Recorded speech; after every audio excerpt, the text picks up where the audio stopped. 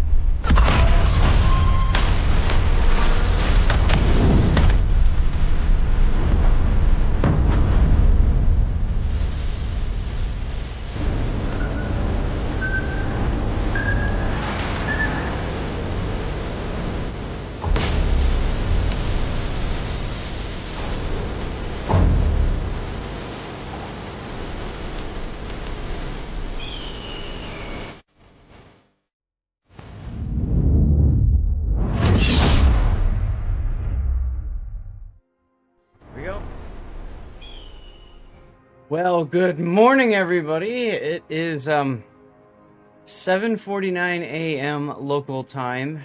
I woke up at 6. I think Puddin probably never went to sleep. We'll find out soon. He's in the he walked away for a minute, but I don't like you guys staring at the soon screen for too long, so we went ahead and got started. So this is going to be King of the Sea EU today. I forgot to put my picture up. I like to have the little thing up on my tweet just so people can kind of get an idea of what to expect, and it also gives me a chance to make sure that everything's working properly. So we're going to go to the tournament screen here. Yeah, that's all. Okay, and then we're going to just pop in that. Yes, that should be it right there. Yes, yes, yes. Okay, so this is the plan for today. We're going to start with Moai versus Pumbaa, and then we will go from there into match 4 of the 1-0 group, which means they've won one game. Okay, so whoever wins the first round, one of those winners will go watch.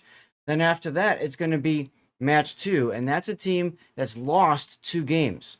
Now, that's really important for today. That's really important for today. And I'll show you guys why. Where is it? I believe here in the rule set. Let me explain to you guys in the rule set. It's easier just for you guys to see this visually. It took me a little bit of time to kind of figure this out, okay? So let me make sure you guys can see it. Looks like you can.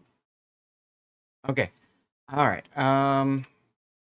It doesn't like that I zoomed in so much.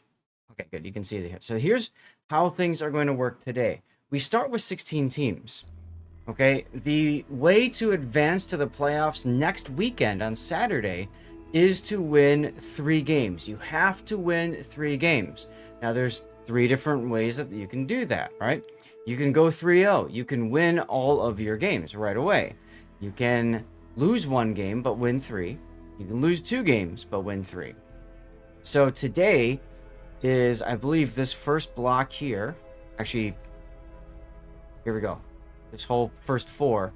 And then tomorrow is going to be this following.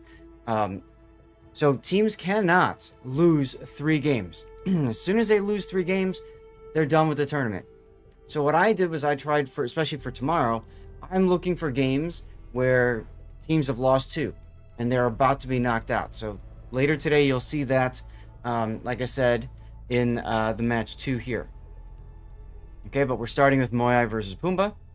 And then over later today will be on the NA stage, and that will be Epoxy versus Buenos Noches.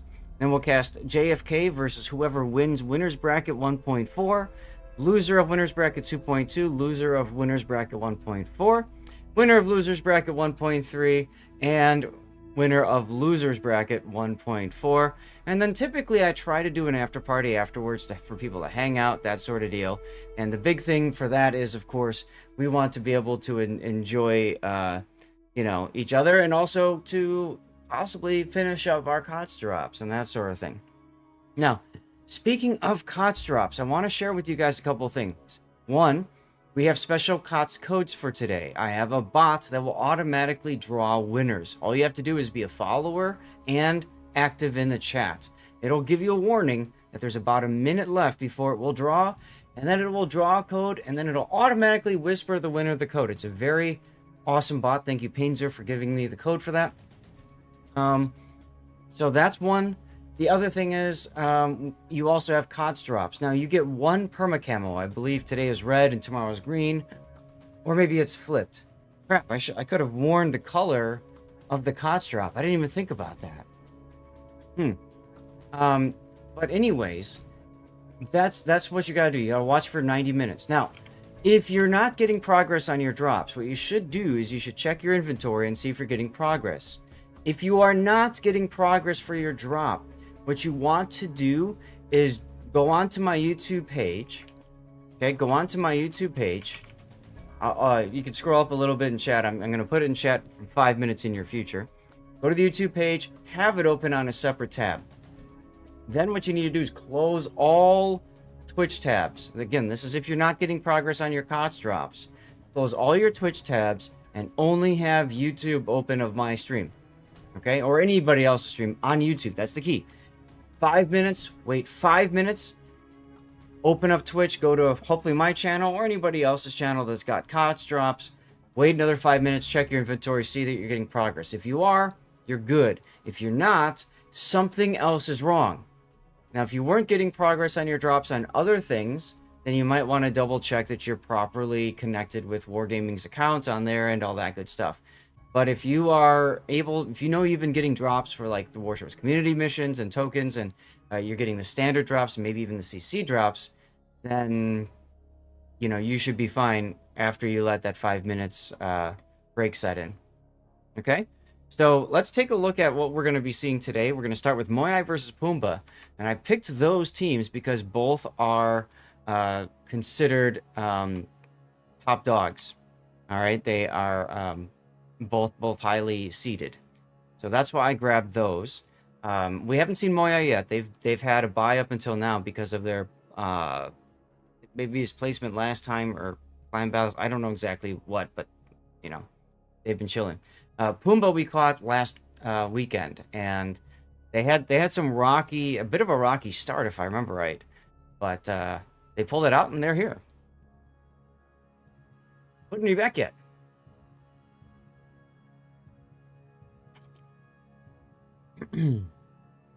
Okay, so we have best of 3 Warriors, Past Sleeping Giant, and Hotspot, and we can take a look at the ship bans as well. Petropavlovsk, Marseille, Brisbane banned for Moai, and Pumbaa banned Brisbane, Napoli, Kléber. Now these are blind bans, which means that a ban occurs, and you don't know what the enemy team is banning. And then you don't know what and you don't have the ability to check what you banned yourself. So in some cases, last weekend, we had people banning the same ship twice on their team. But in this case, you can see Brisbane banned by both teams. They just want to say F it. Now, because of the nature of this setup, because you have to do picks and bans in between matches, expect for matches to go through relatively quickly, especially now that there's a rule that there's a max of 5 minutes in between games. Instead of 10, now it's 5. So that cuts things down a bit. But after the match is done, we will then have to wait for picks and bans and map rotations and all that kind of stuff to go through for the next setup. So why I'm saying that? There's good chances that there will be a lot of downtime today. Like 15, 20 minutes of downtime periods. We'll do our best to find you other games, but you just never know. The other thing I want to mention is, now I forgot. Oh, because of the 5-minute delay, if you guys have any problems, you see any issues, please let us know as soon as possible so that we can get things fixed as quickly as possible. I blew away. I just nuked it out of orbit. My little cycle thing. I'm not dealing with it today. I don't want to. I don't want to have to deal with it. So that's gone. That's gone. That's not going to happen. So you guys are going to be stuck staring at the same screen forever. But I think you'll agree that that's probably for a good cause. We're also going to do our best to get commercial breaks out of the way for you guys, so that you don't have to worry about missing any of the action. Okay, that's really important. As a matter of fact, I'm going to do that right now. What are you doing right now? Because I already pooped and lost. Okay, Puddin, I'm gonna run a commercial break now because it's gonna start automatically in 2 minutes and 30 seconds, and I'm very concerned it'll auto run and then it'll run again during the game. At the beginning, you're gonna see a lot of commercials early, and I'm doing that on purpose. I'm trying to build up a bit of a buffer so that if we find another game and have to rush to that game, we can do that, and I don't have to worry about you guys getting screwed with commercial breaks. That being said, remember, I'm also doing this on YouTube, so you are more than welcome to tune in over there. Okay? All right. Puddin', how you doing? Good-ish. Awesome. Puddin' is my awesome moderator, my first moderator of the channel, and has been with me so far up until this point in King of the Sea. Later today, I will be joined by Sea Raptor. I miss the clouds blocking the sun. Hey, winter is coming, my friend. Oh, thank God. This won't take 12 seasons.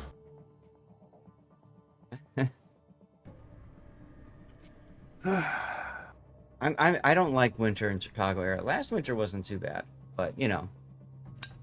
Well, I prefer winter over summer. You can always put more clothes on to get warmer or stay warm. But in order to cool off, you can only take off so much before you start breaking laws. Mm-hmm. You know, so.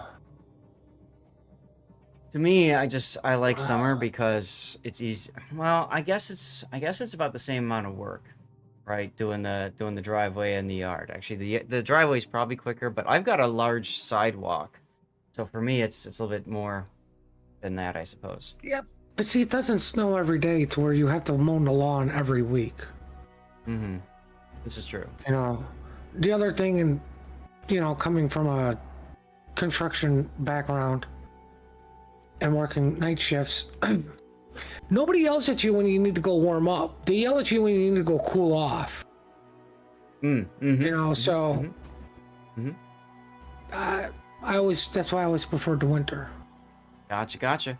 Well, Puddin', we have our first game, so let's take a look, shall we? Oh crap! Oh crap! The room up? Did you not get in the room yet? No. Okay, well, you're gonna miss it. I'm gonna have to share my screen to you then. Oh, what the hell? Where is it? You'd have to search for staff. These are all being run by the refs today. All right, let's go ahead and take a look at our first game. This is going to be Pumbaa versus Moyai. Well, Moyai versus Pumbaa, but it doesn't really matter, I suppose. Best of three, our first look at the group stage over on EU. And we have for Pumbaa a Gdansk with your typical gun destroyer hunting setup. Note, one Gdansk is using Jersey Mike, the other is not because of the buffed Adrenaline Rush. On the other side, we've got a Gearing, who's your typical COTS build Gearing. We've got a San Martin, a Moskva with unique upgrade, a Des Moines with unique upgrade, and a Moskva with unique upgrade. Who's the staff guy in charge? Teo. And then finally, we have an Ohio, somewhat secondary build, and a Colombo with unique upgrade. Puddin', are you able to watch my screen, or you want me to continue your build, your ship? Go through your. Okay. Go through it. Okay. So Moyai is bringing with another Gdansk. This is with Jersey Mike. Harugumo not full 420, but you know, mostly blaze it. We've got a Minotaur. I'm sure that's a radar Minotaur. It is indeed. with your typical Minotaur build. And there's our Montana with all into the heavy AP, as well as accuracy and all that good stuff. In Ohio with secondaries, but not manual secondaries. Interesting. In front of him is a San Martin, the usual build. Non-unique upgrade Moskva, opting for reload instead of accuracy and range buff that the unique upgrade gives. Another Jersey Mike Gdansk. And finally, there's a Marceau with Honore because of the buffed Adrenaline Rush. All right. Let's take a look at the overall setup. Both teams opting to fight for both sides of the cap, but Pumbaa being the only team that seems interested, for now at least, in going to the B cap. That's pronounced bacon. Okay, that's true. I know it's early. I found the room. I found why I didn't find a room, because he didn't put the teams on there. Yep. It's okay. You'll be in for next one. Yeah. Now, early on, usually there's a whole lot of just chilling, waiting, that sort of thing. Let's see, we got 3 destroyers versus 4. Mm-hmm. Which is why you have the early cap at chocolate. All right. Confirmed today's drop is the green. So I'm wearing green polo for perfect. Okay, cool. So tomorrow I need to wear red. Don't let me forget, I need to wear red tomorrow. Good early cap for Moyai. Of course, that's why you bring a Marceau. You got the speed. And you'll note how carefully the Gdansk is backing into the B cap. Why? Because usually the Moskva Island is right there. So as soon as he goes in, usually that triggers a radar. But that's not happening, and part of that is that Gdansk, of course, has radio location. His radio location is pointing at the Moskva, its closest enemy. And you can see that's over there versus the typical Moskva Island. That's probably why Pumbaa's Gdansk felt comfortable enough backing into the cap. Well, he probably would have backed in anyway. He's triggered a radar to reverse back into it. Mm-hmm.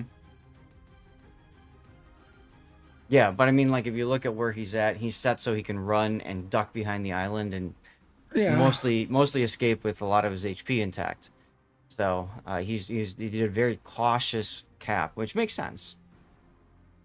Pumbaa now putting a Moskva at the top of the B cap as well to ensure they can hold it.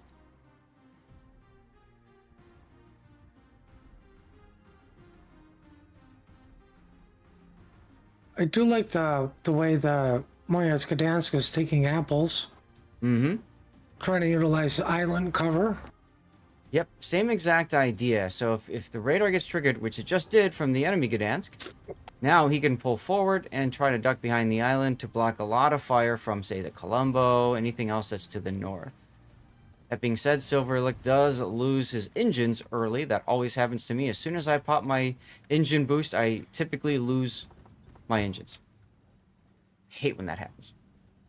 Well, I mean, luckily for him, he's not under continuous fire, so there's no reason to hit the repair key. Yep. You know, it's the whole point of Last Stand. Exactly, yep. So he's going to back into the cap. Now, the question is, does the San Martin have radar range? No.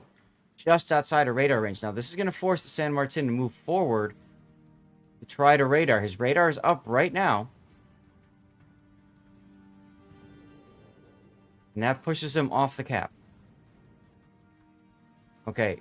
Gdansk is No, sorry, that was the Gdansk that was radaring, trying to catch Silver again. So that's two radars already used up here. Right. What? If you wait a couple more seconds, Gdansk radar should be back up any moment now. I think the only thing that reloads faster on the Gdansk is between its torpedoes and radars, it's radar. Mm-hmm. Kind of funny how that works, huh? Oh, look at these San Martin torps. Nope. The engine brake will save Silver. Kind of funny how that works. And he does catch a glimpse on Pumbaa's Colombo.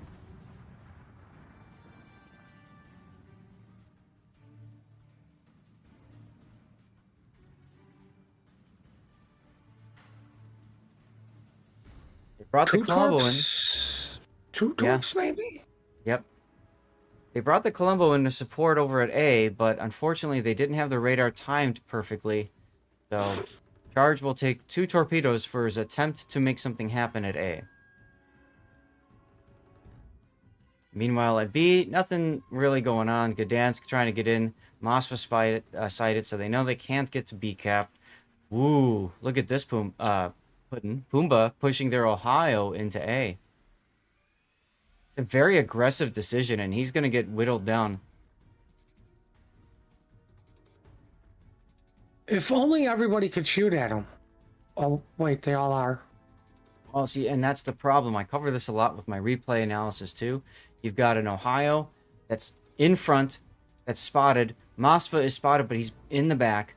So that means 1, 2, eventually Ohio, 3, and even this Gdansk, 4 people will have arcs on this Ohio. Well, they could ask what's shooting at him. Yep, but earlier. Now the Ohio, like, is literally caught bow in, which is what you don't want to happen.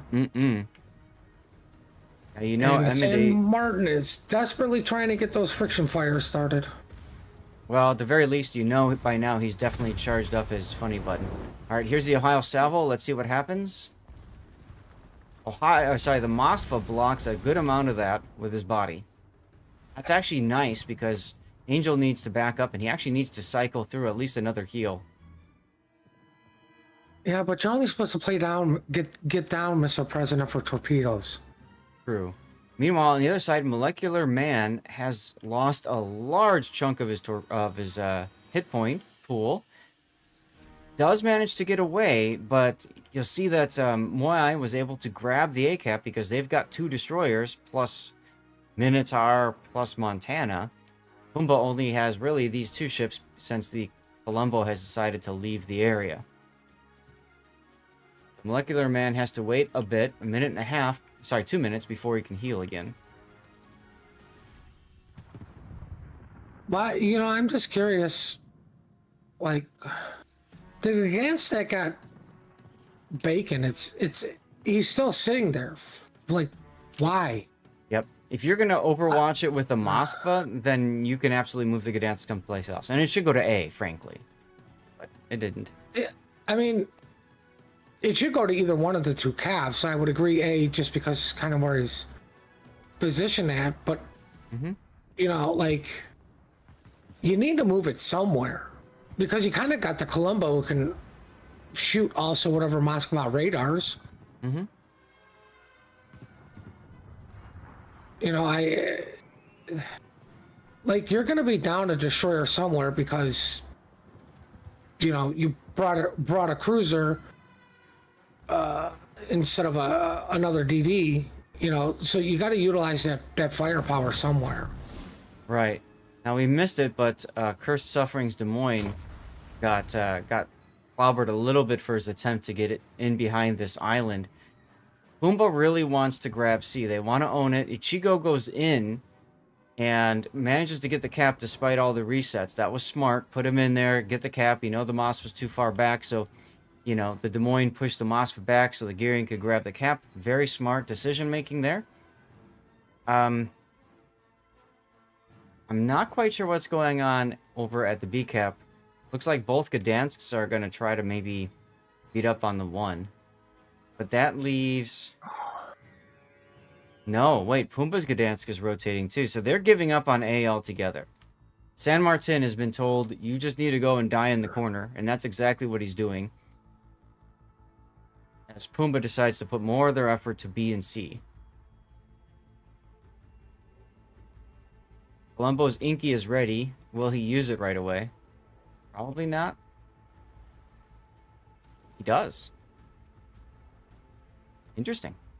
Well, I mean, I would, just so you can put the fire out, get your heal going, make sure you get saved, preserve as much HP, because you do control 2 of the 3 caps.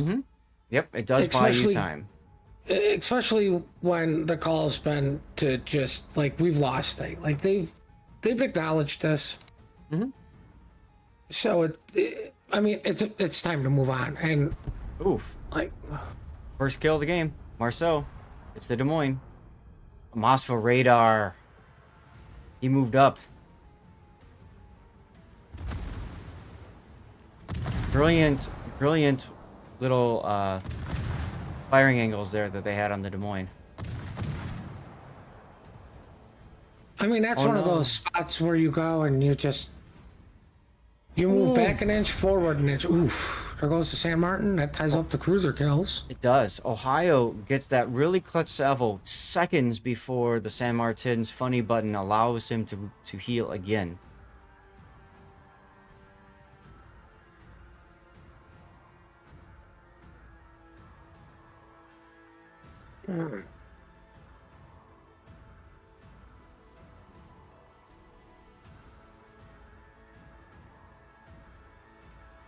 So, I think this Marcel may be setting up for an assassination. Yep. Oh, they're proxy spotting each other. Yep. And that's why he's doing that. He wants to see what's the gearing, what's his kind of orientation, where is he on the island and stuff. And that basically takes the gearing out of this battle. The gearing can't really do anything. The Marceau is still finding shots on the Ohio, which is kind of funny. Let's take a look at the Ohio salvo. Shooting the other Ohio. I was kind of hoping he was shooting the Moskva, because I think he would have had a better chance, but I don't think he had a shot. Yep. Both Moyai's Gdansks are south of B-Cap now.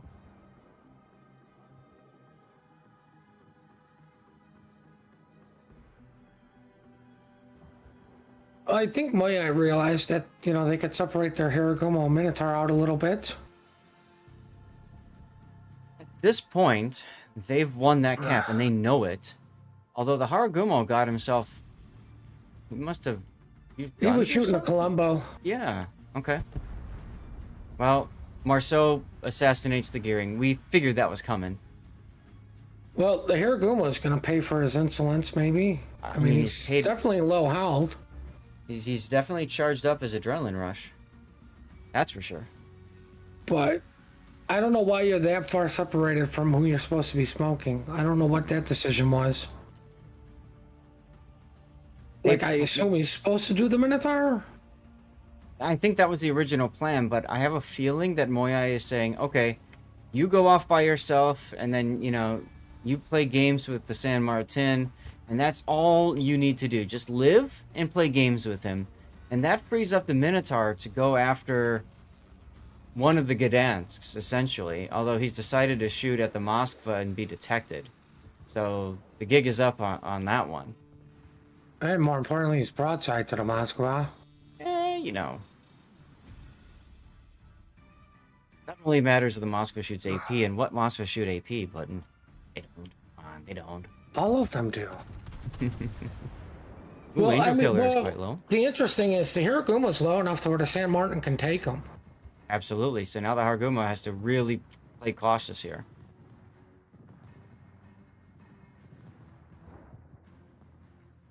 What's the San Martin's detection? I have that 9.1. So the Haragumo will have about 2 to 3 kilometers-ish of room to play with.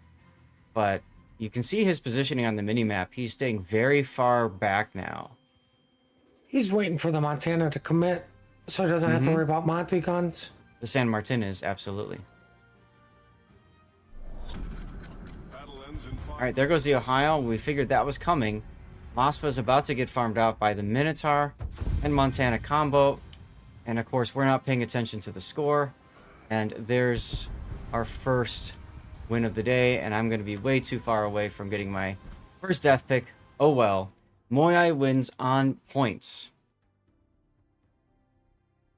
Wow. Alright, next up is going to be Sleeping Giant. Go back to the best of 3 screen.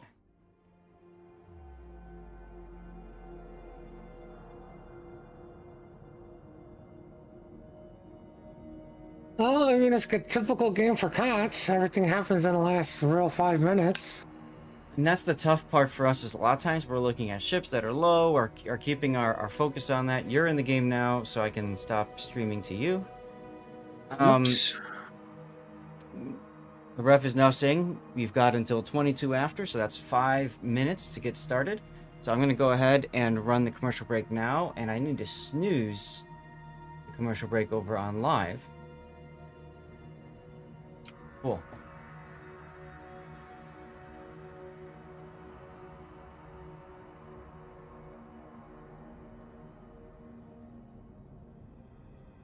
I mean, you can see the advantage to bringing 4 destroyers. You typically will get a cap early because you just have so much more extra. Mm-hmm. The disadvantage obviously is overall HP pool. You know, the other team typically has the extra cruiser Mm-hmm. to make something happen. Unfortunately, Puma wasn't like. Moya came out with a good game plan. We're just gonna ignore Bacon. Like Mm-hmm. we'll deal with it later. We'll secure a flank, and then that's when we're gonna deal with trying to get the middle cap.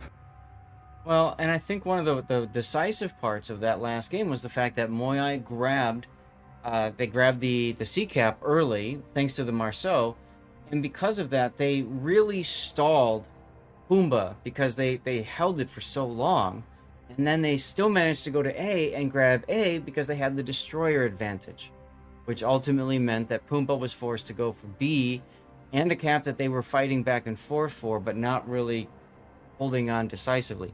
I think the big problem for Pumbaa was moving that Des Moines up, right? Because as soon as they moved him up, he's gonna live or die on that island. There's no leaving that island at that point. So I mean, the only way he gets out is Mossbot radar's down. The Gearing's sitting there with smoke ready to get him out. right, But that literally means you've now got 2 ships out of the fight. mm-hmm.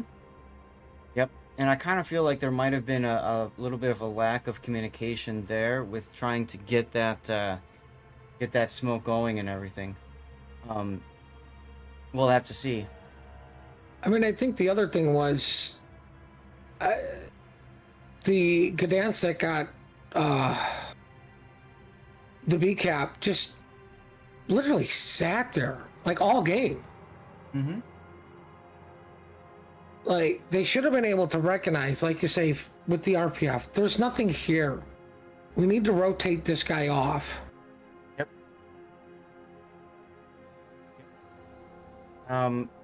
Well, while we're in between things, a quick couple notes. One, thank you very much for the sub, Stalwart. I appreciate you for doing that. Of course, Wolf Tiger 65 with the follow. Backme Dove Putza with the follow. Alando 25.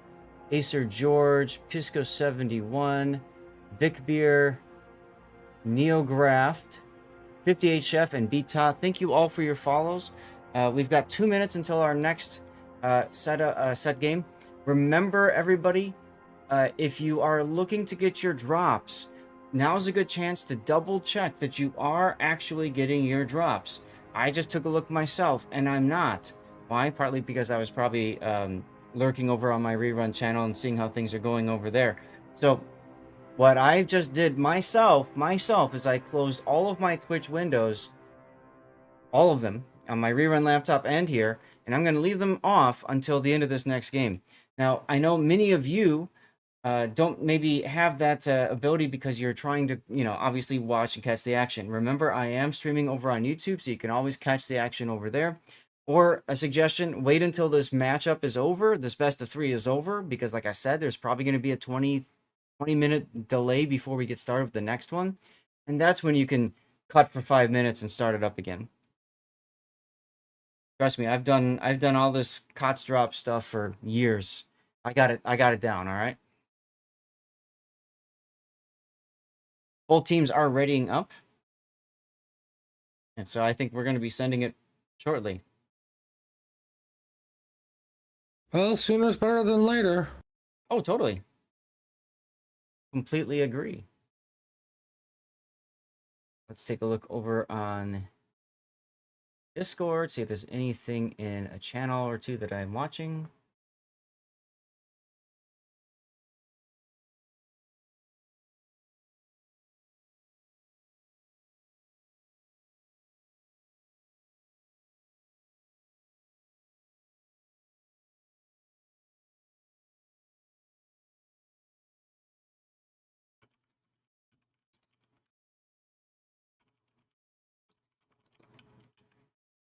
Alrighty. All right, let's go. Game 2.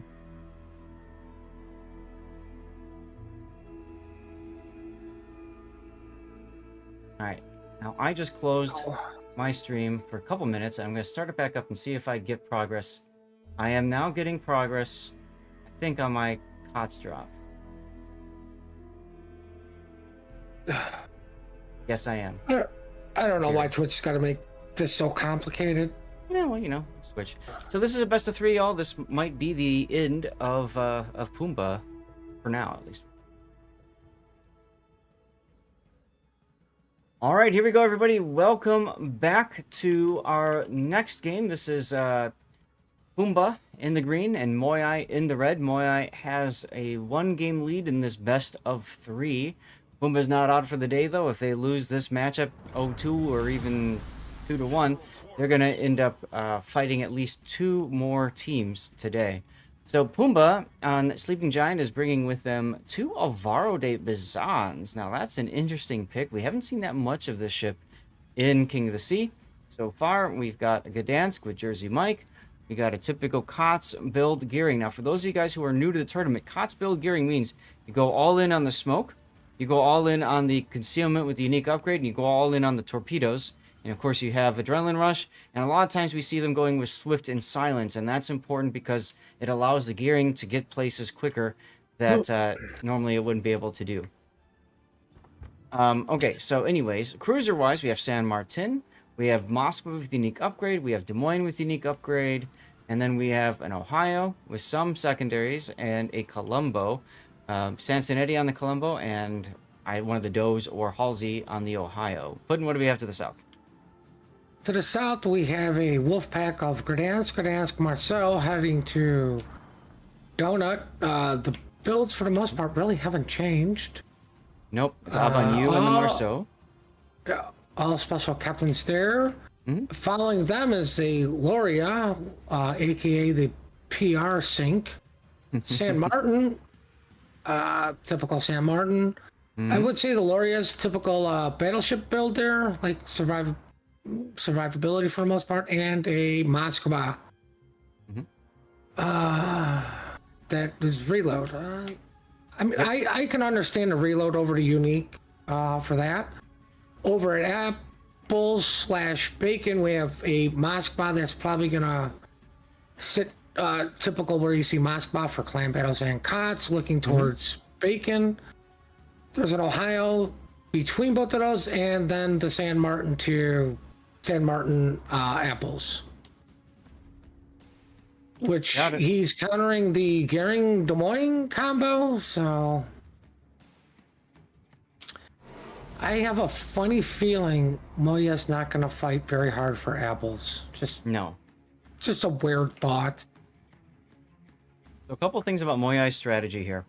One is they've got 3 destroyers. It's what we call the hit squad, the gang squad, whatever you want to call it. Their job is to grab the cap quickly and then continue on and find a lone destroyer, preferably like a Gearing, and assassinate it. The Gdansks, of course, have the radar to negate the smoke of a Gearing, for example, and the Marceau has the speed as well as the gunnery to be able to take it down pretty quick. All the torpedoes into sea now. There's the first radar from Worldspone's Gdansk. More importantly, the Colombo got spotted and had to use an Inky right away. Yeah, because he got spotted at a very bad position. He's like fully broadside to the south. Now Moya can see that there's a San Martin over here. They also know the Colombo is over here. Oh, big kill there. Well, I saw that one. I was looking at the other torpedoes. But Gazkol Thraka with a huge kill with his Alvaro de Bizan torpedoes. Now, these were radiolocation guided torpedoes. So, in other words, his radiolocation, for those of you guys who don't understand, radiolocation always points to the nearest target. At first, it's pointing towards D. Okay? And then it changes. And then it starts pointing this way. And then it moves to this way. And then it moves to this way. So, what he did was wisely surmise, okay, with the speed at which D was capped, there's got to be 2 destroyers, and it started getting capped very quick. So the Marceau has to be the one that capped it first, So that's the Marceau I'm tracking. So I'm going to luck chuck torps because I'm going to expect the Marceau to pop out right there. Brilliant use of radiolocation to guide your torpedoes. Fun fact for those of you who don't know, RPF used to point at the actual ship. Now it just points in the grid square. Correct. Correct. So it's not the most accurate, but it's still accurate enough to give you a general idea of where to look. Now, they still delayed them on getting CCAP, and that that kind of hurts Moya. Because now they're down a destroyer, which means Puma can actually just send somebody straight at one of their other DDs and just trade and be perfectly fine. Well, you can see Moya is being a little bit aggressive here with this Moskva. They know that they are down a ship over here, but they're not going to allow Pumbaa to just walk into the CCAP. As a matter of fact, Worldspawn is in a position to deny that CCAP gain. And the Marceau Silver has gone all the way up the 10 line to really prevent San Martin from feeling like he can run away. The key is going to be the Loria. What's the Loria going to do here? W. Okay. But I mean, But like, is he going to smash the San Martin? I was going to say, over on the other side of the map, the Moskva that was pointing towards B is now looking towards A. They've rotated them over to A, knowing that they are down a destroyer and they need to make something happen somewhere. Yes. Yes, on this map, we typically see a Moskva and a Moskva on either side of what we call the Thunderdome. But what's nice about just sending one Moskva is they put him here originally, and now they're moving him to this position so that they can use him to clear out the A-cap, potentially. Now, with these guys moved up, you can see radar coverage is pretty much all of C-cap. These are pre-sighted positions. These teams practice for days to make sure that they have everything set up. And speaking of set up, hello, Mr. San Martin. How would you like some torpedoes? Oh, never mind. All skill and zero luck for the San Martin right there. Skill? But, whoa, that's a like brown he had alert. his hydro up and he decided to move way too late. Yes. Well, he was reversing, so he had to switch from reverse to forward. That takes a while. Yeah, but I still think he did it a little late. Well, regardless, he manages to save the ship. Let's back out, and we can see the Alvaro de Bazan trying to smoke up the San Martin so the San Martin can radar the Marceau. Colombo's taking a lot of torpedoes right there. Charge is forced to make Inky again, but it might not be enough. Yep, the Loria finishes him off. I told you the Loria was going to be the key to this side. No, it was plenty of smoke. Just, it killed him. Right? We all know smoke kills. Ooh, the destroyer's coming under heavy fire. The ship I can't pronounce. Marceau or Alvaro de Bazan? Yeah, that one. The one that just died. There you go. Yep. All right. Ship to be named later. Moyai up a ship now, saying, well, that's okay that you guys have 2 caps and we only have 1. We'll just simply kill more of your ships and then we'll just walk into the caps afterwards. Moyai, though, their San Martin is quite low. What is going on with Furious Bakery? He either doesn't have his funny button charged or he doesn't want to use his funny button, opting instead to sit for 2 minutes to wait for his heal.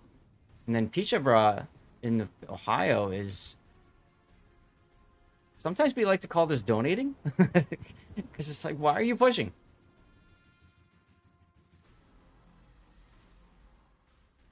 He's gonna go and aggressively find the Gearing's torpedoes. Well, it's better than passively finding them. I suppose. So he's gonna end up, he's forced to turn to try to dodge those torpedoes. Might make him a little bit too broadside to Angel Killers Ohio. Let's find out. Yeah. Uh-oh. What? Somebody's pulling over from Wendy's. It's a little early for the frosty and french fries. Okay, and who would that be? The Ohio at Apples for Pumbaa. Angel Killer? Yeah. I mean, he's going bow into Picha, but... Well, no, he just beached. Yeah. Nice chunking there. The gearing really needs to get on this side here. He can continue to dump torpedoes in Peaches, Ohio. That'll work. And he's going to open up with his guns? Question mark? I find it interesting that the San Martin isn't trying to charge his funny button on the bow end reversing Ohio. Yeah. He's staying way the heck back. Of course, he knows how low he is. Des Moines also quite low. Ah, that's why they moved Pisha up. They moved Pisha up so that he will guaranteed spot the Des Moines. Proxy spot is 2 kilometer.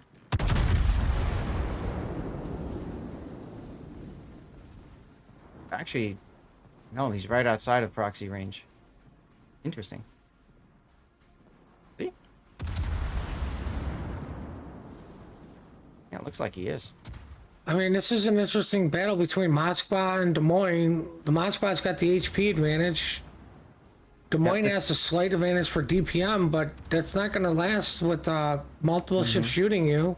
Well, and that's why you can see here they're calling the gearing in because Curse Suffering realizes he's not within proxy spot. He was being spotted by the Moskva because he kept shooting. Probably would have been better suited just to go dark, but he goes dark the hard way, and that's another huge kill for Moyai. Well, they're still being very aggressive at Chocolate.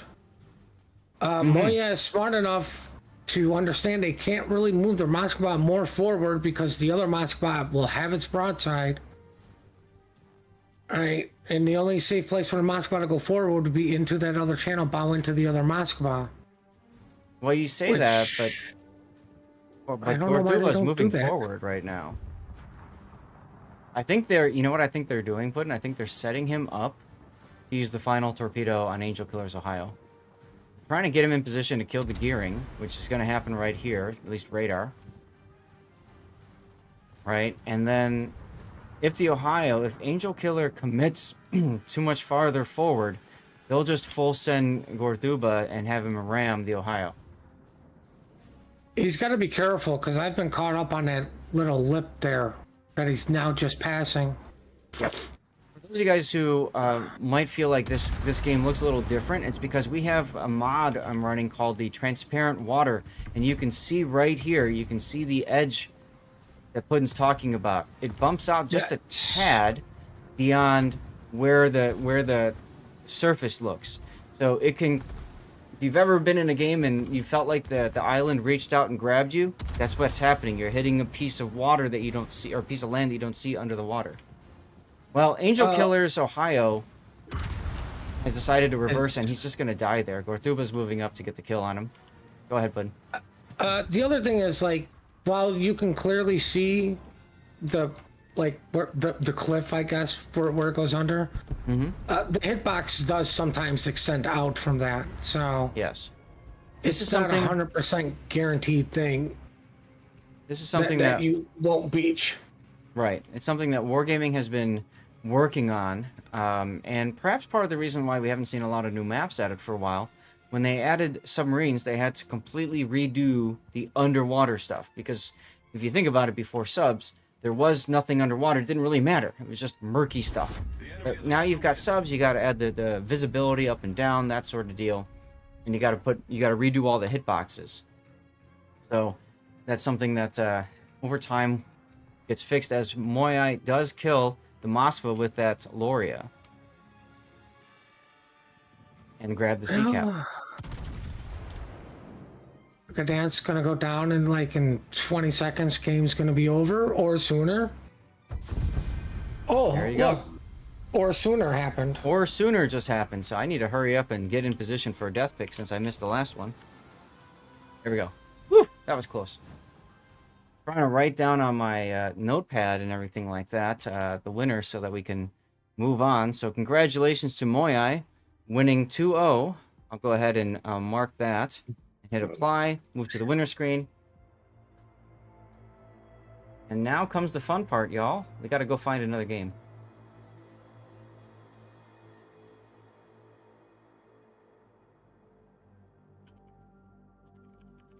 Moyai won that one. Moyai won that one, correct. So, chat, Oh. Let me go to the, let me show you all. Which one do I want to show you guys? I got to get to it. Group stage. Go. Tournament. All right, so here we are. Here's the current standings. Them, AAO, TWA, Ortis, and Warboats are up 1 game. Also, Moyai hasn't been reported yet. So right now, we have to wait to see if there will be a game 3. If there is not, then we will move on from there. But these are all the teams that are fighting. And we have up to 40 minutes before we get to our next game, depending. 40 minutes? Well, our next scheduled match is in 40. Oof. Let's see. Puddin', do me a favor. Can you go into Yo Boy versus Arona training room? That's Yo Boy versus Arona. PSC is staff. Just search staff in the PSC. Meanwhile, I'm going to go into Unwat versus Rain. Might want to get in here. Oh, okay. Let's go. I'm not sure, not 100%. Ask him what's going on. Definitely.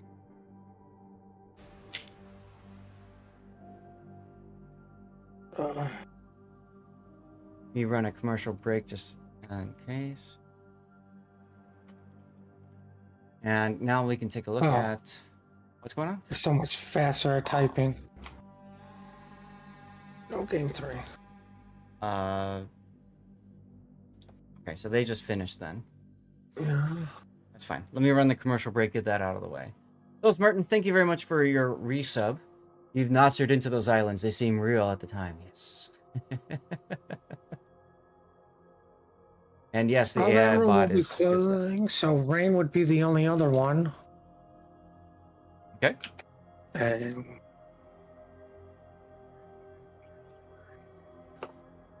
well, then I'll considering it's Rain, I know where to go find out how that's going.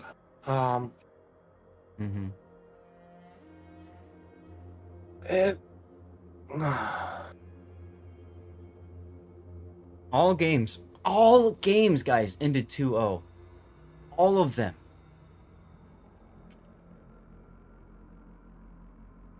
No game 3s.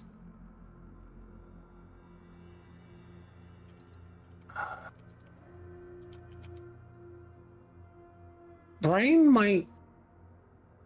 Rain is the only one. Nope, it's already over. It is? They won? Mm-hmm. That's why I said no game 3s. I'm chatting with the Lustuzian, who said no game 3s. All went 2-0. Well, that spoils the Rain Utak for me. Okay. Sorry. I don't care. I mean, it's Rain. Chat, now's a really good opportunity for you to double check that you are getting your drops. So you go into the top right corner of your screen and you click on your name, and then you click on drops and rewards. Your name, your icon on the top right. Go to drops and rewards, and then you want to go to I think it's inventory to make sure that you are getting progress. Yes, so I currently am at 1% of an hour and 30 minutes. There is a bit of a delay for it showing up, and that's why I say once you think it's working, then wait a bit and check.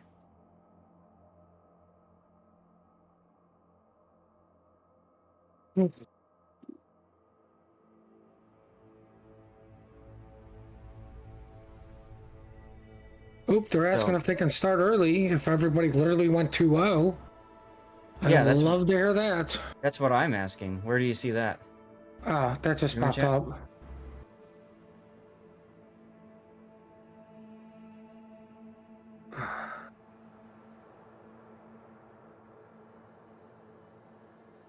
Where's the channel I had up? I had a channel up at some.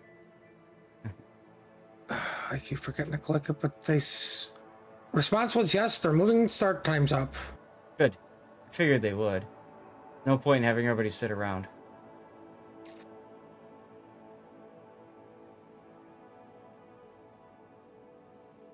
Match updates. There's the channel. There's so many channels on this Discord. I wish there was a way to like bookmark them or something. That would certainly help. Well, either way, big thanks to all of you guys for tuning in today. I appreciate you all choosing to hang out over here. If there's ever any feedback, please share it. Very happy to make any tweaks necessary to improve your viewing experience.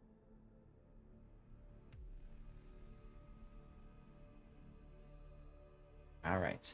So if that's the case, then we need to get ready for what's going to become our next schedule. And our next scheduled is going to be Rain and Ortis. Rain and Ortis.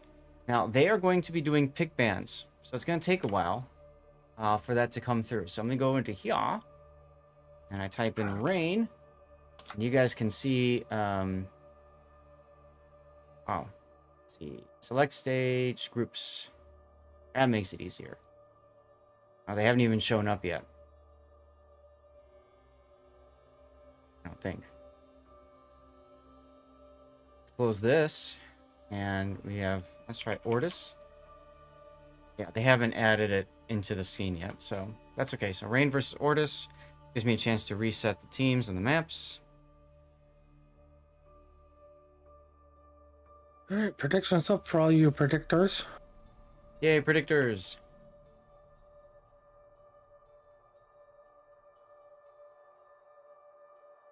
Oh, the ring's up. Well, there's a room that has Rain in it, Unwat versus Rain, but that's a different one. Oh, is it? Yeah. Okay, so that one. round 2, Rain versus Ortis is what we have. Other matchups we're going to see in round 2 that other streamers are bringing, hopefully to you guys, is them versus AAO, Moyai versus WB, Yo Boy versus TWA, Rain versus Ortis like we have, Throw versus A7, that'll be fun to watch, Unwat versus Pumbaa, All 2 versus Arona, and AA7 versus Sleep. Now, in this one, one of the teams, I believe, has 1 win. Yes. So, Rain has 1 win, and Ortis has 1 loss. Let's make sure that's correct. No, it says that they won 07. So I don't know why it's 1-0. Oh, both teams have won 1 game. That's why. Both teams are 1-0. Okay, I understand how they're doing it.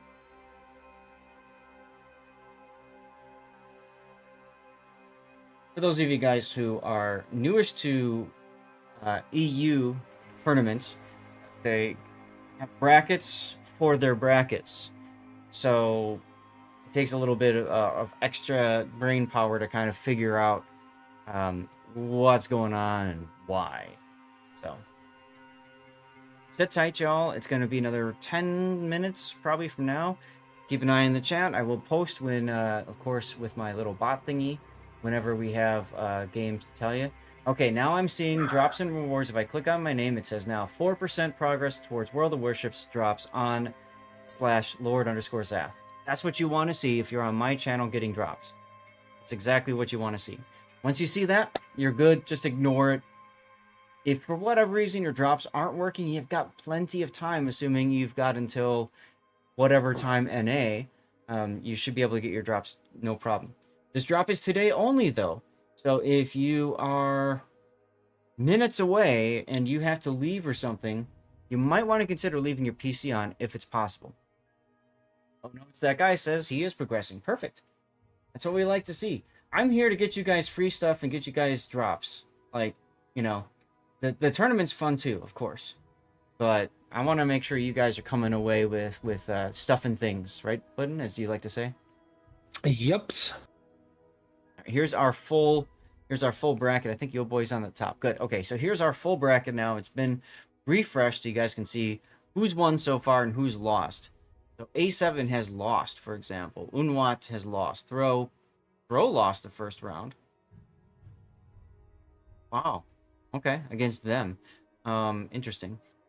And there's Pumbaa, Sleep, Arona, All 2. All 2 looked pretty interesting last weekend, but they lost their first round.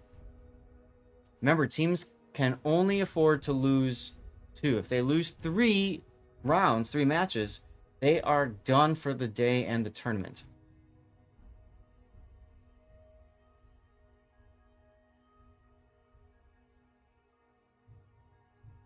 Ghost Martin says 4th, 5th, and 6th drops are coming. Awesome. Good. I'm glad to see you guys are getting this working for you. Awesome.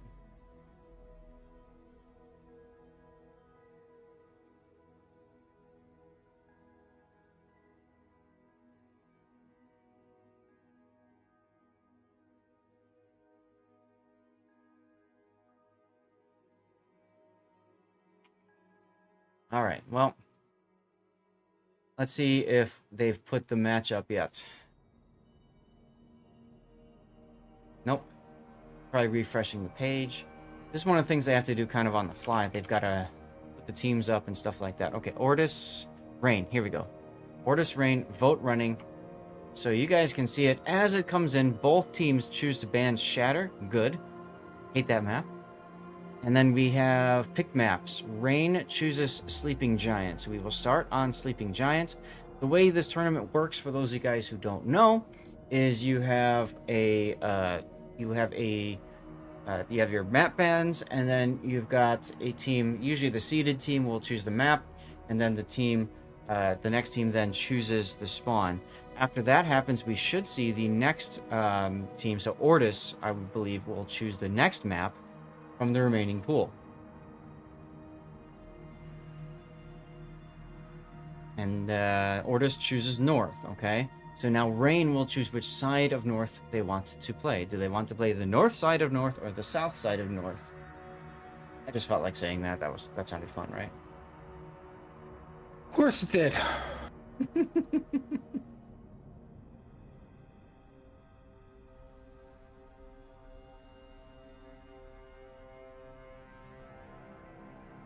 All right, and then since it's a best of 3, from what's remaining, we will have a random pick, and the random pick is going to be Land of Fire. Now we're waiting for the banned ships. You can see the timer coming up, so you get an idea of how long this can take in between battles. Yo, this is a great opportunity to go and hit the bathroom, grab a snack, drink some water. Hopefully not all at the same time. Well, why not? That's min-maxing your time. Mm-hmm. I get you. I get you. Remember, there's however many ship out the clock stopped. That's interesting. And frankly, guys, I'm glad that we're moving the schedule up, because the last set, I'll show you guys the last set here. At 1800, 1, 2, 3, 4, 5, 6, 7, 8 different games will be played, right? We started off with 1, 2, 3, 4, 5, 6, 7, 8 as well. We're moving into, pretty sure that's also 8, and then we're going to finish with these. And the reason why it's nice is because there's always a chance that we'll get a game 3 here, and if we do, boom. And if there's a game that's delayed for whatever reason, we might be able to grab that too, and that could delay the start of this entire group period. And then, of course, same thing at the end. And this is huge because 1800, our start time on North America is 1300, our local time, which is 2000 EU time. That's 2 hours after the start of this final match. Okay, so if that final match is delayed at all, that could cut into our casting time with Puddin', because obviously I have to go run over to Raptor and do North America. That's right. You guys are losing me for the second game. You lose the lovely sarcasm. Well, that too. But you guys gain Sexy Sea Raptor. He may not be as fun as me, but he's definitely cuter. I never thought of it that way. Okay. Our ship bans have come in, brought to you by the letter G. Gatorade? If Gatorade was a ship, I'm sure it would be banned. But Rain has banned the Gearing. Ortis has banned the Gdansk. Rain has also banned the Gdansk. And Ortis bans the Napoli. I don't have to change that one. Rain bans the Harugamo. And Ortis bans the Moskva. All right, so here's your ship bans.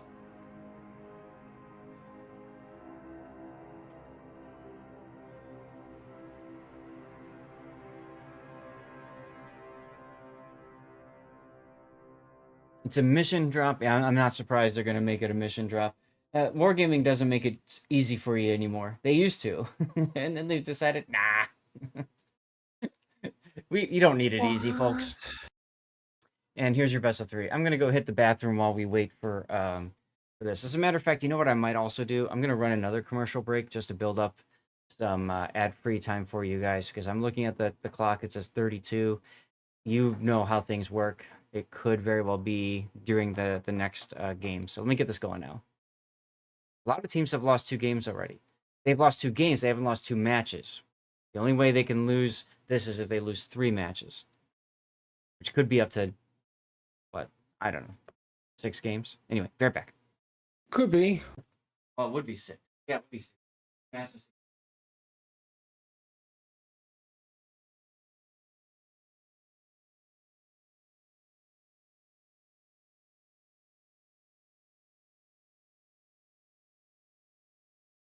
Hey, Puddin'? Yeah. So I was wondering, the Gdansk being banned twice. Why do you think they're banning the Gdansk twice? I don't know. Not like we haven't seen it dance literally every game that it's not banned. You know, Smolen's what, perma-banned, so like it limits your radar ships to what, a YY?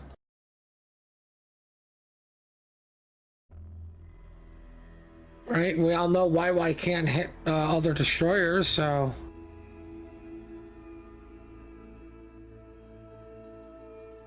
I mean, it just makes sense. Like, you know, banning the Gumo, that limits your, what's it called? Smoke DDs. Because it really just comes down to gearing, right? Because if Gdansk is banned, you're probably going to take that for smoke unless you do 1 YY radar, 1 YY, what's it called? Smoke, like, which just seems less optimal to me.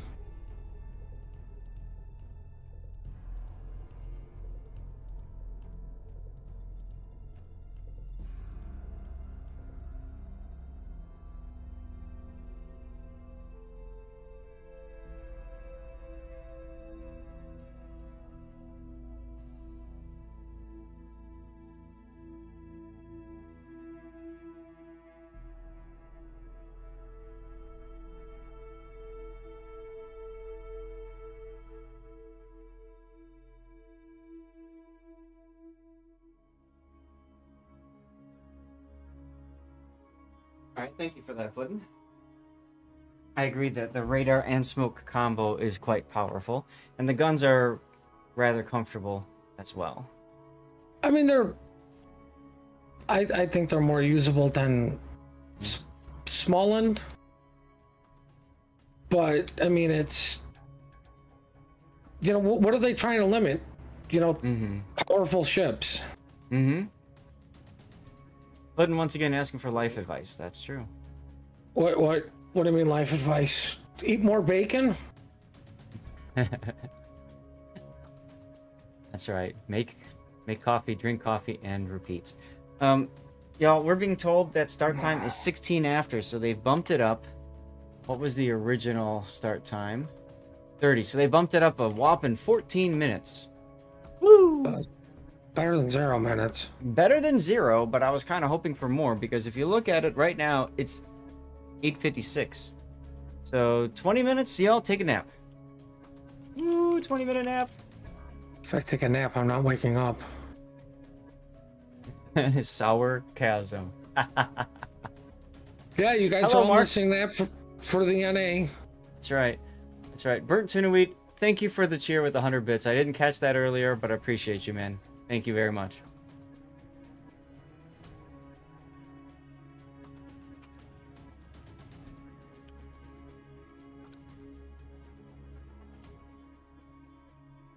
Well,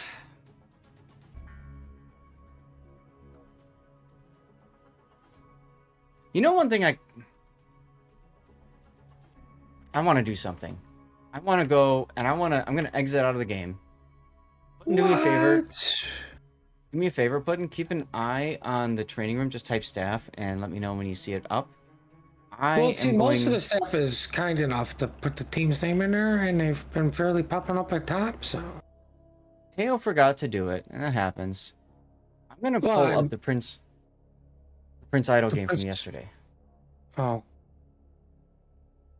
just to give you guys something to look at.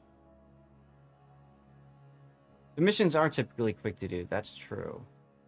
Okay, so I'm gonna manually, hopefully not kill OBS.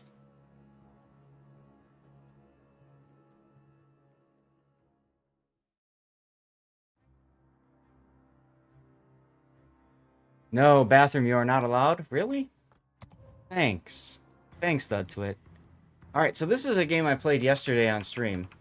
It was a ranked battle, and I ran into Brooklyn on the enemy team, and he was actually casting on World of Warships main. But that's not why I want to check this out. You guys are going to love this. I have to get to it for a sec, though. Artisan Rain. Room is open. Okay. So right about here, I decided I know I'm going to end up ramming Brooklyn Sin up because I think it would be fun for the stream anyways. And if you look at it, I've got a sub on my tail and an ACAT. I'm going to break the camera free because this part's the key. Okay, I get pinged.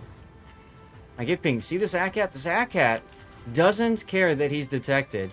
And he's just going for it, right? He's just going for it. Completely going for it.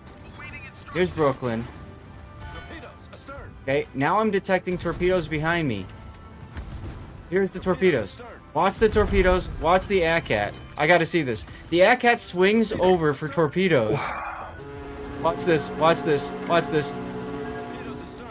And he takes 3 torpedoes and dies right as I'm ramming Brooklyn. The things you see in ranked sometime. I need to take some more death pics. The things you see in ranked sometimes are just, you know, jiggle. Oh my goodness. Oh, by the way, I was talking about the underwater world. So one of the nice things about the mod is, look how clean it is underwater. You can see things. Isn't that cool? Like, you can watch the ship sink, and it's even nicer. And it usually is. Let's get all 3 of the dead ships in there. Here we go. Here we go. For those of you guys who don't know, I take pictures of ships as they die, because I have a morbid fascination. But honestly, it's one of the parts of the game that nobody really gets a chance to see and enjoy, because we're always so busy, especially now, moving on to the next map, screaming at our team, whatever. To go back here and look at this, it's just fun. You miss Hotspot being in the rotation? Hotspot is in the rotation, it just hasn't been picked yet. I miss Ocean. Oh wait, that's never been here.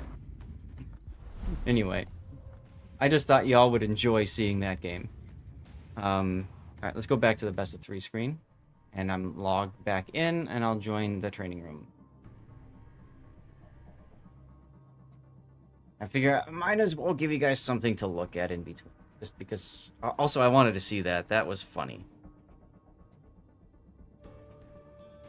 Now, chat, if you haven't yet...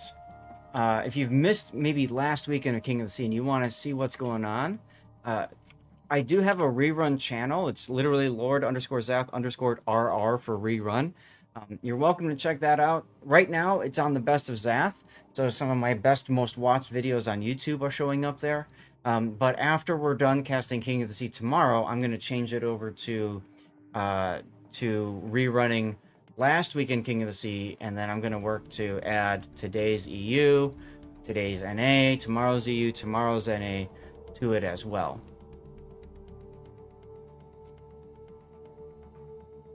You no nap? Well, you know. Alright, I am logged back in. Let's go find the training room.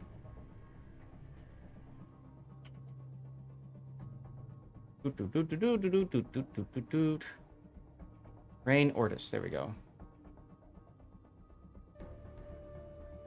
So this is the 1-0 group.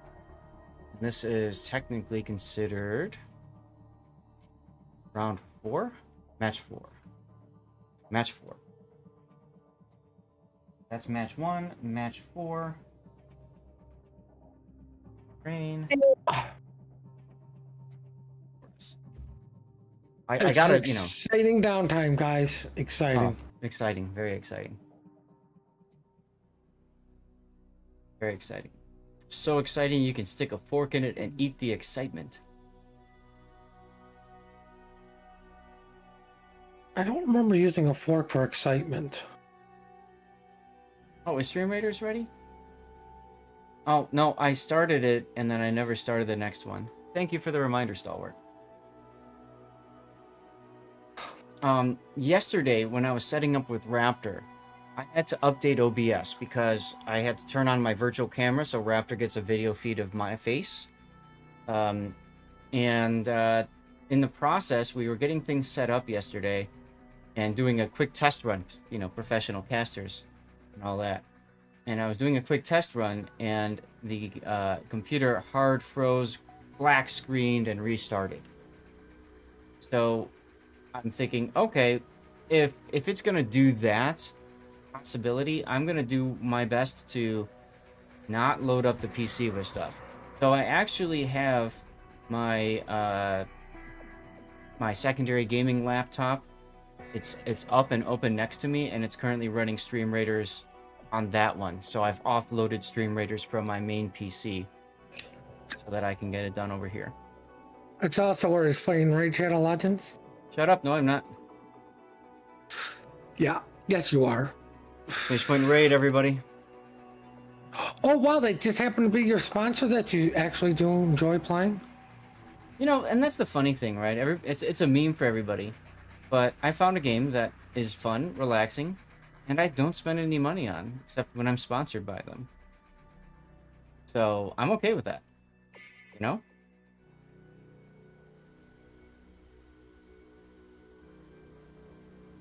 Get yourself a stadium, pal. There you go.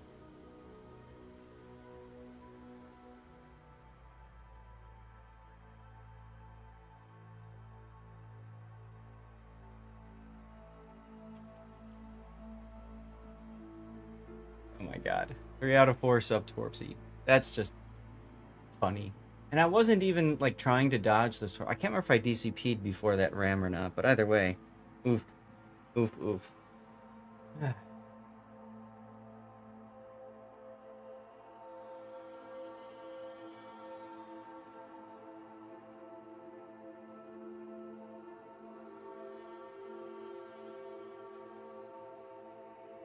Well, we have but one player in this training room.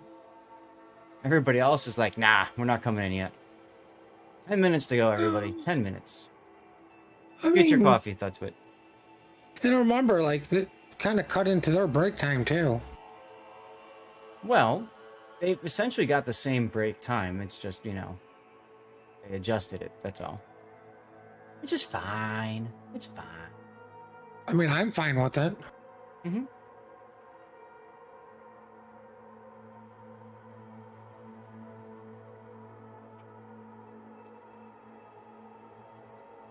You know what I could do, Puddin'?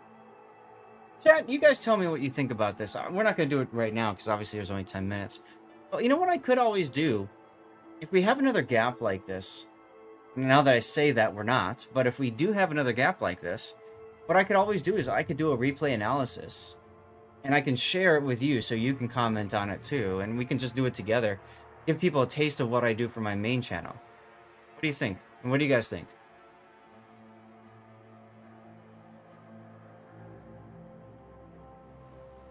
It sounds like work. I mean, I don't know if we're going to have that much. Well, I mean, okay, Look at let's just facts. It is rain. But, I mean, look at what just happened, right? And the same thing's going to happen. They're not going to start doing the pick band. They can't. Because of the Swiss setup, they can't start the next match grouping until the previous match grouping finishes. Every one of those 8 games have to be done. So we got lucky in a sense that all of them were 0-2, so we moved the start time up. But if it goes to a game 3, and either goes to game 3, anybody that's 2-0, they have to sit on their butts. They don't know who they're facing, so they get an extended break, essentially. And we're going to have the same kind of gap between the first group and this second, match setup. So I think maybe we do that. Maybe we go ahead and do a quickie replay analysis or something. Just a down and dirty, whatever, and have some fun with it, We could. And you know what I could do is I could kick off, I can cook a replay render and have that open as well. All right. Let's see. Let me find a replay that somebody has submitted. I don't want to do one that somebody's, used Cover My Replay for or subscribed for, so.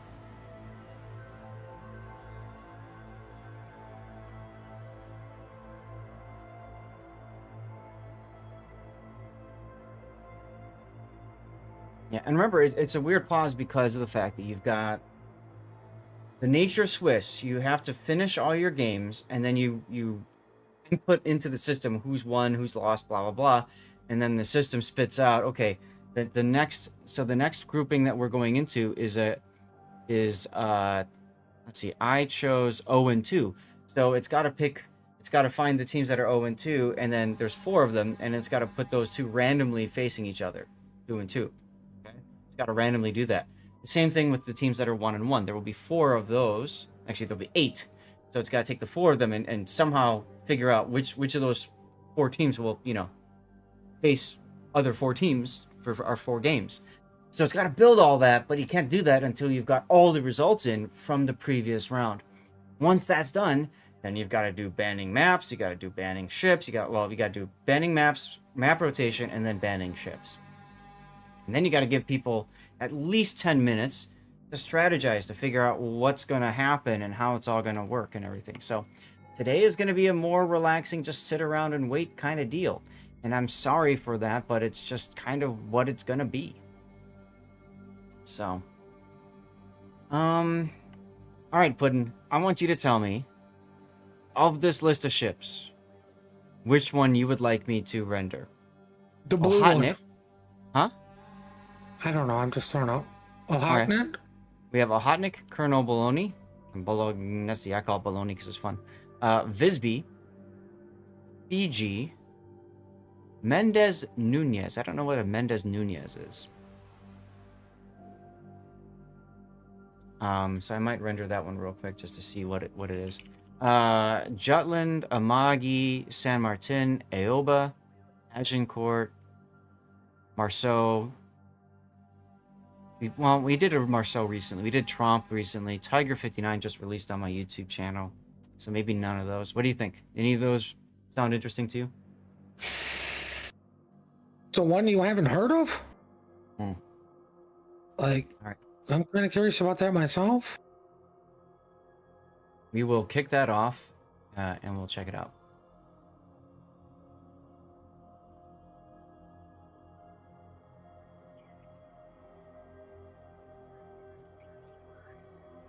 A reminder, if you want to make sure you're getting progress, click on the top right corner, your icon, your profile pic, whatever, for Twitch. It should say a certain percentage of progress towards drops on my channel. Right now, I'm at 10% of my drop, for example. And it will give you a mission for a green King of the Sea permanent camouflage. What the heck is this ship? Mendez Nunez. It's the tier 2 Spanish cruiser.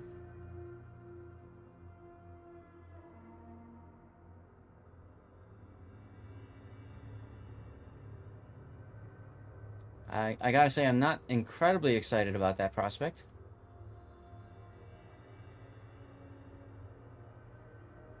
So I'd say maybe not the Mendez. Okay. We got Colonel Bologna, Visby, Fiji, Amagi. Colonel Bologna. Like, when was the last time we saw one of those?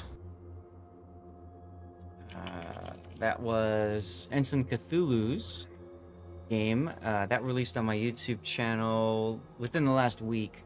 And we covered it about a month ago. Title was Chutzpah.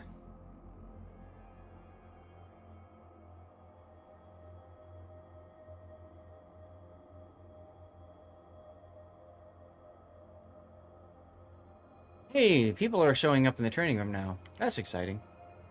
Almost feels like there's a game that's going to start in 4 minutes, Puddin. Nah.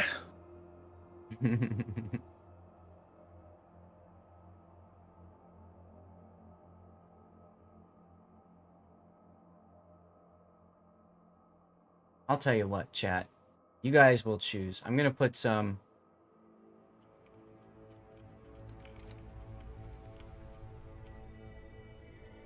I'm going to give you guys some options, okay? I'll narrow it down. So Colonel Bologna is 1.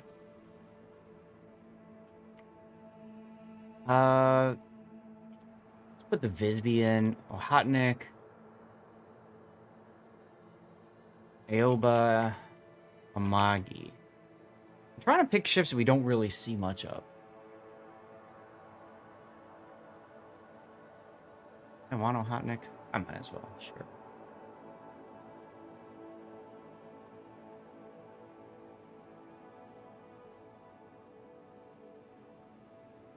Dutch guy with the... Oh, I forgot to... I apologize, you guys. I forgot. I turned off Lumia on my laptop, but I forgot to start it on this PC. So Dutch guy, I'm going to refund your points, and I'll run it myself in a minute here once I get this hooked in.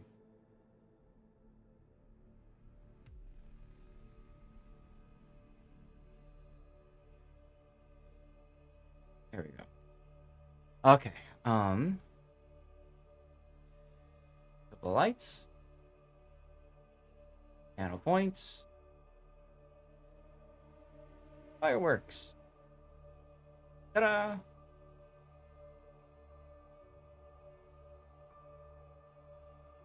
Oh, we're ready. Yeah, we're about to get started. Woo! Fireworks. Whatever.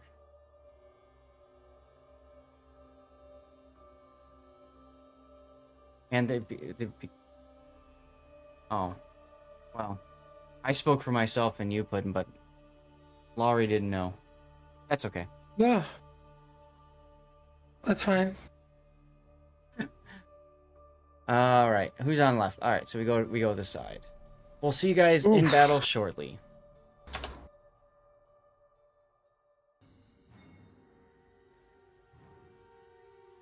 Oh, you're right. It's rain in Ortis. I just noticed that. Thanks, chat. You're the best, chat. Too many things for me to change around on my little helper tool now, especially with 4 ship bands per team. Okay, so let's take a look at Ortis and Rain, our second Swiss group stage match of the day. So this is a Marceau with Jersey Mike. Or no, that's French. What am I thinking? Honore. We've got a Vamp Deuce with a full utility build, really. Another Marceau. This one is, instead of Honore, Abanu for the boosted survivability expert. Yu Yang. Now I want to highlight Yu Yang has a captain that gives you a boosted survivability expert. Ortis might have forgotten about that. But that extra 500 HP could actually matter in a tournament like this. We see a Brisbane with basically full Luck Chuck torpedo build, except for main battery in the 6th slot. That makes sense. Usually when you're playing Death Snail action, and that radar, that's a Yu Yang is smoke, by the way. Oh no, wait. Yeah, okay, he's fine. Full torpedo build. But yeah, so when you're playing in the Death Snail action, just Luck Chucking torpedoes with Brisbane is fun. And then we have Stalingrad with range, and Colombo with unique upgrade. On the other side, we've got a Montana choosing to take 2 fewer flags with Halsey or Doe. And we've got a Petropavlovsk with, I believe that's Zemensky because of the buffed consumable specialist and also unique upgrade. There's that Vamp Deuce again. Sorry, I've been talking a lot, Puddin'. Lots been going on already. Holy crap. Double Marceau's going into the Thunderdome? to be quick, we got a Ragnar, Cerberus over at Apples for Rain with the Petro, a daring that maybe tried to go on middle, but double Marceau's backed them off. Colombo, Cerberus, Petro, Ragnar, and Kleb going to Donut. We forgot about the Ragnar's of Radar DD, but you can see one of the weaknesses of the poor Ragnar is no smoke. It's got no smoke. It's a little clunky to maneuver too. But it does have some good side plate armor, so it takes less hits from other destroyers because those HE shells shatter on the armor plating. I mean, it does get a heal to make up for the no smoke. Oh yeah. Very fun ship. It's a great ship to pick up if you are in the market for a new ship. Interesting seeing Rain taking a Cerberus. That crawling smoke.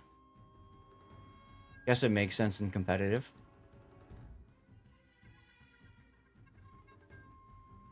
Well, we got action going on at Bacon between the Daring and the Marceau. Oh yeah, and Taro coming under attack. Stalingrad's in position to radar, but I think this is smart putting the Marceaus in there. I kind of like it. It's like, we're going to take the Thunderdome. It will be ours. You want it? Come and get it. Well, I mean, more importantly, it's they both can defend B and A and Yes. have cover at the same time. Mm-hmm. Yep, and because they're so mobile and they've got the arcs of those American guns, they can just kind of own that for the entirety of the game. Well, I Fire mean, like over they the knew, islands. you know, the French CDs make it in there with minimum to 0 damage at the start of the game. Mm-hmm. Rain actually has You know, 2 Cerberuses. Interesting. But it is, you know, it is one of those things. You go in that Thunderdome and like, okay, enjoy living your life in there. Mm-hmm. Absolutely. So I mean, it does kind of take 2 ships away from potentially being shot at.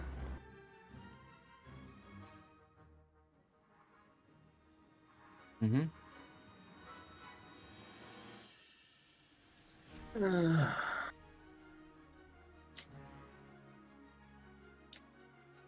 Let's Petro Colombo.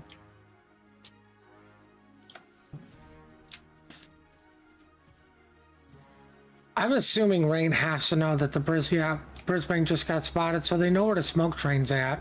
Mm-hmm. Right? And they know the YY was going to be smoke and not radar because they're Brisbane. Right. As soon as you see Brisbane or Minotaur, you expect there to be a smoke destroyer assigned with it.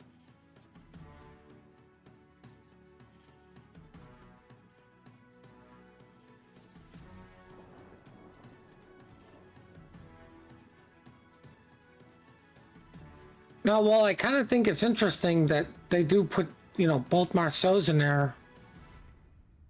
I feel like I think they're doing it now. They can get one of them out of there. Mm-hmm. So it can actually go do Marceau things. Well, and the other interesting thing about that is now you've got the Stalingrad with the radar. There he goes, and Taro smokes up to get some free shots on Chemi. I almost wish both of them came out at the same time. This could have been a dead Taro had both of the Marceaus come out together. You can see Aspirin now trying to get there to help. They're both shooting them. Yep.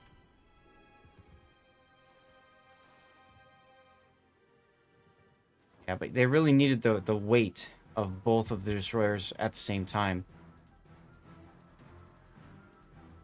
Now you get into the unfavorable position of one of the Marceaus being extremely low on HP and the other one being full health. Ooh, Petro just took some torps at Apples. I saw that on from the very corner. Deuce. Yep, on the very corner of my screen, I saw that. Some single-fire torpedoes on Formazing's Petro. They knew that the Hydro was down because of Ortis's Marceau, Aspirin, sitting in the Thunderdome. He could call out when that was over. I think Formazing might actually get farmed out here. 30 seconds to go on his DCP. You gotta get a fire or two. Both Marceaus from Ortis are getting lower and lower and lower. Yeah, and they have escaped, but they are paying the price for that. Poor Amazing's on 2 fires now. 16 seconds, he's going out. I don't see a chance for him to survive this. 10 seconds. Bye-bye. First blood going to Ortis for this game. Now, while that's going on, the club is capping chocolate over on chocolate side of the chocolate map. Kind of the same strategy that we saw before. Right on the last time, actually, on this very map, we saw Moyai on the south doing the same thing. Worked their way up to the sea cap.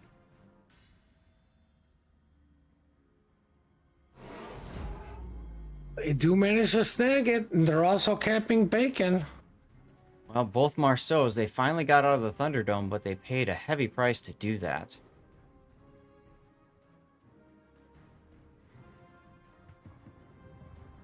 Looks like Stalingrad is going to be the chosen one for focus fire. Well, Stalingrad's in a good choice, especially for the Columbo. Just loads sap shells, and he doesn't care about the icebreaker bow or whatever. He is on double fire on top of it, and it's going to burn for a while. And Taro knows that there's really nothing that can prevent him right now.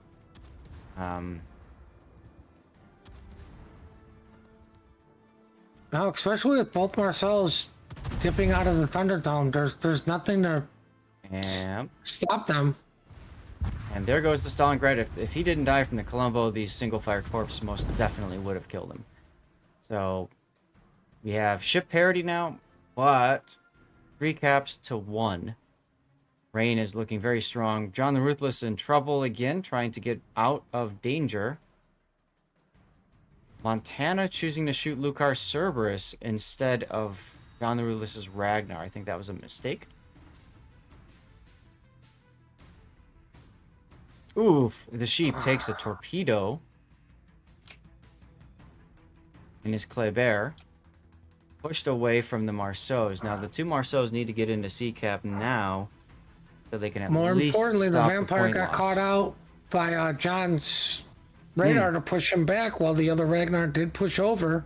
See that. I see that. Yep. Gangbrain coming in too.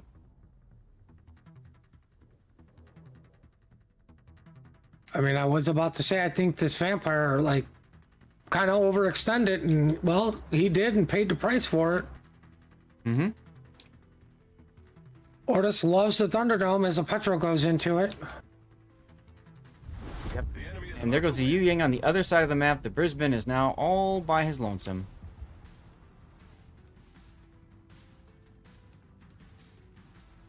So you beat the smoke cloud, kill the thing that goes in it, or kill the thing that puts the smoke down.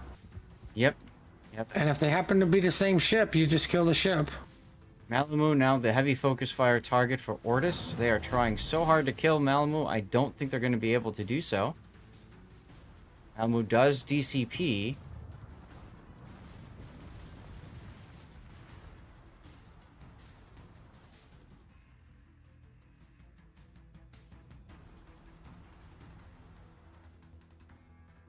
Dastard now going into the Thunderdome, or at least pointing at it. Just waiting for Ortis's Petro to either come out or stay and die. Either way, he's going to die. Even though Ortis got the early caps, early damage, and early pick, they're not looking too well here. No. Like No, that's a dead Petro. It's literally just who's going to get the killing blow on him. Yeah. I think it came down to the 2 Marceaus in the Thunderdome. Looked cool, sounded cool, but the problem was, what do you do with them? And then the moment they decided to get them out of the Thunderdome, both of them lost over half their hit points. Well, Marmont is going to be forced to beach because of these single-fire daring torpedoes from Intaro, and that's going to give Dastard the opportunity to get around and just execute him on the side. Now, Dastard might take a Citadel or 2 from the Petro for his insolence. Nope. Marmont fires too early and dies. I'm just curious if they brought their French DDs out through Apple side, if there would have been a different outcome as far as HP pool for the Marceaus. We will Yep, never know how many licks it takes to get to a center of a Tootsie Roll Pop.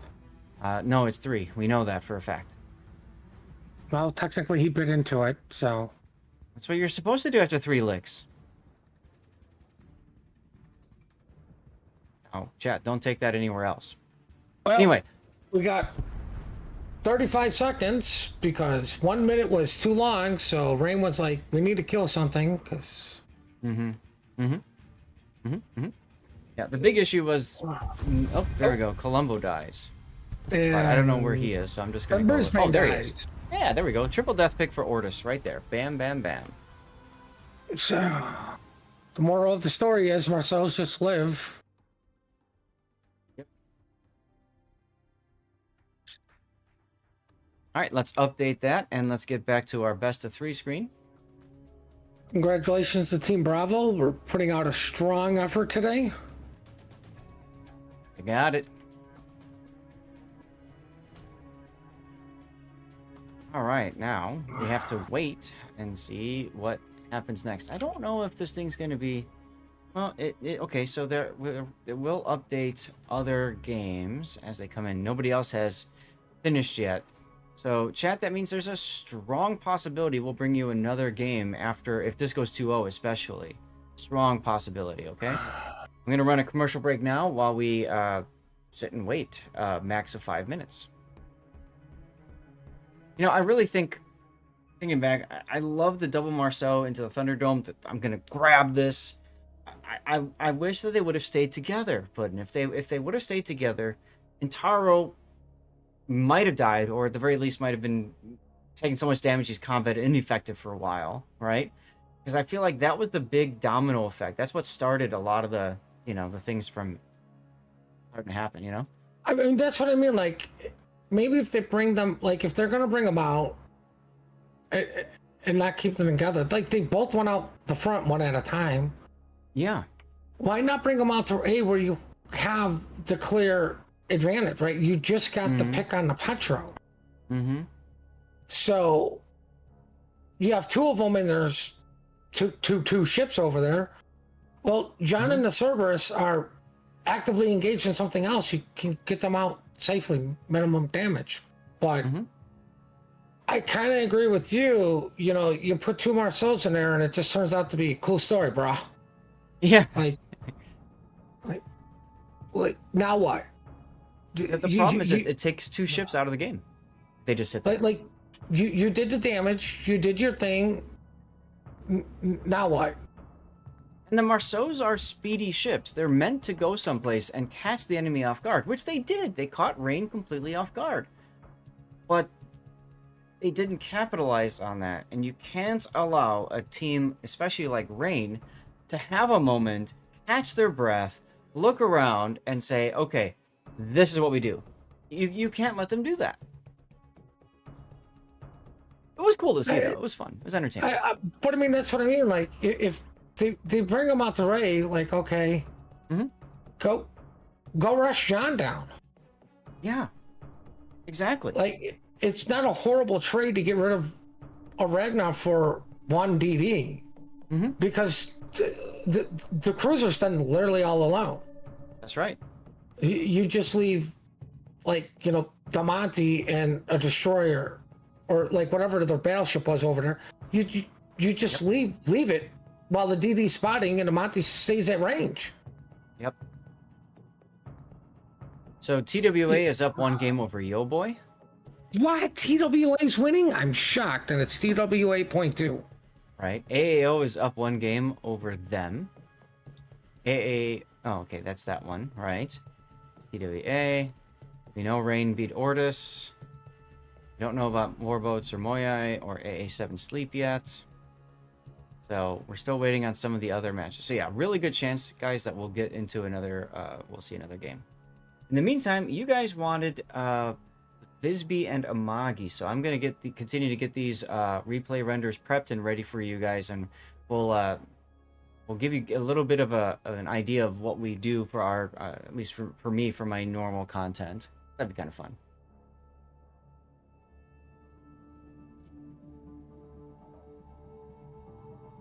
Let's see what's going on with the training room chat. So 34. 2 more minutes. So Visby, Puddin, and then the other one was the Amagi. The chat shows. So let me render up the Visby now. Go to my download folder and rename the render video Amagi. You know what I like that we've seen so far? What would that be, Puddin? Teams have just come out and gone at each other. It's not been a typical 3-second initial engagement and then Sit. yeah. Hide. Wait. You know, these teams have come out and just have been going at it. Okay, well, they've sent it a minute early. Woohoo! I'm protesting. Get a rough in here. Let's not repeat that from last week, but oh goodness. All right, let's see. Rain should be on the left. All right, here we go. What did that take? That took over an hour to decide. Yes, it did. Yes, it did. Like, no surprise, guys. If somebody calls for a ref, we're literally just going to go look for another game. Like, well, that's why, like, last week, right, when that happened, I'm like, all right, Puddin', we're out. And everybody else is sitting there. I'm like, guys, you aren't going to see anything for a while. Just go. Anyway. No, it takes forever. Because there is no clock for a ref making the decision. That's right. That's right. So let's take a look at this game here. We've got Rain versus Ortis. Rain is up 1 over Ortis. If Rain wins this, it's the best of 3. That's donezo. So we have a Kleber. That's a normal Kleber with Abanyu for the buffed survivability expert. John Ruthless is in a Ragnar with Jersey Mike. The Sheep is in another Kleber. Now this one is also Abanyu and is running unique upgrades. So he's the guy that's going to spot, and Gangbrang's the guy that's going to kill. Behind them is Malamu in the Petropavlovsk unique upgrade, Formazing in unique upgrade Petro, Artorius in a unique upgrade Petro, Lucar in a unique upgrade Petro. I'm sensing a theme here. Puddin and Taro in a daring to break that theme. Daster once again in a unique upgrade Colombo. And that's it for Rain. They choose 1 battleship, and that's it. What's going on to the south, Mr. Puddin? To the south, we have a YY with a Castillo heading to Bacon. Yep, that's a smoke unique upgrade Daring to Chocolate. I guess he's in tow with the Brisbane too over to Bacon. Stalingrad going to the bottom of Chocolate. Montana gonna probably play in between Bacon and Chocolate. Still missing 2 flags. We have a unique Colombo, San Martin, and Marceau with Reload heading to Eclairs. One thing Stalingrad got spotted and took damage. I'm shocked. Sometimes that's okay because it tells you who's shooting from where and what kind of ships they are. I'm pretty sure he got shot by one of the 17 different Petros that Rain has. And that's what I was just about to mention. That's the difficulty, is trying to figure out exactly which Petro was just shooting at you. Hey guys, there's a Petro over there. Oh, cool. Hey, where are the other 6? That's right. Now take a look at the Montana's build for a sec, Puddin' and everybody else. I want to bring attention to this. One of the challenges of building a ship for competitive is there's certain number of skills that you know you need to or want to take, and this is a problem. When you have all of these, you only have 21 points, right? So usually the battleship build is the bottom right 3. So improve repair, or emergency repair, whatever it is, that one down there. Concealment expert and fire prevention, adrenaline rush, turret traverse, and then you pick a 1-point skill, probably going to be the wrench icon thingy or shell switching. The problem is, if you look at it, he's chosen two-pointer skills, and because he's done that, and he wants improved repair party readiness, he can't take what might be a better choice for a tanky battleship, and that forces him to take a whole bunch of 2-point and 1-point skills as a result. I don't think he's going to get any mileage out of preventative maintenance, for example, because he's not a secondary battleship, and there's no planes, so he doesn't have to worry about his anti-air. Anyway, I mean, one it of the- could be one of those things. Like, I mean, we've all had it to where, like, one day you're just losing your turrets left, right, and center. It's like, what the hell? This makes no sense. Yeah. So it could be some of that, but I definitely would have dropped that and the consumables one for like vigilance. Vigilance isn't a bad choice, right? Yeah. You know, See the torps from farther away and take less damage if you take the torp on the belt? Sure. In competitive, I mean, that's huge. especially with clubs, like Watch the Stalingrad. anything to what Stalingrad, the one that's broadside to a Petro somewhere? That's Stalingrad. Oh, the one broadside to the Colombo. Yeah. Anyway. But I mean, to get back to the mounting thing, like anything to try to survive any sort of torp rush. Yeah. I mean, of course, these caliber of teams are going to know, like, no, you're not YOLOing unless it's a do or die situation, or you can guarantee the kill. Yep. So I just wanted to comment on that. I know there's a lot of people watching, and thank you again for tuning in, everybody. But, you know, use it as an opportunity to talk a little bit about commander builds and that sort of thing. And some people might be curious, why are we having a build like this? Another one I want to point out is the Daring. The Daring's unique upgrade. He's got less concealment, but far more powerful torpedoes. So those things turn into like single fire nukes, which is hilarious. We've seen them do very dirty things on Shatter in previous Kings of the Sea tournaments. We haven't seen that much this tournament though, with that unique upgrade Daring. John the Ruthless in trouble again. He'll be fine. He's John the Ruthless. Yeah, but it's not a Colbert. That's true. I don't like the unique upgrade Daring in competitive because like concealment is king unless you're bringing another DD. Yep. And they've only brought 3. See what's happening right here, for example? He just gets spotted on Formazing's radar, and then Arbitrator's forced to run away. And now Formazing, of course, knows that there's these torpedoes coming for him, so he just simply moves. This is a good play with the concealment if you know you're only up against another cruiser. As soon as other destroyers show up... Ooh, Gangrang took a big hit. As soon as other destroyers show up, then that kind of impacts your ability to use your one and only real specialty because you spec'd into that. Well, look at that. Well, John Ruthless survived. What do you know? They did manage to push him off, which means the only radar realistically for Apples is now a short duration Petro. Yep. Formazing takes a bit of a hit there from the Montana. We expected that. Right, he'll just put some dirt on it and walk it off. Absolutely. Meanwhile, on the other side of the map, Dastard is now committed. After getting that earlier kill on the Stalingrad, he's now committed to Eclair with Daring and Petropavlovsk working down, so it's a 3-on-3 setup over here, although Skyflame is quite low and running away. He's already used Zinky. I think the bigger action is what's on the other side of the map, though, with Ortis trying to grab the A-cap. Uh-oh. Arbitrator detected. How is he detected? He must have forgotten his concealment. He must have forgotten his concealment. He's deep in that radar too. Yeah. So like as soon as he gets it, he knows to pop it. Yeah, his concealment is 6.3 because of that unique upgrade. Assuming that's correct. So he just has to wait for Formazing to pop his radar. Look at all the torpedoes coming in. They want Formazing dead, and they're failing to kill him. More importantly, like, why is it Daring shooting AP at a fairly angled Petro? Maybe try to encourage him to turn so that he takes the torpedoes that the Brisbane had sent.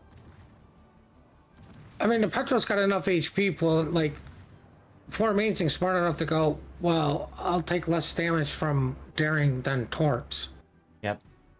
Brisbane radars. He's going to catch the Kleber Gangbarang. Montana's going to shoot at him as well.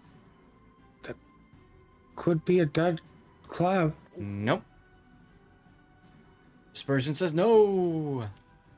Meanwhile, the Sheep's Kleber in A. Ortis says Yu Yang working him down.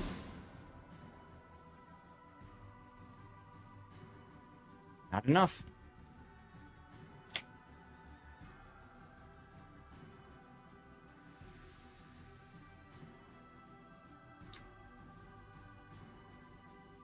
And now Formazing can just walk out of there with his AP banging away on whatever he can take his shots on. So that Castilla, for example.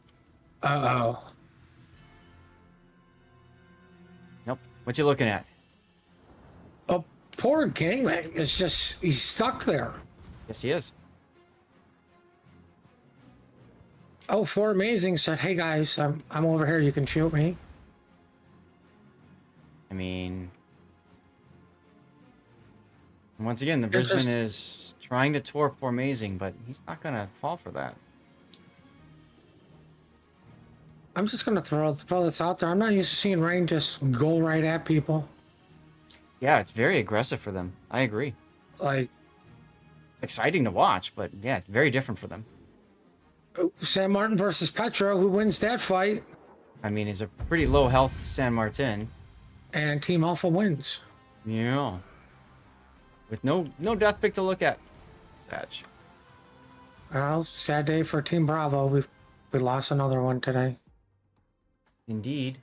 Indeed. And with all of that going on, literally only one ship died, and it was a Stalingrad from Ortis. Yep. Wargaming blowout 2-0 Rain set them as winner. Here we go. Congratulations. Do me a favor. Start going into training rooms run by staff.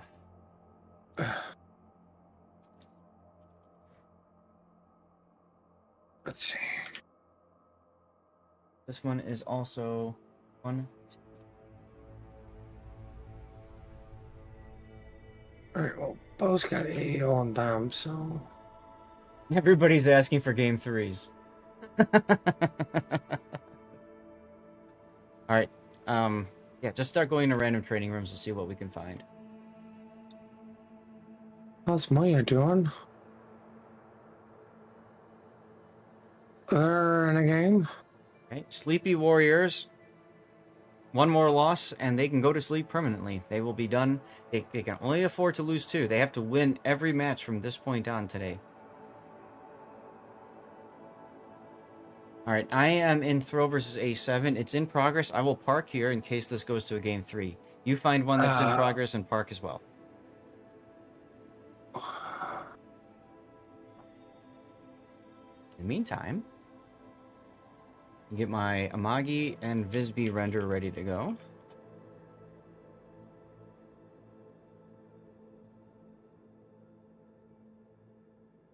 Yes, John the Ruthless is playing for Rain.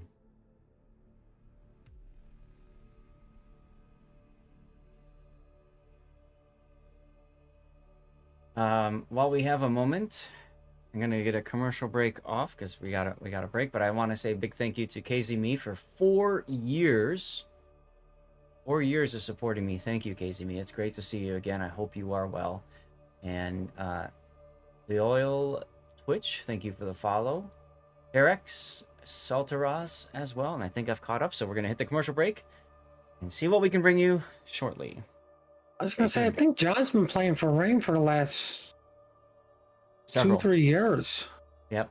All right. TWA and Rain have officially won both of their matchups. Yo Boy lost theirs to TWA, right? AA7 has lost and then won.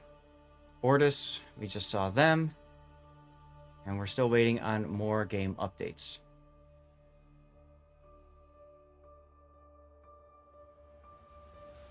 Nothing yet.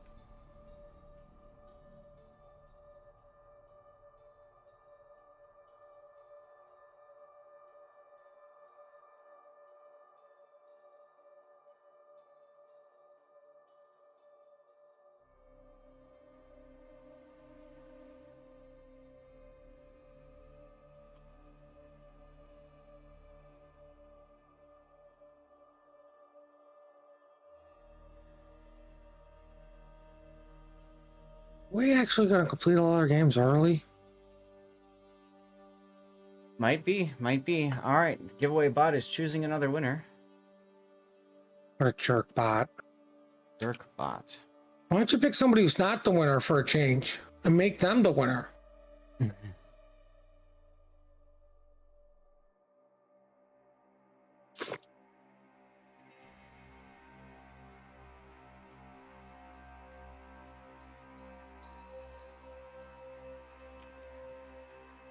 Okay, yeah, that's right. Cool. All right. Activity check. You guys are hilarious. Oh, what time is it? Speaking of which, you guys do have the ability to catch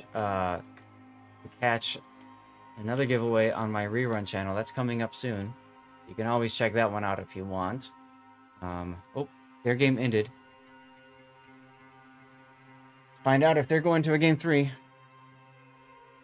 How about yours, Puddin', the one you found? Nope. You're still in game? Yep.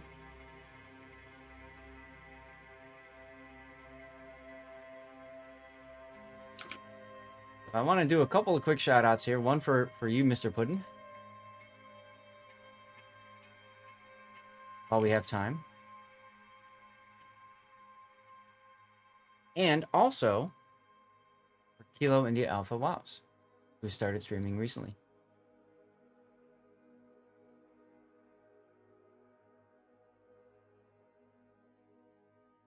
All right, who won? Maddie Moo, 85. Congratulations, Maddie Moo. I asked if there's a game 3, and nobody's responded yet. Bueller? Bueller?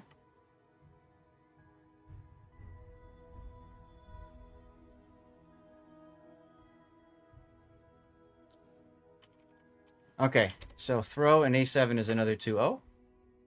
This is unusual for EU to have so many 2-0 blowouts at this point in the tournament. Where are you at right now, Puddin'? Driftin, hey, thank you for your Twitch Prime sub. Where are you at, Puddin'? What is it? Puma? Okay. All right, I'm going to go to all 2 and Arona. They are still in game. Okay, so we have some other ones coming in. Moai won both of their games. So now Throw is almost out of the tournament. If they lose one more match, they are gonzo. Nope. Yep, they're leaving, so... Okay, find another staff. I'm in all 2 and Arona, so find one of the other ones. I think there's 3 left still.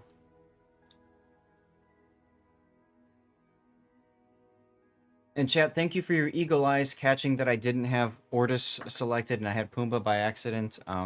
Mistakes can and will happen because there are a whole bunch of things that I need to put into my little app when I program everything in. Well, you're in Arona? I'm in all 2 in Arona, yes. The only one left is them and AAO. Okay, get an AAO then. Looking at it from... No game 2 in that one. Stream it, nah. Possibly, but it's still very early. You must have had some long games or some delays. All right, so you're in them versus AAO, right? Yeah. Okay. Currently, I'm gonna hang up. 5 minutes in the past, them is winning, but AAO's won a game, so... Right, so that would bring a game 3 if it... Oh, they're done? Yes! Okay, we're staying here, and we're bringing you guys a game 3. Actually, no, that's bad at this point, because everyone's going to show up. And, What do you mean everyone's going to show up? You mean people don't want a 45-minute break of nothing on their stream? well, no, see, that's the thing. We have to do this before we can get to the next stage, whereas had this been a 2-0, we'd already advanced up the next stage. So I'm celebrating, but I'm kind of also not. If that makes any sense. What he's trying to say is you guys may not get Sexy Face Raptor sooner. John played with 3x last cuts. Oh, okay. Them and AAO. Did he play for 3X last Scots? I know he's been on EU for years now. I can't keep it straight. All I know is I could have sworn he's a North American CC. Yeah, but after the BFK incident, a lot of the old 7 guys that still wanted to play went to EU. Mm-hmm. For those of you guys who don't know what we're talking about, the BFK incident was the COTS Ready build. BFK accidentally taking a Petropavlovsk into game with 0 captain points, 0 flags, and 0 upgrades. Thanks to the build viewer, we caught that. He brought it in naked, like completely naked. Yep. Now there is a mod that will allow you to tell if you've ready to ship that is not prepared. So use that. North was the first game, Warrior's Path was the second, and we are going to Land of Fire third. All right, so here's our best of 3 lineup.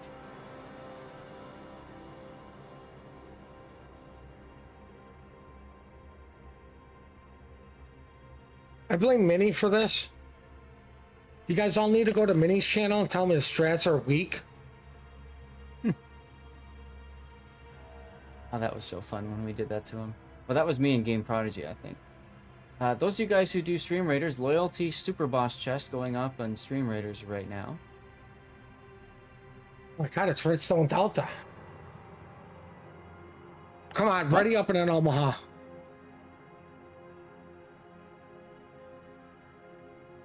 Drama in Discord chat. Fill the team, Mini. You tell Mini his drama is weak. Somebody call for drama is weak. Somebody call for a ref.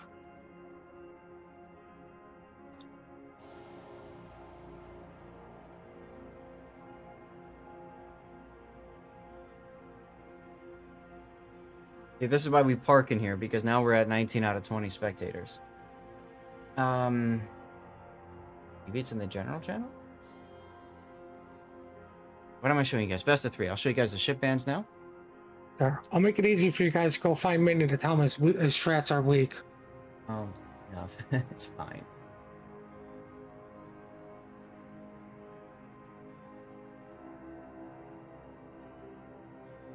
Oh, Sleep was disqualified because of the 5-minute rule.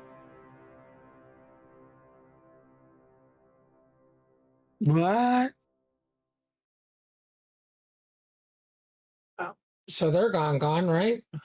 No, they're done too. They will be gone at the end of this next upcoming round, which will be sorted out once this game is over.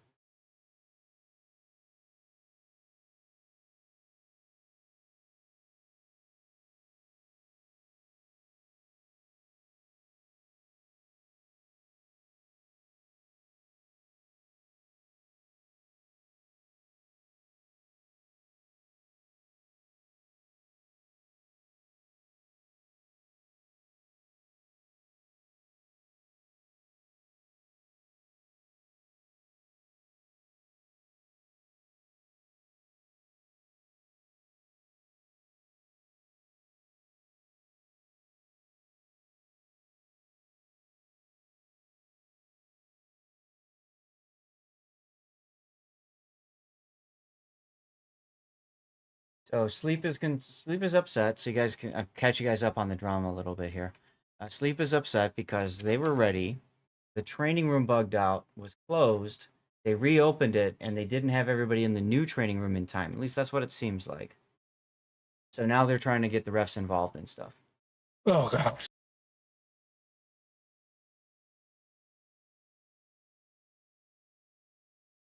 Yeah, I don't know how that one plays out. Yeah, I don't know either. They're trying to get it all sorted out. And this could end up delaying the start of the next grouping. We'll have to see, because they're going to keep... I mean, Sleep has nothing to do now. They just sit and wait, so they can keep on, you know, doing their thing. Well, yeah. Game. Who's on the left? AAO is on the left. We gotta do reversed. Let's go.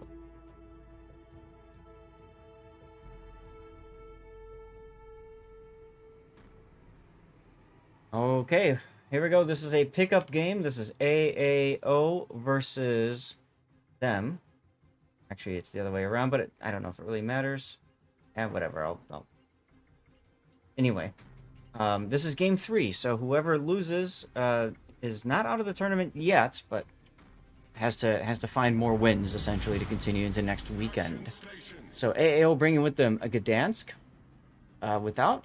Interesting to see a Gdansk build this time without Adrenaline Rush, but as you can see, Toth Gdansk doesn't have Superintendent, whereas Vaska's does, and that's the main difference in builds here. We've got a Harugumo. This is a 420 Blaze It Harugumo. The first time seeing AAO, I think, for this tournament, by the way. We've got a Marsili, the first time seeing Marsili today. There's Brisbane, Moskva with unique upgrade, another Moskva unique upgrade. We've got a Conqueror.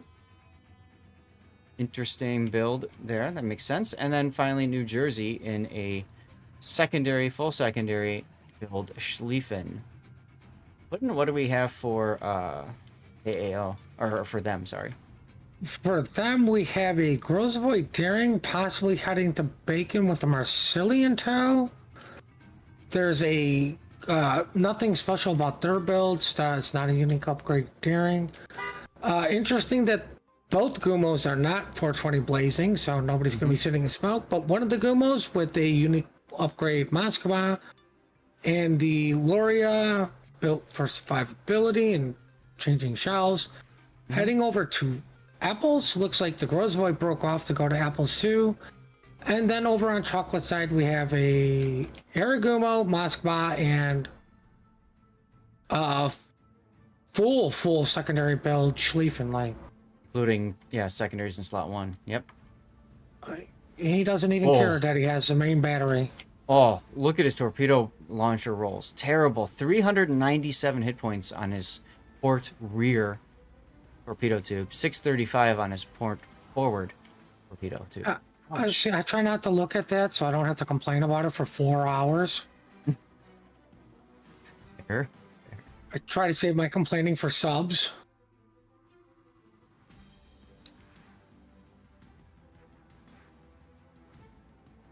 Alright, Grozvoy got the Apples first. Now, I'm recognizing the names of them. For those of you guys who don't know, this is mostly Lair or WND, which is team, I believe it was a Russian team. Marsili taking some torpedoes in that smoke screen. Neither ships had hydro running. That's an oops. Brilliant torpedoes by Vaska's Gdansk. Anyway, so these are Russians that used to play on the Russian server and then migrated over to Europe when the server split happened. Stupid border dispute. Well, the Grozvoy got briefly radared, which is why all the shells are coming in. Over at Apples.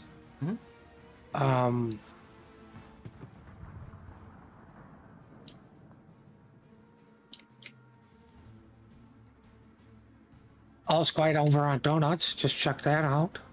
What's interesting is, yeah, I mean, so the Gdansk for Toth looks like he was trying to sit into B area. I think they were trying to set up a trap with the two Gdansks of whatever goes into B, most likely the Daring, and I think they were trying to murderize that. But as you can see, Dawn didn't do that, probably because of the Gdansk torpedoes that No Name Lord's Marsili took. Speaking of Marsilis taking damage, and Pulsiong and the Marceau over there took some big hits. Actually, about the same place where that Montana got whacked. Well, the Moskva over at Donut side got smoked into his position to potentially get shots in on his Gdansk that is. Well, kind of stuck between a rock and a Moskva, which really stinks. Because he's got Moskvas all over him. Behind him, in front of him. I'm sure there's one lurking somewhere. Yeah, well, they're smoking up Dino Gaming's Moskva. Now he's going to take some hits and possibly a torpedo or two for his trouble. He can't slow down. He sees the torpedoes. He's going to try to dodge. He's going to take the 1 on the belt. Forces the I DCV. think they're a little early with that smoke to get them up to that rock. I'm sure that's why they smoked there. Well, Down and the goes reason, to Gdansk. yeah, the reason for him to be in that position is now no longer there. The Gdansk does go down. Well, it's still a strong position, even though I'm sure he would have been liked to have been pointed the other way. Yep. This way's not horrible, neither. No, he's got the ability to pop out radar, whatever, but Misa getting radared for a second there in the Grozavoy doesn't really matter too much. He sees the Conqueror Luckchucks.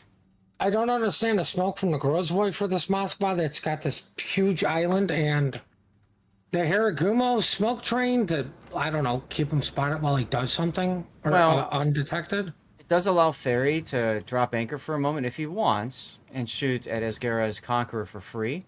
That could be part of the reason for the smoke. The other part could be to bait torpedoes out, like see the Brisbane now? Could be to bait the torpedoes to make them think that them is trying to get their cruiser out of trouble, which makes sense. The question is, will Dino do that? So far, he's not. I mean, I'll be honest, if that's a game plan, it's stupid.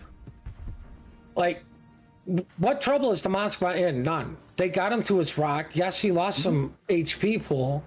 You know, if they were going to keep the Gumo in smoke, I think it would have been better off if they started it and kept it a little bit straighter, more sort of Haragumo have a little bit more maneuverable room. Well, see, from my perspective, the torpedoes tell Dino that there's still something over here looking to torpedo him. Obviously, that's going to be the Brisbane. And it tells him that they're still very interested in this area. Look at Black Blueberry in his argument. Look how forward he is. Barry continues to just sit here and farm. He's actually smoking himself so he can continue farming. Wow. They really want this Conqueror dead. I mean, do you blame him? No. Absolutely not. There's the Brizzy radar. Now Black Blueberry is going to come in and start gunning with his Haragumo. And Esgara's Conqueror also shooting. Very a little bit slow to react. I think he thought he was expecting everybody else to shoot in front of him because, you know, most people when they're radar, the first thing you do is hit W 4 times and pray. Barry's not doing that, though. Matter of fact, he's perfectly happy to sit and wait out this radar and continue taking damage to charge up his adrenaline rush. I think that's a huge mistake for Ferry.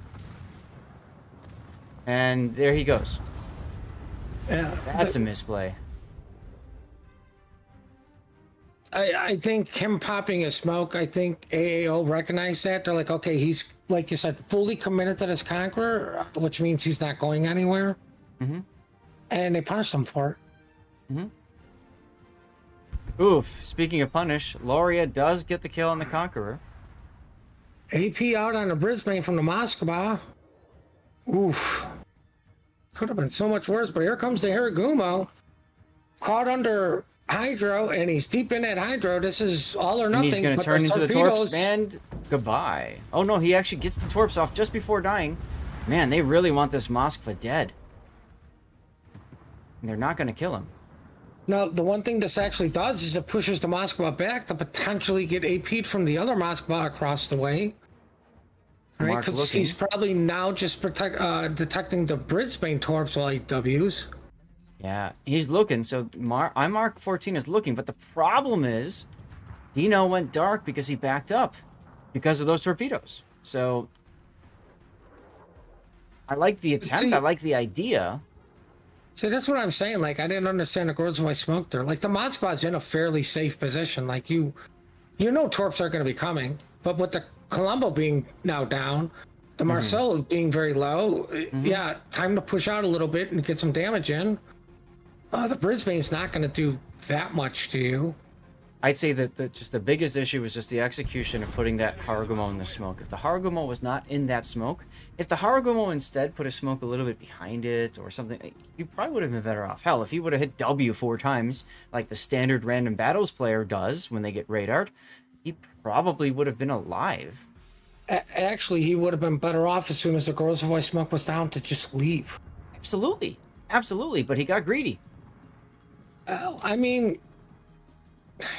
it paid off in the end. Like, you're Mm-hmm. down like a conqueror. The Gumo, you know, YOLO probably because of it. Like, Mm-hmm. you lost one ship, they're down 4. And ironically, I think 3 of them are just from apples alone. Like Mm-hmm. Gdansk that they lost, they set up for that pick, so like that happened fairly early. Yeah. Oh no, we have Schlieffen on Schlieffen on Schlieffen action. Well, I've been watching that while you've been talking about all that. Yeah, I mean, just all the shells going in on New Jersey, and he has to take it because, frankly, they're down almost 100 points until them wins the game. That's it. Done. It's 1 minute or less. So New Jersey will probably be farmed out. I mean, Hargumo pulverizes, breaks things, breaks secondaries, breaks torpedo tubes, sets fires, Where's Adam? swears at him, pens the superstructure. Does it pen the bow of, or deck armor of the Schlieffen? Oh, New Jersey got some good rolls on his turret tubes. I hate you. He did get good rolls on him, but he didn't get good rolls on this battle. So he's about to die, and when that happens, that will be the end of this game. Using that pinata camo, he goes up like a pinata. And 2 seconds to go. GG. GG's indeedy. I take my death picks because, death picks Ironically, nobody got bacon.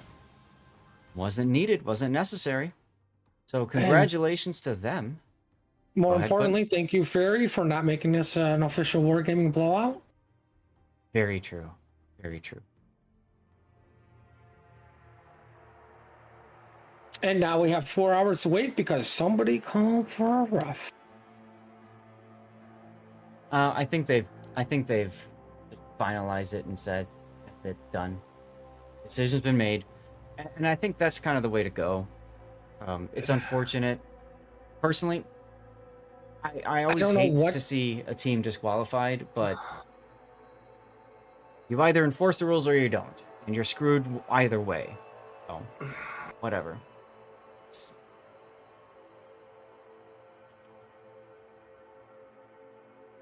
Well, I mean, if Clay literally was the training room glitched out, and then when they came in, then took another full 5+ minutes.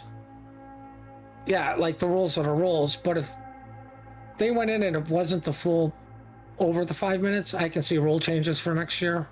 Yeah, I mean that's no fault to Sleep, but like the rules are the rules, and you can't think of them all until something happens.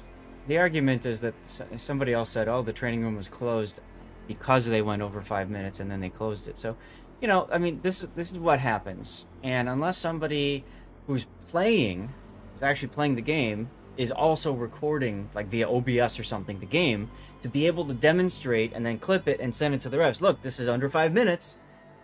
There's no leg to stand on. The decision's been made. Just have to move on. Like we are. We're going to move on and sit and wait because now the next stage is going to be set up. So it's going to take, again, a while for us to get set up for our next game. Now, so you guys understand, I'll show you where we have signed up. Okay, we have signed up for one of the teams that's 0-2. And it looks to me like they've actually, I don't know if they're going to change start times for the other group. That'll be interesting, but they've already filtered in who's facing who. Moving on, so TWA versus them are both 2-0. Moai Rain are both 2-0. The winner of that matchup will end up advancing to next weekend. They don't have to play tomorrow. They're done. Everybody else from here down has to play tomorrow, except for whoever loses these matches here. Okay? As soon as you lose 3 matches, you're out of the tournament. So Sleep and Unwat and Throw and All 2 are going to be facing each other to stay in for tomorrow. They will try to survive tomorrow. If they survive tomorrow, they have, I'll show you here, they have 2 more stages to possibly go through. They have to win the next matchup tomorrow, and then they have to win the following matchup tomorrow. Okay? That's how wild this is going to be. That's why I chose here. To me, this is where the drama is. This is where the drama is. We don't want to go home, right? Everybody knows, all due respect to them and Moyai, Rain and TWA are probably going to win this matchup here, right? And that's fine. That means them and Moyai will have to play tomorrow up in here for another shot. So, anyway, y'all, it's going to take a bit. This is your opportunity, a reminder. Now's a great time to double check your Twitch drops, make sure that they are still cooking, progressing. For example, I see 17% when I just click on my icon, but if I click on that 17%, it says 75% now of 1 hour and 30 minutes. Like I said before, if you are not gaining progress on your Twitch drops, you have to do the following. Listen carefully. The first thing that you're going to want to do is pull up the stream on my YouTube channel, so you can kind of keep an eye on what's going on. Okay? Just saying. You can also subscribe over there if you want. That's free. Anyway. And like the video and comment. Anyway. So do that, number 1. Number 2, close every Twitch stream you have open right now. Just close them all. Set a timer on your watch for 5 minutes. Let it sit for 5 minutes. Go make a coffee, go to the bathroom, play a game of Ranked, whatever it takes you 5 minutes. Then come back, open up preferably this guy's channel, but you can open up any one you want, okay? Whichever is doing the COTS drop, open up their channel. Make sure on the top right, it will say you are getting progress towards special drop. It should say something like King of the Sea or Special World of Warships drop or something along those lines, okay? You're doing that, and it says progress towards drops on World of Warships on /Lord_Zath. You're good. You're fine. Set another timer for about 15 minutes, or just check at the start of the next match. Click on your icon. Make sure that it says that you are getting progress and it's ticking up. If it is, you're good. Relax. 90 minutes, and you have yourself a mission to complete to get this code. To get the camo, the green HOTS camo. Okay? Draw is about to take place over on the rerun channel. Merton, the Merciless, saying he got the drop. Thank you, Gandalf, for your Twitch Prime sub. That's 18 months, so 1 year and a half.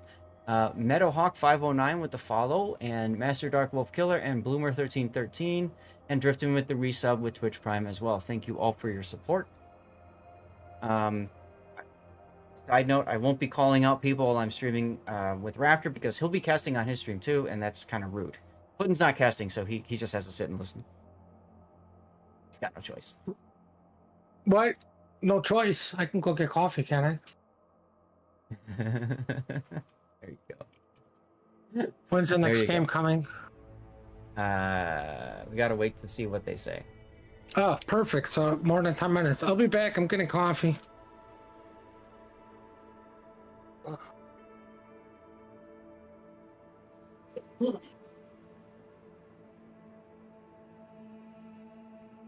Start at 46, so 30 minutes from now. Okay. 30 minutes from now, we'll be bringing you whichever one. So here's the deal. I'm gonna hit the bathroom for a sec. Puddin's gonna hit the bathroom, and I'm gonna load up a replay that we can kind of look through and that sort of thing. Okay. So stay tuned for a minute. I'll leave it on this screen so you guys can kind of see the. Actually, no, I'll leave it on this one. You guys can kind of see who's playing who and who's streaming who. Okay. BRB.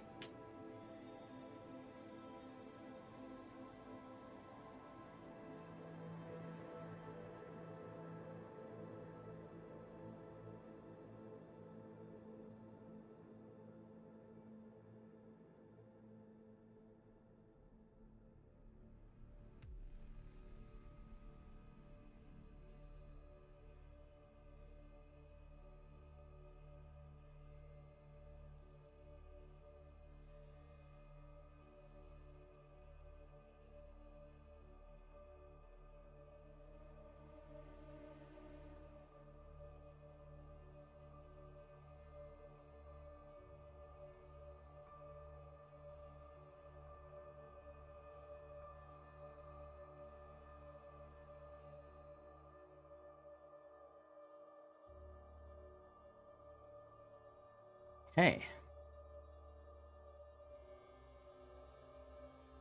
Puddin', are you back?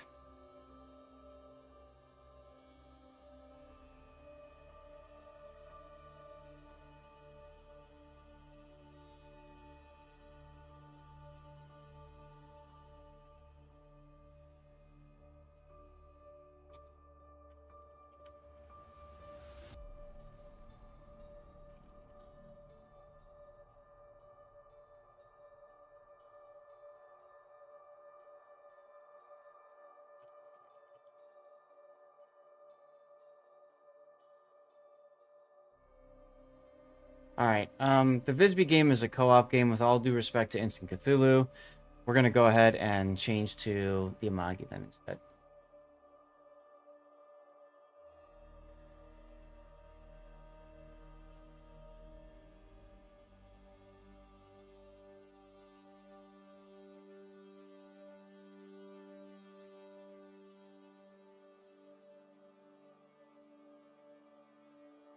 Alright, so I'm gonna load up the Amagi replay for you guys. And this is a chance for you to kind of get an idea of what I usually do. Can I... That kind of wrecks that. Move it over here? Nope, it does not. Okay. Alright. I will have to edit the screen. That's fine. You guys don't need to see me right now.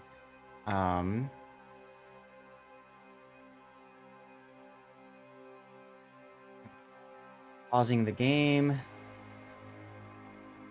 So one of the things that I like to do on my channel, one of my main content pieces, is replay analysis. I take replays from literally anybody, and I just go through and give them feedback. I'm gonna just set the set this to YOLO K versus YOLO Y, because I think that's, or Yo Boy. It's like, you know, A and Y at the end. So we do replay analysis looking at any player ship, and I really don't care what game mode it is usually. For you guys, you probably want to see something that's a little bit more competitive than co-op, so that's why we're doing a random battle. I'll do ranked, I'll do clan battles. It really doesn't matter. So I keep looking for the streamer, this guy's channel. Sorry, Air Force One. Putting you back? Yep. Why do you gotta go? No, I just went as well. I'm going to share my screen so you can kind of see the replay as well from my view. So that if you want to call out what's going on, we've got 25 minutes. So Only 25 minutes? 25 minutes. So this is an Amagi. Amagi is a tier 7 Japanese battleship.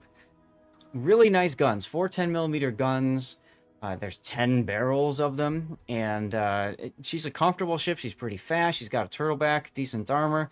I used to, back in the day, run her with secondaries, and fine with secondaries, although I think these days full survivability is kind of the way that most of the time they go. So our player here has main armaments modification 1, damage control system mod 1, aiming systems mod 1, damage control mod 2, and concealment, and a spotter plane. All that stuff makes perfect sense. Now, this is a 10-point captain. It's probably a standard captain because it's a tech tree ship. So our player has gone for emergency repair specialist, grease the gears, basics of survivability, and finally fire prevention. I dislike this. I disagree with the decisions here. I think at slot 1, emergency repair is okay. I don't know what else you'd want to take in an Amagi unless you're going secondaries. You take preventative maintenance. Slot 2, I'm a big fan of priority targets to know how many people are targeting me. I just find that there's so much more information I can gain from that. So I prefer using priority target over turret traverse to start. Grease the gears might be helpful later. For the third slot, I think you're better off going for adrenaline rush right off the bat instead of basics of survivability. Having the extra DPM from, oh, I'm on fire, I'm burning, I'm losing hit points. Okay, I can shoot faster now. Like, that's kind of nice. And then finally, in the final slot, fire prevention's okay, but I feel like concealment expert would be a better choice. What would concealment expert get you down from 15.08 kilometer to 13, so 14 kilometer. So it would help, but I can see why somebody may choose fire prevention to start off instead. Well, it really depends on how they're going to play the ship, on what you're going to take first. If you're going to Exactly. stay in the back and just be a sniper, then yes, get all the fire prevention stuff. Mhm. You don't need turret to versus badly because you're not brawling. Yep. So a lot of time you play this as a flanking, oversized flanking cruiser. Get on the side, and then you smash things that are showing you broadside. Flag-wise, anti-det, fire reduction, flood reduction, fire chance, which is interesting. It's kind of weird. I don't think that's necessary. Heal boosting. He's missing the speed flag. He's got consumables and anti-air. I would pick up the speed flag instead of fire chance, and I would absolutely pick up a ramming flag. You've got the slot. The ramming flag is cheap. Get the ramming flag. All right, so, whoops. What I'm going to do now is I'm going to take us into our the battle here, and we'll see how this plays out. Okay, it's going to show different. It's going to show different stuff, but that's okay. Let me just go in here and do that like that. Okay, so here we go. Here's our battle. Getting in a US server? That I can't answer for you, sorry. So this is... That's Balger 1. Can you do me a favor and ping him on the Discord channel? Just let him know we're covering his replay on the COTS broadcast.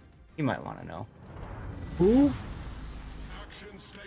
K-A-T-Z. Cats. Let's give them a hard time. So he is top tier. No carriers. There's one sub, one destroyer. This is actually a very good matchup for an Amagi. All the things that really the Amagi struggles with are not really present. Much obliged. Did you find him? No, I'm looking for the channel to even do this in. You can just do it in general. Fine. That's what I'm looking for, is general chat. So he's on the flank, which is also a very good spawn position. Now, he's got HE in the barrels. He should have AP to start. I know a lot of Battleship players like to start with HE because they think, okay, well, if I see a destroyer, I could do more to it with HE. That's probably accurate, but in this particular match, in our game, there's only one destroyer and one sub. Literally everything else, you're far better off shooting AP at. Love the camo, by the way. Tego, hello. Just to be safe on time, I'm going to go ahead and speed the game up a little bit. Normally, we do the entirety of the thing. We also normally chew on the build a little bit longer sometimes, but in the interest of time, I wanted to make sure that we got through that. Who is this again? Yeah, it's K-A-T-Z. K-A-T... That's Balger, B-A-L-G-E-R, after cats. I don't even see him. Hi, Sam I am. Okay, well, if you don't see him, then he probably has a different Discord name. The only thing you could do is look in the replay analysis channel, find his Amagi, reply to it, and say we're covering it now.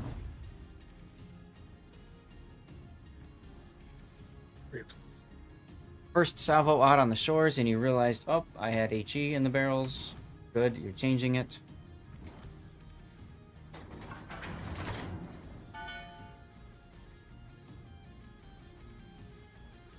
And there is a test ship.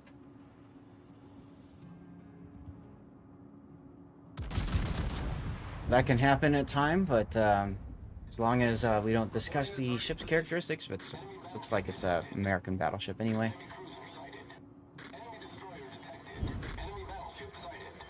I like the continued movement on this corner. Because of the fact that there's only one sub on either side, you probably have the sub over here, so you got to be cognizant of that. Think about where the sub might show up.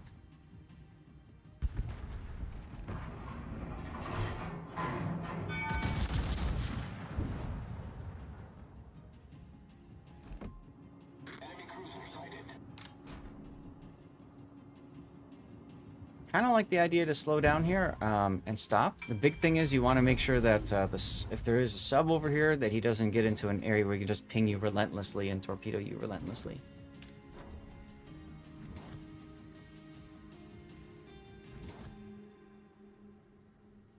Sub is getting the cap. Spotter up. Now, I'd be looking at the shores right now. I'd be looking at the shores. The shores is the bigger threat. And you can... Yeah, I'm pretty sure you can punch him through the nose. There you go. You're looking at him. Now, you can... Should be able to hit the C key and look higher with the plane up. But you're not. I would have held that shot. You got a cruiser that's going broadside, and Yep, it was that low too. health. That too. Oh, it looks like he actually tried to shoot the algae, but might have been locked on the shores. That's interesting. That's what it looked like. Were you able to find that replay and reply to it? No. Okay. I'll take a look real quick then. Because with the 5-minute delay, he's got the ability to come in if... Interprets... Next. Hawk. Over. Scotland, here's the Amagi. Was it just the Amagi one? Yeah, I got it. Okay. I don't know. I'm just, I guess, an idiot. Same Don't name worry about across the board. It's more helpful if people use the same Discord name as in-game. Yeah. It's alright. In this case, it was Viking Gens. So how would you know that? I like the pause there to check on what the shores is going to do. And he's going to maybe turn right in front of you here. Bam! Right through the citadel. Nice shot. Spotter returning to ship.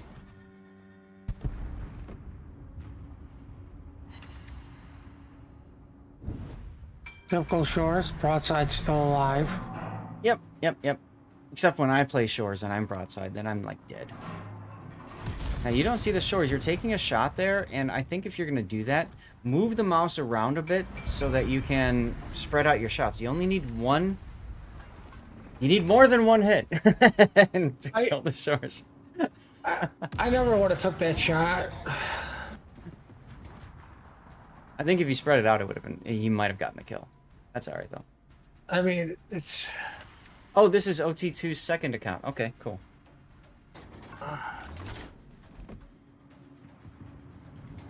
And there goes the shores. Our victory is in sight.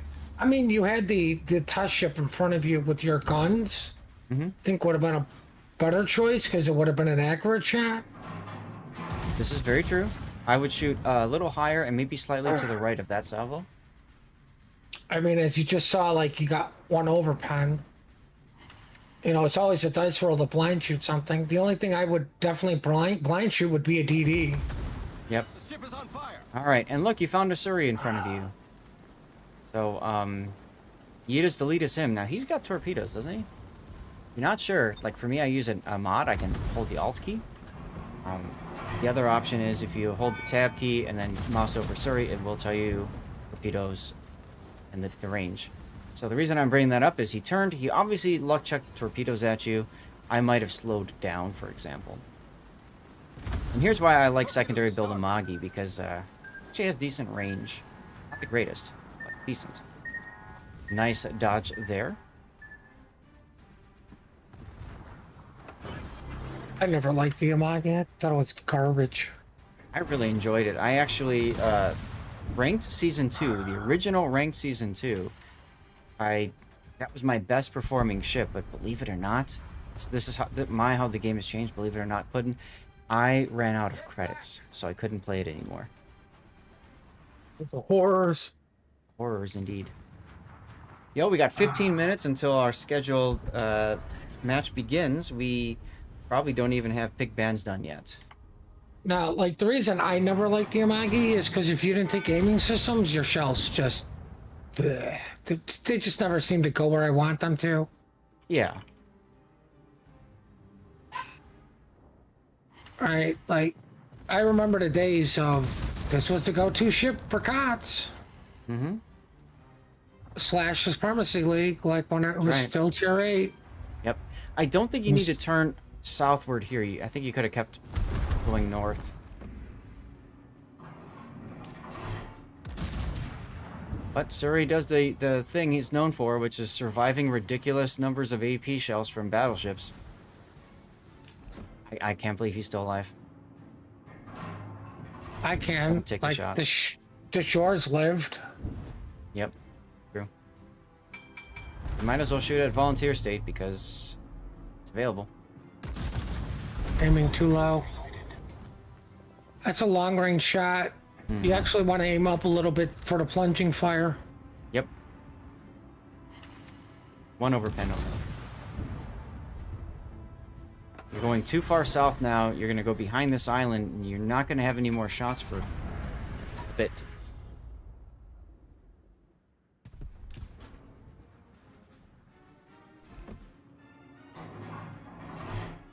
Yeah, I do enjoy the mod. It's kind of fun.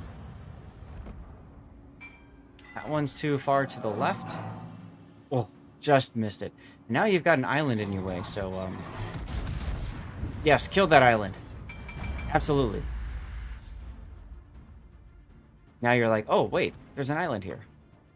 That's the problem when you turn south. If you kept going north, I think you'd be better off because you'd be behind the other battleships and you'd have the ability to really force them to kind of react to you. But now, Well, I mean, you've got a Uso Pensacola in front. you go north for two things. The enemy's over at the other cap. Yep. Right? Now it's going to take you longer to get over there to, like, do damage. The only thing you can shoot is the, test ship. Yep. Yep. And now you're getting clicked on because you are out of position. Anybody clicking on me can just go to, where the I sun know. won't shine. I know. Like, Oh, look, the Pensacola died. I'm shocked. bad use of a spotter plane.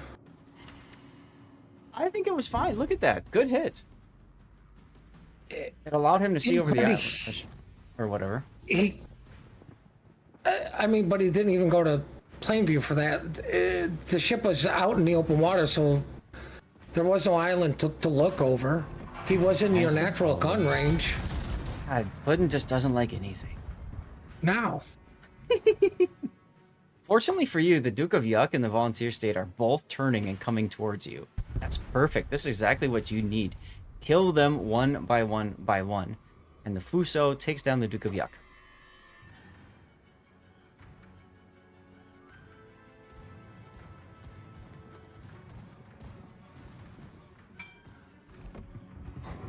Alright, Volunteer State's gonna turn. Rip the Fuso. Now, you got to be looking at the minimap and think to yourself, where am I going to go after I deal with this volunteer state? First of all, slow down, because you're going to lose a shot on him. Okay, you've just realized that. Second of all, you are putting yourself potentially in a position where you've got 3 battleships that can all shoot at you while you're stuck bow in, and the majority of your turrets are in your rear. Right. Don't let that happen. If you would have went north, you could have used silence to mitigate. Yep. Like 3 of these guys while killing or doing damage to the the 2 up north. The big thing is all of these ships have to go this way from the Sea Cap and the Cleveland as well. Had you been up here, for example, you could have been shooting at Volunteer State while the Fuso was also acting, and see, now you've got 2 different angles that you're hitting from. Instead, you turning south, you were shooting from about here, and Fuso was about here, so that's a pretty acute angle.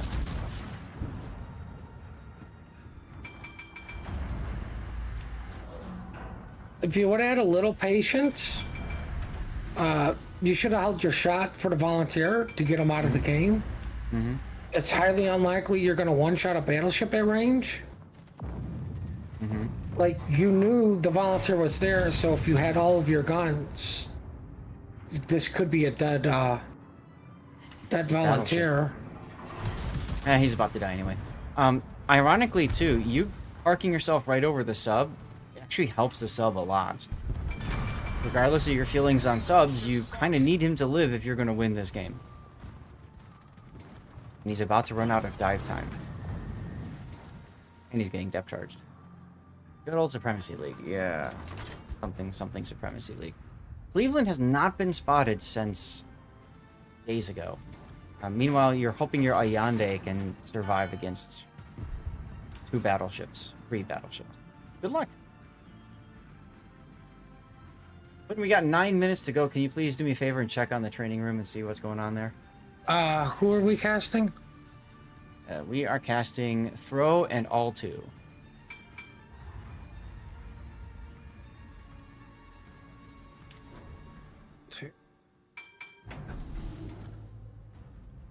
Oh, we're waiting for throw. Okay, they have not shown up yet. Correct. Okay, good. Do me a favor and hang out there. I want to make sure, obviously, we don't miss the game while we look at a replay review. Ah, Cleveland. Showed up for a millisecond, disappeared, you fired, and then he shows up again. Slow down. Well, I mean, I dare say you really can't afford to slow down when it, you know, the only thing they're shooting at. Yeah, that's true. I'm just saying, you know, you saw me disappeared, like, you would have just waited just a second longer, and you could have had probably a dead Cleveland right there.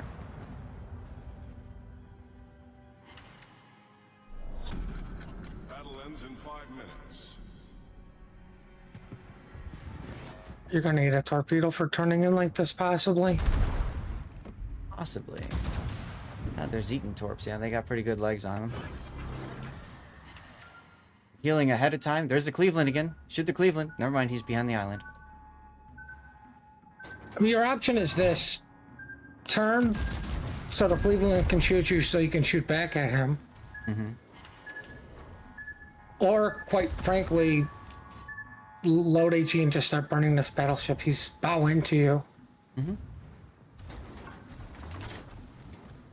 And there you've got a secondary Zeton just whatever. Your Ayande survived, which is good, and your sub is somehow still alive, but he's about to die. Look at all those planes. Mine, mine, mine.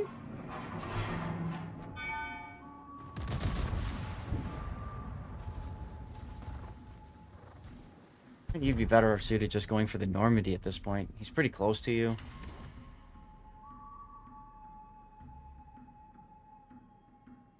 Honestly, I mean, you've slow isolated. down so he gets in the secondaries, because this is an isolated fight now. Yep, exactly. Zeton doesn't have a shot on you. Nagato doesn't have. Well, that being said, here comes Zeton shells. So he backed up.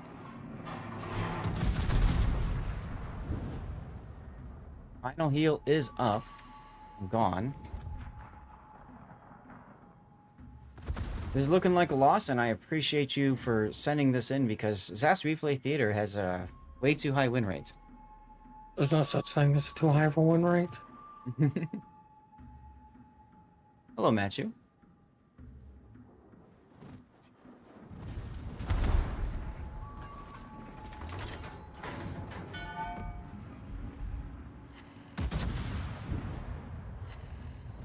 Quick snapshot. Nice damage.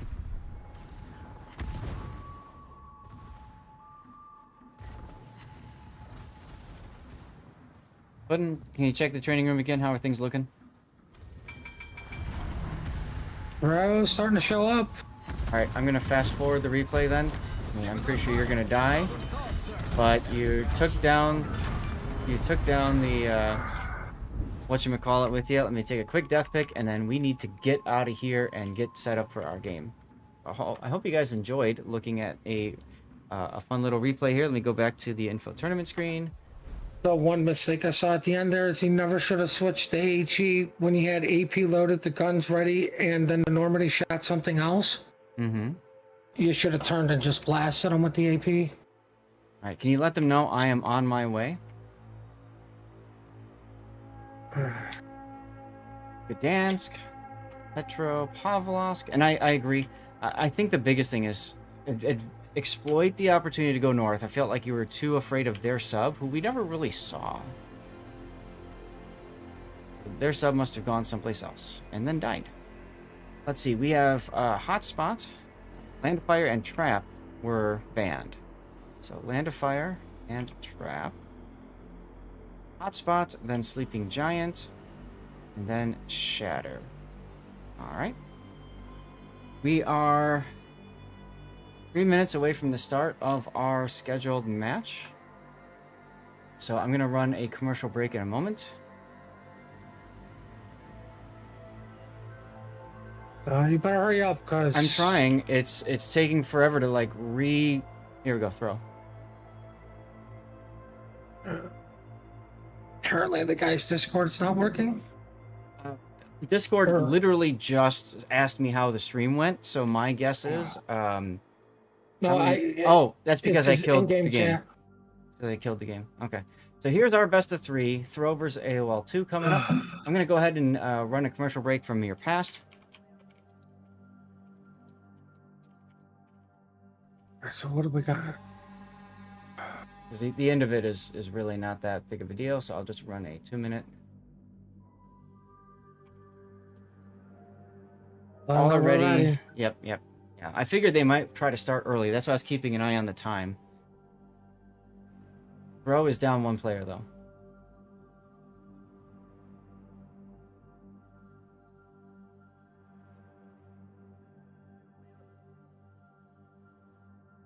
Now they're down 3 players.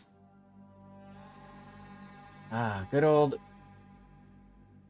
hurry up and wait. That's what we get with tournaments. Ohotnik was the next voted one.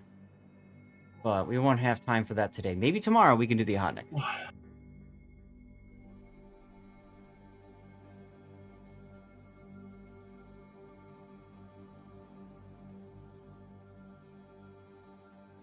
So thinking back to that replay, yeah, just going north, I think it was the biggest difference.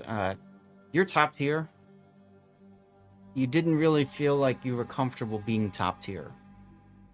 And when you're top tier, you gotta have that feeling of you react to me, not the other way around. All right, Bro has 1 minute and change to get their 9th player in this training room. They are here.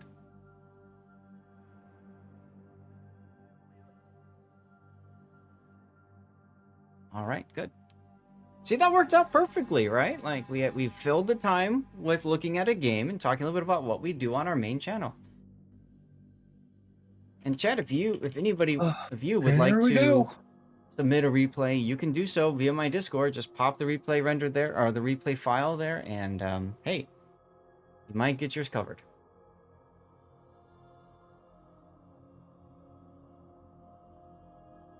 All right, all 2, so we go reversed.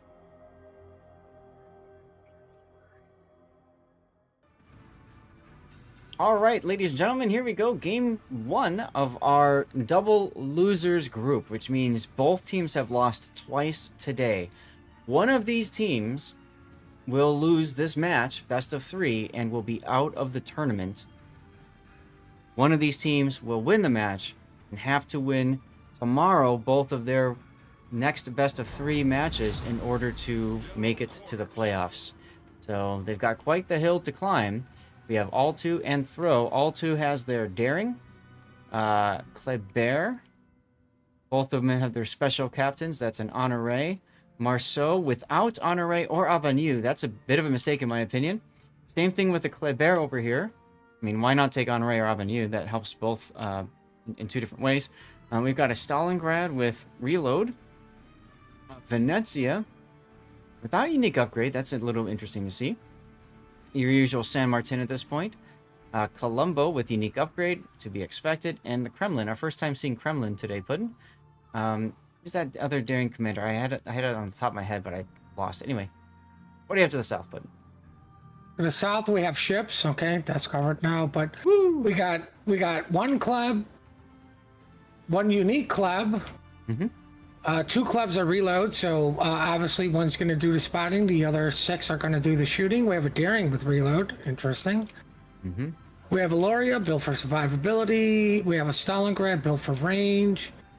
We have a Castile, typical cruiser build, I guess. First Vermont for us for today. Survivability, thank God, is using Brisk so he can actually move. And then we have the San Martin, who's going to go YOLO Donuts. Fun thing about using Brisk on a Vermont, I know it sounds kind of funny because it's a slow ship, but the Vermont does have increased acceleration or improved acceleration built into it. So if you think about it, if you go dark at the right moment, you get that extra buff of speed from that. It makes you actually dodge shells pretty easily and torpedoes. But he is giving up turret reverse, the buff turret reverse, because he's got Halsey or Doe in there. Anyway, Oh, look, there's hot there's- action going on at Chocolate. yeah, who'd have thought that everybody would run to the middle cap and try to do something first?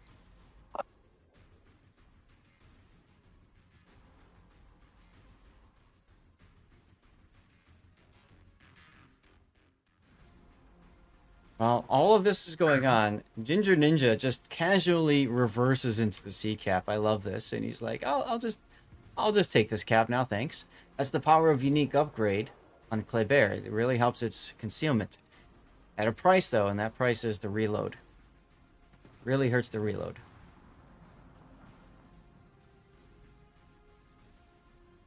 Well, just very interesting. Both teams are pretty much setting up the same. Yeah. St. Martin's to Donuts with their battleships in tow. Yep. And everyone else going to the give me caps. Yep.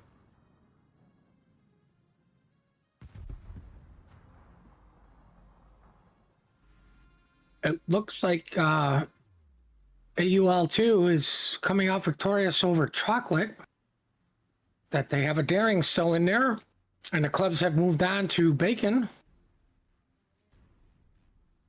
While Throws Daring is trying to reverse in there to stall this one out. Mm-hmm.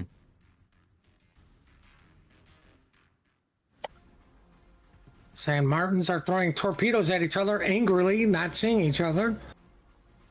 Working off their RPFs, I believe. Probably. Bit of a Spider-Man meme going on. So, Throws Daring is forced to sit in the C cap because if he leaves it, that's an easy cap for AOL2. So both Darings are just going to be stuck there. What's going to need to happen is something to break that stalemate. Frankly, if this is a random or ranked battle and I'm Throws Daring, I'm just going to reverse in butt touch and shoot all 2's Daring to get some base decaps, because that's base XP, and ranked especially, that helps me save my star. In this, though, you don't want that to happen. I say that as both Darings do make contact. All 2 backs up first. Huge mistake on Throw's part on not getting the resets on that Daring. Yes. And now they're getting points. And Throws Daring will have to back up again to stop the C cap from ticking.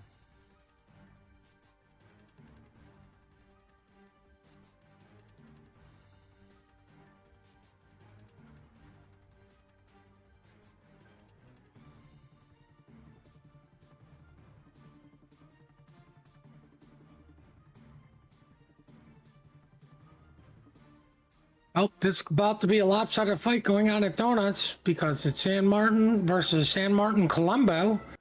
Well, the the Vermont Colombo- did take shots at the Daring, so his turrets aren't looking this way. We've already called the ambulance for that San Martin. Oh, Yep. wait. Speaking of ambulances, there goes Melvin Mahler in his Kleber. He got a little bit too close to the sun, and Kleber Marceau, Kleber took him down. Was waiting for that to happen, and then we were looking at the other side.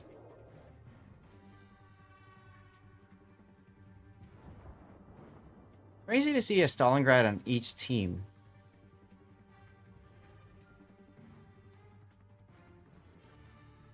Oh, Oh, Daring just got chunked. I think he ate a torp at sea. I mean, it's virtually identical teams with the exceptions being the battleships. Yep. So radar up from the Stalingrad. That's gonna possibly convert this kill. Bro really needs to kill V Flash's Daring. He's not. Radar expires. Stalingrad, I love his name. How did my team die? Ah, there we go. Doom does get the kill on V Flash's Daring. So now he's gonna have the C cap all to himself, and they have ship parity. Meanwhile, the brick is slowly but surely moving his way to the decap. More importantly, that means you could technically rotate your Daring over to help out with Donuts. That gives you a Yes. ship advantage over there. Yes, that's exactly what I would do to break that stalemate. Actually, you could even take the Daring and you could tell him to go back if he I mean, I would feel pretty comfortable. Everybody's been spotted recently enough. The only thing that could possibly catch him is Stalingrad radar. Nope, they're rotating him to B cap instead. I don't know why they AUL2 has a missile that's nearly combat ineffective because he's at 1,000 HP. Yep, and then you've got Mother of Dragons' Venezia that's just in front, like, all right, guys, shoot me now. And he's burned his Inky, so he's... Oh, Castilla! Look at the Castilla shells coming in. Yeah, but Stalingrad's Nope. about to go down. It's not going to be how did my team die. It's going to be how did my ship explode. That's right. Yeah, he's been farmed quite a bit. He kept moving forward, and remember we talked about that. The default maneuver for players is to move forward. Don't do that unless you have a specific reason to do it. And dying is not that specific reason, in case anybody was wondering.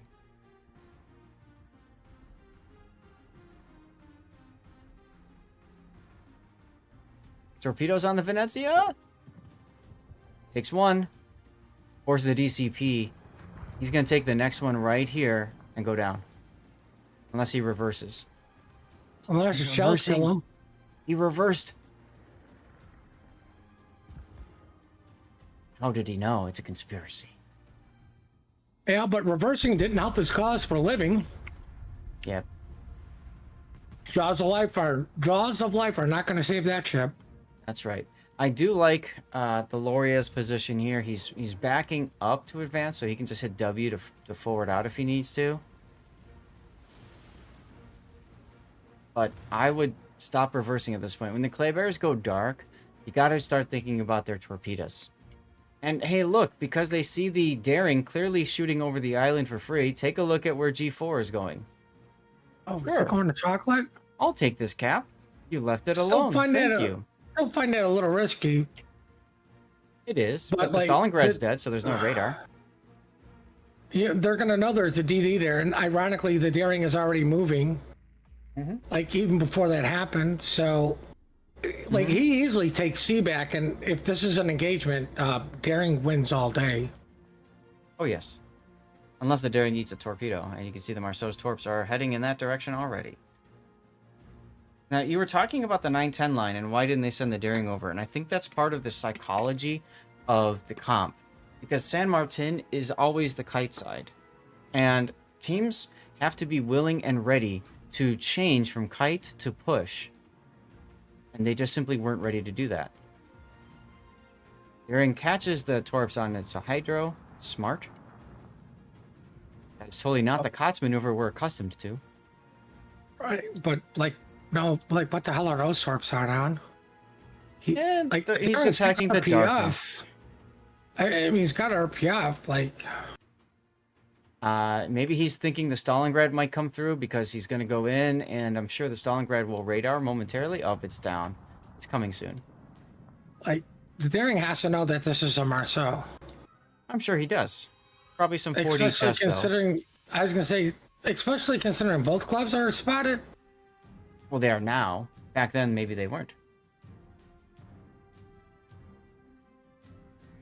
Either way, there's the radar. I don't like that Yodom just stopped and turned. He had the perfect opportunity to kill this Marceau, but... Oh, wait a minute. Go ahead. Yes. No. He should have just went at this Marceau. Like, what's he going to do? Open up? Like, everybody knows he's that low. Yep. And at that point, I mean, the Marceau is incredibly dangerous now. Just luck chucking at the Daring. All he needs is couple torpedoes to hit, and that'll equalize, if not, you know, fully gain the advantage. Oh, we have another Stalingrad getting farmed out. I'm sure everybody's shocked and appalled. That is its specialty right now.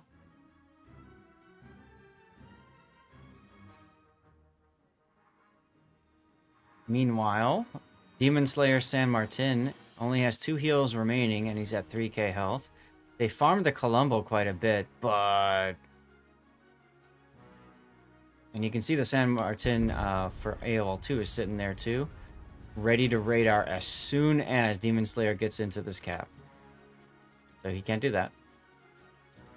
Oh no, we lost Stalingrad. Oh, the horror. Terrible. Throw in the lead.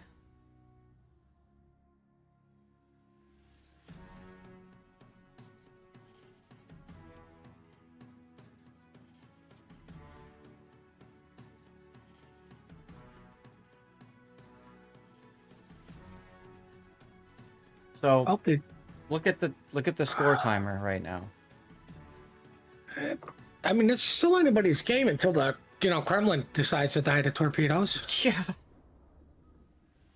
He won't die because he only took the one, and then there's the second one. Look at that desync.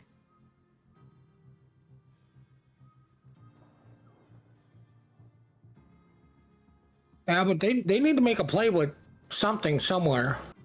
All 2 is down. They've got 30 seconds roughly of wiggle room. Now they can get some of that back. You can see the Kleber now going to C-cap. That stops the point gain. And if they can convert a kill, obviously that will do it.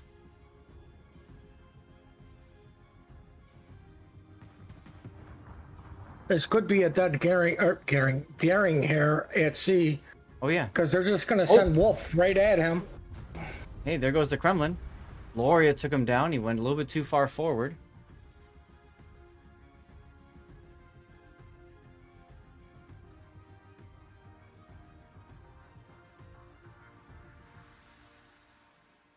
Little too far forward. I have a yeah. feeling they're going to send the Castile, or the Castile should be making a play for A, knowing you're going to lose this Daring. The Marceau died. Oh, it took long enough. Right? And Wolf-Ass goes down, and that should... God. Yeah, great shot there. Thoreau, sensing the desperation push at sea, got ready for it. And that should really do it. I don't see any real opportunity for AOL2 to get into this game. Not with 17 seconds left. Exactamundo, dude. 10 seconds. I'm going to drop the HUD for a second and take a couple of death picks. Save. Oof. Oof. Sorry, excuse me. Triple death pick. What's better than a double death pick? How about a triple? With a torpedo blowing up on the dead ship on the side. For good measure. I was going to go with bacon, but yeah, we can go with that. Well, congratulations to Throw for winning the first game. Well, not living up to their name and not throwing, but succeeding. Right. More importantly, they're defending the honor of Team Bravo. You got it. Chat, we're going to run a commercial break while we get ready up for the next game. It's up to 5 minutes until we start the next game. This is a best of 3. If it goes 2-0, we will do our best to find you a game 3. If we don't, well, then we'll say goodbye to Puddin', and I'll take a very appreciated break and get ready for NA. And I'll be laughing because you guys will lose all the humor while you gain Sexy Sea Raptor. There you go.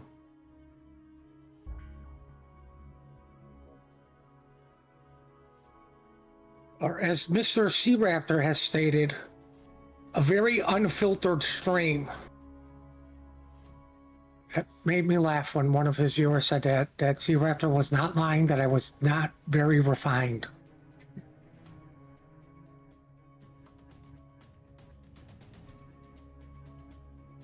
All right. And I don't take offense to it because it's the truth.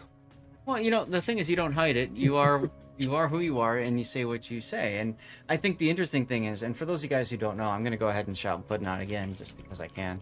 For those of you guys who don't know, he does stream, but he does not have a filter, and he will absolutely use any and all the gamer words necessary to describe his situation.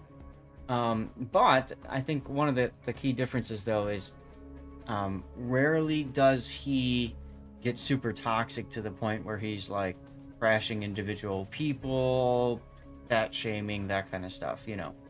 And I think that's the big difference. An individual in That's a game very- really has to upset me before I will start yanking at their stats, because at the end of the day, this is just a stupid game, right? Like, we're all here to enjoy, have fun, unwind. Yep. Some of us appreciate winning more than others, while others just enjoy going in and shooting things. Yep.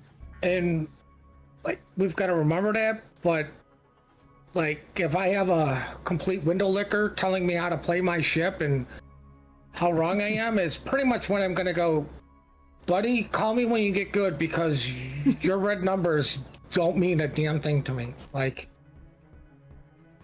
if you're like, oh, you should have done this, I'm like, I can count one chip versus 5. I'm sorry, I realistically don't win that. Stop telling me I needed to push into that.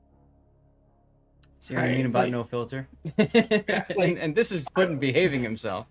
Yeah, it's one of those. It's like, dude, it's 1v5. I don't win that. And then if you keep going on, is when it gets worse and worse for you. Unless you happen to be a sub, then you just get my ire straight off the bat. Of course. If you happen to be a 4051, I actually mute myself because I'm using every word Twitch will ban me for. Whoa. Yeah, it's like dropping we a go. game. Thank you for saving me. That was fast. Okay. I like I'm gonna have to watch this. Why mess do, around? I do, but I also have a commercial break, so I gotta watch that carefully. Let's get into our second game here. I've just so everybody knows during a commercial break, I've always been an advocate of, we're not here to wait for the streamers. We got games to play. Oh, absolutely. Absolutely. All right, so let's go ahead and take a look at our game 2. This is Throw versus AOL 2. Throw up a game right now. This is a best of 3, so AOL 2, if they lose this battle, they are out of the tournament. Dunzo. Dunzo. All right, here we go. AOL 2 bringing with them an Elbing. I think this is the first time we've seen an Elbing the entirety of the tournament, Puddin', and with the unique upgrade, too. They've got their Marceau. Kleber, regular spec, another regular spec Kleber, another Elbing with unique upgrade. There's the Stalingrad with reload, Brisbane, and Colombo, unique upgrade, and Loria again. So what do we have to the south, Puddin'? For a Throw, their DDs really have not changed, I believe. It's double club. Let's see. Your Pew Pew, the Ledge Mod club, is heading over to Apples with another club in tow, a Stalingrad. Hey, hold on one sec. I want to mention real quick. I really like that the Kleber stopped, the one that didn't have unique upgrade. That's a big difference right there. That's a good sign of good teamwork and all that. Continue, please. Sorry. Loria, same from last game. Let's see. We have the Daring heading to Bacon. The other Pew Pew club heading to Donuts, and in tow with him is a Stalingrad at his range, San Martin, and they believe they changed out the Vermont for an Ohio with typical survivability accuracy build. And they did change out the Castile for one of these Stalingrads. I just don't know what. That's fine. Both Stalingrads are, let's see, built the same, so I like that, because what that does is it doesn't matter who spawns where. One of them will be in the correct spawn. Yes. Location. Infinity was the Castile last game, and look at this. All 2 puts all 4. Just wanted to say that, of their destroyers in one spot, so they can cap B as quickly as well done. I really like that decision. That's cool. Correction. They left one Elbing out. We can tell who's not the cool kid. That's right, he is not the cool kid. The problem with grabbing the B cap that way is you give up the rest of the map, as you can see. So Throw grabs A quickly and easily with their 2 clay bears, and they're going to grab D cap as well. Now, here's the interesting thing. Do you keep the clubs over here to burn out this Loria? All right, like you can see. What are you? Why are you afraid of a Loria? Why are you afraid of a Stalingrad? Yeah, you shouldn't be. You know, but or could you send one through to help support the daring in B. Like, Nope. I think it's kind of important to keep the Loria spotted, but he's just going to sail away, which is going to make you overextend, which is what you don't want to do. Personally, I would absolutely just send both Kleber's forward, have them get into the, because they're so fast, right? Have them get into the backfield, have them get behind the Loria, and start working on that. I mean, they're not afraid of a Stalingrad. They shouldn't be afraid of a Loria. Now, if a Kleber comes back, like right now, to face him, that's good, because it's only one ship. They're probably afraid there might be all 4 destroyers together.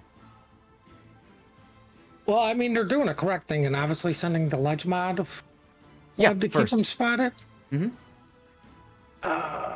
He does have RPF, so he's... sadly, his RPF is facing at the square with Stalingrad, so he's, you know, like he's... But he spots the... Here's the Kleber spotted. I was going to say he could have been caught bow in, but, you know... Yeah, the unique allows him to turn, but he's now kind of alone. Still going to take some secondary hits from this Loria for a little bit. And aren't He's these lucky Stalingrad sap, radar is down. right? Aren't these sap secondaries? Can't remember. Ooh, look at the torpedoes. I think so. Oh, that's going to be bad. Oh, that's going to be bad. Goodbye, son. Somebody get that man an ambulance. He broke his cankles. Oh, and a fire. And a fire. Oh, to that's rub that's the a moon. fire. That is a sticky fire, so that's a dead Kleber. Row with first blood.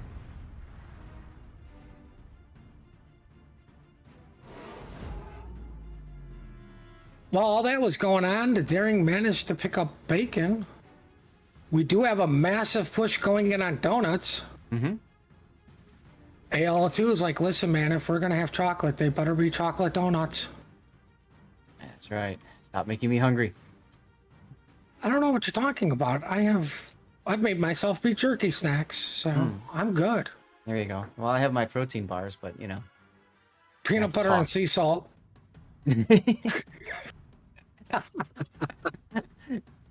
Fine, just for you. And it's peanut butter chocolate or dark chocolate sea salt. Whatever sea salt. But I suppose I could eat both at the same time to achieve that combination. I mean, you have to start with salt. I mean, we're talking about the ocean yeah. here, which is filled with it. Absolutely. Gotta have salt.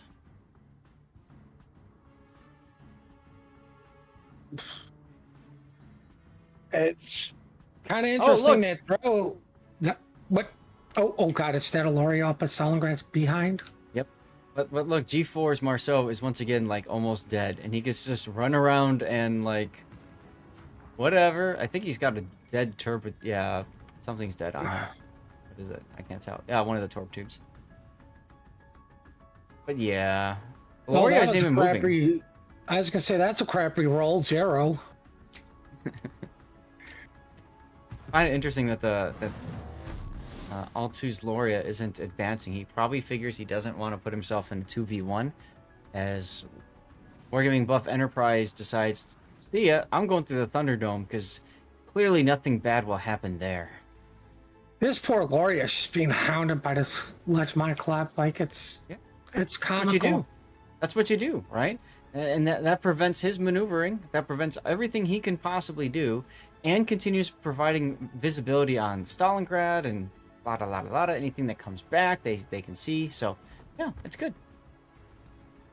Now ALU Shoes managed to get donuts and are farming out of Stalingrad in reverse. Mm-hmm. Interesting, the Brisbane's using the Elbing smoke while the Elbing is spotting through the miraculous ability of shooting. I like that, honestly, because the Elbing is built for using the guns, and he's got range as well, so he's not too afraid of that. And hey, look, there goes Colombo. Well, luckily he pulled over at the New World, so he didn't have far to walk. Mm-hmm. Stalingrad's out in the middle of the ocean. I hope you brought your dinghies. Now, I do like that they're ignoring the club and focusing on the Stalingrad. Looking at the other side. Gloria takes one torpedo. They're actually rotating the Marceau. Try to do something to throws Loria, who decided to come out and play, and then decided he didn't want to come out and play. I'm confused about that, but okay. Listen, okay, this is what happened. Loria said, I'm taking my ball and I'm going home. Got it. And Stalingrad's gonna die if they just keep shooting. Oh, he went dark. No, he's got 5 seconds till he can heal. He'll be fine. Oh, Mother of Dragons just took a mother of all hits. From, I think that was all Infinity Stalingrad. Let's go back and see. Okay. So, Marceau decided, nah, I'm not going to go and yeet myself to death. Throws Loria's really low. Stalingrad's like, reload, reload, reload, reload. Mm-hmm. See it? Oh, his engine's out too. That's a dead Loria. How did he lose his engines? I wonder if he took a Marceau torp. Somebody put water in the fire. Hmm.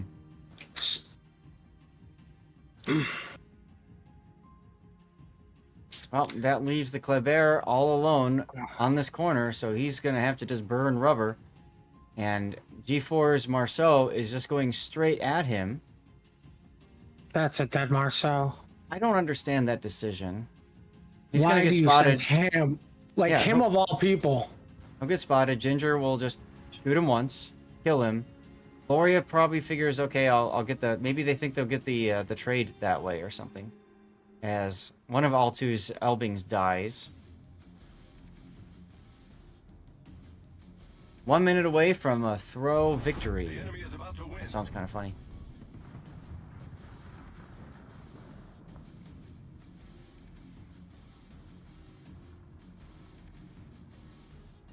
Well, I mean, that's going to be anticlimactic. The Club Marceau. We've been following, and the thing is, like, Altu has to do something to win. They're trying to go for Jinja, but as soon as they see him, they'll die anyway. Where's Des Moines just got clobbered? Do we get a time extension? How did my team die is trying to give a time extension to the enemy. He makes the smart play and, pulling up to the island to limit shots, and, well... San Martin with a long-range shot on the Elbing. The Elbing attempt was a fail. All right. 2-0 throw continues to tomorrow. Congratulations to throw. Here's the winner screen. Oh, winner screen. Winners like that screen. Cookies and mustard?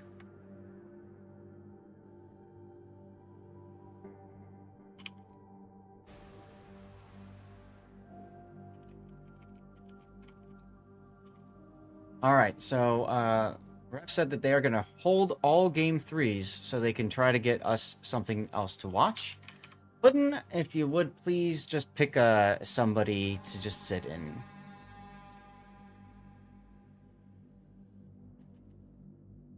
And let's do this.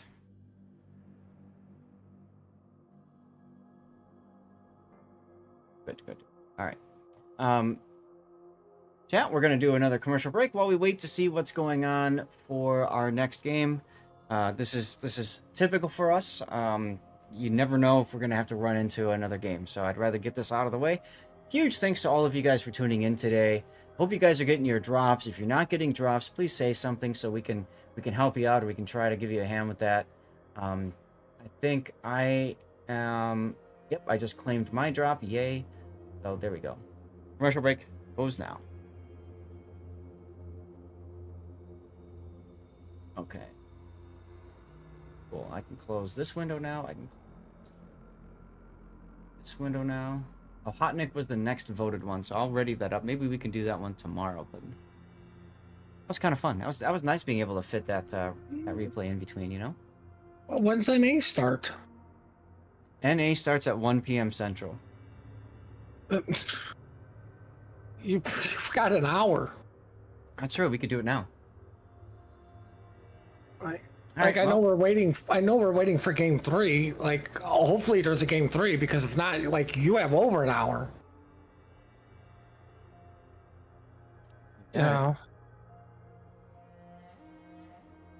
Right.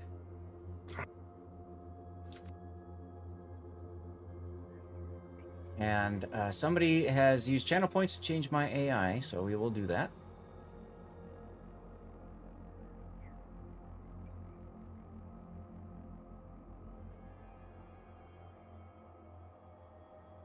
Let's see, what was it? Change personality to Viking. Okay. We'll do that. Just for you, Weatherlight.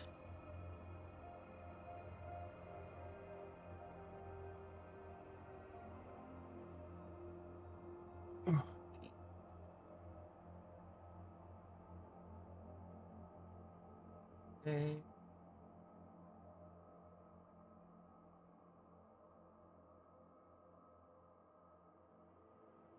Answer's there. Penny's there. Let's go on. Okay. Cool. Can't start a fire without a spark. That is true. Also a song lyric. I hope TWA you're is going to saying- game 3. Button. Who is? TWA. TWA. Look for Staff Teo.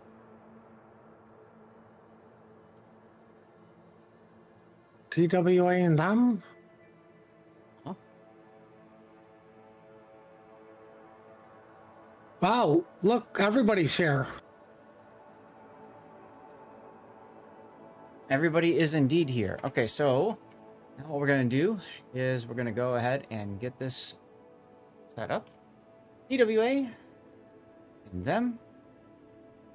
Tied up 1-1. Looks like TWA won game 1. Okay. Voting. Reset maps. Reset team A. Alright, TWA. TWA. Them. Both T's. Look at that. That's a conspiracy itself. Map 1 was Hotspot. TWA won that one. Map 2 was Sleeping Giant. And we're going to Trap. Going to Trap. Banned ships. TWA bans Clay Bear. And them bans Petropavlovsk. And then TWA bans Marceau. Them bans Des Moines. First time seeing Des Moines banned. Then we see TWA banning Ragnar. And them bans Minotaur. Seen Minotaur be banned either. That's interesting. Here's your best of 3, everybody. I mean, what did they literally ban? Anything that's going to go in the smoke. Pretty much. Okay. Need to turn my AC up a little. I'm kind of cold in this.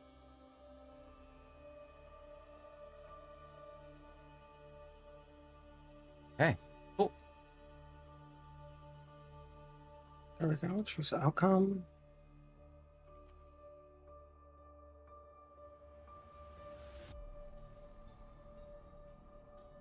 All right. All right, so you're in that game too, right? Yeah, Yes, sir. TWA Okay. and Yeah. what is Just it? making Them? sure. Yep. Just making sure you're ready. All right. 2 minutes. Start prediction.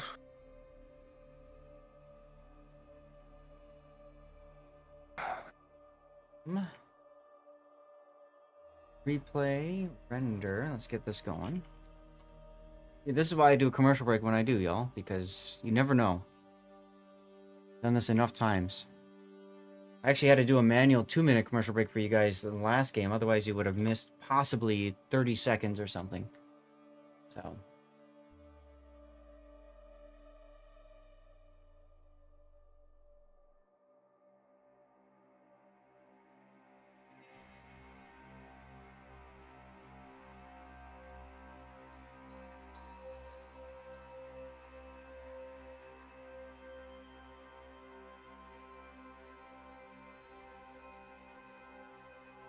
I think literally everybody's here. Just about everybody's here. That's funny. It's the only game in town. Have all of the other ones gone? 2-0? I would believe so. We're still waiting on a couple of them to come in. Out of the tournament so far are the Sleepy Warriors. They can go back to sleep. And all two, we saw them get eliminated just now, too.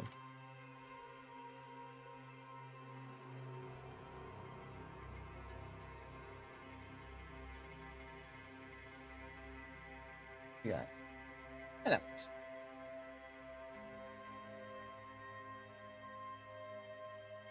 See what's going on with Stream Raider. 6 minutes to go until we are ready for that battle. Obviously, that is like secondary, even tertiary to what's going on. Oh, I didn't put 1 and 1. Oh, I forgot something. 1 and 1. Anyway.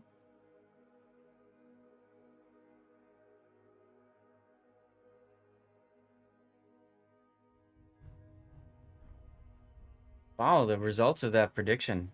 People really went for throw on that one. It was fairly even packed. Asking if both are ready, and we're waiting on... Yep, TWA is ready.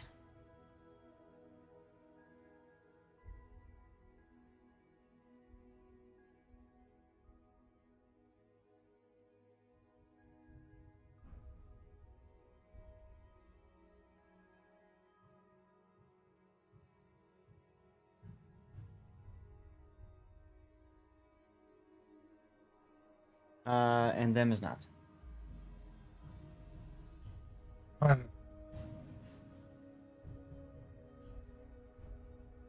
they are ready. I have a feeling we'll drop then.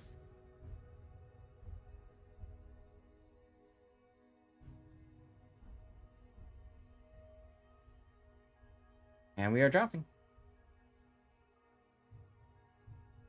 Hot Nick replay is ready to go.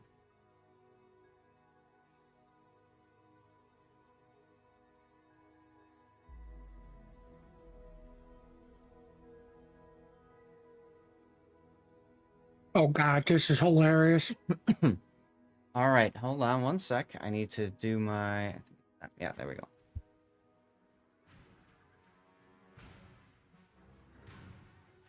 Okie dokie. Are we ready? It seems that we are.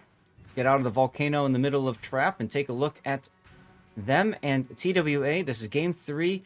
Now, both teams have won their previous 2 matches. If either team, whichever team wins, I should say, does not have to play tomorrow, they are automatically in the playoffs next weekend. Whoever loses here can still make it to the playoffs assuming they win either of the 2 matches coming up tomorrow. So, them is bringing with them a Gdansk with Jersey Mike and a Buffed Adrenaline Rush, another Gdansk without Buffed Adrenaline Rush, but Jersey Mike nonetheless, and a third Gdansk with Jersey Mike. We got a Daring with Special Cap. I just can't remember his name off the top of my head. And then we've got Moskva with Unique Upgrade, Brisbane with your typical utility build, not doing Pack a Punch, interesting, or Torpedo Reload. We got another Moskva with Unique Upgrade, a Loria with, well, I just don't want to die. And then finally, we have a Schlieffen with full-on secondaries. What do we got over on the other side? Well, for TWA, we've got a Gdansk with Reload. Moskva supporting him at Bacon. Then we have a 420 Blazing Gumo with a Brisbane, Bungo, Moskva, all heading to Apple Pie. And heading up to Donuts is Ohio, Moskva, Gdansk. Let's see. Unique Moskva. Heavy AP for the Ohio. And these are all brand new names I've never ever seen on TWA, right? Oh, Snack Man, who's that? Angel Stone?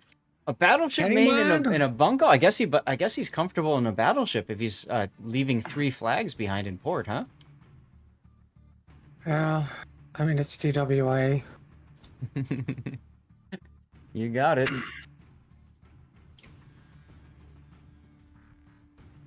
Well, let's Interesting that kind of both teams are setting up almost identical.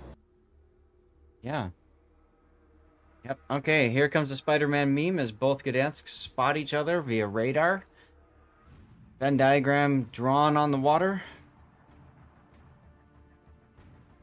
Ooh, here comes some big shots on Royal Thrashing Gdansk from a bungo. Not too bad, all things considered. That could have been so much worse. Yeah. Oh my god, we got a Moskva setting up at Moskva Island over at Apple Pie. Mm-hmm. Both Moskvas, I'm shocked.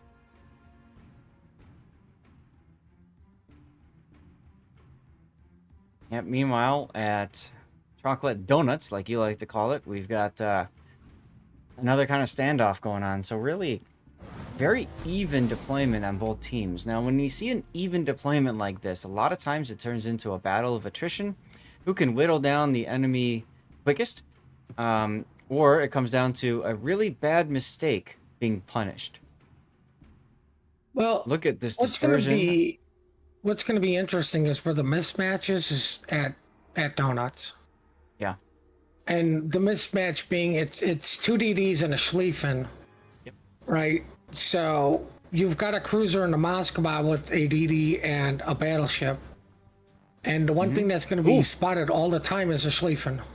Moskva radars, the Gdansk NB, getting some big hits into Thrashing, and Thrashing finds the sandbar. One of the reasons I like this mod, you can clearly see the sandbar where it extends to.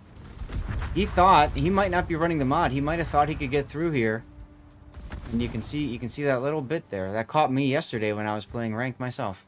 Angel Stone gets the kill for first blood for TWA. Big kill, very big kill. TWA should get the B cap now. I was gonna say that's realistically a free B cap. Mm-hmm. Like in order for them to stop it, they're gonna have to put that Moskva in a very dangerous position. Yep.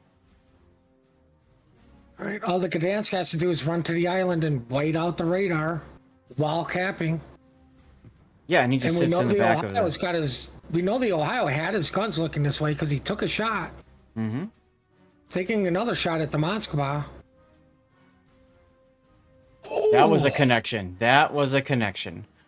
I saw those things just plummet right on that Citadel. Great shot by El Snackman. Safety blanket after that. He's just gonna reverse. He knows he can't come out. Nope. So them is really on the back foot now, as that Dino now the target for TWA by himself. Everybody else is gone, and look at all these shots coming into him right there. Bungo through the upper superstructure. I'll try to zoom in on that again so you guys can see how to aim, because Angel Stone knows how to aim against a Moskva that's bow into you, but you won't get the chance to see that because there's been single fire torpedoes from Kinemod. It takes him down. What a play. So the lesson of that story is how to aim is let the torpedoes kill it. Yeah. Call up your teammate and tell them to kill the thing you're looking at. Moskva went into B. Well, he's not coming out of it, that's for sure. Something tells me this game will be pretty quick. Gdansk is radaring. Moskva shooting. Does Snackman? Oh yeah, he's got his guns looking. It's the first time I've ever seen Snackman. That's L Snackman to you. Oof, that could have been so bad. Yep. For those of you guys wondering what the drop looks like, it looks like this. This is the King of the Sea camo. This one is in, I think, red, but green is the color for today's drop. Tomorrow's drop will get you a red one like this. Pretty. Moskva survives going in to stall out this cap. Well, I say that as, Snackman takes another crack at him. Yep. Well, good. He's got his heal up. He'll live for a little bit longer to be shot at more.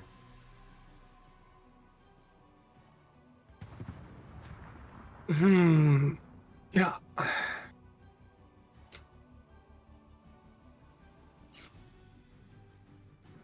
Oh More my torpedoes God, on Blood Legend. Schlieffen is finally getting involved in this fight against this Moskva. Took him a very long time to do that, and that allowed for Snackman's Ohio to do what he does best. Rotate his turrets to shoot the Schlieffen. Yep. And look at Pro Streamer and Gdansk at B. They're both just kind of chilling there. Wonder if anybody might have a shot on him from there. Oh my god, are we playing Minecraft? I hear a villager.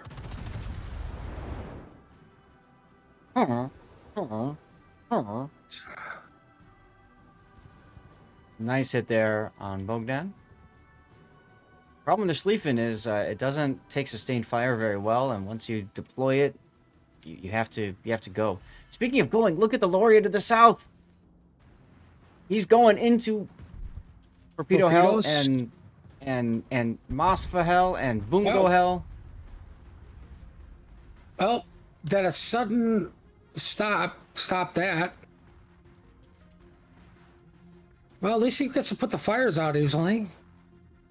That's right. That's right. I hate to say it, but Pro Streamer just needs to go at the Port Gdansk.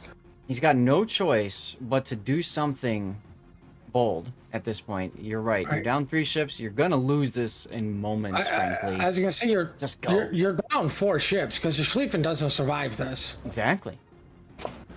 Like, you're not even gonna trade Moskva damage for this. Nope. Nope. Nice torpedoes there from Zil 2. There goes the Gdansk. And there goes the Schlieffen. And this might be it for the day, for EU at least. NA coming up soon. Here comes the Moskva deciding, okay, now I will sally forth. Now that the rest of my team is dead, time to save my star. And instead, he's just gonna eat a bunch of torps. There goes the daring. I mean, like, you knew the torps were coming. Like he realistically, sadly, had no other play but to do this. Yep. I think it needed to happen at least a minute earlier. Oh, almost got the... Oh, he hit. He did. He got a fire. There's a trade. I'm gonna... Well, BCAP's not completely free. I don't know. The Brisbane has the possibility, and he's got 7 minutes to kill everything. I don't see what could go wrong. Oh, somehow he got spotted, and now everybody's shooting at him, so I guess that's what could go wrong. Yep. Now we're all taking a bets on who kills him. My money's on Bungo, but Snackman wouldn't surprise me if he just clobbers this Brisbane. Well, here comes the Bungo shells. And... where did they go? Sliding on the border, OP. But he got Robocopped anyway, and that's a full wipe of the enemy team. Them gets taken down.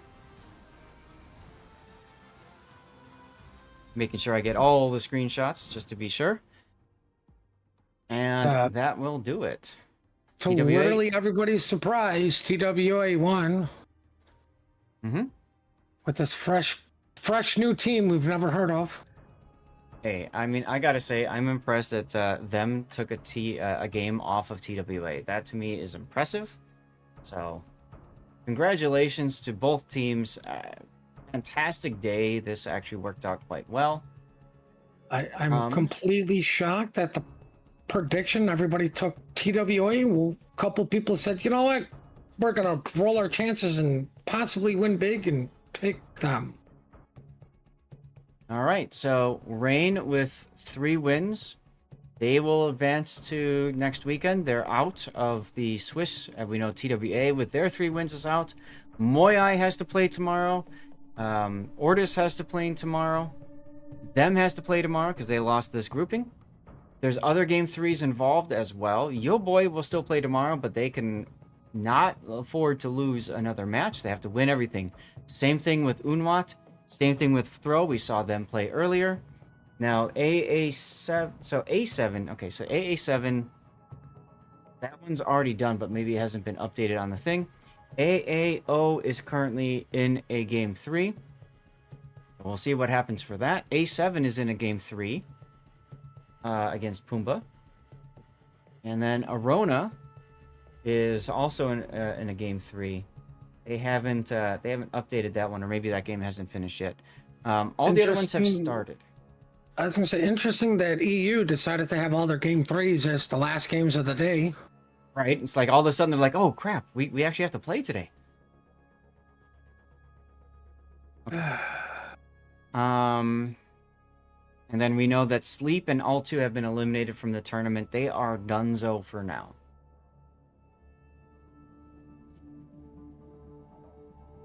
So we just have to wait for the other game threes to finish, and we'll have an idea of exactly how everything plays out. But that's our current setup. Tomorrow, what we will do, and I don't know if they've put it into the plan for tomorrow yet. No, they haven't. They gotta wait a bit. But tomorrow, Puddin and I will be bringing you guys the 1 and 2 bracket. So this is a team that has won 1 match but lost 2, which again, they could possibly be eliminated. And then of course, a 2 and 2 is our final. Whoever loses this is done for the tournament. Whoever wins is like they eke on through to the playoff stage. So they get to play, I would imagine they do seeding for the playoff bracket, so they'll probably play the teams that won all of theirs. So good luck with that. The highest seeded ones, at least. So awesome.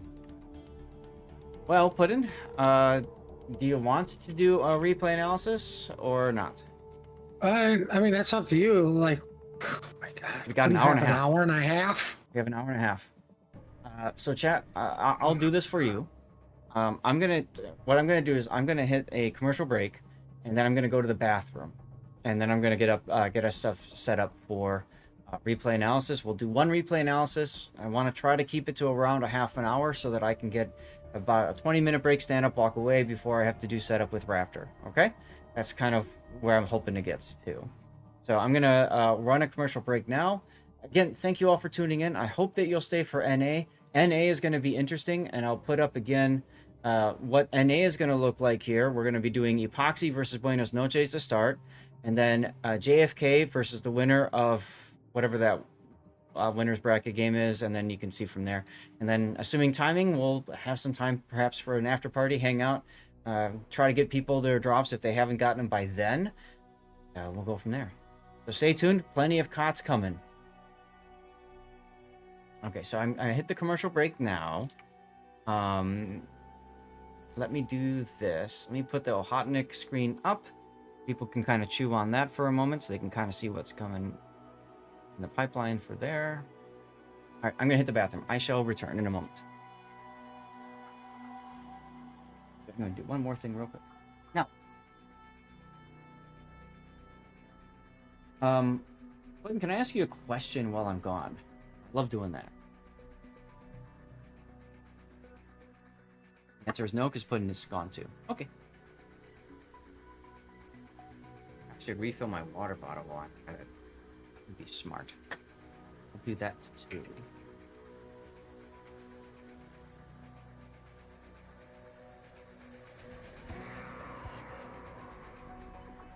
Ooh, also now's a really good time to help me out with Raid Shadow Legends if you want. La la la la la la la. Meme.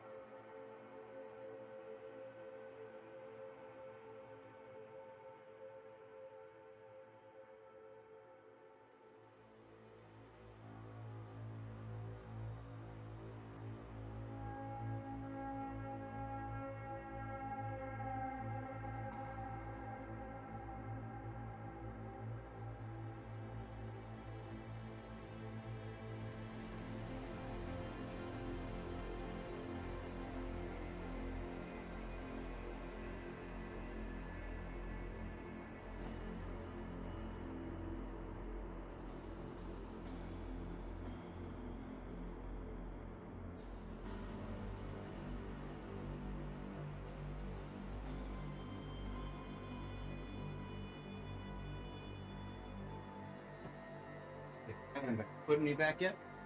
Yeah. Okay.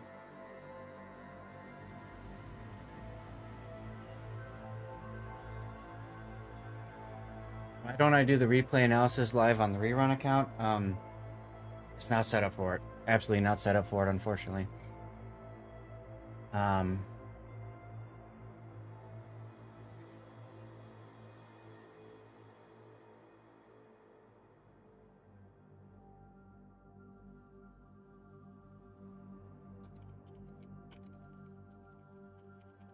Oh, don't forget to change out the pictures. Yep.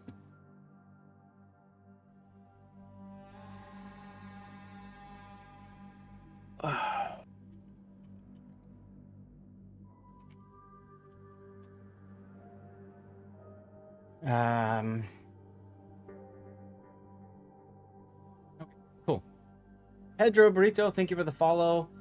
Old Crusader 75 as well. Kilo, thank you for the raid. Attitude Positive and Wool Lion, thank you for the follows as well. Give me a minute. I'm just checking in with Sea Raptor. I also need to check in with my wife. She just walked in the door. I'll be right back. I'm sorry, guys.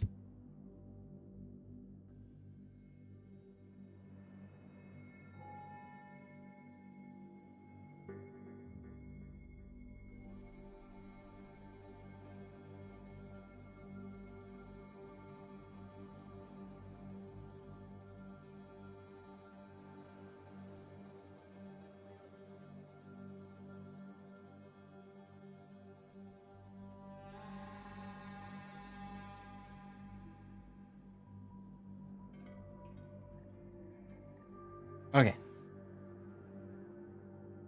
So I haven't heard back from Raptor yet.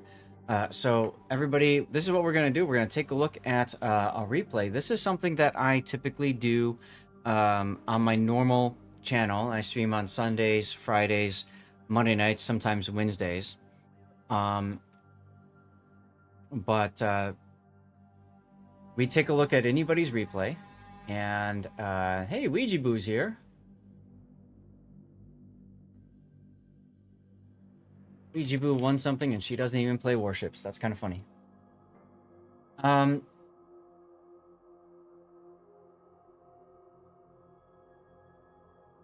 So like I said, we do replay analysis. This is Rob. So Puddin, can you like ping Rob on Discord, let him know we're doing his replay?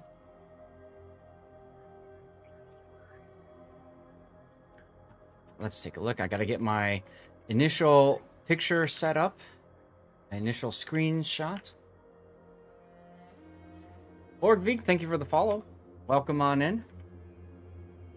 I don't even think I'll end up releasing these to YouTube later, but I don't know, maybe I will. So let's take a look at the build for Rob's Ohotnik. Ohotnik is a tier 5 premium destroyer, which is well known because it's all full of guns.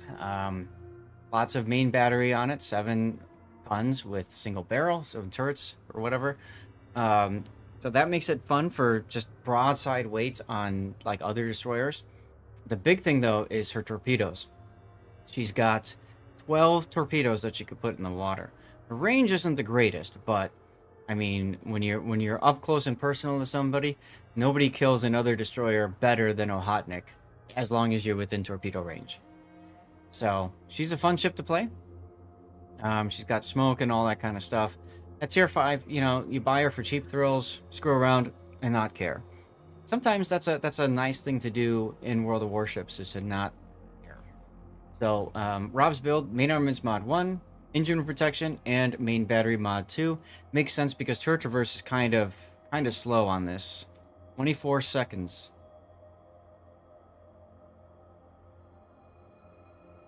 Okay. And then for captain, I don't know if he's using a special captain. It's probably Zemensky, I doubt. Or it could be Ovechkin. It's definitely... I wouldn't think it's going to be Kuznetsov. If it's Ovechkin, it's a buffed Grease the Gears and buff survivability expert. If it's Zemensky, it's a buff preventative maintenance and buff Grease the Gears. Either are good choices, are good options. So, quick look down here. We've got the core build. I always like to say core build for destroyers is you go preventative maintenance, last stand, survivability expert, and then finish up with concealment. Rob hasn't done that. I disagree with Rob's decision to go fearless brawler. I think he'd be better off going with concealment expert. What's his concealment? 6.29 without concealment expert. What is it with? 5.66. It's really good. It's really good. So I'd rather see him do that. Fearless brawler to me, okay, he's also got main battery and anti-air expert, so he's got main gun range, and he's got adrenaline rush, and he's got turret traverse. Puddin', what do you think about this build? It's Rob, but I mean, it's a tier 5 at the end of the day. Like, I don't really put too much thought into my tier 5 builds, because, Yeah. like, if I'm going down to tier 5 and bringing something broken, stupid, like a Julio or one of the commies, which quite literally I put the special captain in, and it's like I'm just seal clubbing. And like that's what you're doing with an all hot neck. Oh, absolutely, absolutely. So, okay, that's a good point. And no signals because he's screwing around. I was just saying, knowing that it's Rob, he needs to find some sort of perk that quadruples his HP pool. It's true.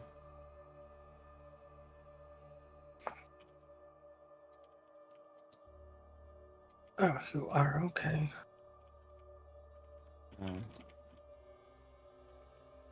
Okay, so apologies, I had to post something on Discord. So no signal flags because again he's just screwing around and having fun. So that's perfectly fine. I can completely understand that. Let me just put this screen back for later, and I'm gonna go to my game screen here. I mean, I think he needs to run at that flag, even if you're screwing around to have fun. Like the fastest way to not have fun is get detonated. True. True. All right, so now we're in the game. I'm gonna speed it up at the start a little bit here. Tier 6 ships and 5 ships, no carriers, 2 subs, lots of destroyers, 4 destroyers. Yeesh. Wife is priority number 1. You got it. Or my computer gets a water bath. Enemy force detected. Dare Slider, thanks for the nice words.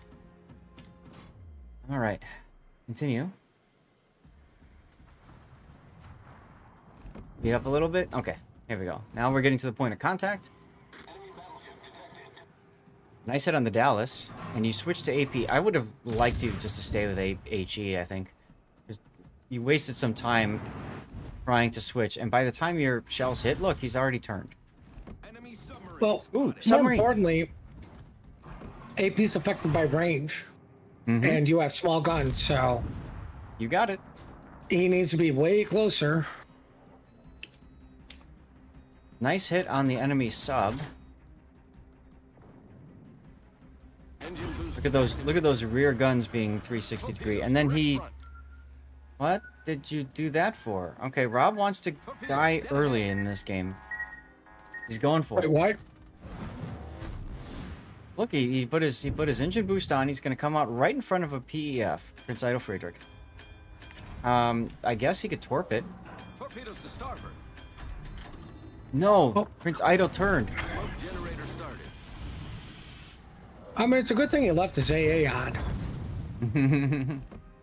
So leaving the anti-air on means that his guns started shooting, and so the Prince Idle Frederick player might have recognized that and started to turn out preemptively. Smoke screen set. Well, that PE turned out as soon as Rob shot at the sub. Well, fortunately for you, the sub is loitering. Torpedoes to starboard. Torpedoes astern. Go back to Discord for a sec, just check something while Rob sails around.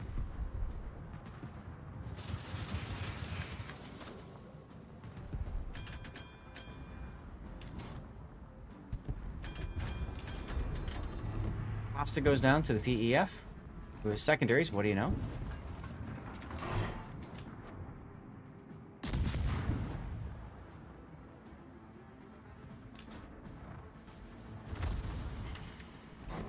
You needed to shoot the DD.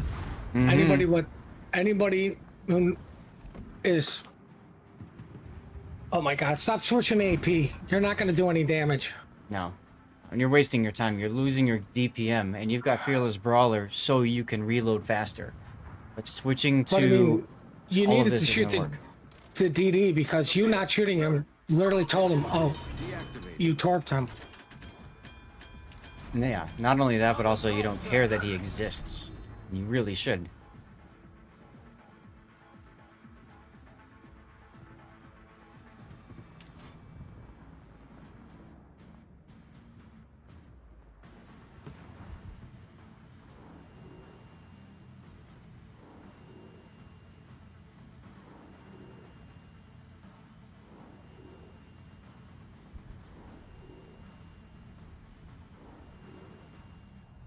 Well, you hit the border, now you're coming back again. I mean, All stations. you're wasting so much time on there with the sub when you could have easily killed this battleship by now. Mm-hmm.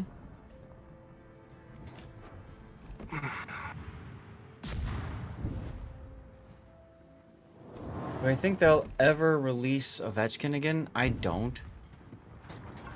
When they released him originally, it was part of a collaboration where Wargaming was doing a lot of PR stuff with Ovechkin, and that was back when he was playing for I think it was a U.S. hockey team, but he's Russian. And then they, of course, geopolitics being what they are, I highly doubt we'll see Ovechkin re-released. Unfortunate for the people who missed out on it. Hey, look, the sub is surfacing again. Why aren't you shooting, Rob?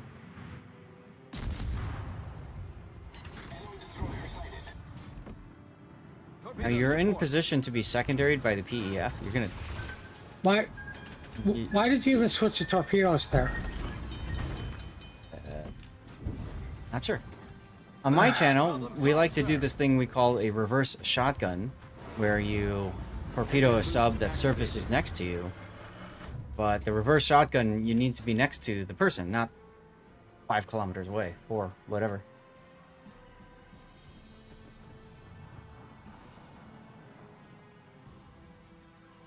Oh, the slider, that makes sense. Oh, and Well, I I mean, just your noticed that Hellbat's you're... not killing this stupid sub. Like, you're bringing me a Hotnik to terrorize people. Right. Like, you easily could have killed the PE, the DD, and then gone and terrorized the sub because the guy was loitering, still in the area, and you just utilized the island. What the hell did you cause a flood on? He's depth charges. He's depth charging the sub. And I like that, actually. He's taking a guess, and you actually crapped all over him and killed him. That's good. And then you're going to kill the Jirua. You got to be thinking about torpedoes from him, though. You might want to slow down and stop anyway so you can smoke and farm the PEF from here. Because you got a Rio de Janeiro coming in. That's another secondary battleship. I said 5 and 4, and obviously it's 6 and 5. Oh. Why aren't you using your smoke, Rob? You're at half health, and you don't have any... You got 3 smokes. You can afford to blow one right now. And if they want to charge you, that's perfectly fine for you. You don't care about that. Their slider, I don't know what GUI you mean, but if you type exclamation point mods, you can find it right there. Check your DMs. Screen set. Okay. Oh, yeah. Too late to fix that. I'll just leave it. I'm not worried about it. Thank you, though. I tried to get rid of at least the team thing, so it's fine. If I disable too many things on this scene, I'm worried I'm gonna forget them when I'm actually casting the games, you know. So I'll keep shooting the Sure. PEF here. I'm sure you can guess who's yelling at me. Which, like, why are you telling me? Well, whatever. I don't know why you shot the PE. Like, shoot the I'm- Rio. Like, the guy was burning. Like, maximize your damage. I'm okay with shooting the PE there just to get him out so he doesn't get the heal. But I do agree that he could have also switched over to the Rio. It looked like he was spending a little bit too much time going back and forth. Frankly. Rob, shoot. You need to be shooting. Well, he's not. He's using his torps instead. Like, literally everybody knows you're going for a torp run.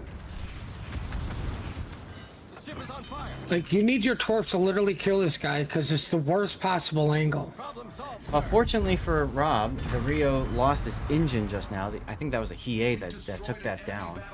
Capture that area. Oh, great. Now they're generally offensive. Okay, now what?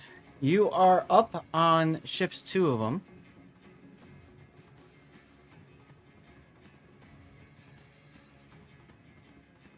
Oh, look, the sub is complaining that Rob's torps are faster. He was also 2 kilometers from him. And look, he just said the same thing. Hey, I wanted to kill him. They literally could have been doing 1 knot and done the same thing. At the end of the day, y'all, it's literally just, it's literally you want to win the game. Like, Crap. I to me, forgot it's winning first. Rob's got to get beat, then he goes Jolos the Fuso. Mm-hmm. Like, then it's literally GG. Mm-hmm.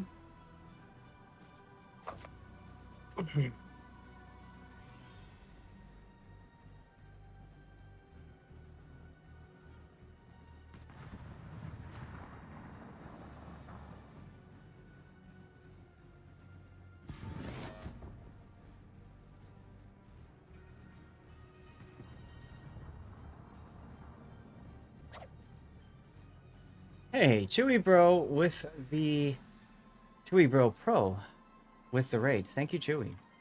Welcome on in, everybody. 5 minutes in your future because we have a 5-minute delay.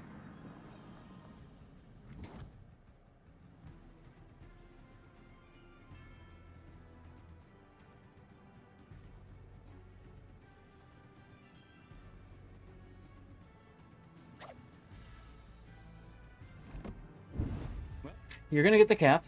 That's fine. So the question becomes, what do you do next? You want to go for the Cachalot? Fuso is going to make himself possibly available. You're going to need... Oh, don't use your horn. Just slow down and bounce off him. Who cares? You weren't blowing your horn at him. Anyway. Now you can stop and smoke. Or, okay, you stop and smoked. I was gonna say, if you had concealment, you could use this as an opportunity to get closer before you possibly have to smoke or whatever, and you could have torpedoed the Fuso. Bry guy gets the torpedoes off. He does die, but I think that's a dead Fuso either way. Smoke screen set. Engine boost activated. Nice work.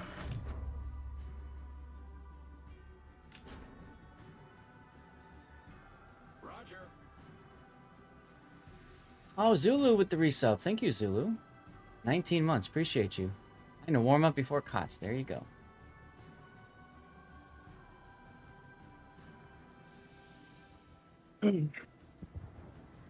I agree, Slalom. He does seem a little confused about the boat's role, but then, we've been giving feedback, and Rob is one of the moderators of this channel, so he's no stranger to us giving him feedback. Right, Puddin'? Yep. Don't torpedo. I wouldn't even gun yet. I would wait for the Furutaka to get positioned properly, and then go from there.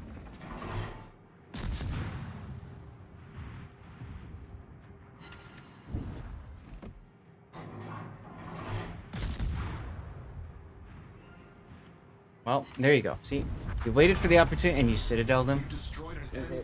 Okay.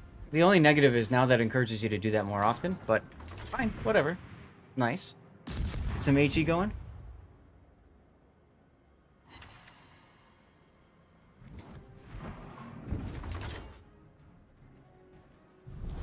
Our victory is in sight. Now you got a sub in front of you. All stations requesting fire on the designated target. Well, I mean, the sub's going for the battleship. Oh, yeah, but he's too close right now. That's the problem. Don't tell that to the sub player. My div mate sounds like he's the actor Paul Giamatti. Oh, there you go, Puddin. That's my co-caster, Puddin597, who casts EU with me, and we're going to be switching over to setting up with Sea Raptor for NA after this game finishes. Oh my god, my brain hurts. Why? The subs at max stop sending torps Torpedoes. out when when it clearly will say you're too close. He doesn't know any better, so he's just... I mean, how many times have we seen people use ASW against other people when it's not gonna do any damage? Torpedoes at stuff that is outside of range, you know what I'm saying? Like, that's not a surprise. Rob getting a Kraken. Possibly a 6th kill right here. Nope. Oh god, somebody hurry up and steal that from him. I know you were salivating, Rob. You were like, ah! And you got the kill anyway. Oh, goodness.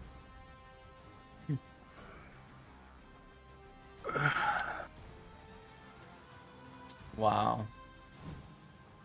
More importantly, he lived. Yeah. Wow, I have so many questions about that game. So many questions about that game. I think all the questions should be put to the enemy.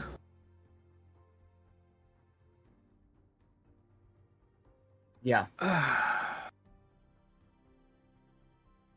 Well, GG, Rob. Yeah. Yep. GG. Look at that. 6 kills. Outstanding. Absolutely outstanding work. There were so many opportunities for you to die. I couldn't believe it. Like, hey, sometimes you have these amazing games, and this is one of them. So, GG. Hopefully the feedback helped. Chat, I hope you guys were all entertained by this replay. I'm glad you guys picked this. We'll put some more votes up later. I don't think we'll have room for for doing any of this today, but we will definitely have room to do this again tomorrow during the EU session, and for sure after EU before NA, because there's only 2 matchups tomorrow. We'll have time to do 1, maybe even 2 replays tomorrow. Okay, Medkit, hello.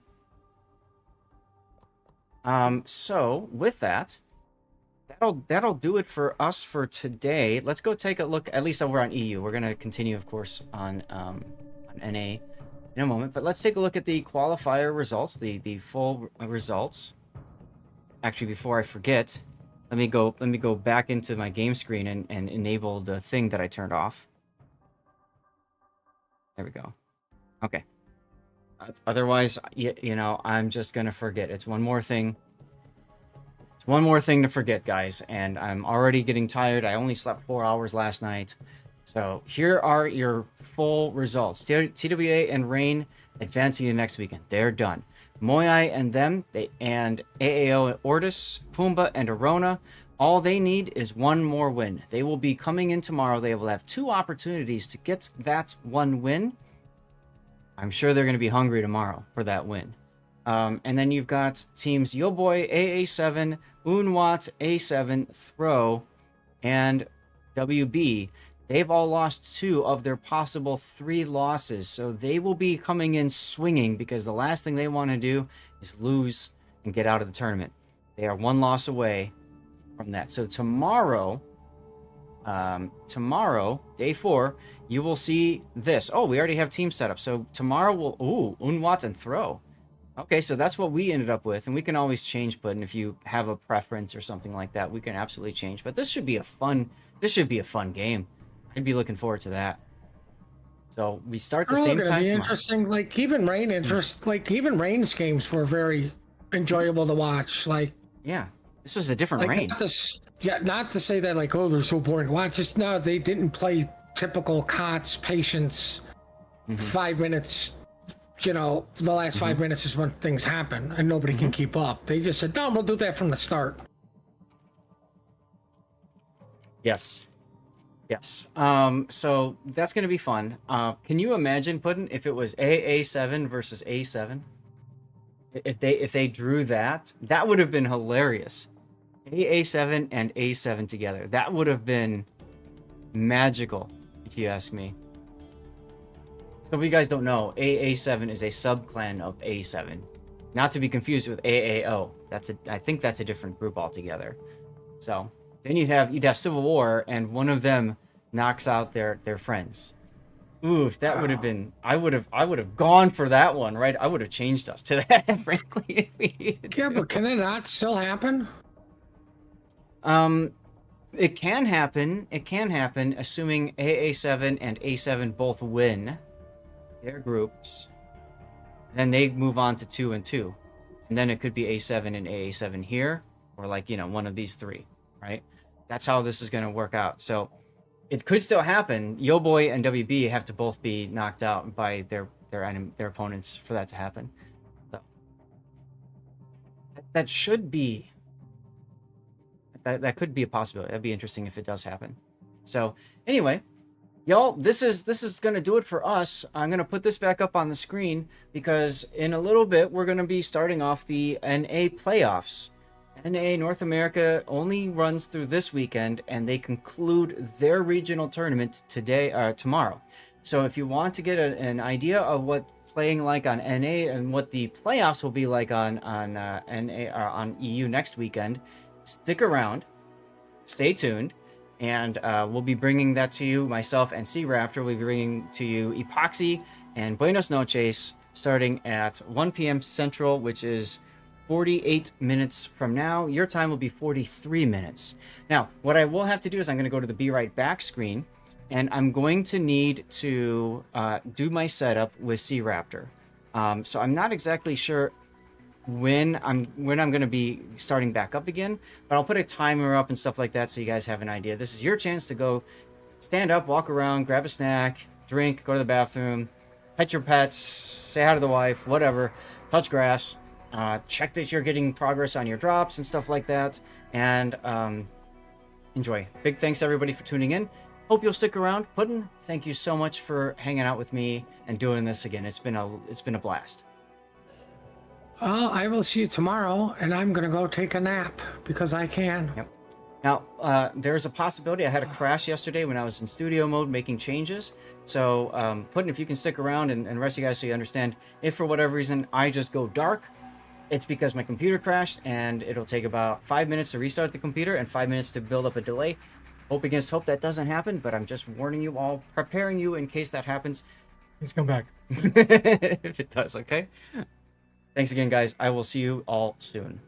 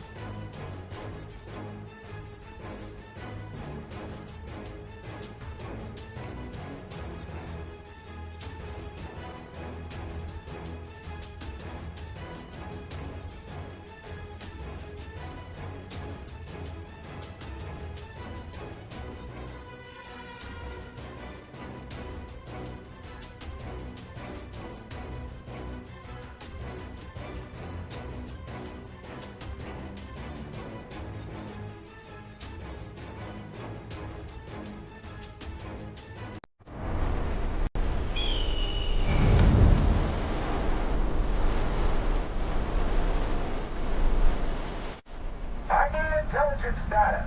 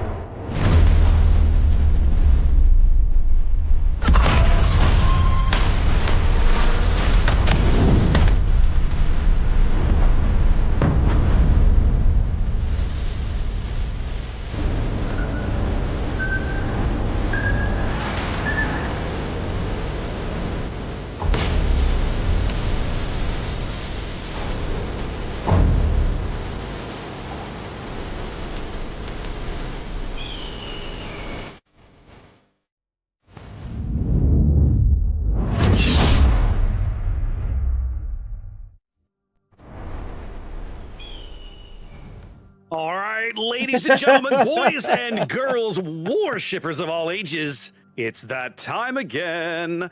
It's that time again. I missed weekend 1, which was very sad, but here we are back for King of the Sea 17 for weekend 2, days 3 and 4 with my good buddy Lord Zath. How's it going, my man? Hey, it's going. I'm still awake despite sleeping for 4 hours last night and being up since 6 a.m. Woo! I gotta say, you know, we've talked about this before, right? You and I have both, you've actually at this point, I think, worked more European scheduled tournaments than I have, but that is brutal. To cast stuff from this side of the Atlantic on their schedule, it really messes with your weekend. I don't know how you do it. I mean, it's not that big of a deal. Actually, my wife said she likes it because then that forces her to get up on Saturday and Sunday because I get up early and then she's already kind of waking up. So she actually kind of appreciates that, which works out really well. What she doesn't appreciate is that later tonight, after I'm done streaming, we'll go have dinner, and then I'm going to come back up here and start cutting up the streams and everything like that and getting all that stuff done for the next 3 or 4 hours. So that's the only part really she's not too keen on. Well, that's the trick, right? With these tournament days, you know, just like anything else, our work begins before we go on camera and ends long after the stream is over. Oh yes. And that's just the nature of the beast. But man, you and I have been doing this for a very long time, and I've been looking forward to this. This is now going to be a once a year thing, actual proper King of the Sea. Other events, other tournaments to cast, yes, but there's nothing quite like the real thing, like the original. You got it. And that's one thing that we've been waiting for so long to get to this moment, right? It was announced back in like February, I think, March, wasn't it? Yeah, like beginning of the year. there. Yeah. Mm-hmm. Just FYI, LOL, no COTS this April. We're gonna put something else instead. And okay, well, that's fine. They did fine. It worked out okay, but this is COTS. You know what I mean? Like this is special. Yeah. This is something. Yeah. So to be able to finally see, okay, now we're going into the regional tournaments and see how things go for EU, how things go for NA. And then 2 months from now ish, we have the internationals where everybody meets, and you know, we'll see where the chips fall for that. I'm gonna be really curious to see how a lot of this shakes out. You know, this is the first year we've done it this way, right? Mm-hmm. So, you know, having done, you know, Warship Masters and various seasons of clan battles, now we're here. And then we're going into internationals in November. Like, in my mind, hopefully there needs to be some kind of good, like, you know, at the end of the year, like after internationals is over, right? And Wargaming is typically pretty good about this. Like, the organizers are typically pretty good about this. But like, okay, guys, this was our first year of the new thing, the new format. Yeah. What worked? What didn't? What needs improving? You know, we historically did that after every King of the Sea, and things iteratively would usually change little bits, little things here and there. But this is you know, this year has been a shake-up to the organization of this tournament, which has been running for 8 years now. 8 years, I think. And this is the first year that there's been like a real change in how we do things. Yeah. And so definitely gonna have to be some how do I want to put this? Self-reflection. There we go. At the end of the year. Let's say it that way. Yeah, they Well, definitely listen, need Zap. to do a post-mortem on everything. You got it. Absolutely. But listen, we've got a whole day of tournament games to cast. You're several days up on me. Talk to me about the NA bracket up to this point. One of the biggest changes that I've noted. Okay, there's two things that I want to talk about in a little bit of time we've got. We've got about 7-8 minutes. We probably won't hit it all. One is some of these maps have radically different spawns, and this has been a kind of a thing that we've been seeing over the course of the event. Wargaming will come in, the tournament organizers will come in, and they'll play with the capture zones on these maps and reconfigure things specific for the event. So let's talk about that real briefly. The other thing is ship bans. We're now to a point where we're using more ship bans than ever before. I understand why that is, and we'll talk more about that. But I want your thoughts on the impact that has or hasn't had on the team lineups you've seen. So pick one of those topics and go. Sure. Do all these things, and then no problem. No pressure. Not putting you on the spot at all. Well, we can start with the map pool. The map pool, there's some favorites that are on there, some less than favorites, in my opinion, that are on there. But the big change-ups is with the maps, with the caps, I should say, on them. So Trap, you mentioned. Trap is wild because you got that giant, like, border circle of a cap at thing in the corner. Look at that thing. Yeah. So historically on this map, when they had the caps closer, tighter, like what you find today in ranked, for example, most of the time you might see one ship kind of go and screw around over there. But then teams are starting to change that up. What we found on the first day was that a lot of teams only put one, maybe two ships over there. And then all the rest of them went up to C and D because there's two caps up there. So that's two where all caps the is better points than are. one. That's exactly That's where all the points are. So we kept seeing, we saw a lot of ships going up that way. And then it was funny, day 2, it's like a school of fish. They're like, you know what? Why don't we try going A? They won't think of that. And so all these teams started like trying to blow through A. And it's been wild to see how these teams are reacting to this stuff. We've seen some very bold plays. So I'm excited about that one. The other one that's been a real surprise to me, actually there's two other ones. The second one that's been a real surprise to me is Sleeping Giant. Sleeping Giant has been so crazy because not only did they change the cap configuration, but they also changed the spawn. The spawn, that goofball spawn on Sleeping Giant looks so weird. You and I, we need to speed up when we talk through builds at the start of these games because by the time I finished my team and went to Puddin', there was already action. Like good tip. Damn. So that's fun. And then Hotspot, for similar reasons to Sleeping Giant, has also been just a thing of glory. So the one of these that caught my eye, and I want your opinion on it, is North. Right? For so many years, the 9-10 line of North has been a thing, but it hasn't been a thing for capture points. It's been a thing for area control. Once you quote unquote own that flank of the map, it opens up other avenues for you to push forward. But now there's a capture zone on the 9-10 line. Further incentivizes it. Well, exactly. When I saw that, my brain went like, oh my God, I thought we'd seen some crazy 9-10 line action on North before. But it's gonna pale in comparison to what I'm expecting to see out of that map now. Raptor, do you remember the good old days when North, that was just one gigantic island and there was no canal between it? I remember. Oh my God. I remember. You take a Colorado over there and you're gone for the next 8 minutes of the battle. Done. If there's nothing over there, that's it. You're done. Yeah, you're done. Wow. Nothing to shoot at, nothing to do. Yeah, so the map pool is going to be interesting. Now, briefly, we've got at least 3 minutes here.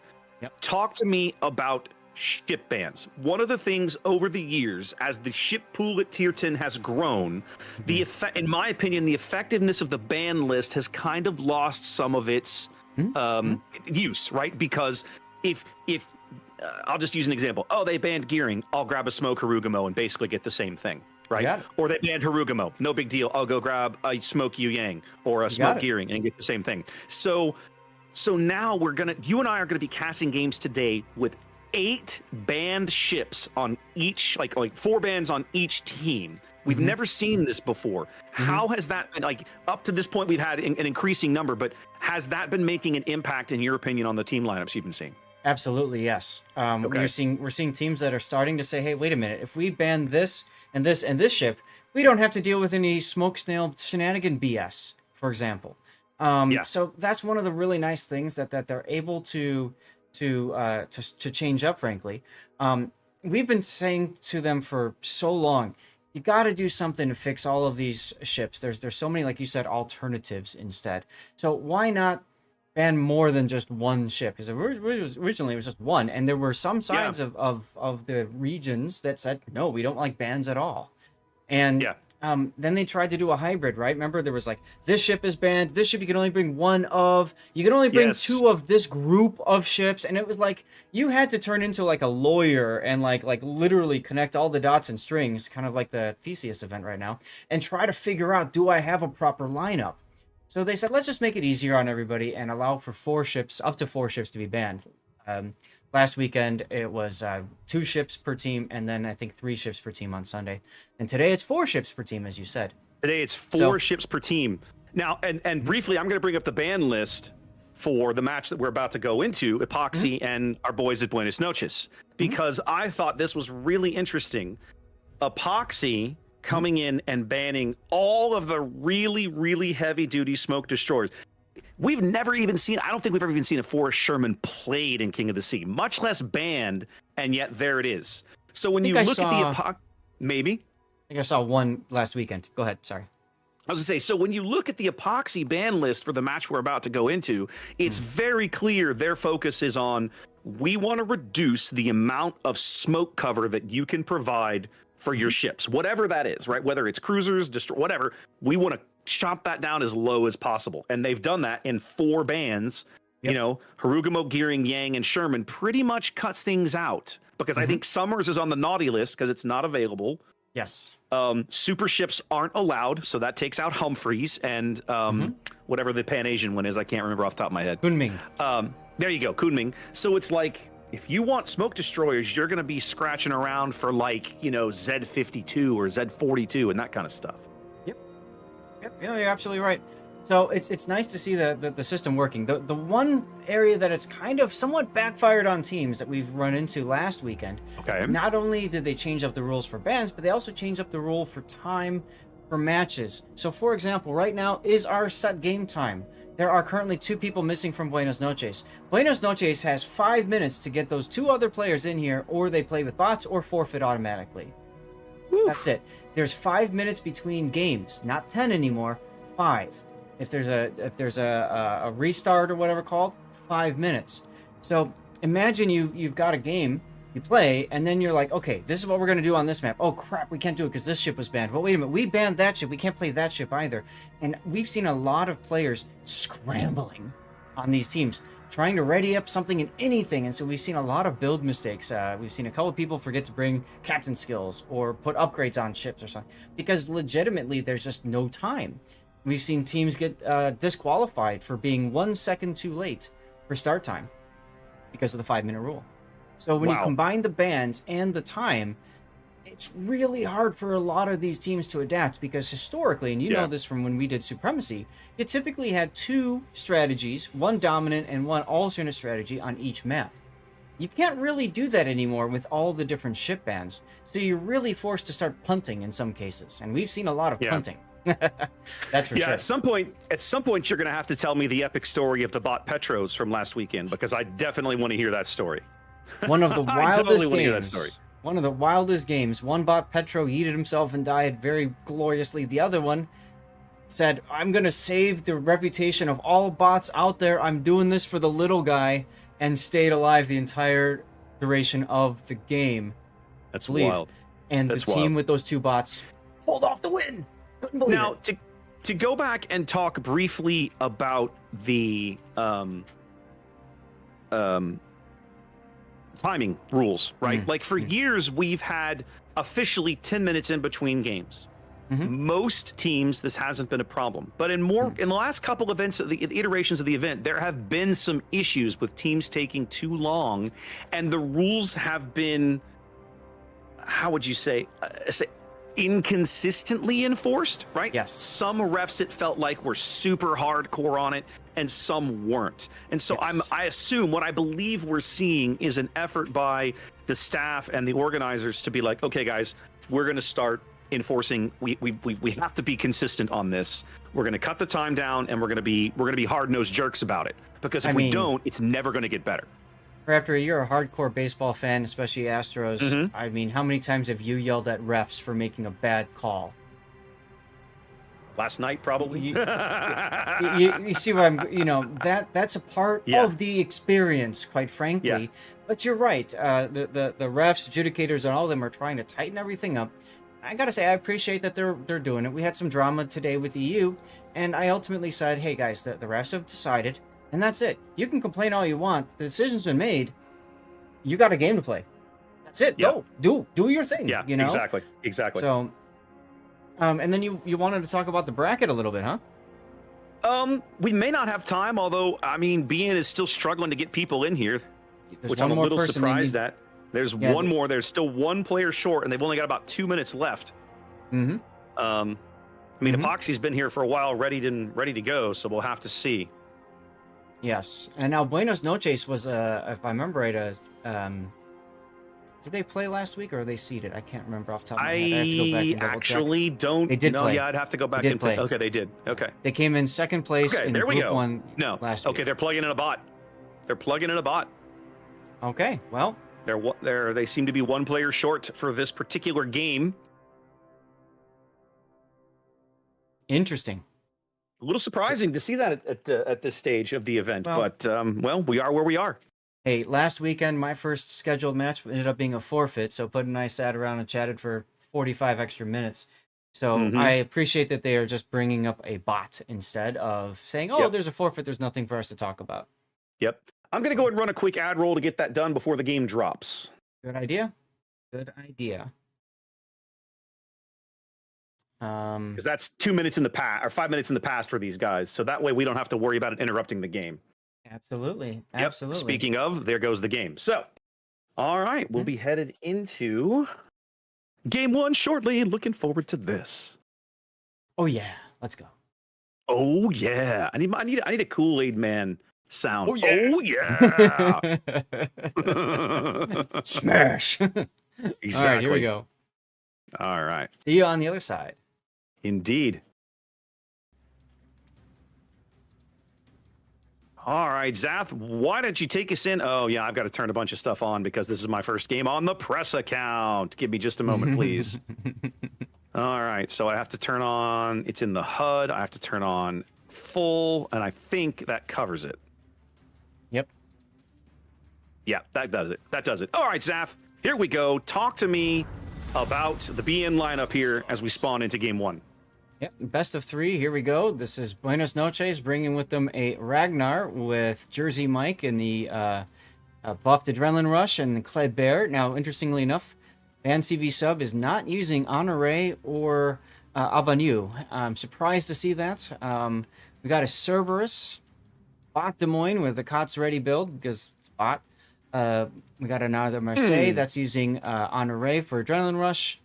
Des Moines with unique upgrade, Moscow with unique upgrade, and Buff Consumable Specialist, that's Zemensky. Christopher Colombo with unique upgrade, and finally Kremlin to round them out. Interesting choice, Des Moines bot. Yeah, I was curious about that as well. I was wondering if maybe we would see something that might be a little more considered a little more survivable. Yeah. But here we are. Yeah, All usually we see right, Marseille's chosen. Yeah, which makes a little more sense. All right, from the south, spawn in the red. Let's have a quick look over things. We've got the Epoxy lineup. And I'm realizing now I needed to be using the other flip. There we go. We got Vampire Deuce, a double Vamp Deuce in Petra Povzlosk Vampire. That's going to mess me up. I think they do that to troll us personally.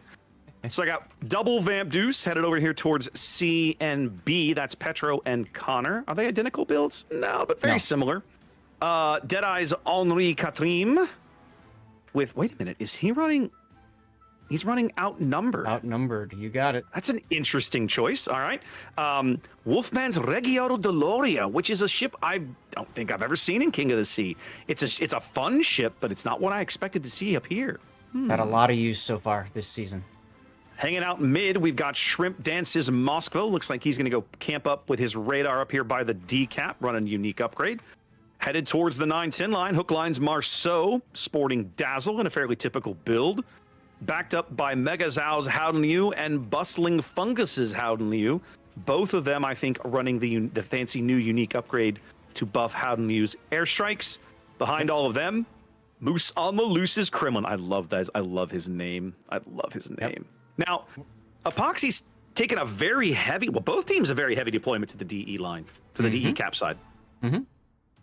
You got it. And Epoxy, now both Hot and Lose, they do have the special Dutch commander that gives a buff to that tier 2. Can't remember the exact name of the skill, the 2-pointer. Focus fire training. Thank you. That helps get the airstrikes back, and of course that synergizes really well with the unique upgrade. Ooh, wow! The bot Des Moines taking a bit of a risk there early, and the Kremlin not able to punish him for it. A little surprising there. Yep, you just spam get back on the Des Moines, right?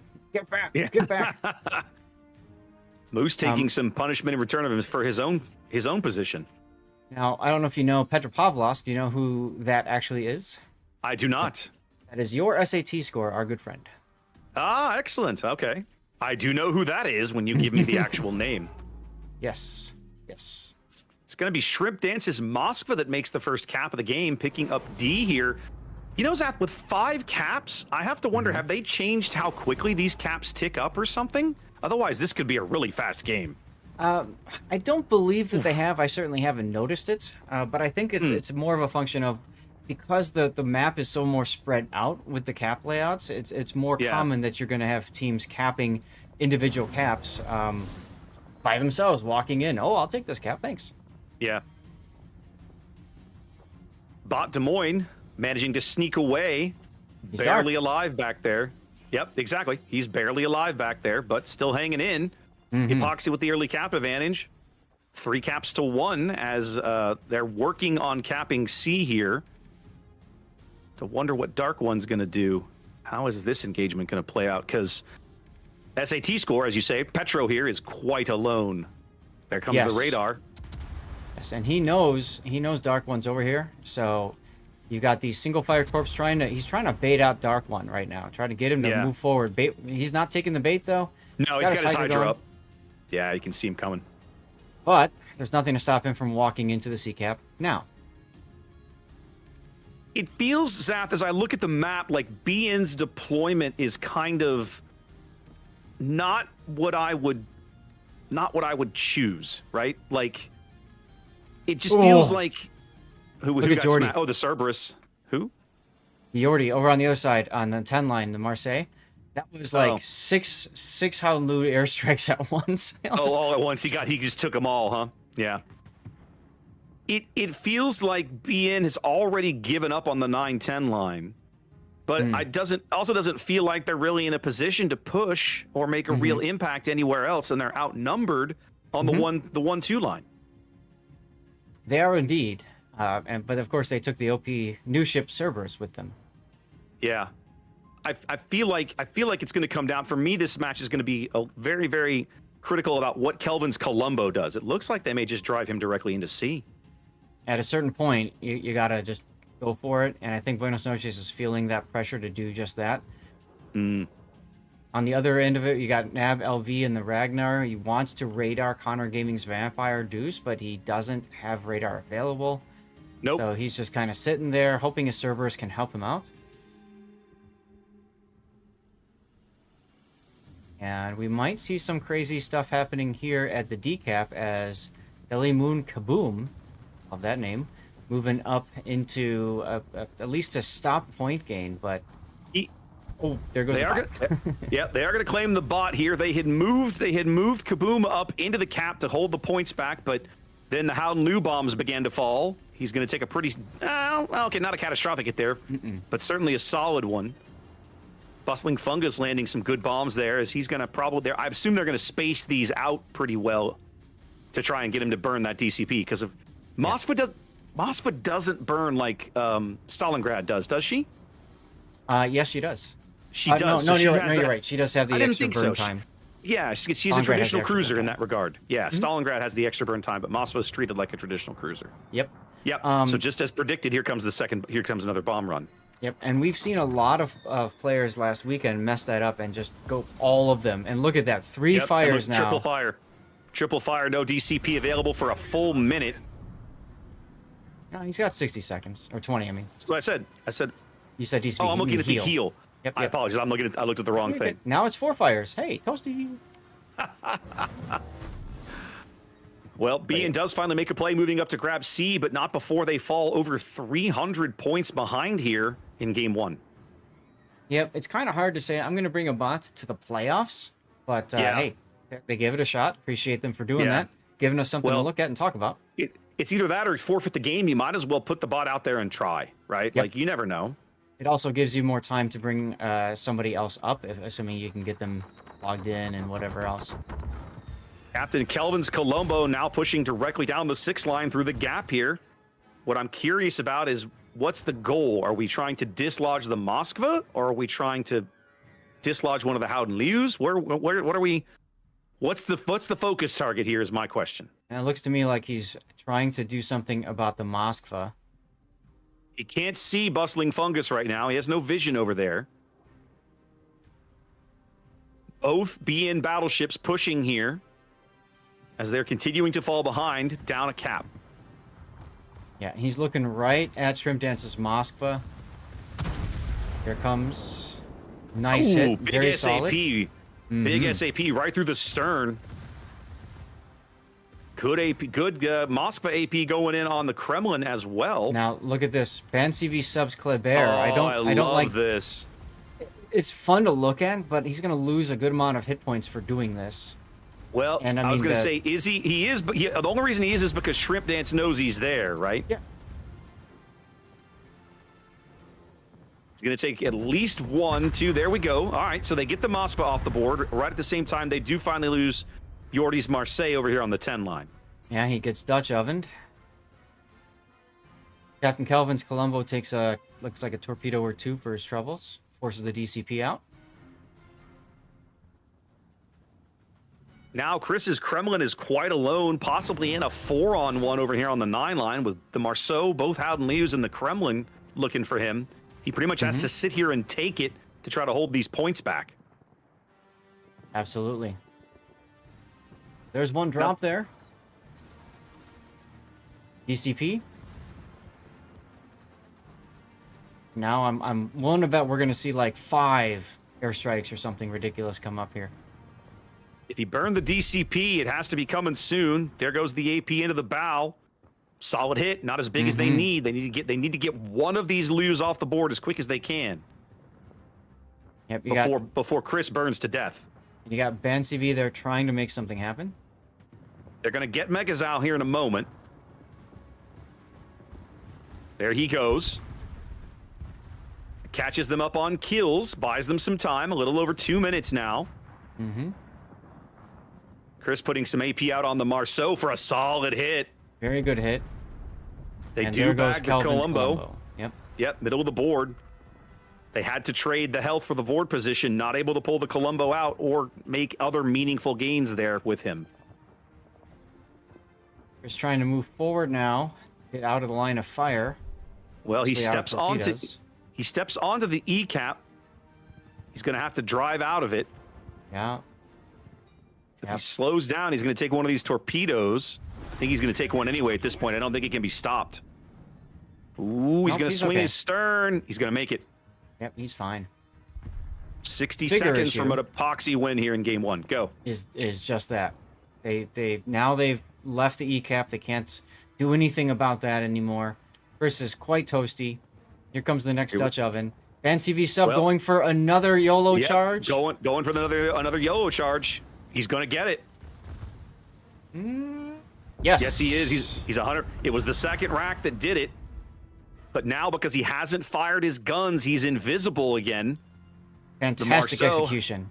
had to back too far off. They're going to lose Chris. Can they take Moose with him? They need this trade.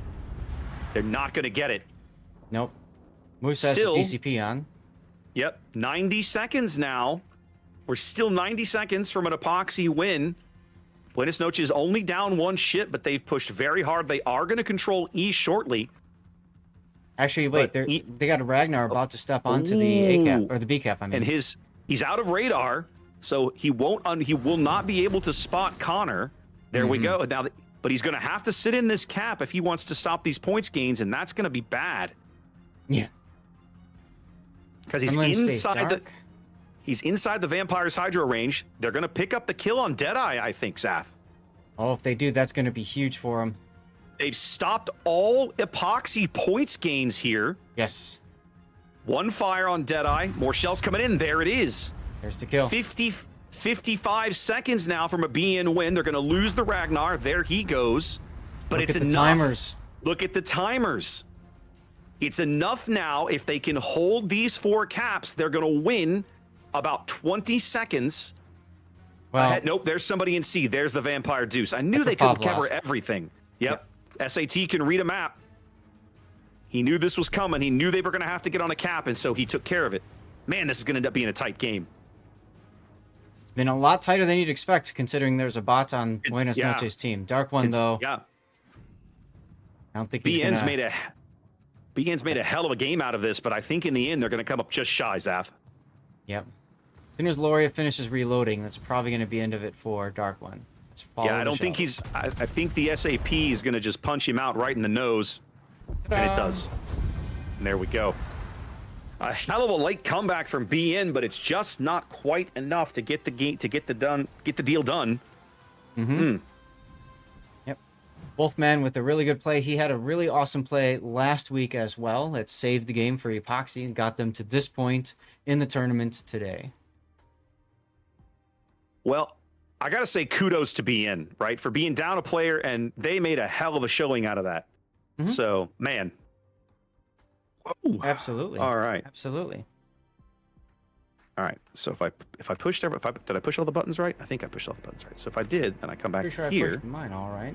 pretty sure I pushed all of mine right. So if I come back to here, there we go. All right, it is correct. Excellent. So Epoxy up a game here.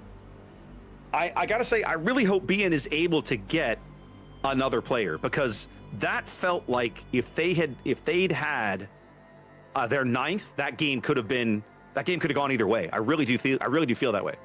Well, Buenos Noches has exactly 5 minutes Yes. to get that other player. Yeah, like They're not here yet. They've had time while they've been playing to be like, hey, let's go. Like, we got to find somebody. Let's find. Where's our roster? You know. Which is really unusual and unexpected in my opinion. I mean, it's the same start time that they had last week. And this is a team, these guys know what they're doing. They've played competitive COTS for years. Just find it interesting. All right, let's run an ad. No, Oh, I yeah, have to good wait. idea. I have to wait. I have to have my little timer button. Hold on a minute. Somewhere. Okay. I took my timer out. I took my timed ad button out of here. I gotta wait until it catches up on stream. I'll do it over there. Anyways, okay. All the fun things you all at home don't have to worry about. I know, right?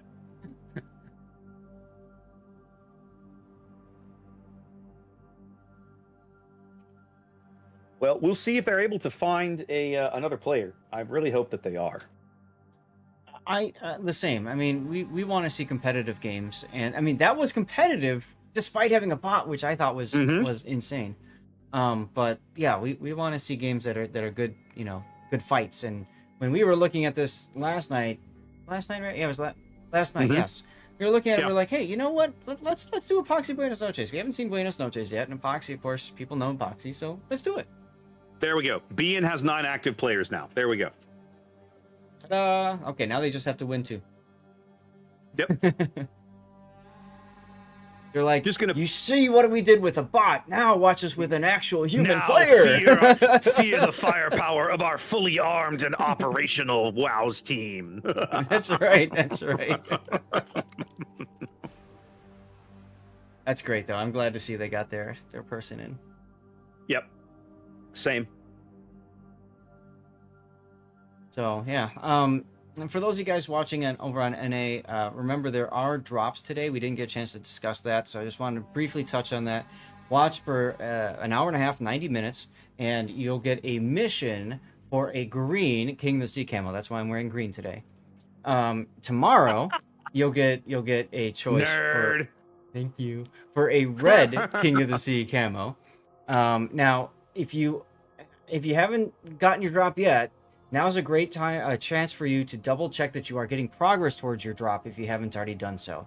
Take a look at the top right of your screen, click on your icon, your avatar, whatever your name, and then check and make sure that says you're getting progress for drops on either one of our channels. If it says that, you're good. If it doesn't, something ain't right. The easiest thing to do that I tell people is, Raptor, are you streaming on YouTube right now? I am doing both as usual. So Raptor and I are both casting this on YouTube as well as Twitch. So what you can do is find our cast on YouTube. It's also a great way to dodge ads anyway in case it happens, because we all make mistakes. So pick up our streams on YouTube. Kill all your Twitch windows. That's important. Kill all of them. Okay? And and set a timer for 5 minutes. For about 5 minutes, bring up whichever of our Twitch channels you're on, and it should show on the top right that you're getting progress now, special mission, whatever. Okay? Wait 15, double check and make sure it at least says 1%. If it does all that, relax. You've done the thing, you've done what you need to do other than just to sit for an hour and a half. Okay? And you tell I've done this a bit. You have been. Yeah, that's a very practiced, well executed overview, Zaf. I can tell you've been giving that speech over the course of the week, over the course of both. Well, actually, there weren't drops last weekend on NA. Were there on EU? No, there were none. So no drops at all last weekend. So this is the first weekend we've had drops at all. Correct. Okay. Correct. Okay. Oh no. Well, I think they had somebody who's got to go make a change. Right, but the problem is game time, and what did I say before about enforcing the rules? They've been told it's time to play, and they just dropped somebody out. They're asking for 1 minute. Yeah. Raptor, this might be a forfeit. If so, we are going to want to search. Yeah, well, let's have a peek. Yeah. That guy had never readied up, so I got the impression he was having some kind of training room problems or whatever. There we go. He's back now. And yeah, 9 on 9. We're good. Everybody's here. And they're all ready. Hashtag seems okay. And we're dropping. Outstanding. Okay. Excellent.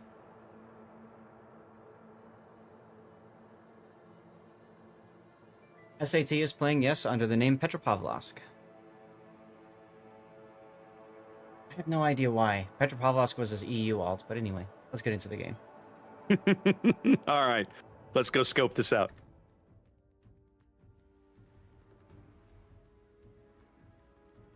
Boop.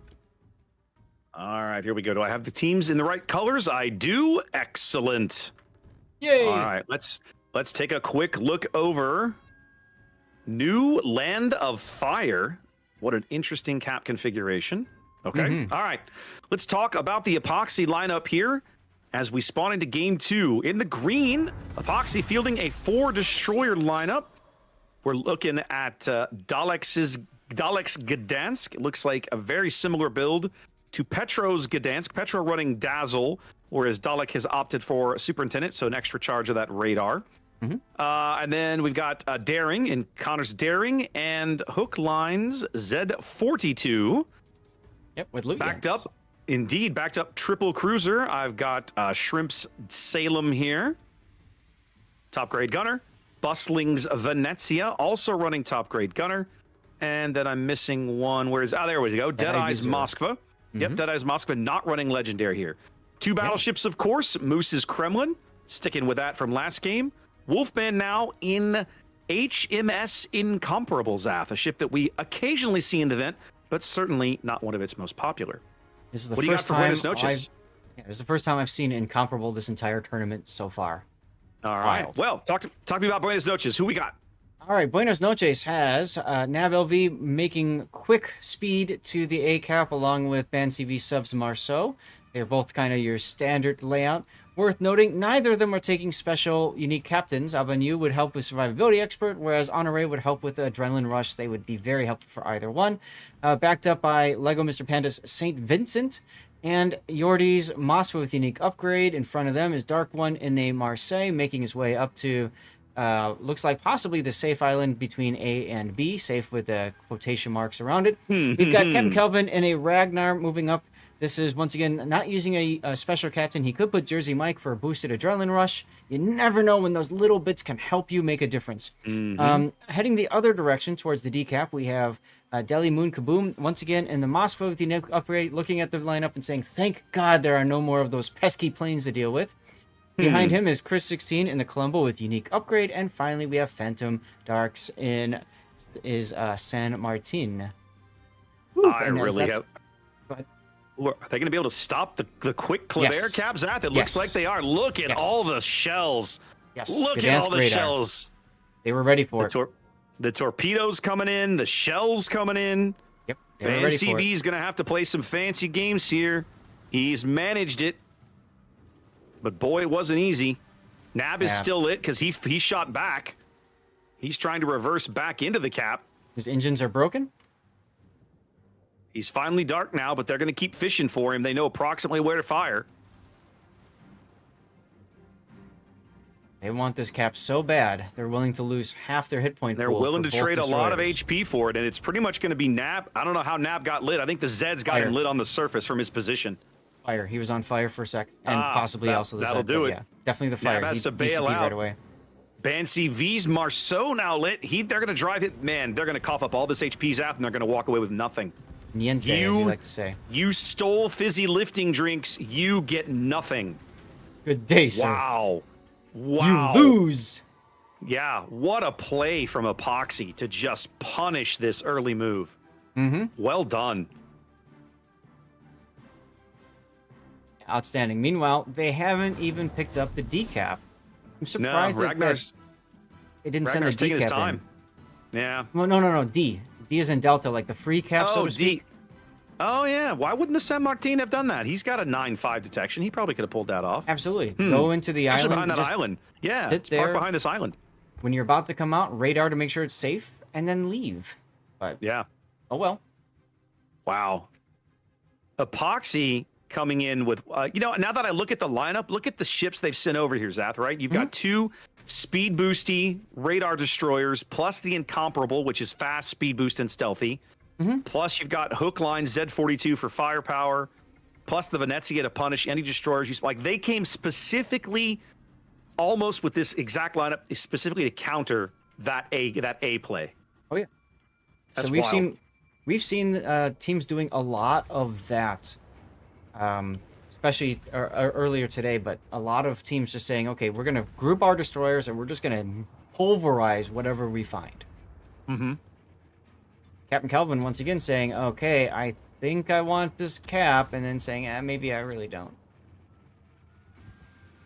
Hookline tries to back into A, gets radared by Yordi's Moskva, but what's gonna stop him after that radar?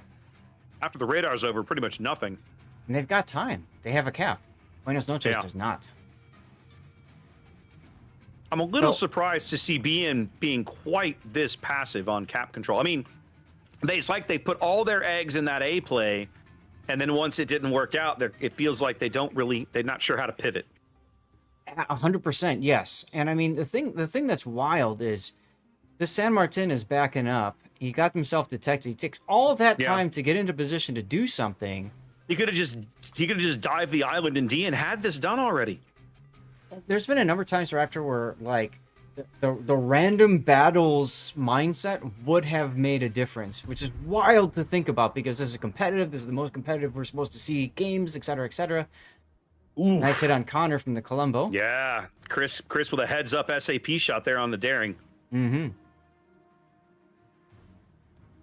Yeah, Zath, this is something that I talk about when I play randoms, when I do replays, when I stream. There's very much a, huh? It could be. Yeah, I know. They were trying. Oh, they're going to get Kelvin already. Uh-huh. Man. Yep. Again, this is one of those, like, if he probably could have, while they were busy murdering his teammates at A, he probably could have just driven straight through that cap. Nobody was even looking at him, and they could have had it already. That's right, 100%. So, what I was, to continue the earlier thought, you know, it's possible to play too cautiously in this game. You know, in a tournament environment like this, nobody wants to take risk. You don't want to take undue risk. Nobody wants to be the player that costs your team the game because he got dunked on earlier or whatever. But at the same time, not taking no risks very, very rarely results in a good result either. You almost always have to ride that line. There's that fine line between, okay, you know, I have to do something, whatever it is, but I can't be crazy about it. Exactly. Well, 7 minutes gone. Buenos Noches firmly on the back foot. They managed to grab the quote unquote the home cap, their D cap, but kicked in the teeth trying to grab A early, and they've not yet found a way to recover. No. And you know, I mean, we've both played competitive tournaments, clan battles, but nobody wants to be the first dead ship. So in competitive, a lot of times the first instinct is, what am I going to do that won't get me killed? Yeah. Now, Zap, they're bringing Nabs Kleber over. I'm not quite sure what the thought is here. Do the same thing he did last time. Yeah, but I don't think you can afford, with only 8,000 hit points, I don't think you can afford to drive out in front of the Moscow. I don't think he cares. Well, he apparently doesn't, because he's going for it. Feels to me like this is just one of those frustration plays, like, to hell with this. I'm just going to do something crazy. We're going to do the Hail Mary. He's now detected. I am not sure I would have made this play. He's trying to knock out the torpedo tubes there. It doesn't look like he gets it. No. He'll Corpse get in the kill. Water. He will get the kill here. And like manage to sneak away unspotted. Mm-hmm. Can he avoid the damage coming in? He does. So now what's interesting about this is that Nab is actually in the epoxy backfield, able to grab C, while Connor has made a very aggressive kind of move up to try and work over D here. Almost feels like epoxy being a little too greedy. Look at A. Speaking of greed. Oh, there goes hook line. Ooh. They were trying to say, a torpedo charge. See what you guys did? I see that. Well, watch this, and then. Feels like epoxy may be letting B in back into this game here.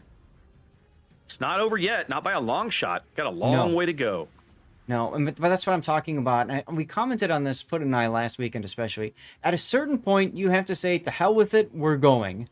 And that's exactly what Nab did. And you're right, it blew things wide open, because now you've got Moose in the Kremlin turning around to try to do something to stop Nab. Yeah. Well, and they can see Shrimp Dance. Shell's going in over there. Nothing doing from the Moskva. Ooh! Oh, the Colombo absolutely dunks the Daring for well over half his health in one shot. Wow. Well, as Putin liked to say earlier, the Daring just found the new world. Yeah, and just like that, we have a lead change. Buenos Noches out to a points lead, although Mr. Panda's St. Vincent on the one line looking a little rough. He does get to a heal. Phantom Duroc, meanwhile, on the other side, for Buenos Noches, manages to get his funny button active, and he's rehealing himself. I gotta say, Zaf, now that they've got a lead, I don't know why Jordy and Mr. Panda are still up here in a 4-on-2. That does not feel like a good use of their time. No, what really needs to happen is we need to see Dark One start coming out too and making something happen. He's got Hydro available, so he's got the ability to do it if he wants to. Yeah, if you're gonna push, you need to all push together, not leave your teammates out to dry here. Exactly. Panda can only take this fire for so long. Oh my goodness, Wolfman's incomparable speaks and Jordan Yordi screams in pain.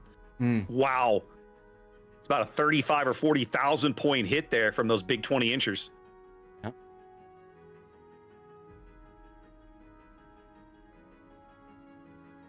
Moose's Kremlin has rotated back to C. Yeah, I was just looking at the same thing. They're playing little games here. Nab just happens to have this little place where he can just park himself and say, "Neener, neener, you're not getting this cap." Oh, look at the Columbo. Yeah, I was like, Chris is Columbo now, basically telling the Salem, like, let's go, let's dance. Kremlin trying to get in on this fight. Yep, there goes the St. Vincent. Yep, and that leaves Yordi very, very, very alone over here on quite low HP. Buenos Noches made a big push to get back into this game, had flipped the lead. They've lost it for the moment. 8.5 minutes to play, only a 40-point difference as Shrimp Dance gets kicked in the teeth, and Chris goes out. And so now a D Salem flank and St. Martin. Yeah, a D flank that was looking like it was shaping up very nicely for Buenos Noches. Maybe now not holding together quite as well as they would have liked with the loss of the battleship. Agreed. Both their battleships now off the board. And possibly this Mosfa. Yep. Yeah. Very nice salvo from Wolfman's Incomparable. Only a matter of time. If you going as a cruiser player going up against someone who understands how to aim and how to drive an Incomparable is one of the most frustrating experiences because she's so good at murdering cruisers. Yeah, if they can hit. Yeah, they're going to try and pick up. They're going to try and get Band CV to pick up A, but this is a huge risk as Dalek's got radar available and is pushing back up. 5 seconds here. I think Band CV is going to grab it. He'll get it. He's just outside the range, and he's going to be able to speed out of there undetected. Wow. Dalek not willing to completely risk it because of the Marseille there, and Nav goes down to the Kremlin. Bold play, but a smart one. Phantom hanging on 1,000 HP back here with his next heal 2 minutes away. Yeesh. Kaboom now going in on Moose at point-blank range. I mean, you might as well at this point. Forcing Moose to wander into torpedoes. Nab went out somewhere. I missed it. Okay. Kremlin. He came out right in front of the Kremlin. Yeah. Kaboom's icebreaker bow holds up against the Kremlin, but his AP doesn't get anywhere. But he's got to start turning now. Yeah, he's going to have to turn.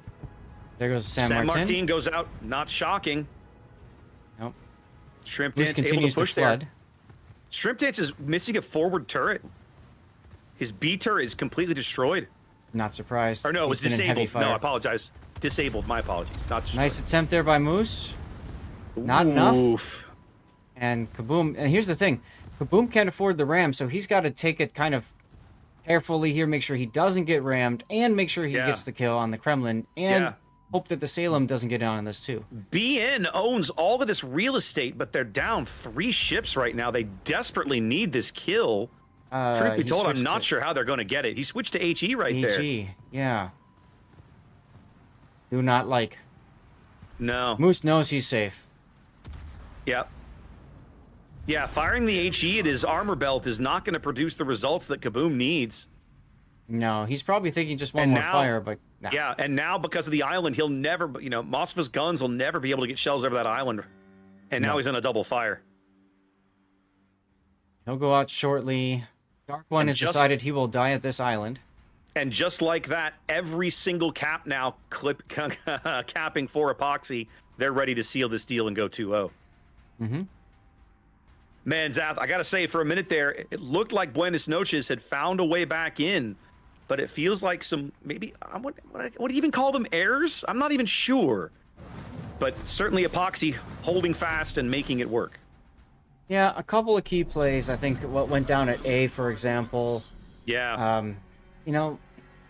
I see that like flash of greatness, and unfortunately they just couldn't exploit that to a win. Yeah. It happens. It does. 100%. Big incom salvo coming in on Dark One here. Looks like he's going to turn into it. Come up okay. 46 seconds remaining in this game. Possibly fewer, depending on what happens with Dark One. They'll get a small time extension out of Dark One, but it won't be enough. It's just, I mean, it's a 6-on-2 at this point. I gotta say, Zath, if you made me go back and pick an MVP, it would probably be Shrimp Dance. The fact that he sat there nose to nose with a Columbo and pulled off a victory wild to me. Absolutely wild. It was a Colombo and a San Martin. And the San Martin, yeah, for sure. Ooh, big hit on the Petro there from Dark One. Fungus is like, yeah, well, I can do that too. Here, have one of these. You got it. He knows it's over. They're just driving straight forward at these guys. Yep. And of there course, it there is a goes. loser's bracket, so that doesn't mean that they're they are not out. They're not out completely. Man, both teams look really good in this series, Zap, but it's Epoxy that comes out on top. That's right, indeedy. So let's go ahead and give them their due, set them up as the Indeed. winners. Hit that. I got to do that. Hit that button, and then this button should work. Hey-oh, man, I really do like it when everything on the overlay system like works the way it's supposed to, right? That's a nice, that's a good feeling. Yeah, you know, and I agree, and big thanks to Sarah for putting this together. Agreed, and I like the coloring this year. The logo is really nice. The coloring is so modern, and yeah, it looks good. Yeah, it looks good. Looks great. I do, and chat, you guys please also feel free to share your thoughts and stuff. I'm sure there will be surveys and stuff for player feedback from this tournament. Let them know what you guys think of every aspect about it. I've asked if there's any game 3s, Raptor, and I've been told no. No, yeah, I see that. No game 3. So I wonder if that means they're going to move up the start time of the next round by a few minutes. How is it that Resin goes 3-0 over 3xWT? 3-0? That's what it says on the tournament page. There are only 2 games. They should have only played twice. That's odd. Awkward. Speaking of, let's pull that screen up real quick. Let's see if I can make this work. Hang on a minute. I need this. I think that's the screen that I want. And then I want to come over here and I want to interact. Yeah. I want to do that, and that. And I think that puts me where I want to be. Yeah, there we go. All right. So the bracket is up for the day. We can see Epoxy going 2-0. They're going to be moving on to play. Who is that? Stonks. I love that name. That's awesome. It's just Stonk, not Stonks, just Stonk. No, that tripped me you up can call him before. whatever you want. I'm calling him what I want. Yep, I'm not sure how the 3-0 thing works, but okay. ELSR moving on to square off against Resin. Resin and Epoxy potentially on a collision course. That'll be entertaining. Still waiting on results out of KSC Civil War. It's over. It's 2-0. 2-0 for KSM. Really? KSM. Yeah, so imagine if we would have grabbed that one. That was our original thought. That was our original plan. Yeah. Interesting. Okay. And then, of course, still waiting on... Well, I guess we would know now. I guess if there's no game 3, then NACL must have won that matchup. They'll be moving on to fight to square off against JFK. Which is who we're going to face, or we're going to cover next. I just went into that room. Nobody's in that room, so I'm guessing that's a done deal. Not surprised. So this is... Hang on a minute. Pen's trying to die on me. Okay. So JFK v NACL. So we're going to make a couple of...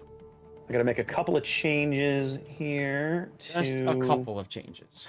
This I'm gonna fix the little schedule button over here.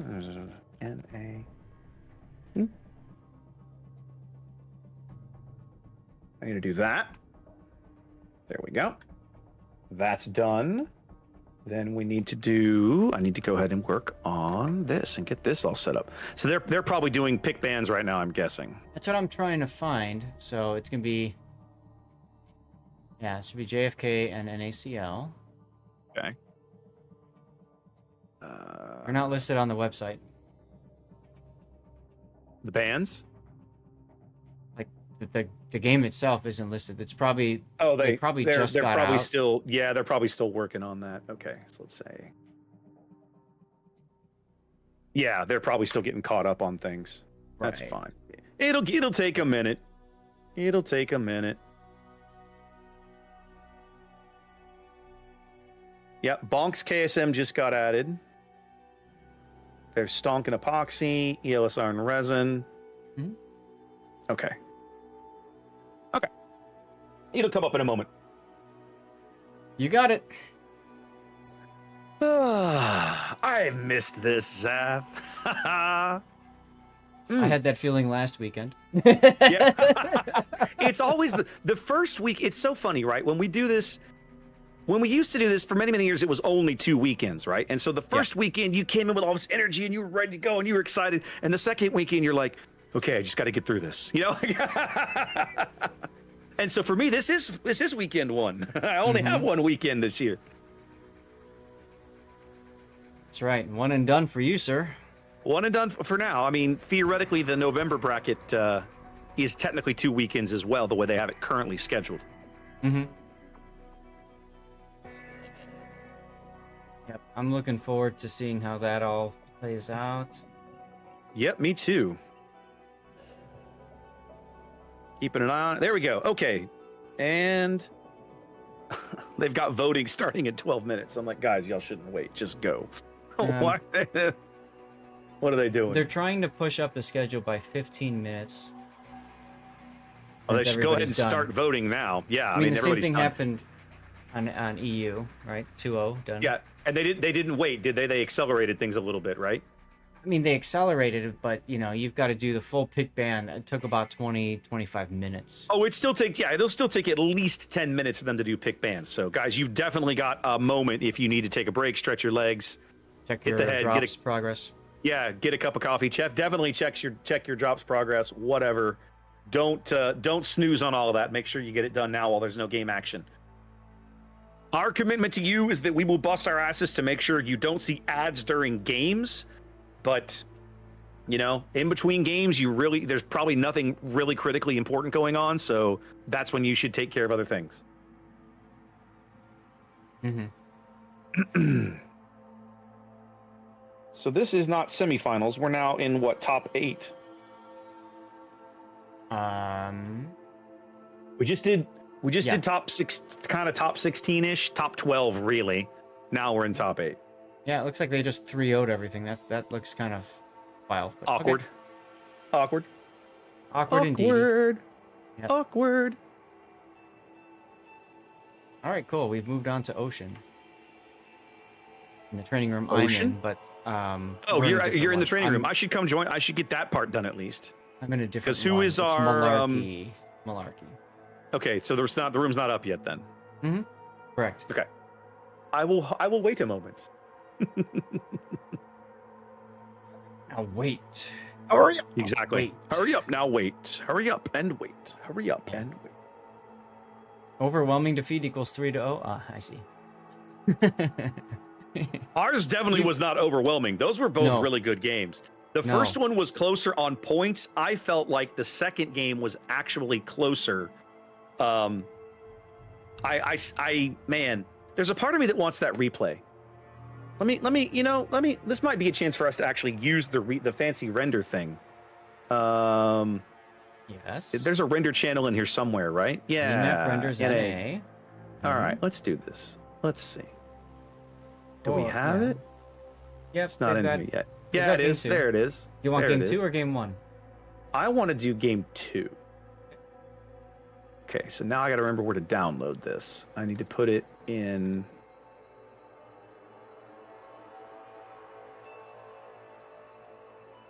Aha, got it. I've got to overwrite the render file. There we go. That did it. Okay. So now let's go back to that for a minute, real quick. If I go to, it's not on here. I have to do it over here. To do it the hard way. Map. I'm gonna pause it because it's gonna start like as soon as I push the button. That's not the right render. I literally just saved over this file. What are you waving at over there? I see you. What are you doing? What are you doing? Nothing. I'm waving at chat. I'm saying hello. Okay, so this clearly doesn't work. The idea of overwriting the existing render file doesn't work because OBS has already read it. So I'm going to have to do something a little different. Un momento, por favor. No problem. So let's change that. Yeah, okay. It won't actually, it won't do that. Okay, that's fine. And then I'm going to do this. I'm going to point to a different file. Aha, it worked that time. Woo! Okay, I am ready. Are you good, Zath? Oh yeah, I've been running it. Okay, all right. So I want to get back to the point of the game. So we talked about it at the time, right? Mhm. The epoxy counterplay at A early was just so well executed. Like, it really kind of set the tone for the whole game after that. Absolutely, yes. But while that's going on, I'm going to back it up here. Let's see. Yeah, I changed my speed to 0.25 because otherwise it's just so fast. Where do you do that? Right, the 3-dot menu on the top, on the bottom right. Bottom right. Bottom Or right you of might, what? Oh, you might if you've got it through OBS. If I go into properties, I figured they would be. Oh, there it is. Speed. There we go. There's a speed button. There's a speed setting. 25%. You said? Yeah, I usually just go to 0.25. Yeah. Wow, that's super slow. But okay, that works. Yeah. So, but it works. I mean, you're condensing, 15 minutes into, 5 or 6 or whatever. That still works. Yep. Okay, so so on my screen, the Marceau and Claire are about to get into A. Okay. The Ragnar was definitely a little slow getting to B. And then we're now at a point there where it's obvious. I'm going to pause it real quick. So now you can see Epoxy just getting they're hammering the A cap. And the Ragnar has grounded himself on the south side of B. Yep. In my mind, the play here is no. They're focused over here. They're not even looking at B. I'm going to go straight into the B cap and pick this up because nobody is even. They're busy over here. I can't impact that. I'm going to impact this. So this is points you're giving up, right? Mm-hmm. And then, go ahead. So I have a feeling that if I'm looking at that Ragnar position, I have a strong feeling the reason he's there is they're expecting to see. We've seen it so many times. A destroyer smoke a cruiser to the north part of that island, north side of that island, and yes.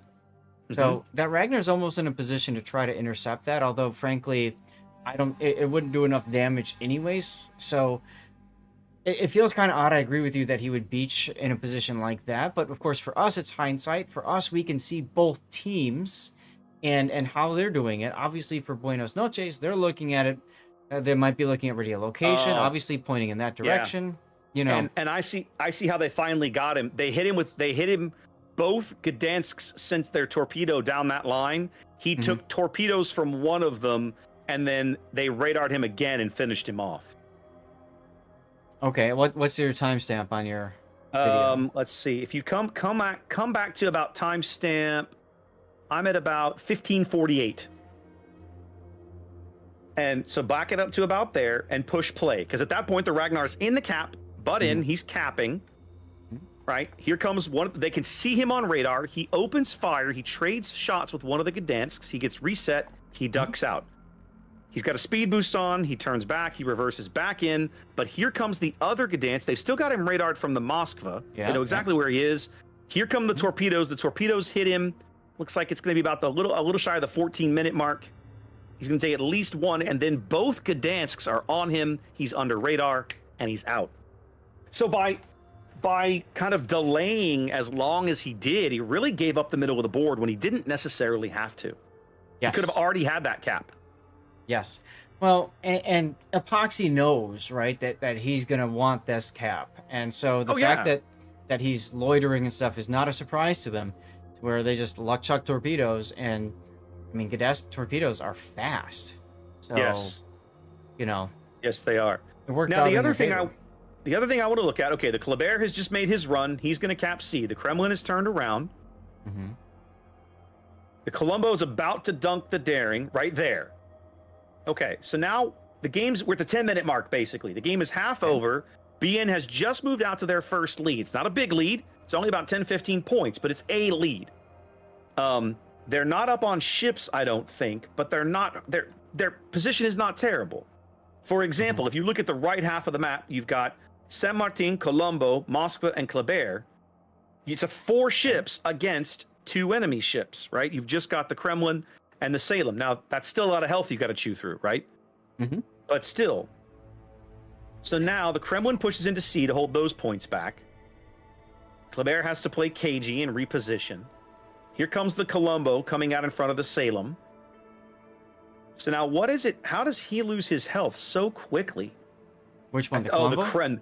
The Colombo. The Kremlin put a salvo into him from dead astern that looks like took a big chunk out of him. Go back to this. Probably at about 0840 or so, something along like that. Yep, I see it. And then the Salem was able to finish him off.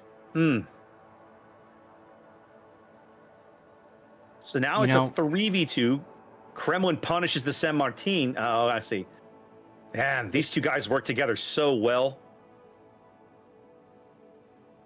So right before the Kremlin got the shot in the Colombo, he actually shot at Nab. Nab tried to come around, and Kremlin's like, no. And Nab went back behind the island, looked like. Yeah. I just look at that. Having seen the replay now, I still feel like there's maybe I gotta say, Zath, let me back it up here. I want to look at one more thing. If you back this game up, once the daring goes out at D, I almost feel like chasing the Salem is a mistake. Well, they didn't really chase. They just kind of kited away in front of him. I mean, right. So okay. So if I'm at the stand, I'm at a timestamp right at about 10 minutes, like 10:06. Okay. At this exact instant, the daring has just bought it. The Salem is tucked in behind an island. If the San Martin goes dark, the Salem and the Colombo like just goes and hangs out and turns away. Like there's not even anything that the Salem can do to impact the game from that position. He has to move. And I almost feel like you're better off forcing him, like drawing him out, forcing him to make a bad positional decision in order to get him off the board. I feel like the Colombo, once the Kleber's in the cap, you know the Kremlin's going to go in. I think you want the Colombo to come back and pitch in to help you get the Kremlin out, but rather than go down and force the issue on the Salem. Yeah, I talk about this a lot when I cover replays. Is you don't play the other player's game. Don't let them play their game. And that's what they both did. They sat in front of the Salem and said, hey, go ahead and shoot me. Whatever you want to do. You can stay bowing. That's perfectly fine. Be comfortable, tucked in where you're at. No worries. Oh, you want to use your heal? That's fine. Go right ahead. Don't let people do that. So you're right. Either go dark and just walk away, because you really don't need them, that Salem dead. You can just let him sit here and rot away for a while. Focus on the Kremlin, or I don't know. But yeah, it feels bad. The Kremlin, though, I mean, hey, hats off to the Kremlin. Amazing opportunity shots. He found the right time, the right trigger discipline to nail both ships, frankly, at exactly the right time. Yep. A very, very well executed game by Epoxy. I don't want to take anything away from them. They played great. They looked solid. I just look at this like, man, I feel like BN was right on the cusp of having this, and they let it slip away, right? Yep. There was a dream that was BN. there was a dream that was the top 12, Zath, and now we're in the losers bracket. But that's okay. Not out of the event. Not out of the event at all. Oh, absolutely. Absolutely. So I've been keeping tabs on that. They're trying to move the schedule up. They're still waiting on some confirmation from a couple of teams. Voting pick bans is literally opening like right now. Yeah. So JFK and NACL have just started pick bans. So we still have plenty of time before the next game begins. Yeah. Hopefully we can get it off a little early. It's scheduled for 30 minutes from now. If I have to do this for 30 minutes, I'm going to go crazy. Welcome to this morning. So, it's fine. It's fine. Okay, we have map bans done. Woohoo! See, so it's like you can just slowly but surely add a little bit to your stuff and all that. Chat, this is a good time to also remind you guys, of course, that we appreciate you being here, as always. But very important, if there's a problem that you guys see with something that we can fix, please tell us as soon as possible. That could be something as simple as we've got the wrong team up, or we've got the wrong point. We have, let's see, 1, 2, 3, 4, 5, 6, 7, 8, 9, 10, 11, 12, 13, 14, 15, 16, 17, 18, 19, 20, 21, 22, 23, 24, 25, 26, 27, 28, 29, 30, 31, 32, 33, 34, 35 different things to put on our little helper app to program this all in. You were counting all the different boxes in the stream helper. Yes. So, hey, mistakes happen. So whatever we can do to fix that mistake, the sooner you guys say something, because we're on a 5-minute delay, the quicker we can get it fixed. That is true. That is true. All right. And Raptor, you're going to get your wish. We're going to trap first. Look at that. Are we really? I'm going to trap first. Oh, so we are. I'm excited to see new trap. I really am. I'm It's very fun. Zap like, oh, you're gonna love this. Oh yeah. Like I am stoked, right? Because historically, Trap is a map that's been in the tournament like from the very beginning. Like we were playing. I remember very specifically playing Trap and King of the C6. Like watching casting games in the NA finals on Trap on for King of the C6. Yeah. But I'm kind of like, it hasn't been a thing in a while. It's even new Trap after some of the map's been reconfigured a couple of times. There's been some changes made to how the islands work and the cap positioning.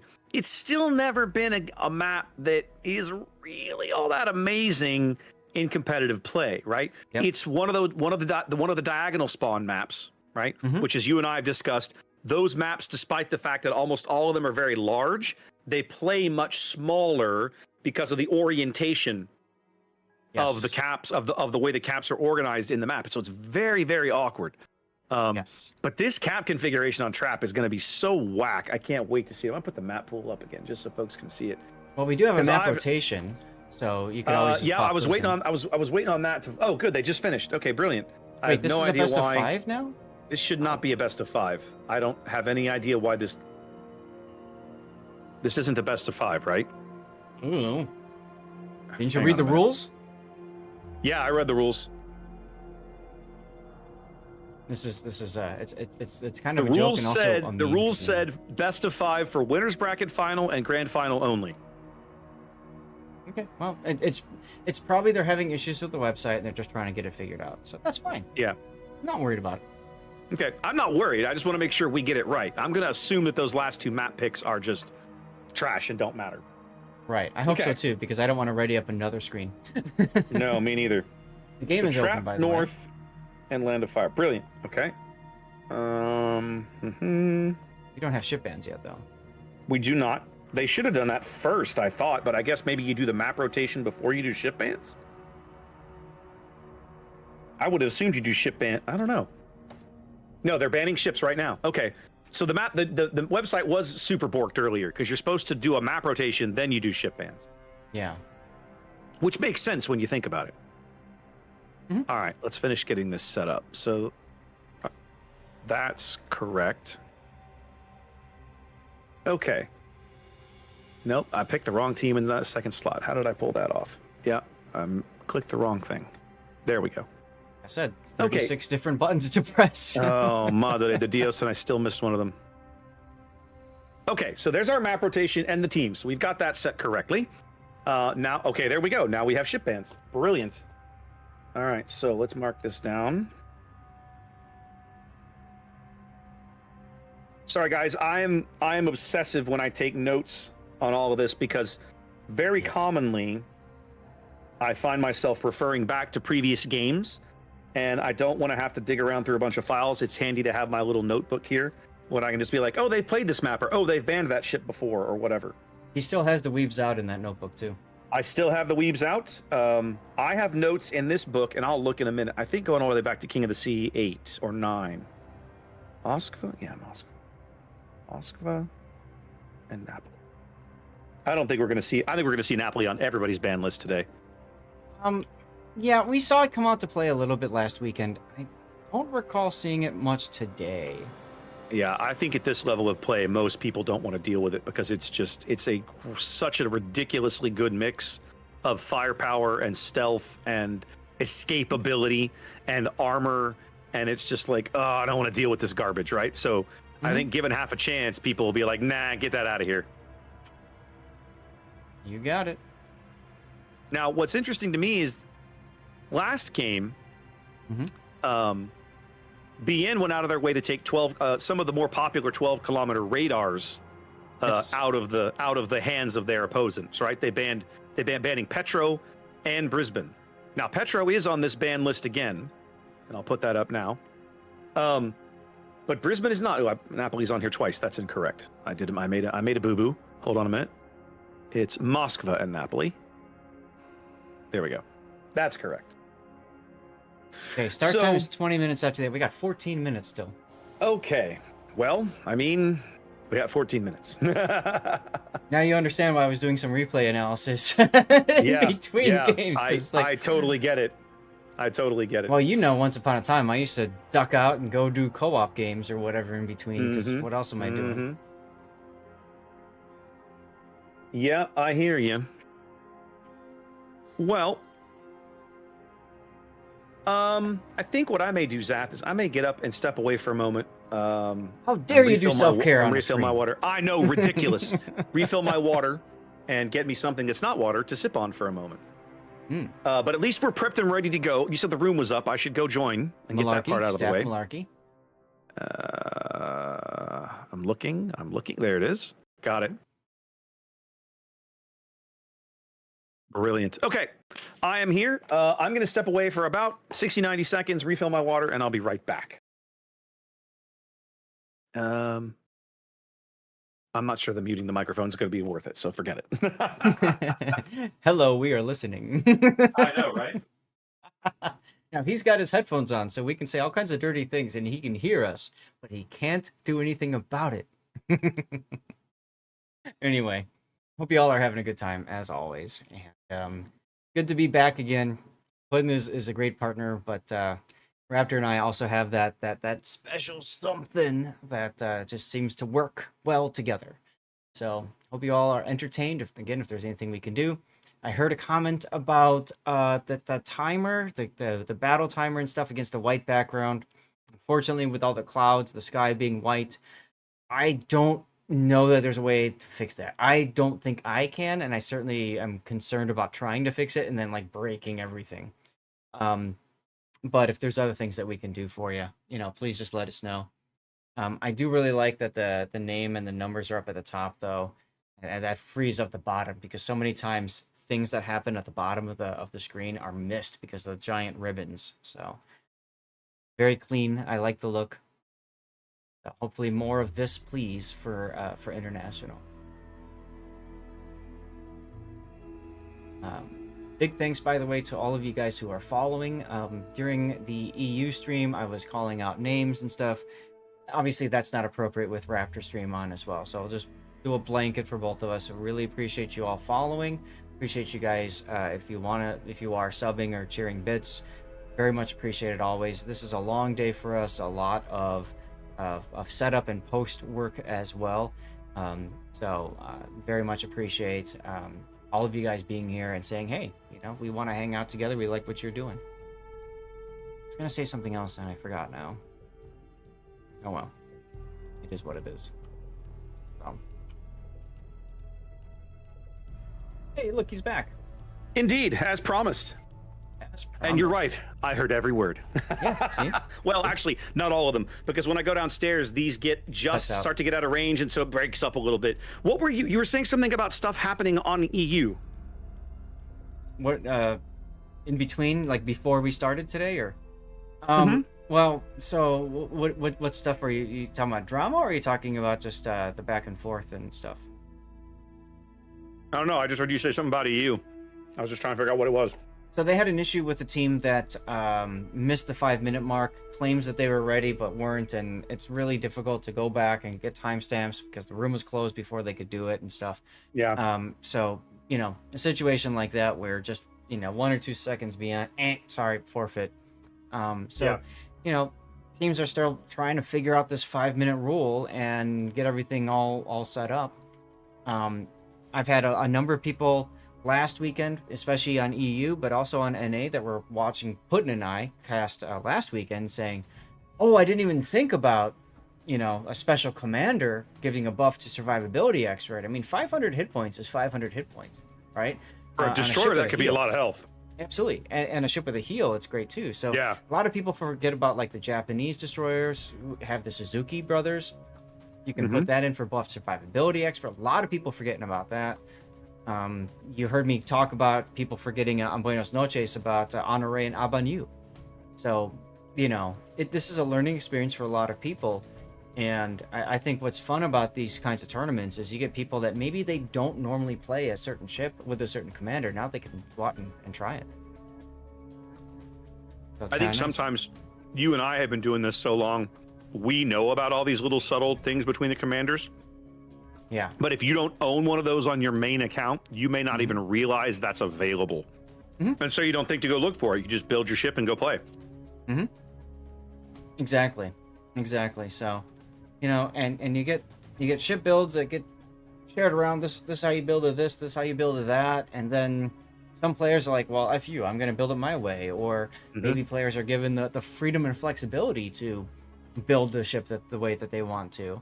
So a lot of different possibilities that go into this. And remember, everybody gets the press account with everything on it, including flags, Raptor. That was one of the biggest things that Puddin' and I kept hitting on last weekend was flags. People not using flags? People not using flags. Like, they use 6 of the 8. Well, why not add a ramming flag? If you go back, one of the craziest clips that I had yesterday or last weekend was a double get down Mr. President, a St. Vincent that blocked a Marseille from being killed, who was about to die on the other end of Marseille trying to shoot at this guy, missing because it's so close and the shells are literally just saluting the guy. And then he decides, well, F it, I'm about to die anyway, goes full speed and rams the St. Vincent and doesn't kill the St. Vincent. The St. Vincent, St. Vincent's got a ram flag. St. Vincent did not have a ram flag, but the Marseille did. So how did he live? Marseille did. And the St. Vincent the Marseille lived. And the St. Vincent lived. St. Vincent lived, and the St. Vincent was at, like, say, 3/4 health. What Marseille the was hell? almost dead. He had his engine boost on, and he just went full speed into him at about covered a kilometer, maybe 2 kilometers, right? So it got some good momentum into him. See, Didn't kill that guy. This is why. Do you remember, guys? We're gonna be curmudgeonly old farts for a minute. Do you remember about 8 years ago, when you and I were brand new to the World of Warships wiki team? Okay. Yes. Many moons ago. And one of the things that I was doing in the wiki, I was trying to make sure that we had pages that explained as many of the basic mechanics of the game as possible, right? Torpedoes, flooding chance. I wrote the original page for fire chance. Fire and flooding chances were not explained anywhere. You had no idea how these things were calculated. And we wanted to write a page for ramming. And so I remember that discussion. We did some testing in training rooms, and we're like, well, this doesn't make any sense. And so we literally wrote up this list of questions for Pigeon of War, who was one of the associate producers here on NA at the time, to send back to the development team in St. Petersburg, specifically about ramming. We wrote, I don't know, about a paragraph of questions like, hey, ask them these so we can write this page. And what we got back was, don't ask. Yep. And I'm like, I'm sorry, what? They were like, don't ask how ramming works. We're not going to explain it. Raptor, are you okay if we start early? And yeah, absolutely ridiculous. Yeah, of course. Okay. Yeah, I'm fine.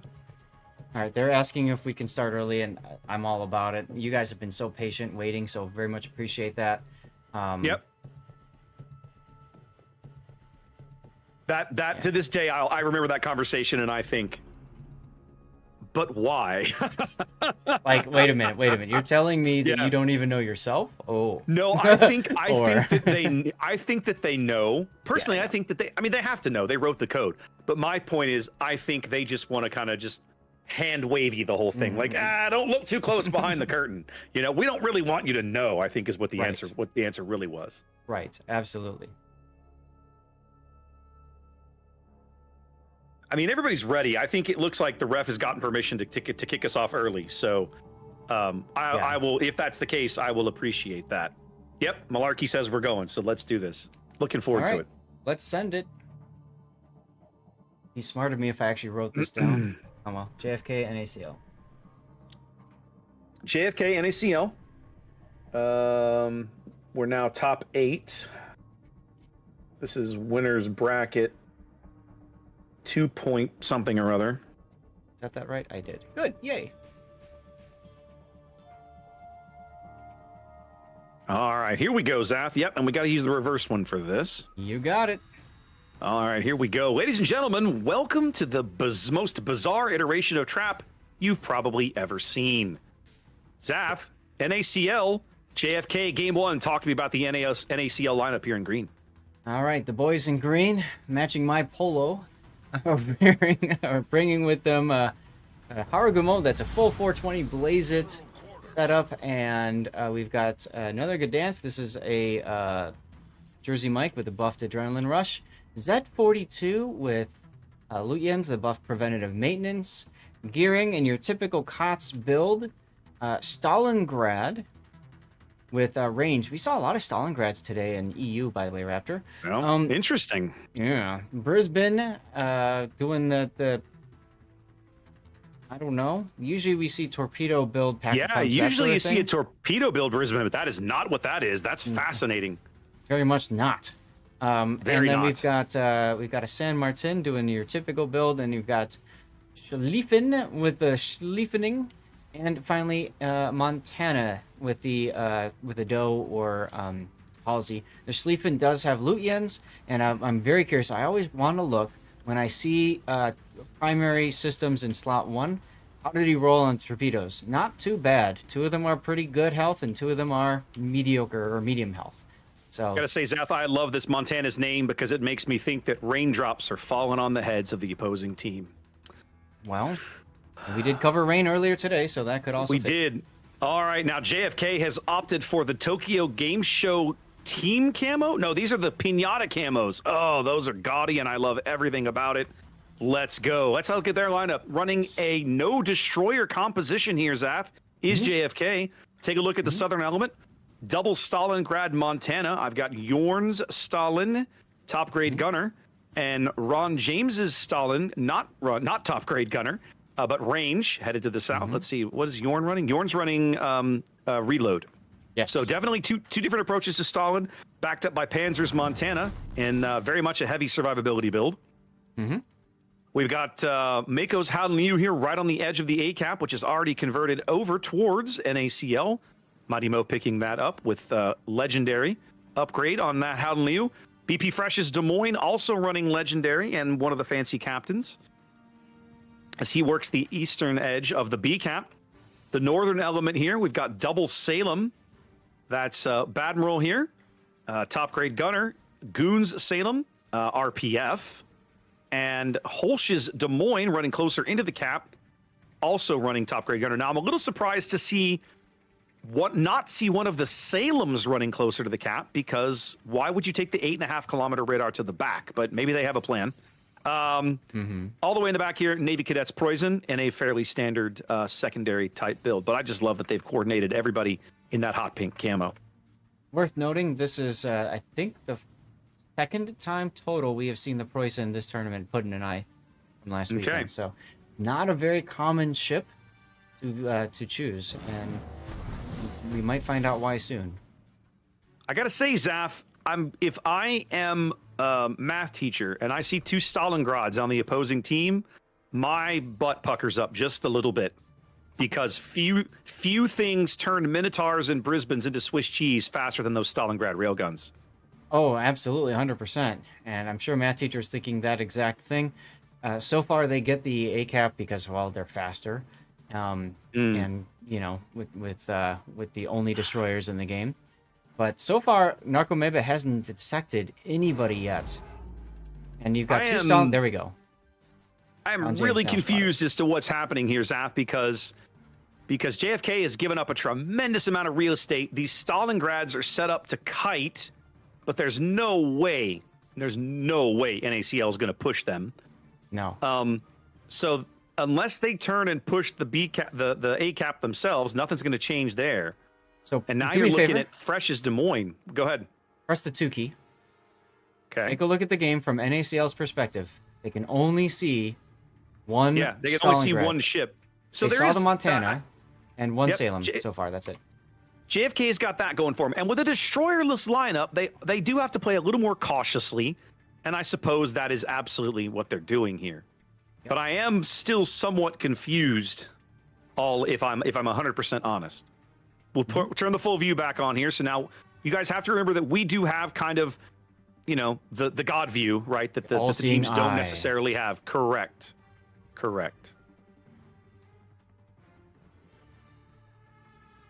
Yep. And by the way, there was a question from Chad asking ships that are banned. Neither team can bring a banned ship. It's always fun when a team bans a ship and then brings the same ship and gets disqualified because of it.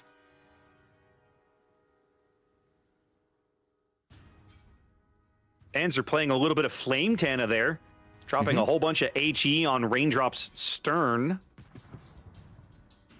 Fresh as Des Moines reversing into the B cap, holding those points back as the HE farming has commenced on Ron James down at the bottom of the map. Speaking But I gotta say, if I'm one of these Stalingrads, man, turn your bow in. I mean, they don't know who else is up there, but like, man, right. You're gonna have to go get aggressive on these guys.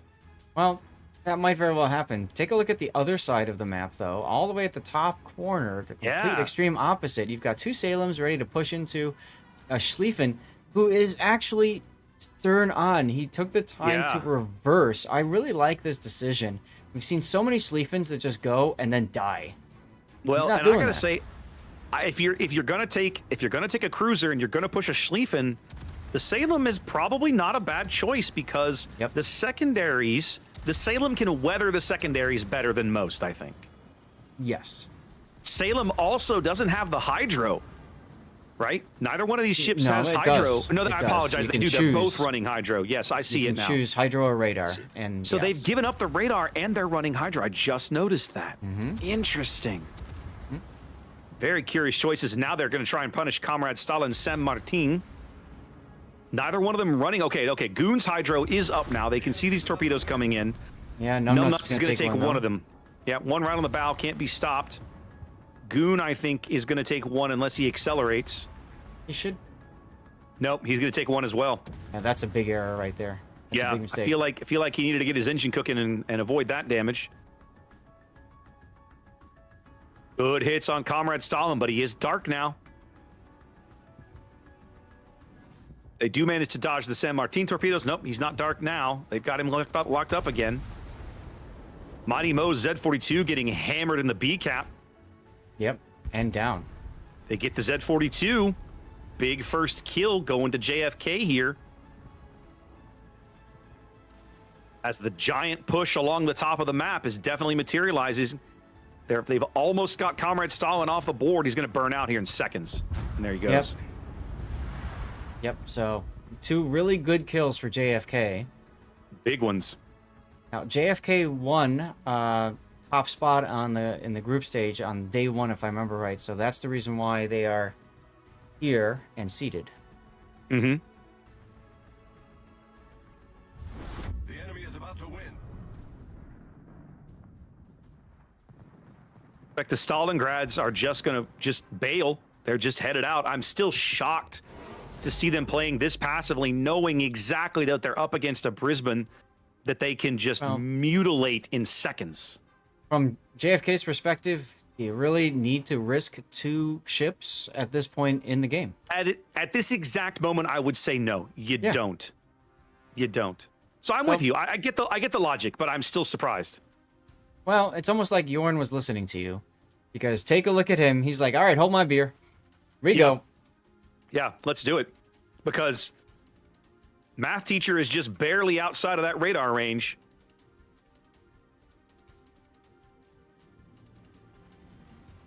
Radar's coming.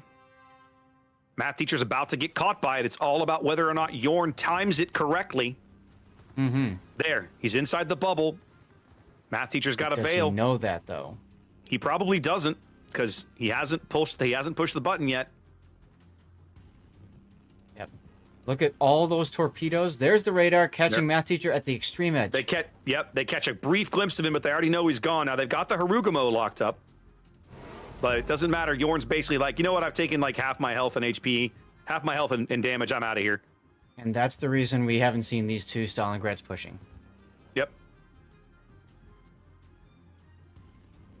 Montana shells looking down range on the Harugumo. Love it. Yeah. Nice. He's not loving the results though. No. Solid hit.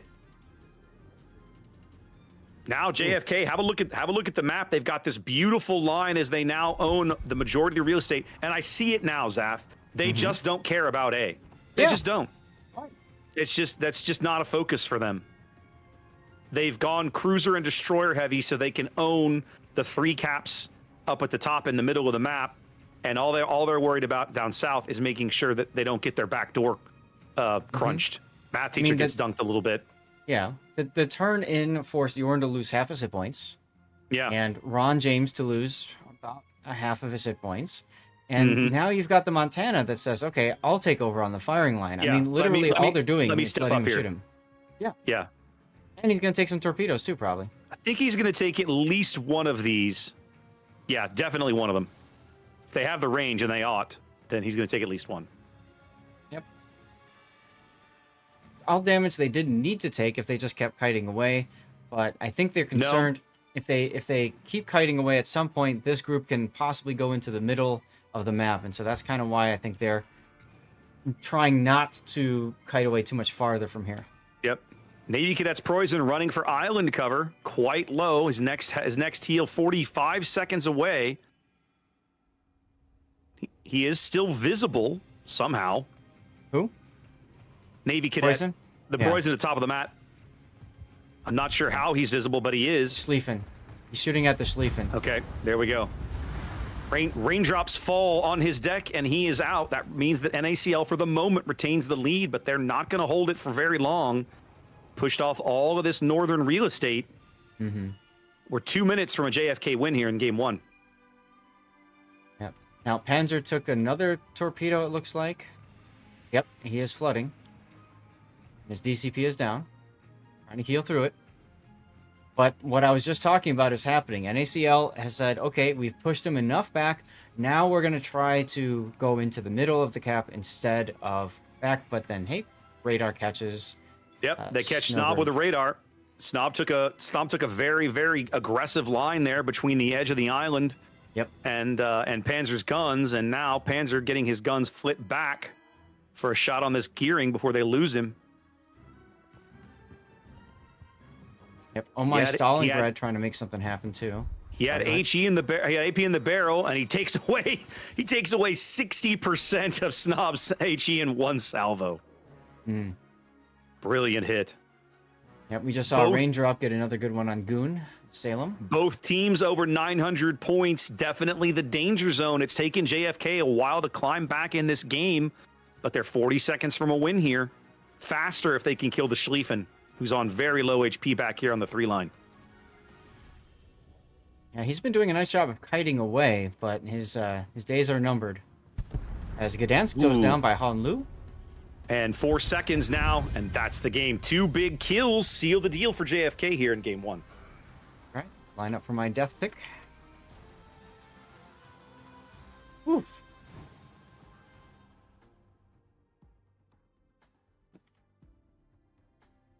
Wow. Interesting game. Interesting game. So a strategy like that on a map, on a 4 cap map, Zath, in my mind, is kind of high risk, high reward, right? Because you take so long to get all your pieces into position that if for some reason things don't go correctly, you may already be down too many points to recover. Right. So that is, it worked for them, congrats. But man, if they face a team, if they cake that strat up against a team that's kind of ready to deal with it, that may not work. I don't know. I'd be curious to see. Yeah. I think the big thing for JFK that they made work for them was using those 2 Salems to work their way up that corner against the Schlieffen. That was honestly really kind of prepared for this, right? He was already stern on, so he's ready to just W out. He's behind the island. He can use it for cover. Like, all of those things were in his favor. But they couldn't make it work up there.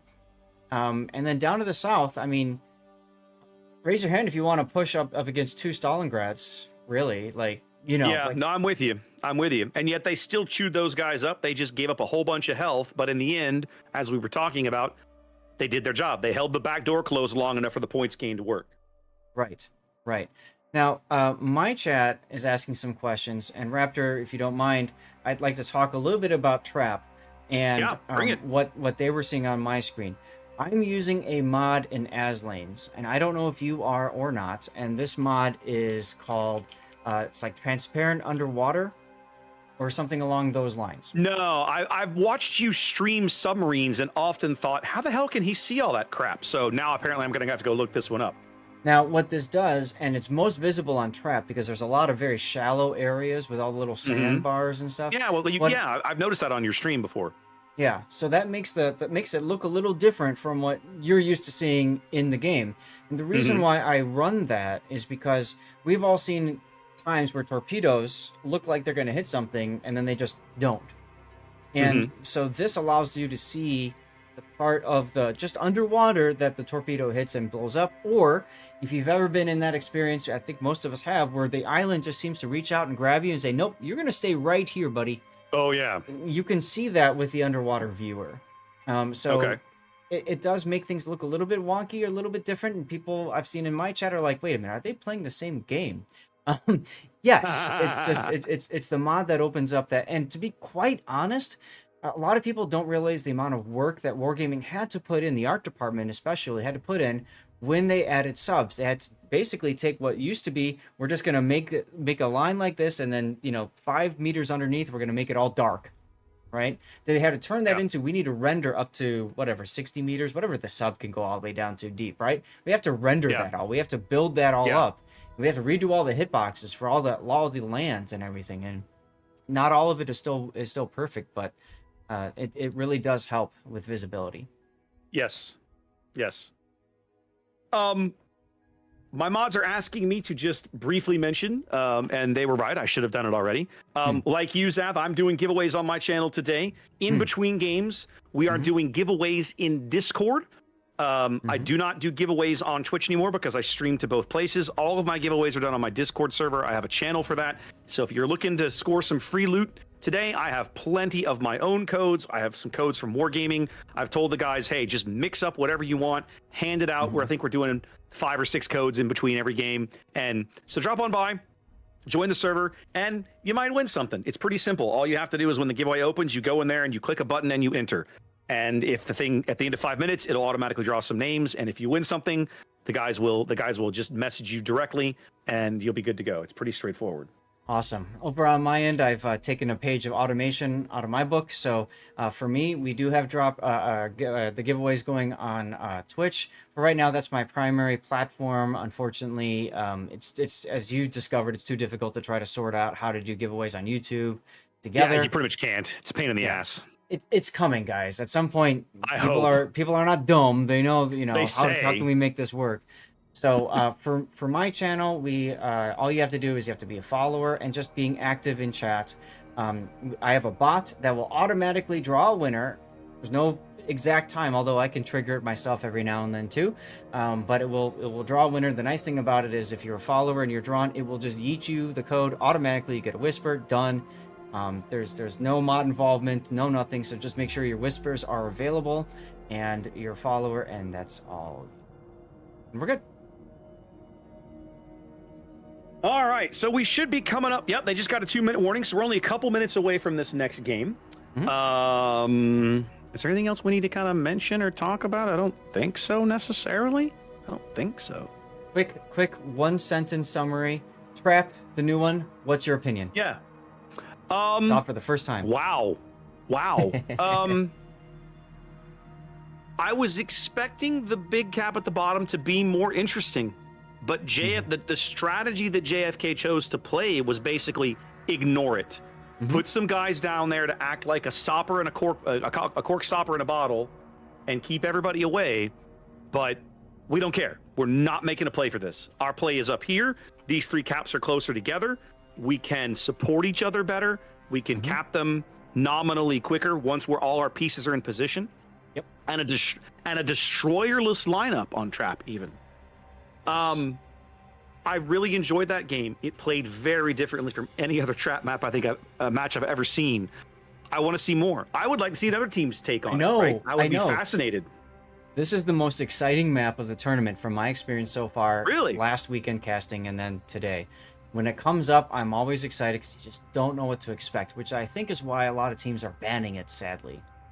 And I think we saw a little bit of this. As the game's dropping, we should get into this momentarily. But we saw a little bit of this last year with Faroe Islands, which was that event's like new hotness. Nobody really knew how to play it, and so every game was entertaining because there was no right or wrong way to do it. There was just everybody's different take, and it was fun to watch. Who voiced the intro to that video?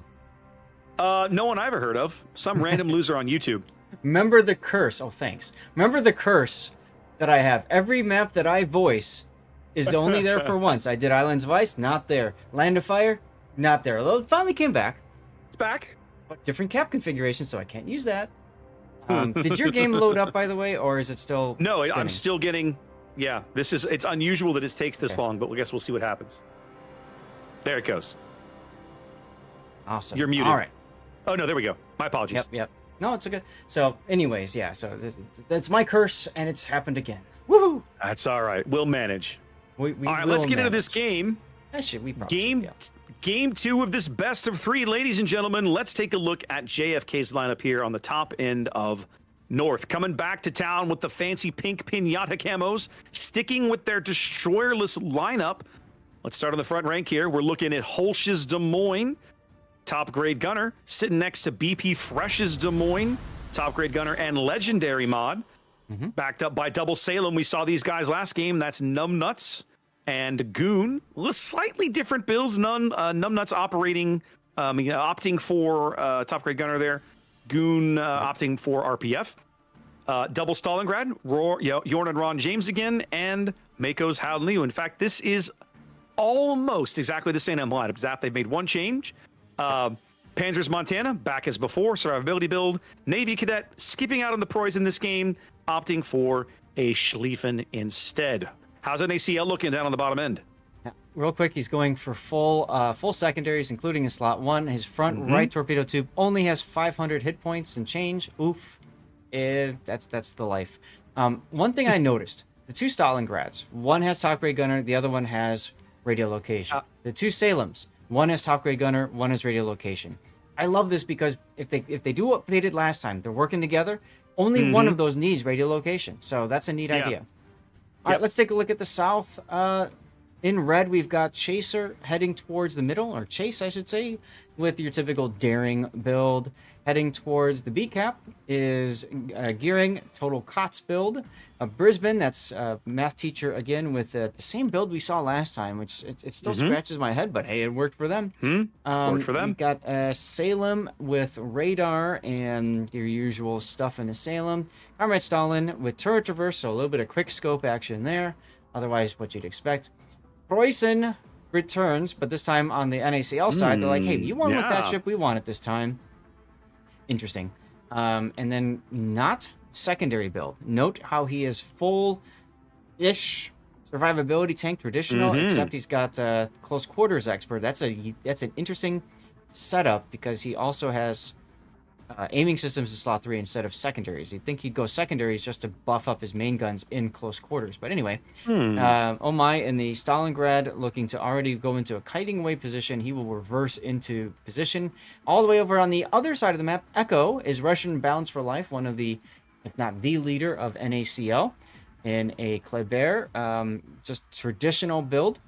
And then we have Snob in a Howden Liu with your typical Dutch oven setup, except he doesn't have the buffed commander skill in that second point skill. I see that. He does not.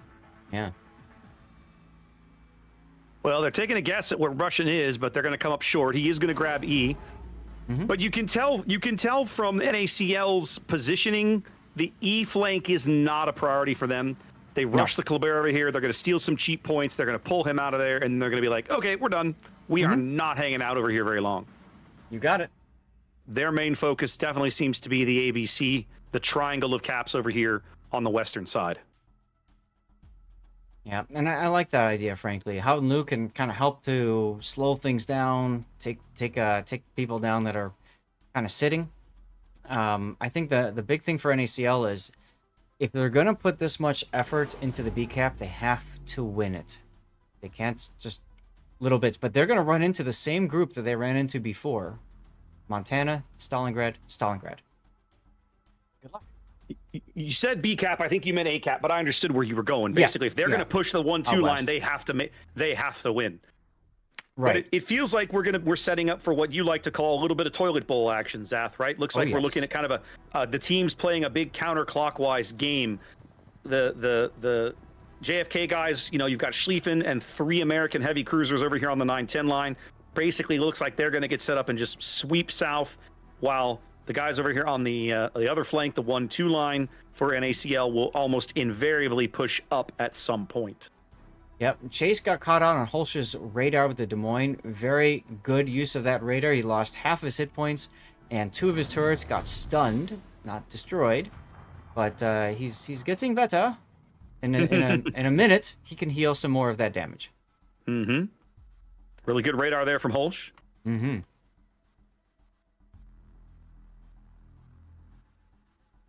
So now, one of the things that I'm wondering how NACL is going to make this work, Seth, and I'm really curious. We saw Math Teacher last game, and Narco, and it was actually a Harugamo, I think, at the bottom end of Trap, right? Basically acting as like a push, right? And here, yep, there goes the smoke from Narco. Math Teacher is going to sail into that. So you're seeing, he's playing this as a gun build Brisbane, but you generally don't see Brisbane as a pushing cruiser. But that's exactly the way NACL is using it in both of these games. It's very interesting. Well, I mean, it kind of makes sense, because how do you break the death snail? You can either have 2, on separate odds and just keep luck checking torps and pray that you're not the one that takes the torp first and dies, or you can set up something that is an anti-death snail, and I really feel like that's what this is. Brisbane works its way up. It's got the guns. It's ready to go. It can radar a destroyer and pulverize it. But JFK is not playing the game that NACL was expecting. Nope. Doesn't seem like it anyway. Math Teacher's got clear eyes on Yorn, so he's angling to stay outside of that 12-kilometer radar bubble, knowing what it'll mean for him if he gets caught. Yep, I had someone in chat say something of that similar bit. 12 kilometer, just stay outside of it. Just stay outside of it. He's doing a great job of it so far. Right now, it looks like they're trying to burn out the Stalingrads. Comrade Stalin also playing Flame Tana back here, adding to the Brisbane and the Salem hatred on Ron James as an AP salvo comes in on his broadside, presumably from the Poison. I love this idea, because that's the biggest weakness for he's turning Stalingrads. right into torpedoes. He's going to take 2 of these gearing torps. Well, that will quicken things for him. That will end his game right now. First blood early here going to NACL with brilliant execution over here on the 1-2 line. Yep. Now, if this is a Moskva, there's a couple of differences. A Moskva's got Hydro, 1. 2, it's a little bit narrower. And 3, it doesn't burn as long. So, a Moskva, in hindsight, probably would have been a better choice for JFK. Assuming it wasn't banned. I gotta say, Zath, watching Narco and his 2 cruisers behind him work as they work this detection bubble around the Stalingrad and the radar bubble is a thing of beauty. And Narco was just detected, so he knows that the Stalingrad's radar is down. That gives him the ability to advance into A. And by the way, I just quickly double-checked. Moskva was banned, which is why they're using Stalingrads. Correct. Moskva is on the ban list for this particular match. Well, briefly, JFK held 3 caps. My God, what happened to Navy Cadet? Holy crap. On 1,200 HP over here. Clinging to life. They're fishing for him. They don't come up with it. Wow. He's a Schlieffen, so anything could have happened to him. Yeah, that's true. Schlieffens are not known for their durability, are they? Nope. Oh, he got detected because... I'm not sure how. The Howden Liu planes will not detect him. Anti-air bubble? And yet... No, the anti-air fire on those planes shouldn't... Oh, no, wait. I'm thinking of the depth charge planes. Anti-air fire on those planes, I think, will detect you. I think. Well, either way, it works, and Navy Cadet fires his guns anyways, so he's going to go out pretty soon because his heal is a minute away and his DCP is active for 4 seconds. he just burned through a heal just to get to that point. The next shell that hits him will put him out. But he's dark. Okay, But he's dark. He is dark. They're fishing. Is Russian going to get him? No. They're falling short now. Russian getting punished for this move. Nope. Getting punished hard. Navy Cadet will save the ship. And Russian do that. Oh, numbnuts just getting dunked. Howden Liu just doing work over here on the 10 line. Russian's still lit. They're trying to kill him. Trying to get him off the board. They need this kill. If they don't get this kill, then they're gonna really regret it later. Well, he's out of Oh, the they're radar. gonna get him. Oh, he's gonna burn out, I think, Zaf. No, he his doesn't. engine's Oh. out. Oh, they get him. Oh, ho, ho. Man, Goon with a big kill there. I gotta say, at that point, I probably would have DCP'd just so I can get my engines back for that extra little shooty. But hey, daring kills. The daring torp numbnuts. strike again. Oh, Wow. such a thing of beauty when you see that, Zaf. Such a thing of beauty. And remember, he started the game over by sea playing games with the Des Moines, and he's like, "Nope, I'm not gonna do that. We'll go do something else." C-cap still wide open. No one owns it. No one's been in it all game. On a 5-cap map, only 4 of them have ever actually been held. It's still, as we approach the halfway mark, about a 60-70 point game. I have to believe that the JFK flank over here on the 1-2 line is eventually going to go out. Zaf, they're running out of real estate. Yes, that indeed they are. I would love to know how much spotting damage Narco has. It has to be a huge amount. Oh yeah.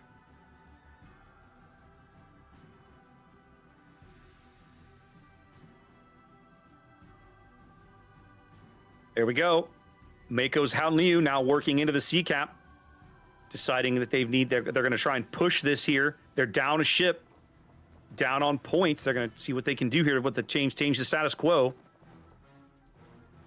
Yeah, I think the key so far to this game is that Schlieffen surviving and the Kleber not. Well, not only has he survived, he's about to get to his last heal and work his way back up to around 20 or 25,000 hit points. Oh, look at the Montana up to the north. Yep, he's been playing games with that gearing a little too close. The Brisbane Torps are also coming in. He's guessing at the Brisbane, or maybe he caught a glimpse of him. Oh, wow. He got a glimpse of him. He got a glimpse of him. He's actually spotted now. I don't even know how. Spotted. He's hard lit on the surface. Yep, and you can see Stalingrad shells. Everybody says, "Hey!" Panzer's trying to get his front turrets around. Again, I have no idea how he got lit, but they got another salvo in the air. I think he possibly got out of the smoke and was opening There's fire. another sit. The other shells are all going to fall astern of him. Math teacher just barely escapes with his life. Playing Brisbane and Minotaur are, man, you're constantly walking on that razor's edge. They're so much fun. They're so much fun to play. But man, you only have to make one mistake against the right kind of player, and you are out. Game's tightening up now. Less than 40 points between these two teams. Snowball Red's Howden Liu on the 10 line getting mercilessly farmed by a combination of Goon and BP Fresh. Jorn trying desperately to save his Stalingrad. He's got 2 seconds till his next heal. But now that whole thing happened with Math Teacher, it's going to take NACL a few more seconds to really just reconnect everything. Get the gearing back at the next, and that's his final smoke. They don't want to risk it. I also like what Holsch has done, Zaf. He's changed islands here. They do burn out the Howden Liu on the 10 line. That ties things up on ship kills, and just like that, we're 45 seconds now from a JFK win in Game 2. A game that NACL has really played very well. Yeah, they desperately need a kill right now, but Jorn went dark and he got this heal off. Holsch's AP now going in on Yugamo Salem on the broadside. Holsch has got a great position here for these shots. Schlieffen shells coming in. 28 seconds. I mean, they don't care. They know they have to do something. They have to get something out of this. They've got to pick up one of these ships. Narco's got smoke. He's like, "Oh, over here," and Yugumo's like, "No, I have to angle." Yeah. So Stalingrad shells going in. 19 seconds. yeah, Narco doing a nice job of trying to adapt. Salem getting slapped.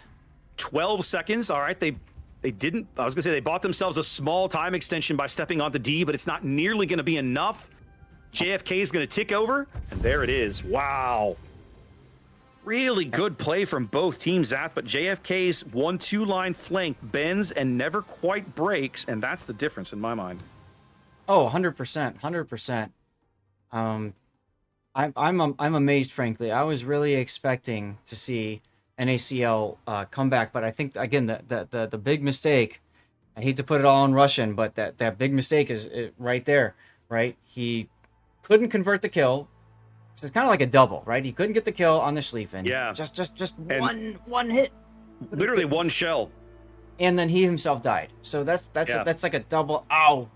That did it. And I think it kind of goes to show the quality of the play you're seeing at this level, Zath, when literally the game comes down to a single shell. Think about that for a minute. Right. Like Right. how many thousands of shells get fired over the course of a single warships match, and one of them is the potential difference between a win and a loss. Crazy when you think about it. Absolutely. Well, let's duck out of here. I'm already trying to find another game for us. Okay. Brilliant play by both teams. JFK going home a winner. Absolutely. All right, let's see if we can rustle up for another game if we can find one. We started a little early. I'd like to think we might even be able to find a game 2, maybe even. Well, yeah, that's what I'm hoping. It looks like we have game 1s reported in for everybody already. So at this point, we're really just hoping for a game 3, I think. I see somebody's typing to you, but I don't know. Xerneos, yeah. Yeah. Now, let's see. There are other... Yes. Bonks KSM going to game 3. All right. I'm hopping in right now. I have just joined. Yep. Okay. This is Bonks with a Z. Bonks with a Z. Yeah, they're in game right KSM. now, so we have a few minutes to set up. Yeah, but No whatever rush. it is, he's clearly watching it and can see something that we can't. That basically, they've just ended. Okay, so we've got 5 minutes to get our ducks in a row here. Let's get this figured out. Playoffs. KSM won game 1. Okay, hang on. Bonks KSM. There we go. All right, so let's do all the setup here. Bonks KSM. We're now at 1-1. These guys did this, although it doesn't matter. And then we did North. Hotspot. And we're about to go to Warrior's Path. Where do you see said- this? I'm on the tournament website. I'm just copying the data. The map rotation, all of that is in the tournament website. That's what I'm looking at too, but I don't see that. You mean like where the voting is, or? Yeah, you have to click the vote button and it pops up everything. Yeah, that's what I did, and it's For looking Bonks really and weird. KSM? Bonks and KSM. Here, I'll This one send you a says direct completed. link. Maybe I'm looking. No, I think I'm looking at like. Yeah, I think I'm looking at the last. there. I just the sent you a last one. direct link to the one you need. Okay, thanks. No problem. Okay, we go back to that. Okay, there we go. We're about to go to Warrior's Path. There's that. Okay, ship bans. Petro. I'm surprised we haven't seen more Kleber Marceau bans, but it is what it is. It's Petro, Marseille. The problem is that there's so many different Out. strats now to try to I know. ban. But I love that. And I love that it forces teams to think outside the box, right? I'm a huge fan of, and this is something that we've seen for years at like really high tier play, like international play, right? That teams will take a map and they'll develop anywhere from 1 to 3 strategies for it. And then they'll go play it. And it's like, so you'll see from the same team over the course of the event, you will sometimes see several different looks, which is almost always fun. Oh, absolutely. All right. So as I push the button here, we're coming back to Bonks KSM tied at 1 game apiece as we head into game 3. We love a good game 3 around here. Yep, Do, I'm do, always do, rooting for do. game 3. So Yep. Always more fun to have winner take all. All right. So we did North. Hot spot. And we're headed to Warrior's Path. Now, Warrior's Path, I noticed this looking earlier, is one of the only maps that is basically completely untouched. It's the same Warrior's Path, the same cap configuration we've almost always had. boring. Well, I think it makes it a safe pick, but so far I haven't seen teams picking it, which I think is interesting. We saw a lot of it last week. By the way, the map on Hotspot. They're probably still trying to set it all up. They're still getting everything figured out. They have to swap the teams around or something, I suspect. Probably, No, they don't. yeah. KSM was alpha for all 3 games, so they'll get it figured out here in a minute. Yeah. Okay. I'm gonna go hit the bathroom for a And- sec. I'll be right back. Yeah. Take care of that, and then I'm gonna finish getting a couple other odds and ends noted down here. Okay, we're gonna just do a quick refresh. I tell you, while he does that, let's tab over and have a quick look at the bracket. See where we're at, kids.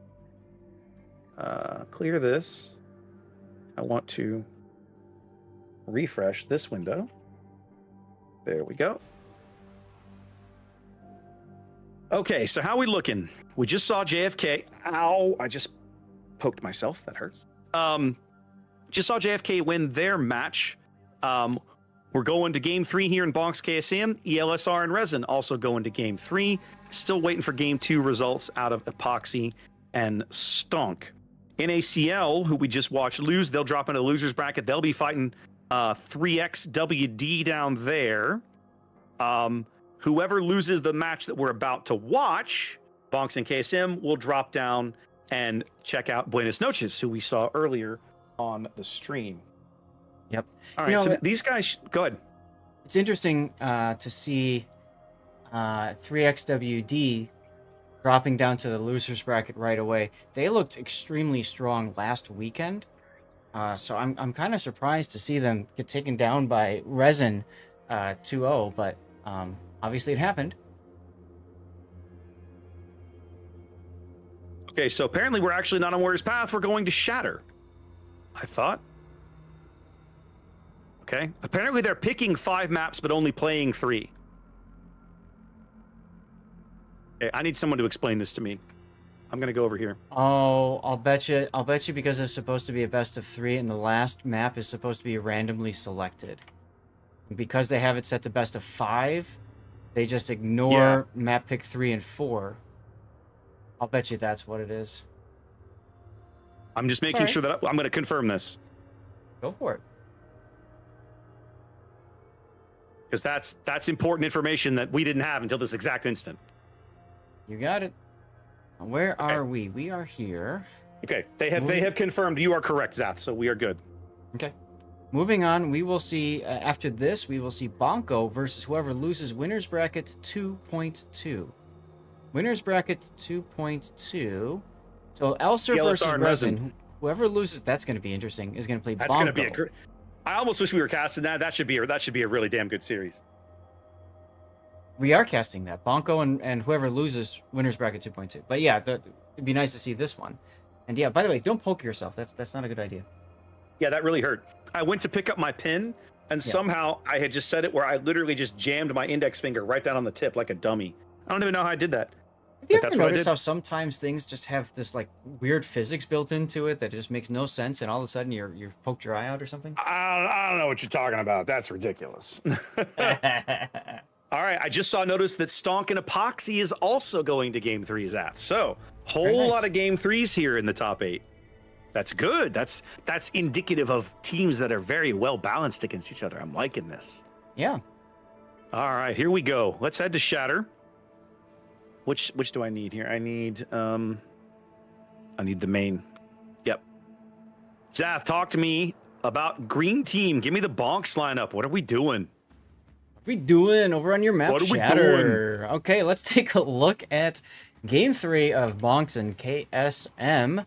Bonks is bringing with them a Marceau with Honore with the buffed Adrenaline Rush. We've got Sparkle over there with the gearing. That will be a typical COTS build gearing. We've got Stalingrad right next to that gearing saying, I'm your big brother. Just chilling there with top grade gunner and range. There's Addy in a Salem. This is a Radar Salem. Next to him is 1-for-1 Gaming in our Napoli. So there's our good look at Napoli with Pack-a-Punch and Outnumbered and your usual secondary fixings. Secondary build Napoli, yeah, because Napoli's not on the ban list for this one. That's right. We see a lot of that recently. And then we've got Brisbane as well with your typical Brizzy build. Tukwama in a Colbert. This is our first time ever seeing a Colbert in King of the Sea this season with his Honore for a buffed Adrenaline Rush. And notice he's running range mod in slot 6. Oh yeah, absolutely. That's what you do. Get yourself shot at, and you just hold down left mouse button and you pray and run away. and run away. We got Kermit Seppuku. I love that name. Rocking it in a Schlieffen with Lutjens, but doesn't want any of the Lutjens bonuses. Side note: I prefer not running Demo Expert and instead going for preventative maintenance because there are so many things on a Schlieffen that can and will break. And then there's IFHE though. He's got IFHE. That's what I'm saying. I think that's noteworthy as well. Yeah, yeah. Well, for Schlieffen, you need that for the 105s to pen. And then over on the Preußen, you got Murica with his, that is definitely Lutyens as well, and not really a secondary build, but he just threw some in because he had some spare points. What do we got for Poison and KSM? Schlieffen. All right, let's have a look at KSM. Ganser's Marceau speedy boying his way over towards C here. Running a little bit of range build. Range and reload on his particular Marceau. He should have time to get to C, although there will be one of the Stalingrad Raiders in range to challenge him if they want. Backed up by Snob's Napoli, also running Pack-a-Punch there for 3 points. Turret Traverse Reload, yep, good solid build there. Another Napoli, that's Jinsey. Not identical build, not running Pack-a-Punch on this one, so not leaning quite as heavily into the secondaries there. WH Knights Salem here climbing up the 6th line, running top grade gunner, concealment, all kinds of things, running his own little 8.5 kilometer T-Rex radar, backed up by Swag's Preußen here. A little more of a survivability build, not leaning at all into the secondaries. Not a single secondary skill on the entire ship. Catching a glimpse of Tester's Stalingrad, trying to get some shells into him early, and then get a little bit of chip damage. Paranoid Z42 just about to reverse his stern end into the B cap. Pretty typical build there. A little bit of dazzle action in that one. Yep, He's Lutyens. backed up at closest range by John's Ohio. Much more of a secondary build here to go with his quickscope turret traverse. And over on the left flank, Malakin's Ragnar. Yep, a little bit of range, a little bit of... Oh, he's got to watch out these torpedoes here. Ooh, he's got it. He's good to go. And then playing way wide, and another Napoli, that's Moko over here, also running Pack-a-Punch. Triple Napoli lineup for KSM's app. Kind of get the feeling both teams are like, wait a minute, nobody banned Napoli? Let's play. Kind of feels that way, doesn't it? Kind of feels that way, but Bonk's only bringing 1, whereas KSM bringing 3. Yeah. Ooh, big hit there on Salem. That was WH Knights KS Look at from KSM. Paranoid finally getting caught by radar. He was in the perfect little gap where the radars overlapped but didn't pick him up. Yeah. Until the Schlieffen's Hydro drove up and grabbed him here at close range. Wow. Impressive. They're gonna get some shells on him, but he's gonna be able to get away. Swag responding with the Preußen, trying to slap Kermit back. And see Now- Chukwama, look at where he is. You can see his range. He's trying to arc over what's considered the safe spot for Salem Des Moines to play. I gotta say, Ganser's Marceau has surprised me, Zath. I expected him to dive the C cap. He didn't. He went all the way to the 10 line, trying to do a ton of backfield spotting back here, but it's costing him big on his HP. The Brisbane radar catching him out.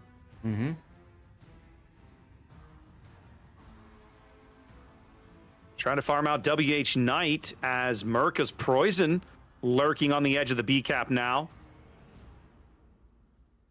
Backed up by Addy. Malakin's Ragnar taking some punishment down to half health already as he grabs A over here on the west. And he's got a heal. Very much an A-B centric strategy here for Bonk Sath, but at the moment they fail to control either cap. Yeah, this map is always fun to cast because you zoom out and you look at B from top down. You just look at all the X's that are drawn as teams just literally shoot at each other and pray that they come out on top in this battle for attrition. Like Kermit Sipiku is not looking so good. Now he's looking less good. Yep, Kermit's definitely taking the John. Yeah, John's not trading well here with the Preußen. No, he's The not. secondaries and everything really starting to add up. His next heal, he just got to his next heal. He desperately needs that. Kermit also starting to lag, sort of losing his duel with the Salem here. You have to believe a few more shells. There's a fire. Some more AP coming in on the bow. I don't think Kermit's going to be with us very long. I think that fire is going to seal the deal. And there he goes. That's it. KSM grabbing first blood as Battleship Nagato's Marceau trying to flip the A cap back. Yeah, but Murica's also in trouble. He's healing, but he's quite low already. There's the DCP. You know, Addy moving up to try to support his teammate. Might get punched in the face. Bonks put both their battleships on either side of this cap, and they're about to be the first things to die in this game. Yeah. Well, they tanked all right. I mean, But they didn't take very long, did they? We're only 6.5 minutes in. We're already down one battleship, and we're about to be down another. Yep. Oh, KSM's Ragnar goes down. Yeah, Bonk's knowing they got to do something. Yeah, Malikan losing that duel over here at A. There goes the poison. So just like that, Bonks without battleships going to have to try to make it work on the back of their super cruisers. Oh wait, they really only have the Stalin. Yeah. Oh, look at the Preußen swag coming through the middle now. Addy's in trouble. Ooh. He's in big trouble. Waiting for the Thanos snap. It's coming. I mean, I think you just go for the ram. I think the Preußen's That's just what gonna, he's doing. He's just gonna let it. He's just gonna take it. He's gonna be like, I can ram you off. No, he missed. Look at this. He missed. Look at this. They both missed somehow. That's seamanship right there. That is Addy, crazy. Eddie could not afford to take a ram there, but at the same time, No. he like needs to like not die. So Oh, he desperately needs to not die. he's It's going to start adding up for swag here in a moment because the full pins on his stern are going to start adding up here as the AP comes online from Addy. yeah, but then that wow. happens. Okay. There's That one may not gun. matter. Well, Oh, wait, the he's bow got turrets are more. about to come online, and there they are. There it is. A ram would have been better, unfortunately. So for Addy goes out as they're trying to keep Tester from the ram. If they do a stern ram like this, it's not going to be that spectacular. They're trying to kill Tester before they get to use the ram off. They're going to get it. Oh, Wow. they do. Just like that. Bonks down 3 ships. It's got to be Wow. a clip moment. 2 cruisers being shot in the rear and dying. I still can't believe they missed the ram. That was Yeah. wild alone. Well, what else is going on? I know. What else is happening in this game? Well, it's funny you should ask. Let's look around. WH Knight Salem pushing through the middle. Go ahead.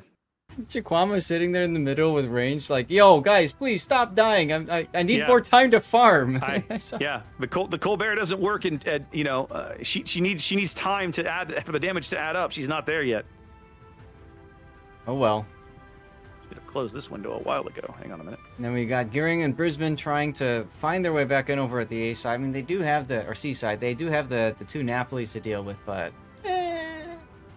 These guys, I mean, Disquarius and Sparkle are kind of out of it already. They're back on the B line. They're not really going to impact the game significantly at this point. no. 3 minutes to go. KSM is about to lose possibly a Napoli, but 1-for-1 Gaming is probably going to trade 1-for-1.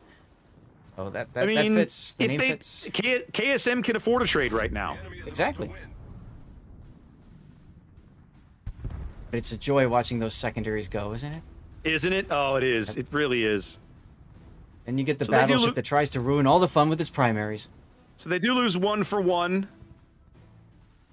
I'm sorry, they do lose Moko. 1-for-1 managed to hold on here. As his next heal 25 seconds away as Paranoid's trying to get him to light or something, get rid of him somehow. Yeah. I would have Without dying. expected. Yeah. There we go. They That's got him. the They got him trick, to light. isn't it? They're going to get him. Yeah, they're going to get him here. And there he goes. Yep. So, as the name fits, 1-for-1. Oh, Pretty much- look at John the pretty much- Impaler. I Look know. at He's John just the lurking. Impaler. No, he's It's like coming we around. need the Jaws theme. Dun Uh, dun dun dun dun dun dun dun dun dun dun dun dun dun dun. Like it's coming. It's coming. Especially as Chuk beaches. Oh no, Chihuahua pulling over some McDonald's. Dun dun dun dun dun dun dun dun dun dun dun dun dun. Oh my god.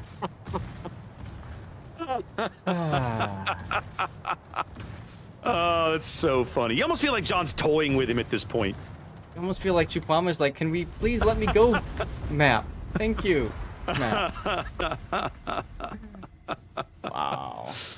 Oh, that's amazing. Well, that's all she wrote, kids. KSM's gonna win game 3. Like, I mean, it's been pretty obvious for a spell, but I think we can pretty confidently say it now that Bonks will have to fight their way back out of the losers bracket if they want to see the top of the tournament. Pardon me for a minute. I'm gonna take a picture of Chukwama dying. All right, there we go. Love you, Chukwama. Poor guy. Just pinned by everybody and nowhere to run, and you're just like, oh, feels bad. Feels bad you took a Colbert into Cons. I don't know. Oh, well. So, Zath, I'm gonna share a question with chat that I want us to discuss in the next break we're gonna have here for a moment, which is the Z42 a valid pick in this format? Don't answer now. I'm just gonna throw that on the table, and we'll talk about it here in a moment. All right, fair enough. I'm just making sure I get the question out there, or I'll forget.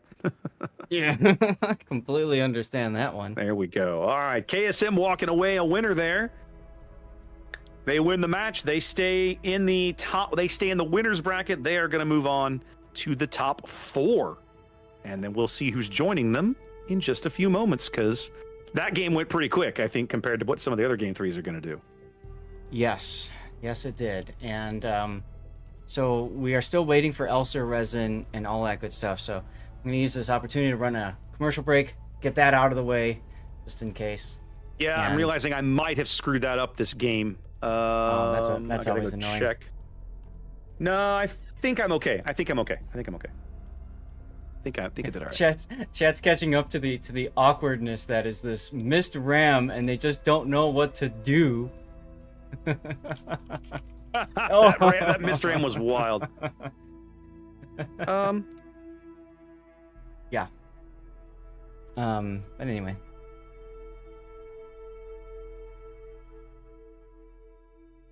We are doing Bonko. We move the Z for the O. Versus somebody, we don't know yet. Alright, there's the clip moment.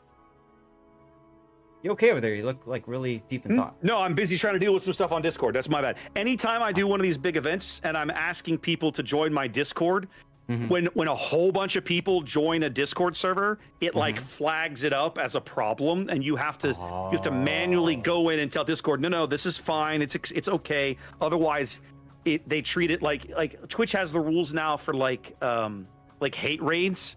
Right? Yes. Same idea. Yes. Same idea. Yes. It's the same kind of functionality that Discord has. So you have to go in and specifically Discord. No, it's fine. Don't throttle the server. Whatever. So anyway, okay.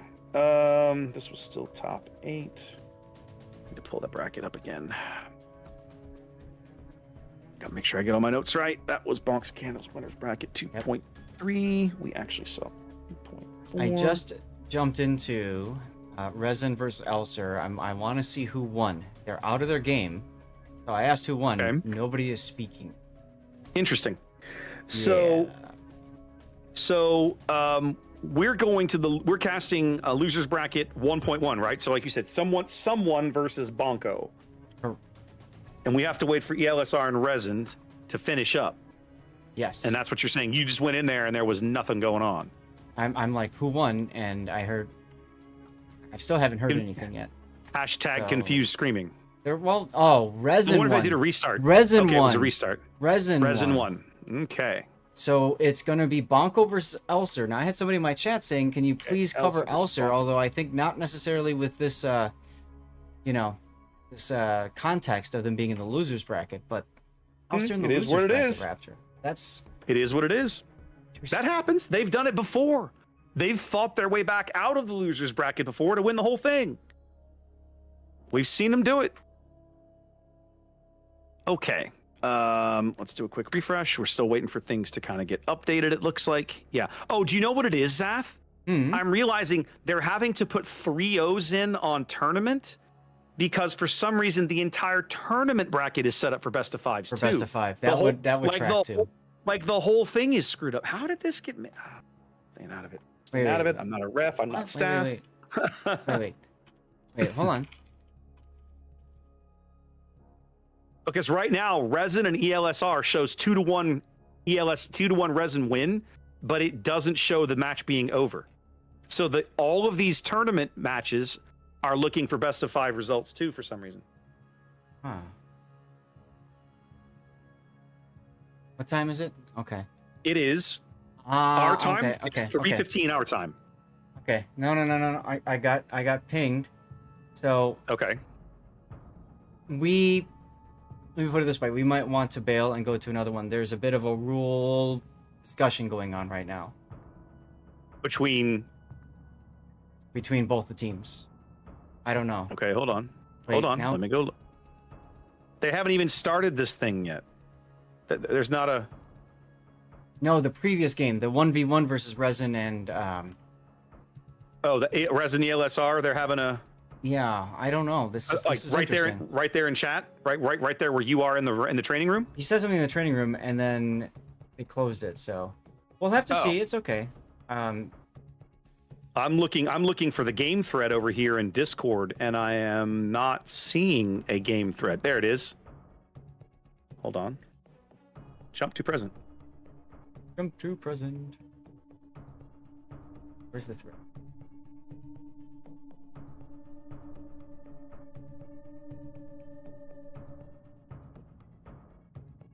They're trying to hand ELSR a forfeit.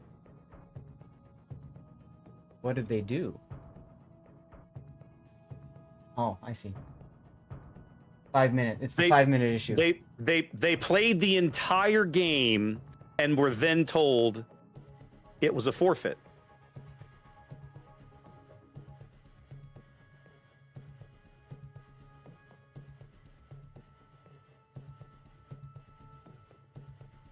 See what I was telling you about that 5 minute rule coming in and bite teams in the butt? This is wild. Yeah.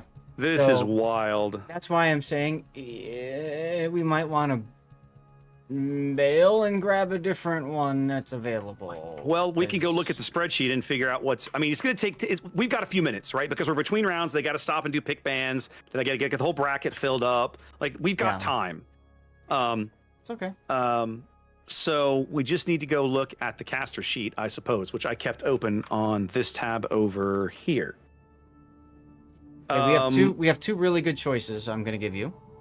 Okay. One is KSC versus somebody. That's loser bracket, a loser of winners bracket 2.1. Where's 2.1? Losers they bracket would- 2. Yeah, Okay. that's Losers still bracket finishing. 2.1 is a ways off. You're already signed up for losers bracket. No. It's a loser bracket game against the loser of winners bracket 2.1. Oh, okay. So they're still battling it out. We could catch NACL versus 3XWD. Only one person signed up. That's Elgato Magico, and they're probably getting set up. Yes, I saw them start that thread. Let's just move in there. Let's just do that. I'm adding us to the list. Don't worry about it. I've got it taken care of. Thank you. Yep, Teamwork. and I'm going to take us off the other list as soon as I figure out how. I think I just have to delete your name off the list. There. Boop. There we go. Okay, that's what we've done. So we've called an audible then. Yes. So we're gonna move off to yeah. I think that's the better choice for us right now.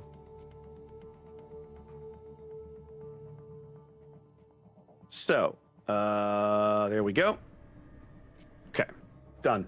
So that means I need to go pull that up on the tournament site, which is, I got to find the right tab. It's this tab, but that button.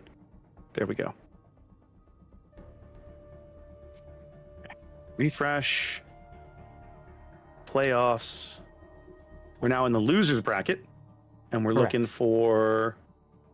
There we go. NACL and stuff. Voting doesn't even start for 10. We're so far ahead of schedule, Mhm. and the voting still doesn't even start for 10 minutes. Mhm.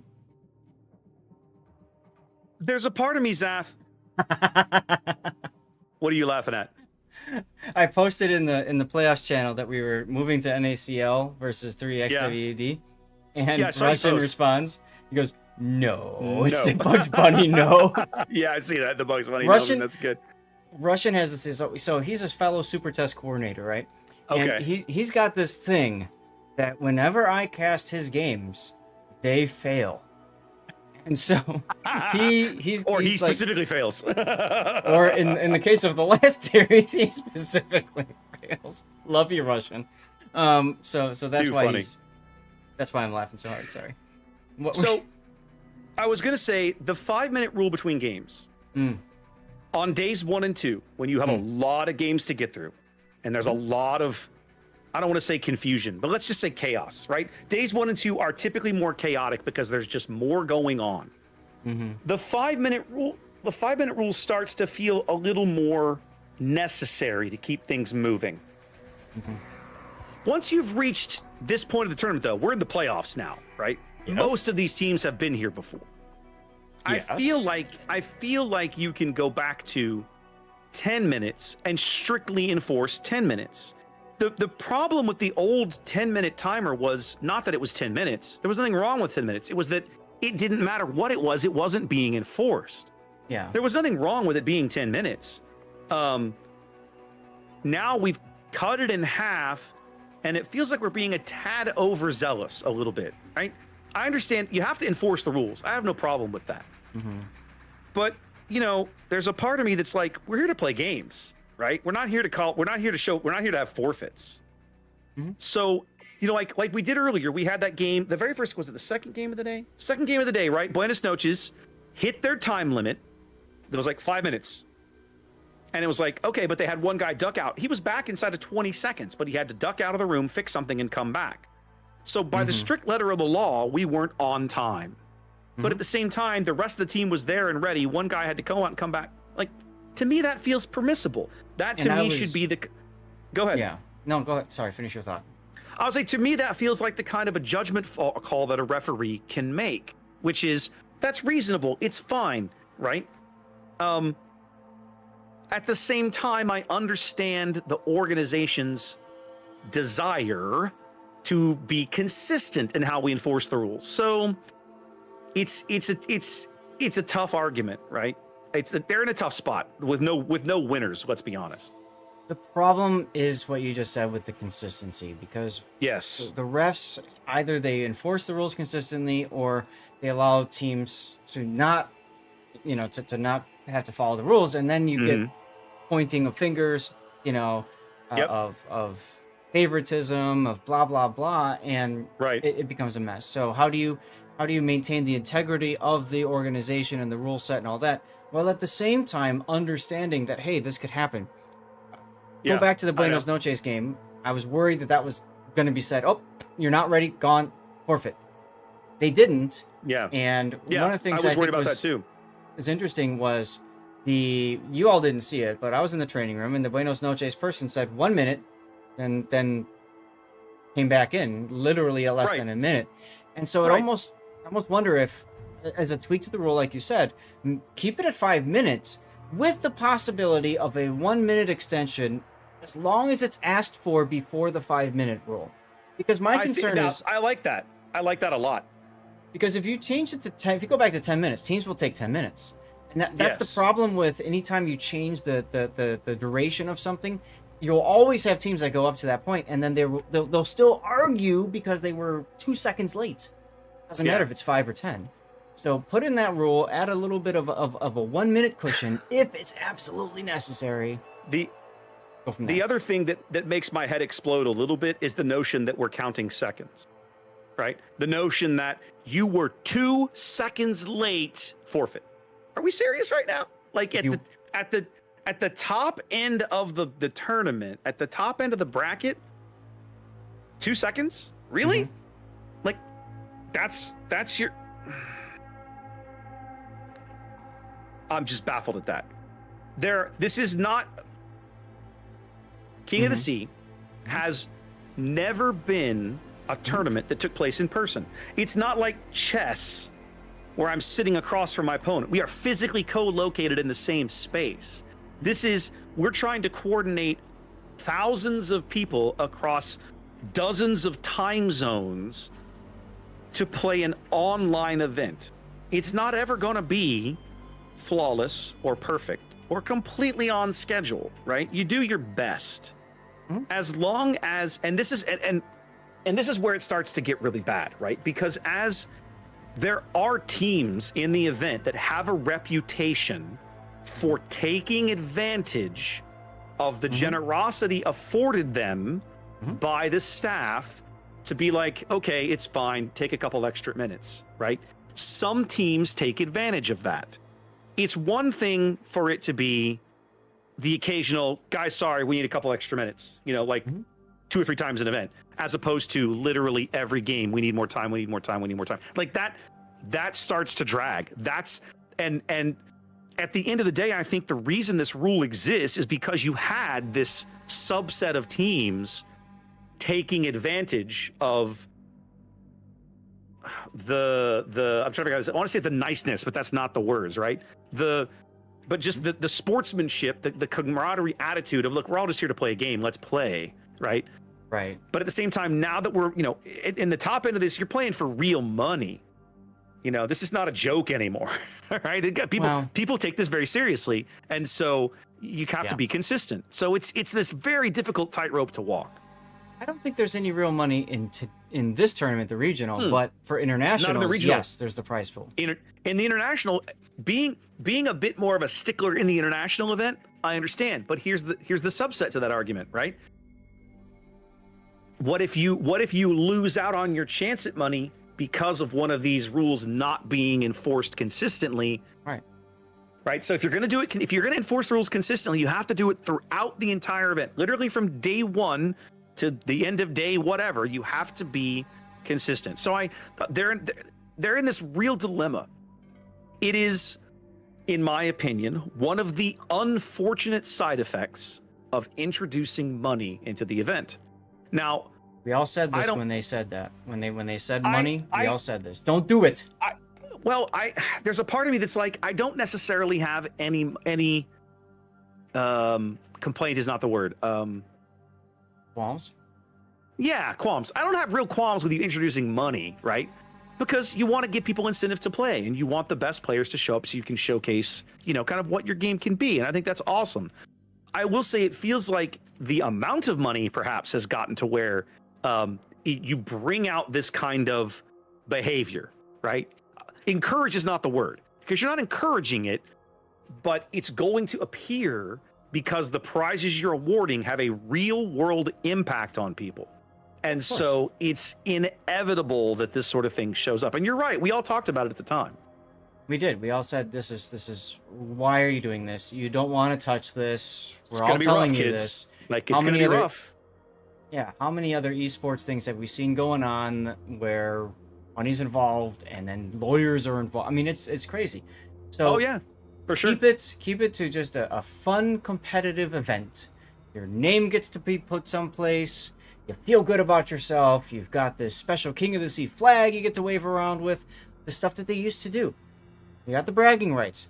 Now, there's one other thing, in my opinion, Raptor. You now that you talked about the money thing, this is something else I've been thinking about, and that is that now that it's for money, now you've got players that really care to win, to the point where they will jump ship and go wherever they need to go to win. And what happens? You lose the competitiveness of the game because you end up with one mega team that always seems to win. Yeah. 100%. 100%. So, and yeah, you know, when King of the Sea began, it was a community run event by the community for the community. Wargaming gave it some prize support and gave it some attention on their website. And that was kind of about all they really did for it for a long, long time. And then slowly they got more and more involved because they realized that showcasing the game, streaming these big tournament games on Twitch, was a way to draw in viewers, was a way to put the game in front of more people, and they were very successful at it. You know, you and I and others had had some events with literally, like, we had an event at one point, we had 1,000 people watching on day one. Day one. There was a time I couldn't get 60 people to watch on day one of this event, right? So, you know, and that was awesome. But I think over the years, the kind of shift in focus has definitely eroded some of that camaraderie and sportsmanship kind of things that we used to have, right? Because we were just playing. I mean, yeah, you were playing for prizes, but they were in-game prizes. You were playing for doubloons or steel or something, and it was like, it's nice to have, but we don't really need this, right? Like, it's cool. We're here. You're here for the prestige, right? Yeah. You're here because you want to be King of the Sea, right? Not because you're playing for, you're not playing for next month's rent, right? Which is a real thing now. No, when we played Supremacy League, I mean, what were you Yeah. getting? A bunch of doubloons. Nothing. Basically was- nothing. Yeah. I remember one season, and this is one of the reasons I actually stopped playing Supremacy, was one of the seasons that we were on APOC and we got all the doubloons, and the team was like, "Oh, can we get enough doubloons to give this person an Atago?" And I'm just like, "Wait a minute." I remember know? this. I remember this when it happened. Yeah, and so anytime you have something of monetary value added in here, doubloons, that's digital currency. You guys know how much I hoard my doubloons now. Back then, I didn't have any doubloons. I was just like everybody else. You wouldn't spend them on anything. No, I wouldn't. And I bought my Atago with doubloons that I scrimped and saved for, and so I was upset when I saw. You spent doubloons? Is that legal?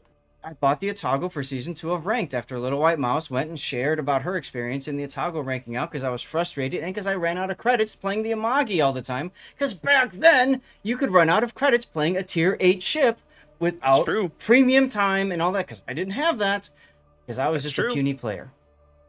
And that's okay. That's true. That's fine. That's true. The only Atago remains to this day the only ship I've ever ranked out in. Really? Yes. Wow. Season 4, I invested the time and I ranked out in Atago. I think I did in about 100 games. That's where I got my Jolly Roger. And to this day, the only ship in the game that I will fly my Jolly Roger on is Kid. Okay. Where it belongs. Okay. Where it belongs. You know, there are some players, and I love this creativity with some players. What they would do is they would put the flag that they earned from ranked on the particular ship or ships that they played to rank out with as a way to remember. That's a really cool idea. Yeah, I love that when I see it. Yeah. So let's see. For me, it was a Atago. Okay. Okay. No, go ahead. Keep going. Okay. So for me, it was a Atago. It was Turpitz in that season as well, helped me, and Amagi. And then the main one for me was Kiev. You know, I love Kiev, and that season where it was Tier 7 was like, whew! That was a big one. And then the other one was Fuso at Tier 6. Yes. Oh, that's right. We had some Tier 6. We had some 6. Tier 6 seasons. I like Fuso at Tier 6, my friend. I still enjoy Fuso today. And just for the grins, I ranked out with a 8-kilometer F3 Shimakaze build just to try it. That's wild. It's funny because to this day, when I play Fuso, every time I pull the trigger, I want to yell "pull" because I'm just firing the shotgun and hoping. I'm just pulling the trigger and being like, "Well, I hope these hit." You know. Yep. I know exactly what you mean. We have a map rotation. They're still working on ship bans. Yep. Okay. You got it. And maps banned were Shatter and Hotspot. So there you go. Indubitably.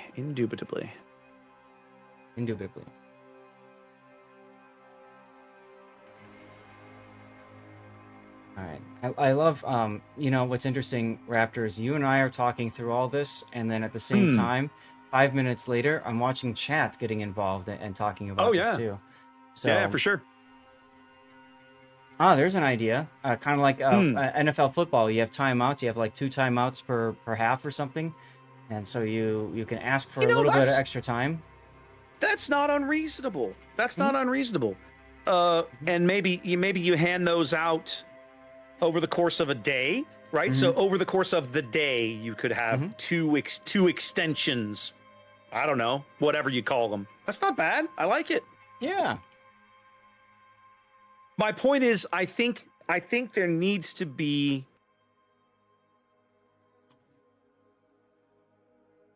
I feel like we're at risk of pushing people away from playing in the event because the rules set has become too cumbersome. Maybe not the word, but I think you're going in the right direction. Like, that's what I'm thinking. And so maybe I don't know, but the point remains that when that occurs, that is a solvable problem, right? That's not a problem with the game. That's not a game balance, a dev problem. That is a tournament problem that is fixable. You just have to sit back and go, okay, players, as a group, the players that show up for our event did not enjoy this iteration for these reasons. And this is something that the tournament organizers have been very good at over the years. They always run these post-tournament surveys to get feedback. And so it's like, okay, I guarantee you they're going to get feedback on this time around. Yeah. Guaranteed. So they Just so- already in their shoes, they have to be thinking about what are we going to do? What are we going to change next time? Right. Right. And in addition, a lot of us streamers, Raptor, myself, and a few others, we have a much more direct line as well to give feedback and to answer specific questions. And this is something that will be on my mind for sure. Oh yeah. That will bring up and you guys, most of you in the community, with wargaming, a lot of times you say, hey, this is your feedback, and you give your feedback, and then everybody else you talk to says you shared your feedback. Well, why aren't they doing anything? At some point, there's that critical mass that pushes them over the line that says, we really need to look into this. So, again, this is something to think about. This is something for feedback. And please, if as a player, as a viewer, if you're giving feedback into this tournament, please don't go only negative. Please highlight the things that are working absolutely. well too. That needs to be said. That's important.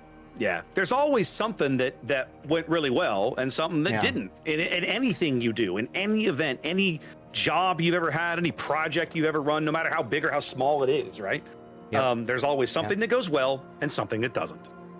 Hey, Raptor, we still don't have a room. No. Can you do me a favor and take a look at the winners bracket now? Okay, now that the games are all in, look at the winners bracket. Hold on a minute. I gotta go to this. No, where is it? This window. Aha! There we go. Uh-oh, hang on a minute. Somehow how did this happen? There we go. Okay.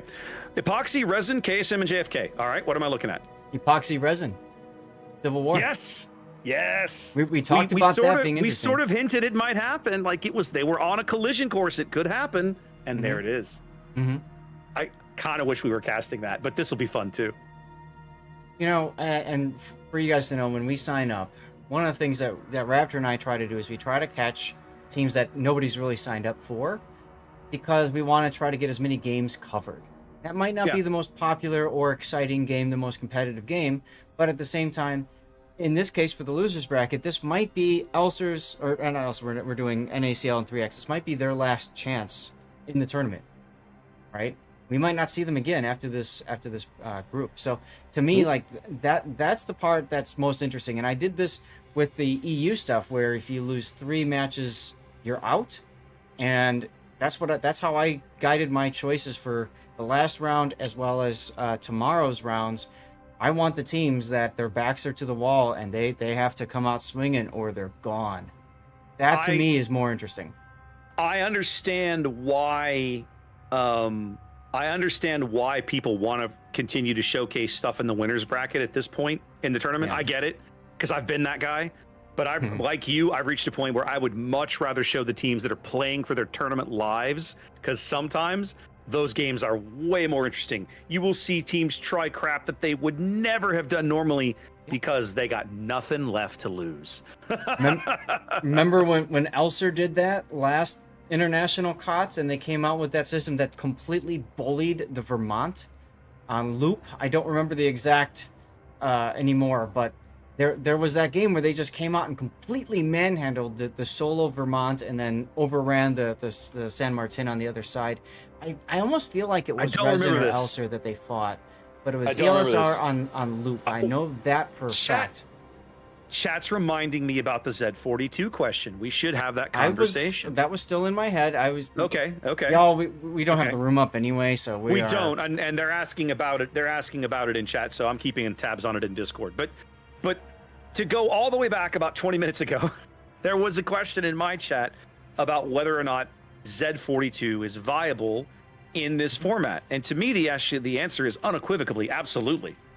A destroyer with that much gunpowder and hydro can be a real cap bully in certain maps, in certain configurations, etc., in certain team setups and certain lineups. Like, it's really good.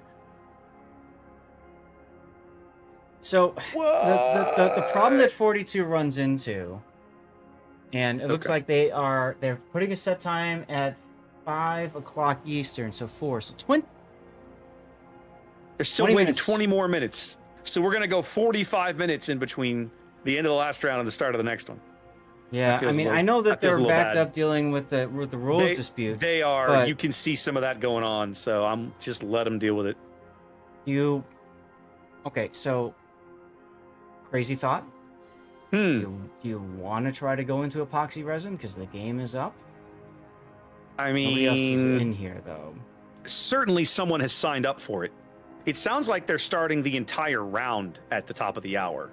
Right. Let me see who else has signed up for that. I'm on the wrong tab. Hold on a moment, because I guarantee you somebody has signed up. So epoxy resin is going to be Bow, Iron Man, Incandescent, and Ghost.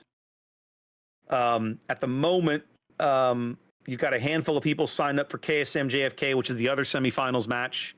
Yeah. And then we had been on ALS Arbanco. We bailed. We're on this right now. Yep. And then a fair number of the South American guys are covering the BN Bonks match in the losers bracket as well. Mm-hmm. So, I mean, we could do epoxy resin if you wanted. I kind of like the idea of seeing this. Yeah, no. This is fine. It was just because they had the room open, I wanted to see if they were like about to start. If they were, let's go do something instead of sitting. Well, I'm gonna go duck in the epoxy resin room and see if they give a start time. Okay. They've done all the votes. Yes, they're starting the whole round at the top of the hour, so nobody's going to start before top of the hour. Okay. Yeah, you're just host. All right. Well, I just went into the JFK room and I just typed a burp and I'm leaving. You should have typed fart and then left. That would have been more entertaining. So if they're doing all of them, you want to go back to the Elser game then? Or do you want to stay here? Right now, I think we're better off staying here because I'm still seeing a lot of Elser guys in the voice channel. They're clearly having a discussion. So let's avoid the game. Let's avoid that match just because there's a part of my brain that wonders if that match is even going to occur. So just going to leave it and let them do their thing. Yes, I completely agree with you there. Perfect. I just want to make sure we're both on the same page. And the Z42 in COTS. Like, we'll answer that question in just after these messages, and then like 45 minutes later, I feel like I'm a newscast or something, telling you to stay until the end. My chat's also mentioning something about I remember when they used to fly you guys out of the country to cast. I've only done that once, right? Like I've only been invited to internationals one time. It was 2 years ago. I went to Prague for internationals, and I worked it with Painzor and crew, and we had a great time. It was a good event. That's the only time I've ever done it. Now they have several of the NA staff, like Bogsy and Gaishu, and some of those guys have gone out and worked events over there, but very rarely do they fly, in my experience, at least opposite, like North American, just Joe Blows like me, to Europe to work an event. Now, usually we'll bring in Europeans. I know Painzor's been over there. I know Maltese Knight was with us for that particular King of the Sea. I know Stats Bloke has been over there and done some stuff at different times. Right, not always, just different timing. But it's entirely up to the guys organizing the event, how they want to do it, who they want to draft, who they want to pull in. Sometimes you get asked, sometimes you don't. I don't know. I mean, it is what it is. You know, yeah. I'd love to do an international COTS with Raptor. That'd be fun. Know, we've done them all virtually. They've asked us to do it from our computers, and then we've had issues. I remember one time my computer power went out like right when I was being introduced, and there's another time where Raptor, you had a storm coming, and we're concerned about that. And hey, you know what? Things happen. That can be controlled in a physical environment, but it's expensive, and honestly, the room is open now, by the way. Apparently, thank you. He said he is. Yeah, it's just Dark Wolf. It's not labeled. It's just Dark Wolf. Okay. It really just comes down to what is it that they want. Each of us brings something to the table. What's the mix that they want to have for their thing? One time, Raptor and I cast internationals, and we were the in-game callers, and then there were people outside that were talking about it and stuff, and people said very positive things, and then they went a different direction, and people still said positive things about those casters. So it just comes down to what do they want, and that's it. I will say, Zath, the thing that I miss the most, the international stuff has been fun, But for me personally, my focus has always been on the NA bracket of the event, right? Oh, I know where you're going with this, and I agree. Yeah, you're going to agree with me when I say it, right? So, like, from the time that I started casting this event, it was always like, I want the NA bracket to look and feel as good as it possibly can from a showmanship showcase perspective. And for quite a number of times, you and I have been invited to Austin, and we've done casts there in the wargaming offices with them, doing stuff, working things, right? And again, the last time we did that, I think about 2 years ago, if not 3 now. It's been a hot minute. And at the time, they were still working on getting their own casting space, right? They've finally done that now. And now but it's never been used for anything but them doing stuff, which is, it's their space, whatever. But I miss going to Austin, working with those guys for a couple of days, hanging out in the office, seeing everybody once a year just to come in and say hi. How's it going? Glad you're doing well. It helped you feel like you were a part of that community. And it's unfortunate that we haven't done that in a while. There's magic there that both of us miss. And magic is the way that I describe it, because it really feels that way. You come in, there's an energy about it. You're in the place where wargaming happens, like the game is done and all this stuff. And yes, you're on a weekend, so like nobody's there, but you still see the desks and you still see the decorations that people leave at their desks, and you see the paintings and the stuff up on the walls and the various. You get the feel, and it's so different than being. Frankly, I'm at home. I mean, I've got, stuff in my background. I've got the giant torpillo. Raptor, you and I held a giant torpillo the first time we went to Austin. Oh, yeah, got pictures holding it. I remember that. That was a special moment. And so, like, to me, that's a big part of the magic that I miss, and I know, and I'm sure you do too. Yeah. It's a great experience, and it's one that I hope we can have again sometime. Me too. I miss. One of the things that I always liked about kind of the finals weekend for these events was it got treated a little different than preliminary weekends. It used to, right? In that, you were playing for the regional champion. And so it got to where it was treated as a big deal. So it was Wargaming, the deal. Yeah, it was the deal, right? And so Wargaming would treat it, on their casts, when you would work with them, very similarly to like what we were doing in the nationals. You'd have a dedicated team of people to call the action, and then a dedicated team of people to do what Mr. Conway would always, or Chris Santos would always call the monkey dance. I think it was Conway would call it the monkey dance. This is what we've been doing for now 35 minutes, right? In between games, you're just talking and trying to entertain the audience and keep them from going away, right? And so you'd have like the analysis desk and the casting team. And what I liked about that was, in my opinion, it produced a better product. The overall quality of the cast was better for the viewer, because you got the in-game commentary. You and I got to highlight stuff. We would point out things. We had our own lens that we looked at the game through, and then you go back to the caster desk, right?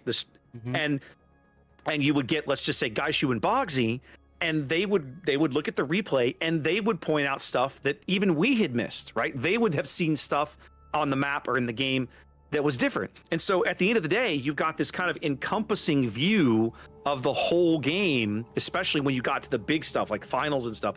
And it was just made for a really nice, from my perspective, a really nice viewer experience. And I missed that. I kind of got spoiled by that, I think.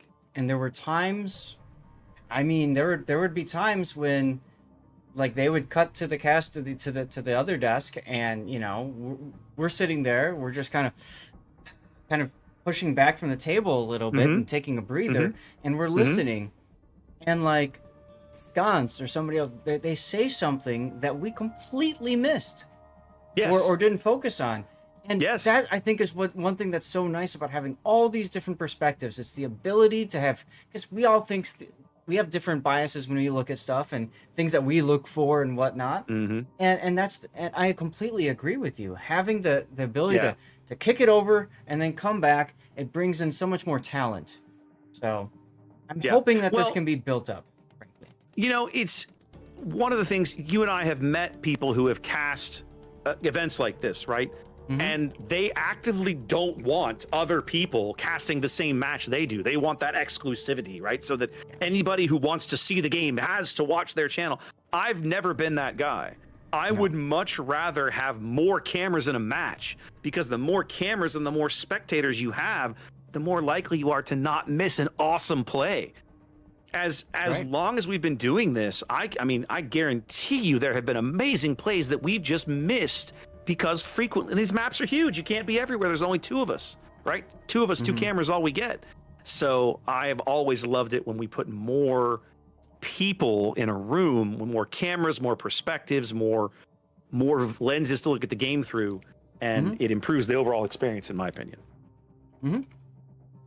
Yeah, no, I completely agree. So Z52 or 42. 42. Yes, let's get back to that. We keep dumping off of that. She's, in my mind, she's absolutely viable, right? Quick firing guns, lots of them, quick smoke, hydro, solid cap contester. That's where I'd put it. What do you think? The biggest thing I would say about it is, the biggest thing is it's a top-end competitive skill thing. Are you ready, by the way? They're asking if you're ready. Yes, I'm going. I was just about to ask you that. I'll tell them. Let's go. Continue your thought. It's a great ship on paper. It can absolutely murderize destroyers that are up front with you, but there's a difference between competitive and randoms. A competitive player, if you're in that Z42 and you're shooting something, kind of like we saw in the last game with Shatter, there's other people shooting back, or the person isn't necessarily caught flat broadside to where that AP will pen. You know, they know the hydro range, they know they can work around it, like that sort of deal. And I think that's where the problem comes in with it, and that's why I think Ragnar is a more comfortable boat for a lot of players, because I hit the radar, I spam HE, and I've got side plate armor that blocks a lot of HE shells back from me from other destroyers. That to me has a more comfortable, understandable niche that they can handle. You know, 42 is fine in the hands of the right player. I would say playing Z42 is almost like, well, we saw Colbert, right? We saw Colbert, we saw Chukwama playing it. All due respect to Chukwama, I know he's a cruiser main and he loves playing cruisers, all that good stuff. But put John the Ruthless in a Colbert, and that might be a little bit of a different situation, right? And it's one of those ships I feel like you really need to jive with the ship to make it work. So it can absolutely work. It's just, it comes down to how you use it and how comfortable are you in that ship. Yeah, I'll agree a little bit. I think that there's absolutely it's not a noob friendly destroyer, right? It's not a destroyer you can put in the hands of someone who's, you know, unfamiliar with destroyer and expect amazing results. But if you're familiar enough, you're comfortable enough, the German destroyer hulls also handle a little differently, right? They're not the most maneuverable things in the world. You have to account for all of these things when you position the ship. But I think if, you know, for certain destroyer players, she's 100% viable, right? It's if you see a Z42 played badly in King of the Sea, in my opinion, it's not exclusively the ship's problem, right? The ship has all the tools it needs to contribute to a win. It's like almost all ships, it's on the captain, the individual captain, to maximize the usage of that to pull it off. Right. And that's the hard part. That's absolutely the hard part. Agreed. All right, we know now we're only 5 minutes away. Oh, thank God we're only 5 minutes away. They said, hey, if everybody's ready, we can go. And we're like, okay. And I said, oh crap, I better get my commercial out of the way that I was writing up for, you know, about now. And I think I'm gonna go ahead and run one. Yeah, and then they said, oh wait.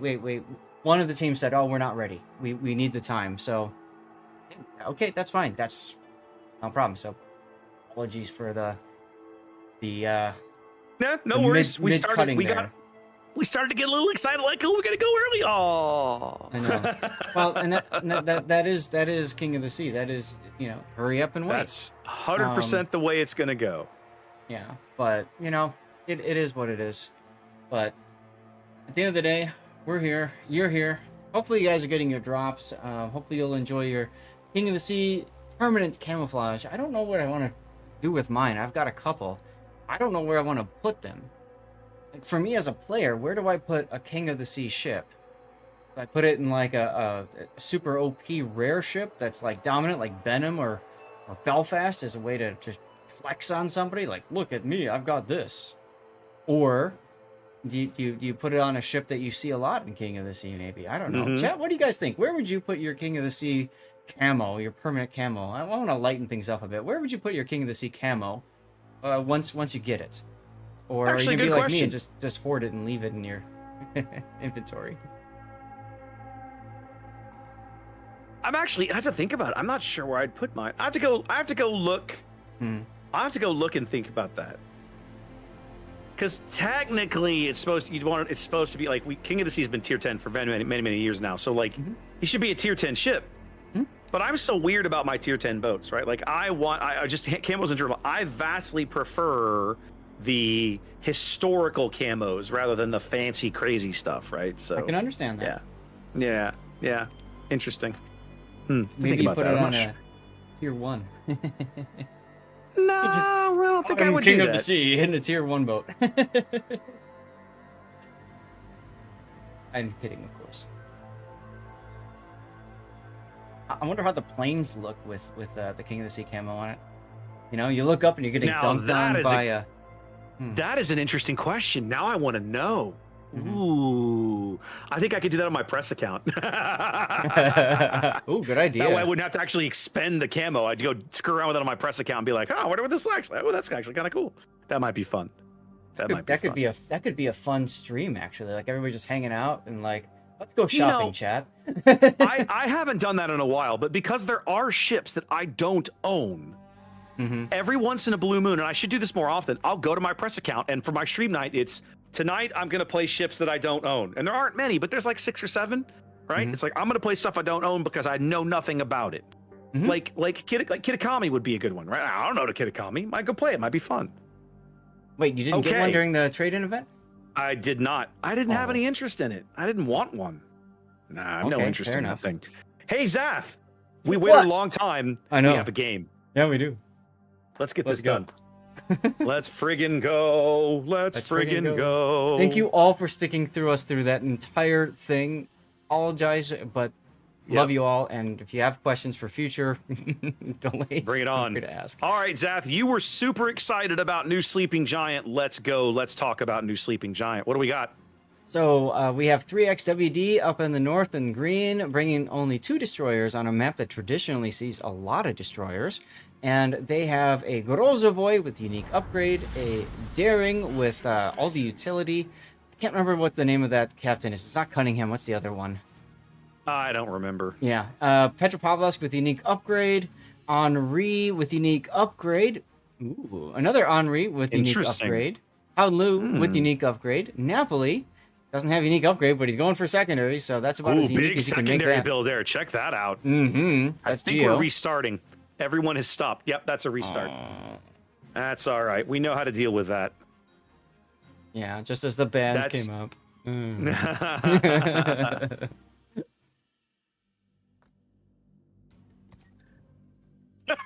They're all like GG. Everybody in training is like GG, close game. That's what I always say when we do a draw. Is close game, could have gone either way. Well, wasn't that great, everybody? Hope you guys enjoyed that riveting gameplay. We'll be sure to bring you another one just like it in moments. Yeah, it looks like they're actually ready to start again right away. So that was quick. I said we're ready. Well, it does. I don't know. Maybe reloading the game takes about 2 minutes. Yeah, so all right. Yeah.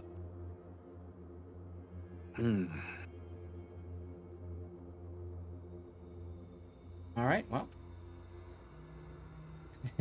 How many more people need to see ready before we go? I was gonna say, everybody said they're ready, so we're just waiting on our ref to push the button, basically. So. Oh goodness.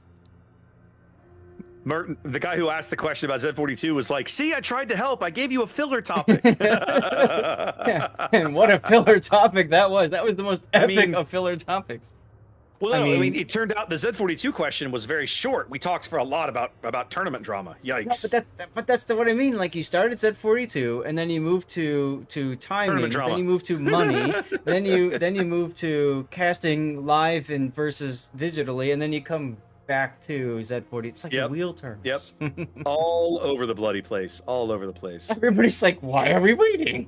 Why are we sitting here? I don't understand. It's like Age of Empires 2. Start the game already. Yeah. You ever play that? What? Which one?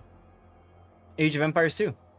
No, never did. Oh, so in chat you could type a number and it would automatically play a WAV file, .wav file audio that was the corresponding WAV file. So if you learned like 11 or whatever, and so you would type that in like a multiplayer game, and it literally everybody hears "Start the game already." You know, you go into alt chat and you type in something. It was raiding party. Can you imagine us doing our Civ nights with that? You know. That would have been you fun. can have people saying like, we need like monk, I need a monk, or I need heals, or wood please, or like, you know, it's fun stuff. So my chat's catching up to the COTS camo question. One of the guys put his red one on Ohio. I could see that actually. That would be nice. That would be pretty. I bet the American battleships look good with that camo. Mm-hmm.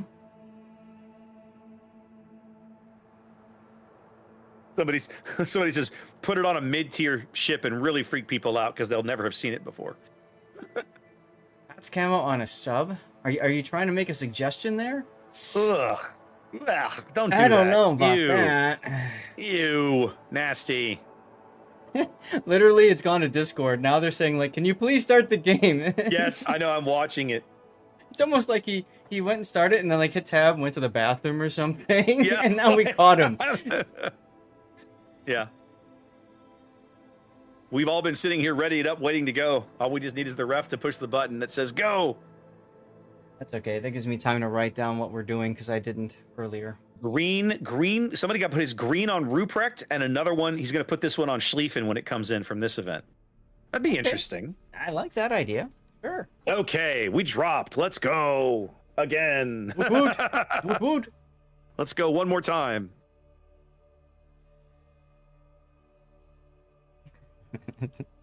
All right. Where are we at? Reversed. We are on reversed. That is correct. Okay, so Zath, take 2. We are back on Sleeping Giant. Talk to me about 3XWD because you were the one excited to see this map. Oh, I was very excited and all that good stuff. And yes, we'll go over it again because, of course, sometime we'll put this out on the tube. So let's see. So 3XWD in the green, bringing a unique upgrade, Grozovoy. We've got a Daring with all the stuff, and I still don't remember the commander's name, but whatever. It's a special British. Petropavlos with unique upgrade. Henri with unique upgrade. Henri with unique upgrade. Both of them using Honore, slightly different builds for them. Lu with unique upgrade, and Napoli with, well, might as well be a unique upgrade because it's all the secondaries, including top grade gunner. Secondary. Yeah, I think he plans on being alone. And then next up we have, I just got this like mental, you go sit in that corner. Anyway, we got a Vermont with Halsey or whoever. Interesting, not the turret traverse though, and a unique upgrade, Columbo. Yeah. All right, what do we got to the south, Raptor? All right, NACL here in the red on the south side of new Sleeping Giant. I say new, just certainly unique to this event. Coming in with a double Shimakaze. Let's have a look at Pidgey. This is unique upgrade Shima, full torpedo reload build. Chase off to his left in a Daring. Much more utility build on that Daring. Other Shimakaze, that's Mighty Mo. Also unique upgrade headed towards the ACAP. Backed up by Oh My's Moskva with a unique upgrade. Over here we have, let's have a look at Math Teachers Brisbane. That's that gun build Brisbane we saw earlier in the event. Our first 4 is Sherman of the day, Zath. Narco Media leading the charge over here towards D. Have to believe that he and Math Teacher are going to be best of friends. Snobs Howden Liu, unique upgrade, and he's also running focus fire training, but not running the unique Dutch captain that improves that skill slightly. Right. Comrade Stalin in a Vermont, a unique upgrade Vermont. We've not seen much of that. And then finally, Raindrop in a Cristoforo Colombo, also running a unique upgrade there. Yep. Refresh my memory, Zath. The unique upgrade on Colombo is relatively new. Ooh, good hit on the Henri out of the SAP. Yep. So, yeah, we've seen a lot of both Colombo and Vermont last weekend. So Colombo's unique upgrade is in slot 6. It replaces the, usually you put reload in there. And what that does is it gives you better accuracy. So basically, a lot of players feel that it quote-unquote fixes the problem with the Colombo where you fire at something and your shells go like, and you're like, what just happened? Okay. Junpei with the He's Hydra fine. going will be okay. He's good.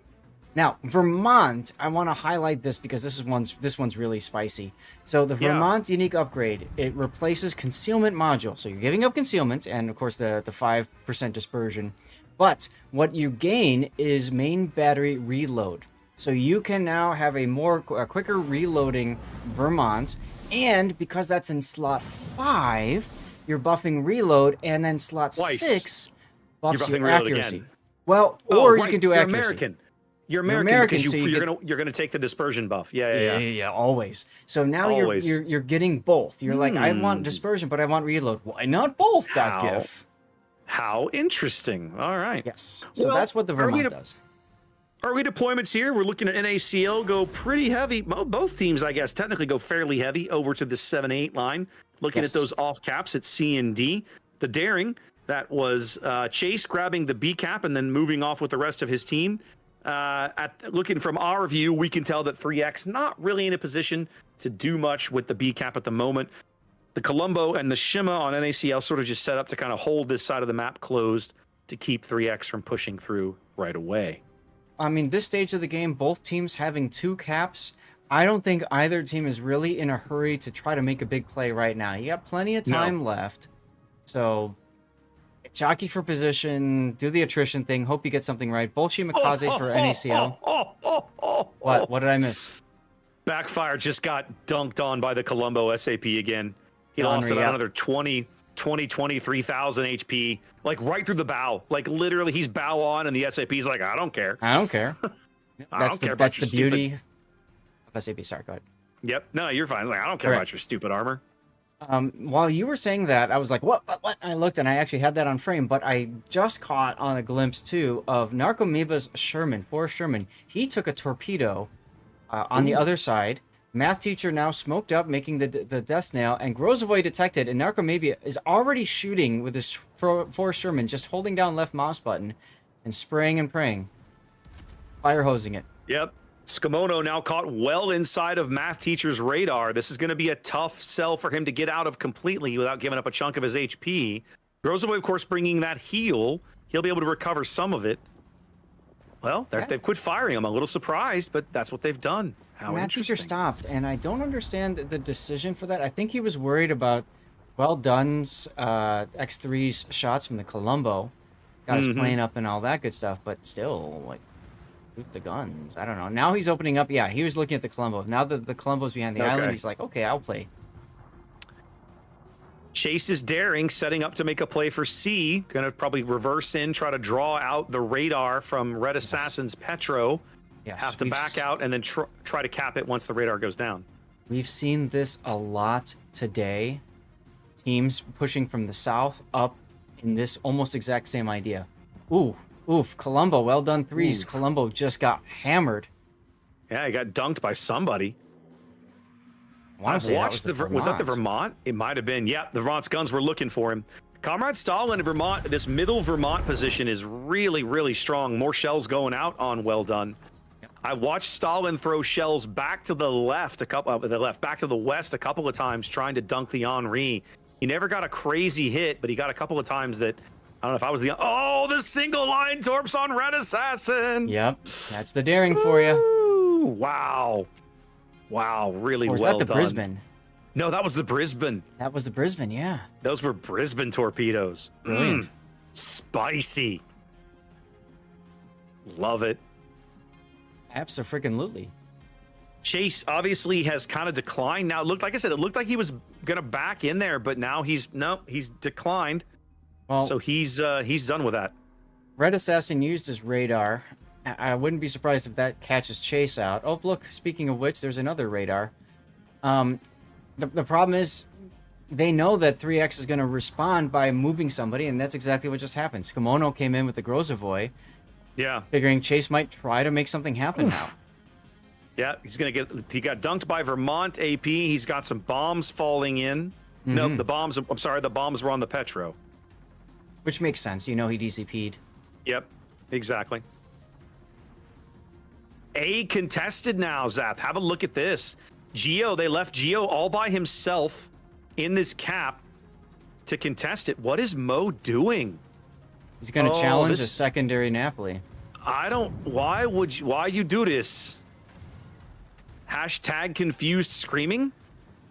Much screaming. Much screaming. Now, the smoke saves him, right? Because Napoli has no way to do anything about this. Napoli has no hydro, can't have hydro. Right. He's only going to take one of these. Feels odd. This is a very odd play, to put it lightly. Because all you're doing... Mo is now defenseless. All three of his racks are down. Yep. Geo's getting pushed by the Colombo, but he'll just move up either into the smoke or behind the island. Mo's kind of hosed here. He's going to have to try to get inside the Thunderdome and use the islands as cover. I just feel like...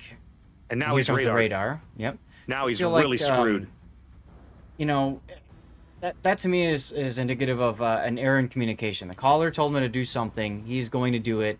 And then he's called off and he's like, well, I'm already committed. So now what do you want me to do? Or the opposite. He made the decision himself, and the caller's like, "Dude, what the hell are you doing?" And he's like, "Well, and now Geo's going in after him. So Mo is 100% dead here. Yep. It's only a matter of time. Yeah. And because he's got unique upgrade, his torpedo turrets are just glacial. Well, but it doesn't even matter. Like they're all on cooldown. There's no way they're reloaded right now. Right. I'm saying even if they were reloaded, he couldn't do anything with it. So. Yeah. So an unforced error here at A leads to the first kill of the game. Mighty Mo Shimakaze going out. NACL losing a ship. As now, the Colombo, you see my point? The Colombo has just been savaging poor Backfire. Yep. Now, Raindrop's got to be careful, though. Yeah. He not only is he in secondary range of the Napoli, but AP. The Henri's going to have torpedoes and the AP on a reload booster if he wants it. Reloads on there's cooldown. The torps. But still, look at this HP just melt away. Yep. And Raindrop becomes a wet noodle. He's gonna have to try and avoid the torps. He can't, and he goes out.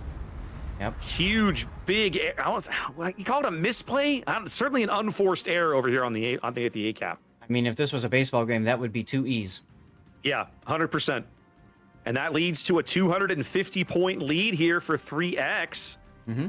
A game that NACL I thought was actually making really good headway in, right? Moving the Brisbane up the 10 line, doing the Lord's work, trying to contest C. But now it's kind of unraveling for them a bit. Now that frees up the Napoli, the Henri to do whatever they want. Yeah, meanwhile, on the other side, Narco is extremely low. Yes. So is the Vermont. So they've been trying to get them down. And Red Assassin in the Petro is still just sitting there. Getting texting his friends or something. I don't know, but he's still alive. That's the key. For the moment, he is still alive. Selling the farm to kill him, frankly. They pretty much have to at this point. They're going to have to make something happen. They're 260 points behind. Oh, Snob. Oh, Snob just got Vermonted. Brick smash. Got Vermonted. Oh, painful. Brick smash. Indeed. Not Hulk smash, but American brick smash. Yeah. Yeah. And yet, Red Assassin is still alive. Yeah. At the end of the day, Zaf, I'm just not sure how NACL comes back from a 3-ship deficit. No. Right? And they need to kill Red Assassin, and they can't. They can't see him, which is brilliant positioning on his part, by the way. Mm-hmm. Yep. And that's why I feel like what we saw over on the other side, that's just a communication error, and then there's, argument back and forth, what's going on, and just totally unhinges the whole battle. Math teacher now selling the farm out in the open water. Open water Brisbane Fire finally does get Red Assassin, but it's going to leave math teacher exposed for a spell. But look at the scores. Look at the scores. Look how close the time is. We're very, very close here on timing. Chase is daring now caught. I thought he was caught on Hydro, but he's not. He's trying to smoke up Omai's Moskva. Yes. Or himself. Or both. Stalin is about to go down. Single fire torps coming in on Pasterk, whose Hydro is down. Whoever Look at dies this, first. Saf. Whoever dies first. Only one. What? But wait, there's more. Chase is going out. But Chase will die, and that'll do it, I think, right? No? No, but it's close. They've only got one cap ticking. They're going to have to do better. He got more torpedoes into the water, Zaf. Oh, Pasterk eats 3 of them. It ends up being a trade in the end. That's a huge kill. It's a huge kill, but still, 2 minutes. Look at this. 7 seconds separate the teams. NACL down. Still down 2 ships. Look at Backfire coming in behind Oh My. Oh, I see Backfire now. Oh my. Yeah. Oh my, definitely he's the only ship on NACL on this entire half of the map, and he's in a 2-on-1 at a minimum. He's gonna get on read here in a short amount of time. Yeah, Stalin is healing in the Vermont. I expected him to go down, but he's somehow managed to pull up another heal. He's held on. He does have IRR. Oh no, he's got torpedoes coming in, Zaf. Oh, the Grozavoy torps seal the deal. That's going to do it. I was about to say NACL's in a position, if they could steal a quick kill at the right time, they could end the game. But in the end, they lose the Vermont. They're going to lose Oh My, and that's going to seal the deal. Yeah, 8 seconds to go. Well, hurry up, 8 seconds. And there it is. There it was. Wow. NACL with some kind of, I still call them unforced errors over at A. Maybe a little overzealous. 3X games claims game 1. Wow. What a first game, Raptor. Well, that was interesting. Are you not entertained? Are you not entertained? Indeed. All right, so now we're doing that. We got all of those buttons. Push our buttons. Yeah. Indeed, I gotta update all the buttons. Update all the buttons. The buttons, and you know what? It occurs to me. Yeah, I had that right. Okay, there we go. Awesome. So we come back to this window for our 5-minute countdown. Ta-da! Let's go.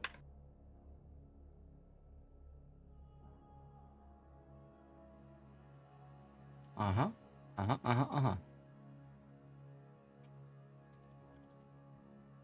right. Sorry, y'all, just catching up with my chat and stuff and watching. No worries. We're watching that weird play, and then there's it's painful because you see it coming. Raptor and Ivy cast us some. We've seen some things, guys, but we've seen everything at this point, and so to see this coming, and you're just like, I know it's coming, but I can't. You want to scream out, no, don't do it, No, don't do it. but they can't hear you, and yeah. Oh well. Yeah, it's a shame. We're not playing in a live arena, right? Like that's like when you go to a baseball game, you can actually scream at the players, right? You can't do that here. They can't actually hear you. Yeah. Exactly.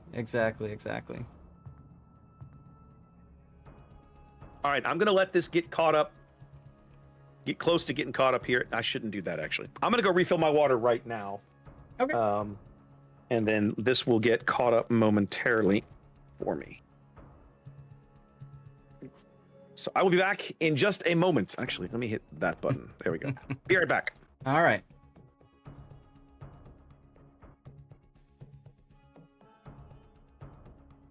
In the meantime, we can take a look at what's going on. Resin taking a game off of Epoxy. Wow. Wow. Very interesting. And if you're just tuning in, y'all, we're on the North American side of the King of the Sea regional tournament. In World of Warships, we are currently casting 3XWD in the losers bracket. I believe this is it for us. No, we have one more game. We're gonna do another losers bracket round after this. So we'll get through this part here next. So plenty of games left.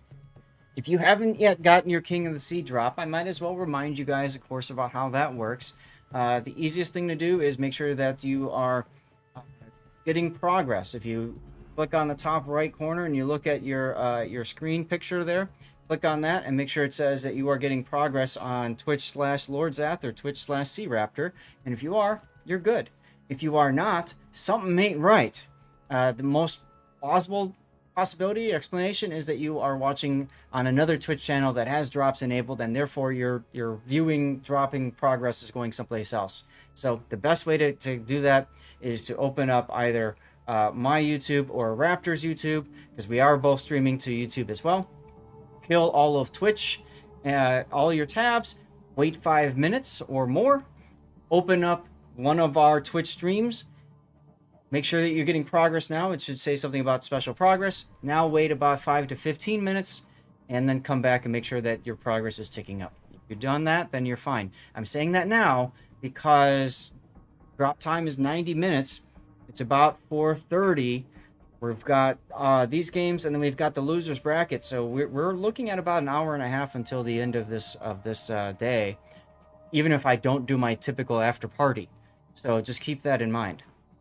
The wife will only tolerate so much time streaming today. So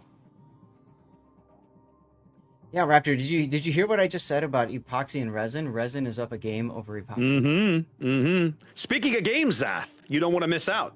Oh, did we start? Oh, cool. We started, baby. We started. All right. Once again, 3X in the green. Okay, give me a sec. What? Oh, I hit the wrong button. What? Let me know when you're ready. I am indeed, sir. All right, here we go. Ladies and gentlemen, game 2 in our losers bracket series between 3X and NACL. Let's take a look at the 3X lineup here as they spawn on the top end of Land of Fire. We got a Delny, Junpei's Delny, running a rare, fairly typical gun build there. Nothing terribly exciting. Backfire and a Vamp Deuce. Only a double destroyer lineup for these guys. Nice, solid build there. Nothing stands out, really looks odd. Red Assassin back in the Petropavlov, sticking with the unique upgrade.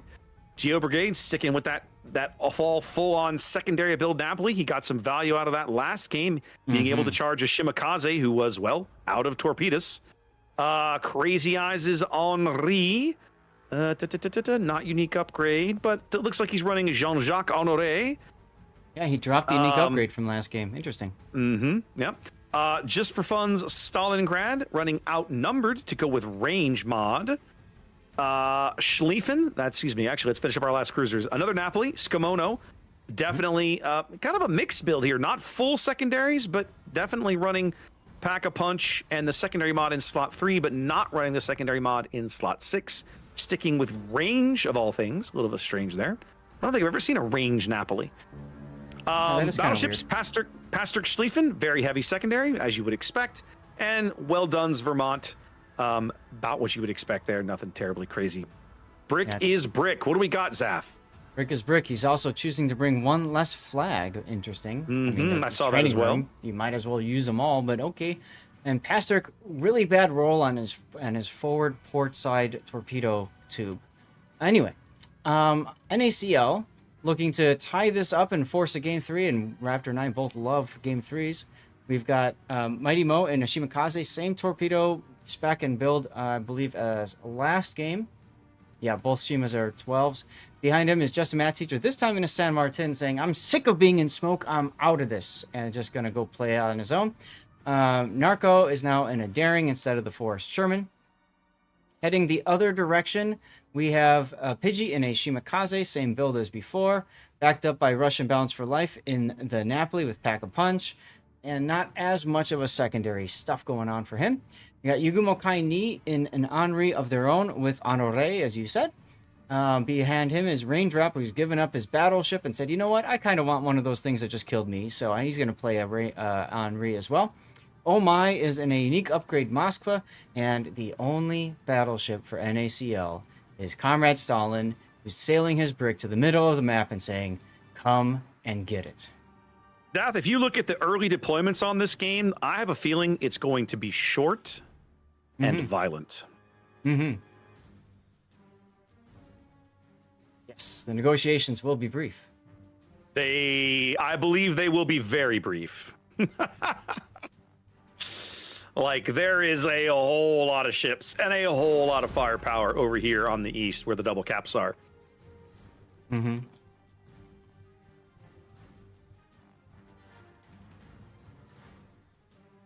Jump high. He took a torpedo? Is that what happened there?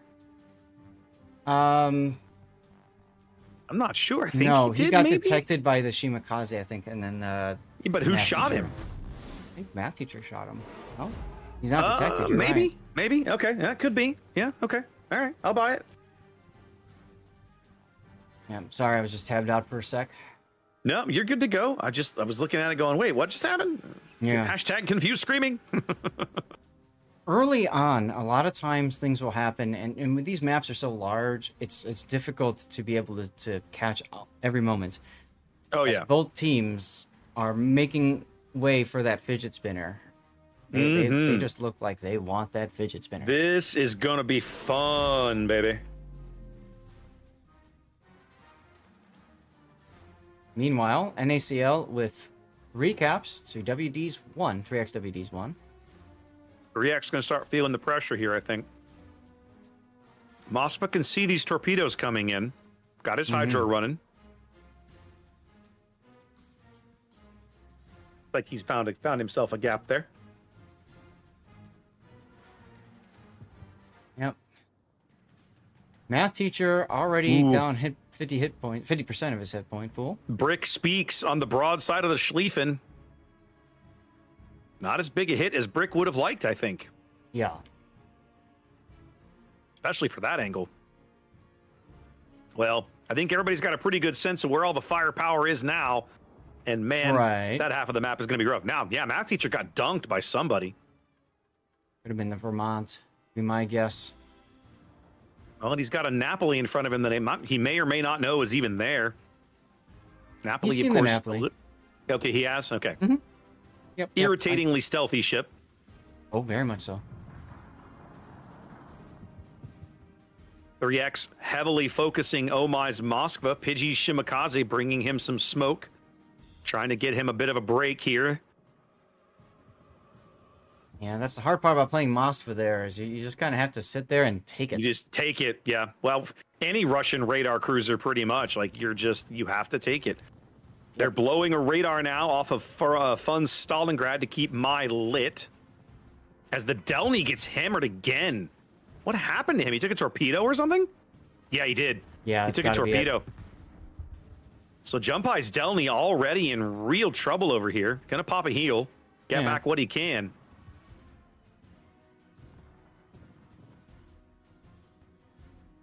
Kind of nice to see Mighty Mo just luck chugging torps everywhere, because that's what you do with that build and everything, and seem to be coming up okay so far. Secondaries on Gio's Napoli doing work on Raindrop's Henri as Yugamo's Henri dives in the island. Oh, torpedoes. They finally did get him with the single fire torps. Yeah, the Vamp Deuce.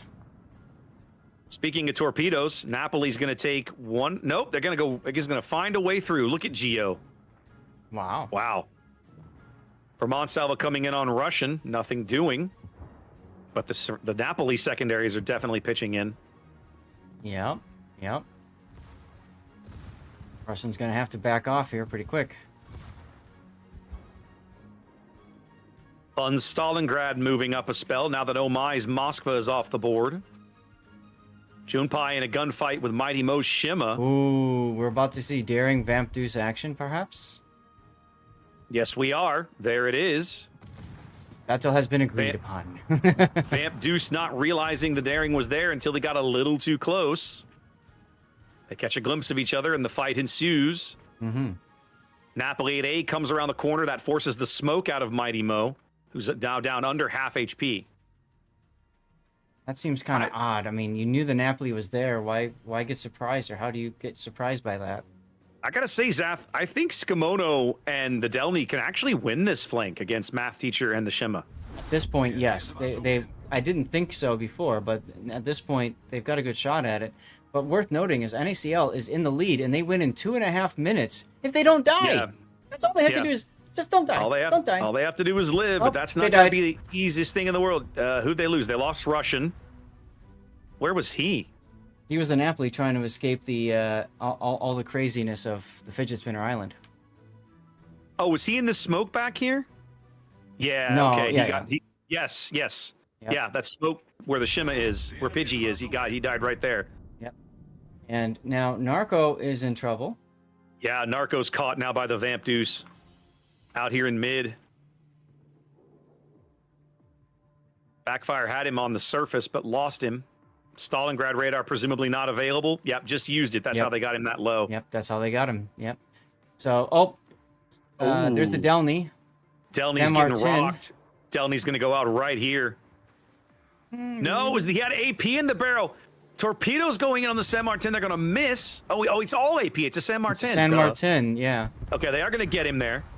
Yeah. But now, if I'm Skimono, turn around. Go get this guy. You don't have to kite. That's a San Martin. He's got 6-inch AP. And if I'm math teacher, I'm stopping and reversing. Yeah. He's just going to go dark. You've got to go after him. Right, but I'm still shooting him because I need to charge up my funny button. That's the oddity that is the San Martin, right? Yes. So he's going to go out just from the sap. I think the SAP secondaries are going to get him here. One more hit. Oh. Gumo Kaini on the Henri. Down. Still waiting for that big hit. There it is. Okay. So Skimono does finally win over there. It's a 3-ship lead now for 3X. Jeez. Torps on the Schlieffen. Oh, mutual destruction over here. Three ships all going down. He's been trying to push around that corner for a while, and, well, he finally got... That's an odd look as Geo, cavalierly sails through the hull of the still sinking Schlieffen. That's weird looking. It's like, thanks, pal. I'll see you later. Catch you in the locker room. Torpedoes all well spotted by Crazy's Hydro. Yep. Still technically an NACL lead, but you cannot believe they're going to hang on to it for very long. This is wild because NACL had so much board control. I really want to know, and I'll ask Russian if he he doesn't tell me if he's not listening. But I gotta ask. Were they looking at the score timer at all? Were they noticing that they were a minute and a half away from winning? I don't know. It almost felt like over at A, the way they were playing was like, we need a kill. Like, it was like that mindset. And yeah, wow.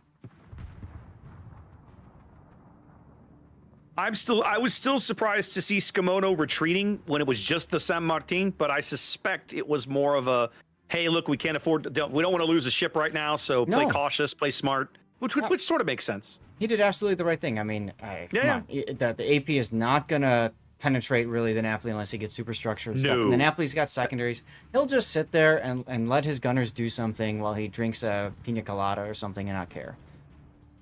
Feels like it's kind of all over but the crying here. It's still it could happen. NACL needs a couple of really good rolls, and that is one of those on Two Crazy Eyes. But Stalin needs to hurry up and reload. If you can get the kill on the Henri, maybe. And look at the torps on the Vamp Deuce. Is he gonna? Nope, he's not coming out. No, there's no need for him to go out there. Nope. Don't know why you'd want to. So Skimono is in a really good position. He can come into A and just stop. He just has to sit on it for a moment. He knows that. He's got no more heals left, but he's got 3 smokes. 3 smokes. So he can smoke and plane and sail wherever he wants. Stalin is burning his heel just to get through the fire. Before long, they're going to have him out. There he goes. Yeah. There's your lead change finally. Yep. And so now 3X is 90 seconds away from a sweep of this series.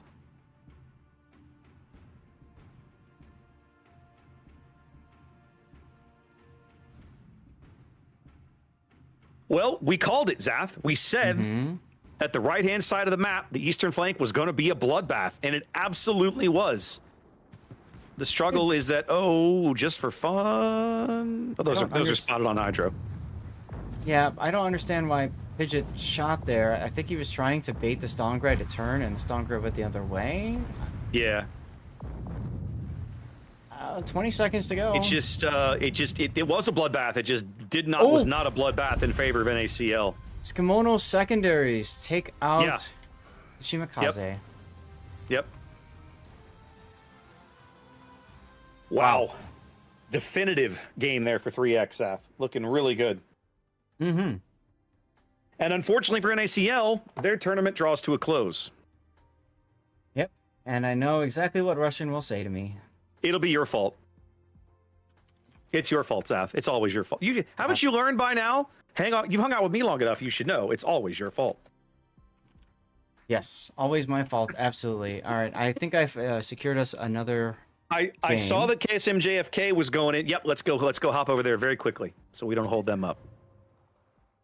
Okay.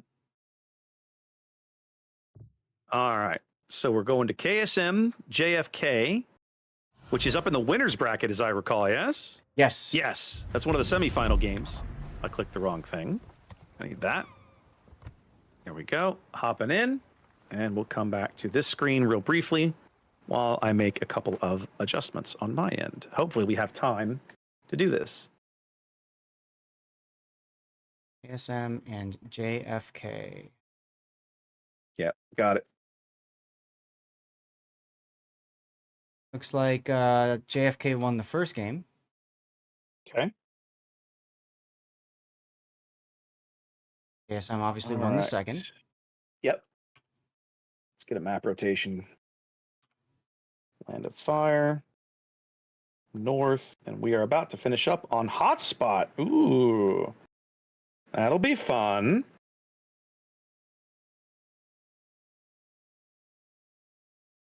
Okay.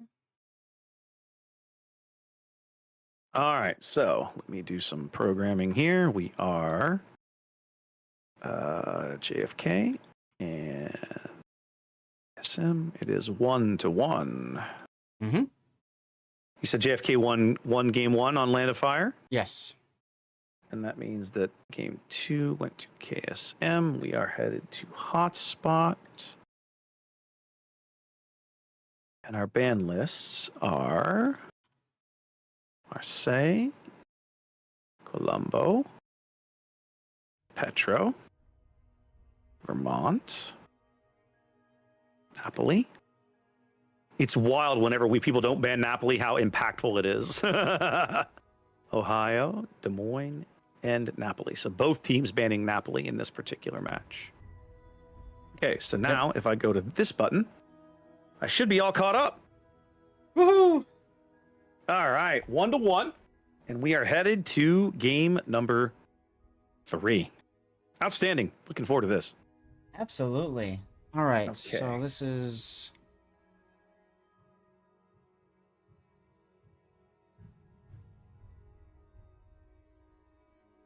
game We are 3. here. KSM JFK. Okay. Jump to present. All right, did that already. Starting time for map 3 is 40 after, so we are here just in time. Mm-hmm. Just barely in time. Mm-hmm. Let's take a quick. Since you were curious, ESLR 2-0 over Bonko. So they have moved on. Stonk 2-0 over KSC. So KSC knocked out of the bracket. ELSR and Stonk about to begin a loser's bracket game of a loser bracket match of their own. And we are set for. Okay, we are set for 3XWD versus. They've got it written in as Bonks, so it looks like Bonks won 2-0 over Buenos Noches then. Okay, yeah, because that has not reported on the tournament yet. Bonks had a 1-game lead. Right. Okay, well, we've probably got time to cast this while they go do map pick ban, and then we can probably still catch that one on They're time. probably holding the start of this next one until this thing's done, but we'll see. So we are casting 3XWD versus Bonks. Next, we do have the option of switching to ELSR and Stonk. Mm-hmm. It's up to you. Hey, Zav, Mhm. we got a game, baby. Let's go. All right, then. Let's do that. Yeah. Oh, my Lord. Well, now, this is not what I was expecting when I hit button. No. Well, certainly not. All right, Zath, welcome to Hotspot. Welcome Why don't to you the talk to land me of about- cruisers. Indeed. Why don't you talk to me about this beautiful pink JFK team I'm looking at? Yep. They're still repping the pink. So cool. JFK and KSM are tied up, so this is game 3, and we have Holsch in a Moskva with unique upgrade, Yorn in another Moskva with unique upgrade. Pretty much what you'd expect to see for Moskvas. And speaking of Moskvas, there's another one. That would be Badmiral Numbnuts. Oh, wait, there's another one. That would be Ron James Dio in another unique upgrade Moskva. And then you've got BP Fresh and unique upgrade Hound Lu saying, let me stick in between all of you guys because look, there's Goon in another Moskva. Unique upgrade. And then Mako in a Hound Lu with unique upgrade. Getting the feeling here, this is all about unique upgrades. And then there's of all ships, a Republique. Interesting choice. In typical I Want to Live build with Honore for buffed Turret Traverse and Adrenaline Rush. And then you've got Navy Cadet in a Loria. And nothing special about his build, really. Nope, typical survivability build. Now, Zath, as I look over the KSM lineup, I gotta say, if I am Paranoid's Yang, I am quite paranoid. Yeah. This man is the only destroyer on the entire board. The only one. He's it. Numero uno, first and last. Running a fairly heavy torpedo build, Yu Yang there. No radar, but smoke, which, okay, works. I mean, why, with this many cruisers in the game, who needs radar, right? You got all why bring radar on your destroyer? He is fronted his fellow teammates. We've got Malikin's Henri headed to the 10 line, headed towards the decap, along with Jinsi's Moskva, unique upgrade, backed up by Swag's Montana, much more of a survivability build. The other 5 ships on his team, that's Knight's Salem, John's Ruggiero de Loria, Snob's Moskva with a unique upgrade, Ganser's Henri, and Moko's Henri, all headed towards the A, B flank. Quick as you can, please. Yep, we've seen this before. Maybe We'll you see. have. This is going to be wild, right? These teams are taking radically different approaches to this map right now. You can just see it. It's gonna be interesting. That is So you've got just a tremendous amount of firepower from JFK hanging around the decap. You've got this whole echelon heading that you have to assume they're going to grab B and then move directly into A. The Yang's going to grab C while these guys here are going to absolutely have to retreat somehow in order for this to all work. Meanwhile, that Yu Yang that was paranoid has managed to cap C with He has grabbed C. around him. Like, just, do the thing and you're okay. So all right. this is my first time seeing this particular configuration of hotspot. You have seen this on other days, yes? Yes. Okay. Yes, and it Have you typically seen... involves... Go ahead. It typically involves either hard pushing B to A or hard pushing kind of like middle C to B. Rarely do we see teams really, really honest and truly hard push D the way that JFK is doing it right now. Rarely do we ever see this happen. So my question is, basically JFK running a destroyerless lineup, has that something that you have seen previously, right? Like in other iterations of this map? I'm trying to think. Maybe once. Usually it's the opposite. Usually you see more destroyers because they all try to go to C. They all try to murderize each other at sea. It becomes a massive bloodbath, and everybody else is just screaming at their teammates like, "Do the thing!" So yeah, this is a bit of an oddball because of that, I'd say. Yeah. Also because look at where JFK is pushing. They're like, yeah, they won't think to look for us here. And Malikin quite low already. Malikin kind of bore the brunt of the 5-on-1 that he found himself in as he approached the decap earlier. Now sort of lurking back here, unspotted at the moment. Ticking up another heal. Trying to look for a target of opportunity. Sort of has one with the Howden Liu, but he's not going to take it. HE going down range on Holsch's Moskva instead. Paranoid's Yang dumping his deep water torpedoes over towards the 9-10 line. trying and slow this push down somehow. You know, yeah, they called him back after everything.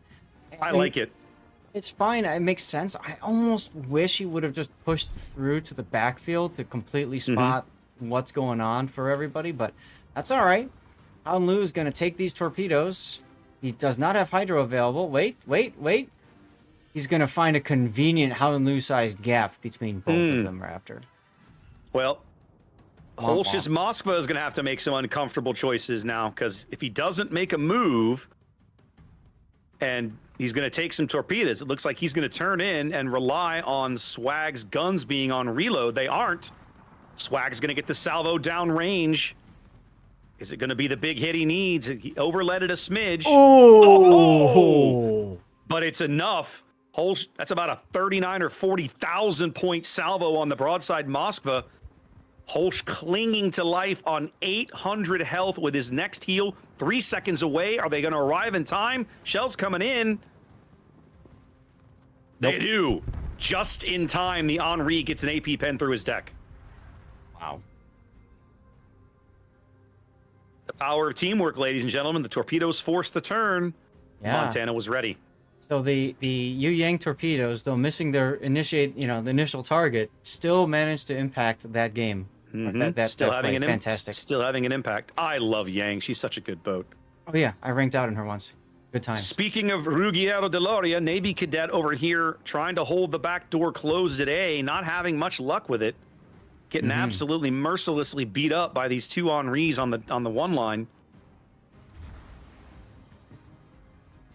Succeeding so far, but you have to wonder how long that's going to last. It takes a while. JFK finally does convert the decap. Yeah, they paid a pretty hefty price for that decap, though.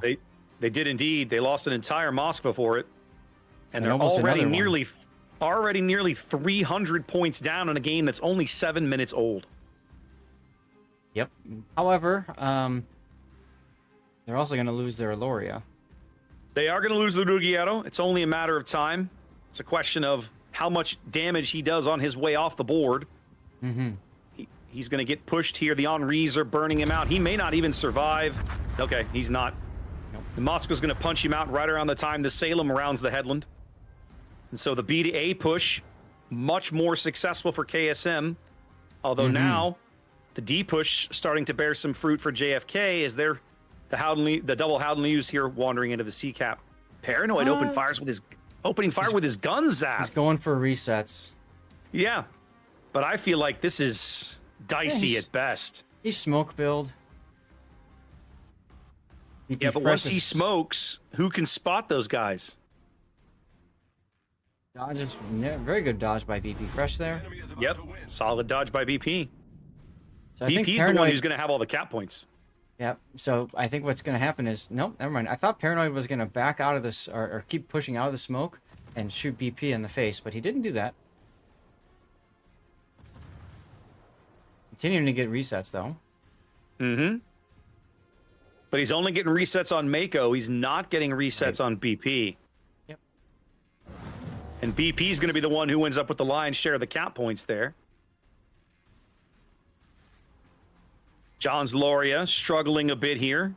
Down under 21,000 HP and falling. Well, no, there he goes, ticking through a heal now.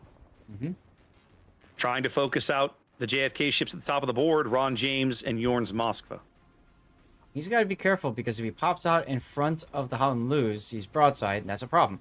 You can see he's already slowing down, but he's about to get triple bombed from the Howden Lewis in the middle of the board. Yeah, coming because through he's basically the volcano stationary. Smoke. Yep. Nice hit. Takes a solid hit with 2 fires to go with it. His DCP is 40 seconds away. His heal is 70. That will probably be the end of that particular battleship.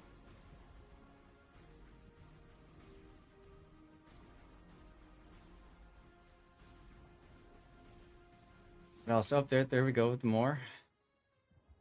Oons Moskva over on the 10 line looking rough. 1100 HP with shells going in. And there he goes. There's the Loria, but they do back Goon. So no actual points advance for JFK. Still down 2 ships. You know what I love about what these guys have done, Zath, with this kiting flank at D? They've left the Montana in the corner up against the map edge, which severely restricts restricts what the cruisers could do, right? The Montana over here. Yep. As he takes down, or Mosfa takes down Badmiral Numbnuts. And I just love watching these air-launched Dutch ovens coming right through the volcano smoke. Look at this. Right through the volcano. Like, that just looks cool. It does look actually pretty cool. It's now a like 3-ship Sauron lead. attacks. A 3-ship lead for KSM. They're 90 seconds from a win here in this decisive Game 3, trying to get to the winner's bracket final.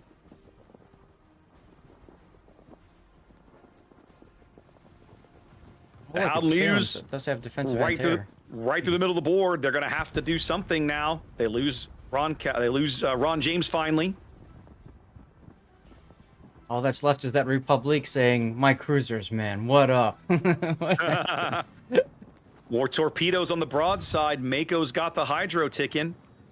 BP's going to see him and try to turn. He's probably got a gap there between... no, he's going to take one in the stern. And then meanwhile... And Mako just going to take just one, just plowing through it. Yep. And maybe Henri.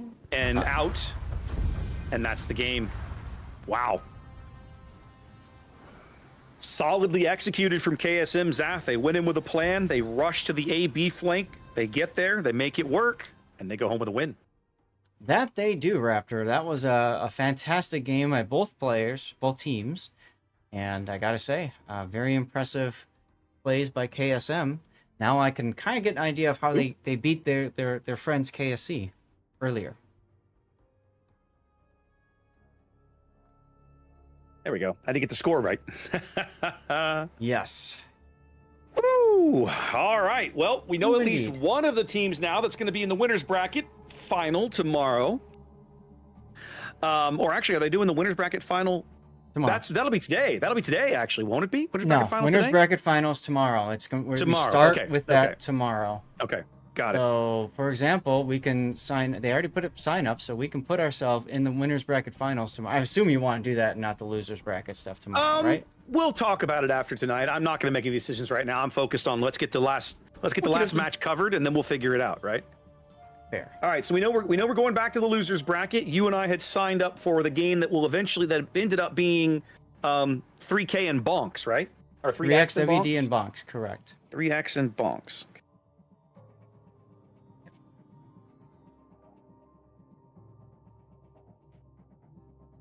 All right, so this is going to be 3X and bonks. Losers bracket 2.2. Right, and they will be doing... Okay, that vote should have opened already. I don't know what's going on over there. We'll figure it out. We'll go yell at them in a minute. Yup. Go over to Discord and see what the hell's going on. It's one of those, what are you doing, lads? All right, here we are. Okay. There we go. Aha, I see. So KSM is doing the Sink the Pink challenge, whatever that means. Interesting. The who what? The pink challenge? Sink the pink, and that's why they're in the pink livery, whatever you want to call it, the pinata camo. Sink the pink? I like the idea of it. I don't understand the significance of it. Yeah, I don't either. But whatever. Maybe they're doing a little internal thing. We'll have to get somebody there to explain it to us, whatever they're doing. Right. Okay, so matches.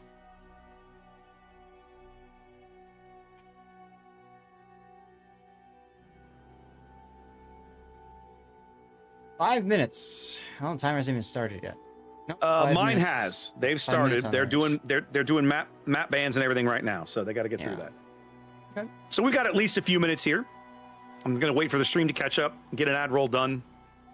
Let's see what else we got going on. Doing the same for myself.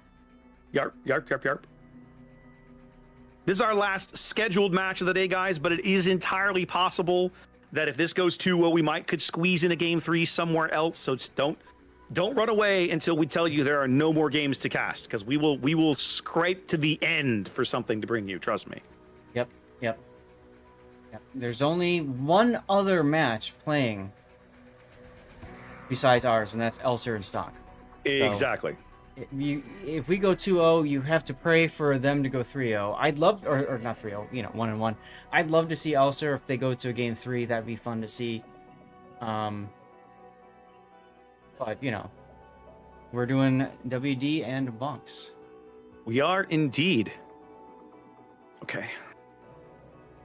Now you said they had already put up. Yeah, they've already opened up the sign-up sheet for tomorrow. Yes. Now, for the last few games of the day, there's only one game going on, so we're all casting the same thing at that point. Yep. So it's really just we have to choose the very first match of the day. We get to choose what we want to cast. Correct. So we've got some And that's time it. here. We have a rare opportunity, Zath. Why don't we ask chat? Okay. Well, I'm just asking, get some opinions. Because we have the option of bringing one of the losers bracket games. We don't know the players yet, right? We don't know the teams yet. We know that the one of those matches is where's the winners bracket final? This can't be right. What? Well, this says the winners bracket final Yeah. is at 2 p.m. Yeah. But the winners bracket final in the rules is stated as a best of 5. Mhm. This is only giving them 90 minutes to run a best of 5. That can't be right. Well, if you think about it, if you look at the way things are set up, you've got the winners bracket final, and then while that's going on, you've got losers bracket 3.1 and 3.2. That's our choice. After that is done, then we've got winners bracket 4.1. You're not understanding me. The winners bracket final. Mhm. Oh, wait a minute. I see. So the winners bracket final will just go. Yep. They don't need the loser of that game. Correct. Hang on a minute. Yes, they don't need the loser of that game until the 5. You're right. I see it now. I apologize. So, It's okay. so guys, here's how this works essentially, right? Either we can bring you losers bracket, 2 different losers bracket matches, or we can start with the winners bracket and then eventually drop into whatever happens to be running in the losers bracket. That's kind of where we're at, right? Exactly. And Now, I'll do either one. I wouldn't be if winners bracket is best of 5. There's always the possibility that losers bracket 4.1 starts without the winners bracket final finishing. And if that's the case, you have to understand that a choice to go winners bracket final might mean we miss the beginning of losers bracket 4.1 or the entirety, depending how things work out. Just how it goes. My guess is it won't be a big deal because look at how long it's taken to do pick bans. So I don't think we'll have that problem at all. So I've got a poll ready to ask my chat. Raptor, do you want to do a poll on this? Do you want to do an actual poll? Yeah, sure. Why Let's do not? it. I hadn't even.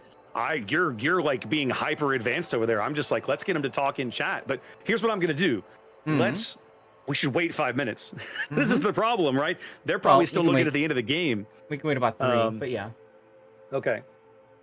But I like where your head's at. I'm gonna go ahead and run an ad right now while I'm thinking about it. When the ad roll ends, I'll set a poll up. And I'll get that to start. Okay, so what should we stream tomorrow? Question mark. Winners bracket final into then whatever is available. Then I just typed winners bracket final. It's Yeah. easier. And we'll just say loser bracket games. Yeah, I did loser bracket 3.1 and then loser bracket 3.2 specifically. Yeah, But if you yeah, want yeah. to just That's fine. It'll be the same. Either we start in the winners bracket or we don't. It's a binary question, right? One or the other. Yeah. I'll let that run. How long are you to run that for? I was just gonna do the max 10 minutes. I mean, we got time. Okay, let's let it run. Okay, you want to go ahead and start that now? Yeah, let's do it. Okay, I'm gonna start that. I mean, now. I'm looking at the stream when we're talking over the bracket, so people are looking at it. Okay, that's fine. That's fine. We'll do that. We'll let it go. Okay, brilliant. Done. I love it. Let the people decide. Democracy. Yeah. That sounds like a movie quote. What's that from? I don't know. Okay, I don't know. It's not. Maybe I that's don't not. know I don't either. know. I just. Okay, I need to change some things. Reset, reset, reset. All the things. Yes, I should go do that. Reset. Reset. And we know it's 3xWD versus Bonks. Yes. So we can at least fill that in. Voting is done for banned maps. Hotspot. Aw. And Bonks didn't vote. Aw.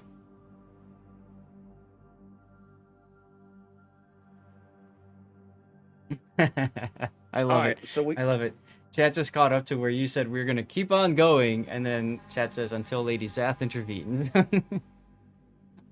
that is accurate. Or until Ginger intervenes, one or the other. Because one of them will step up and go. So we purposely made dinner and such so that we can reheat stuff. We made quesadillas. We're gonna just reheat it tonight. We did that. Clever. Yeah. So we 13 minutes of prep and it's already cooked. We just reheat. So that's easy for us. That's not a problem. And then tomorrow we're having, of course, we're in Chicago, deep dish pizza. So you wait. almost always do deep dish after after day 4. Like after the finals are done, you're like, I'm going out for deep dish. Let's go. That's right. All right, we have our map rotation. There we go. Let me jot that down. 2. And there is somehow we didn't ban ships for bonks or something. What the hell? They didn't ban a map. It timed out when they went to. Yeah, the whole thing timed out. They literally just like wiped it and started over. Which I am just baffled. I'm like, what is happening? Hashtag confused screaming. Go to the right server.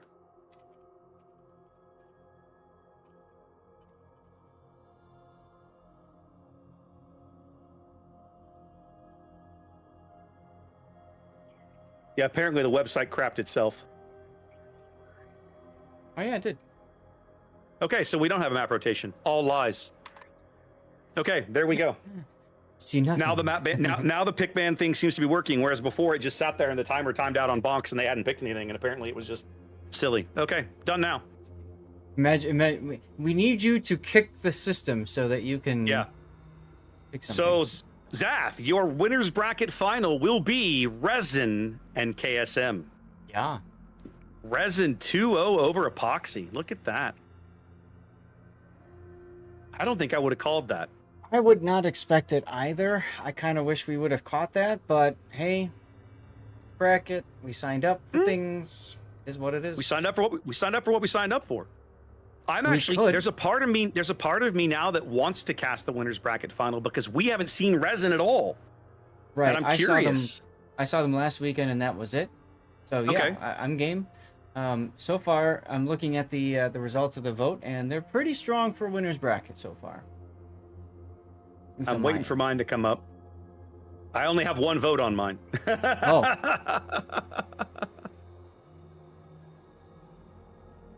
We'll see. So your viewers prefer the authoritarian regime. Just tell me what to do.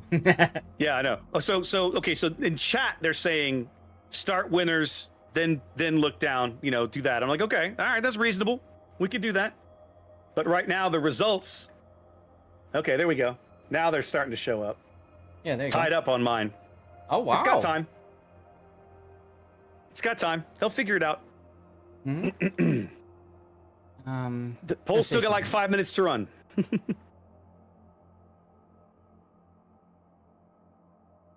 And we still have plenty of time before we get started. Start time is scheduled at 17:30, which is 5:30.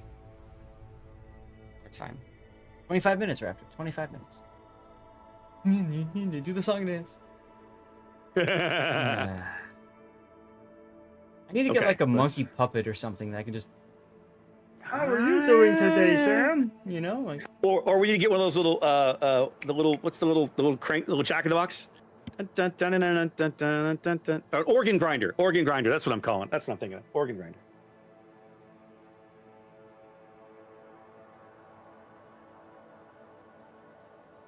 So they said to check the ban history. Well, Bonks literally got to do nothing the first time the ban thing ran. Right. They just weren't able to do anything.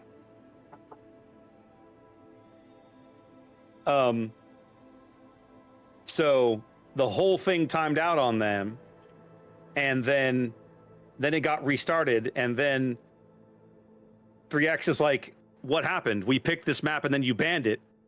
And it's like, nobody picked anything. We weren't able to do anything. Womp womp. So, yeah. And so now I think 3X is somebody's having to explain to them what happened. I don't know, whatever. We'll figure it out. Oh boy. Gaelic, I know I haven't been able to say Ocean Man. It's been terrible. Ocean Man. We haven't seen Jake. It's been very sad. We haven't. Well, we might have on a different name. We just don't know it. Fair enough. But I do miss Ocean Man. All right, room is up under Malarkey.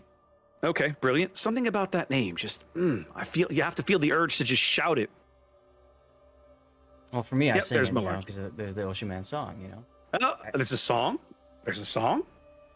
Yeah. I'll ask Big O to tell me what it is, because he always requested it on my channel. Okay.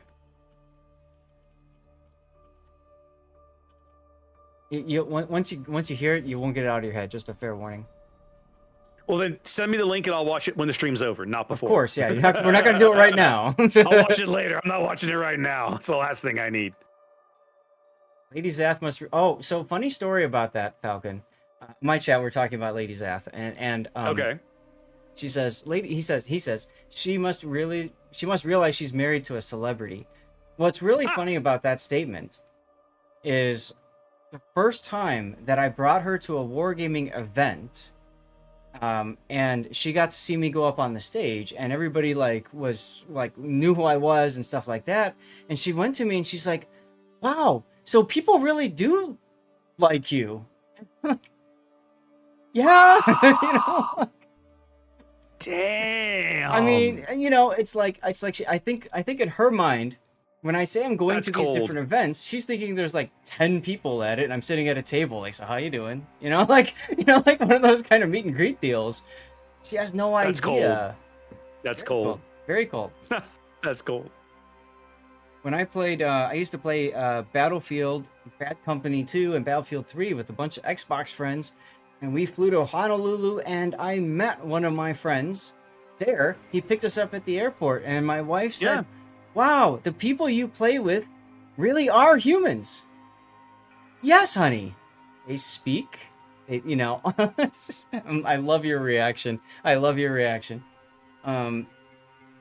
was great. He picked us up. He took us all over the place. We put 150 miles on his truck in one day, just running around Oahu. Took us on Pearl Harbor Base.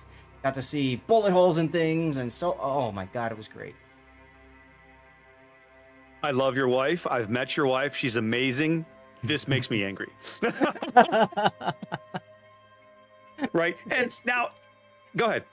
It's just not understanding things, and that's why when we came to hang out with you, we wanted to go to the wargaming office, and I got to show her around. She did the tour, and for me, you, I'd never been there, but I sort of, it's hard for me to sympathize, but I'm in a unique situation. I met my wife on the internet in the mid 1990s. So the notion that the people you speak to aren't people is not even remotely possible in this house. That's how we met, right? So and we're both gamers, and we both are a part of different online gaming communities or offline gaming communities, and so it's just unthinkable that sort of thing would even be a question, right?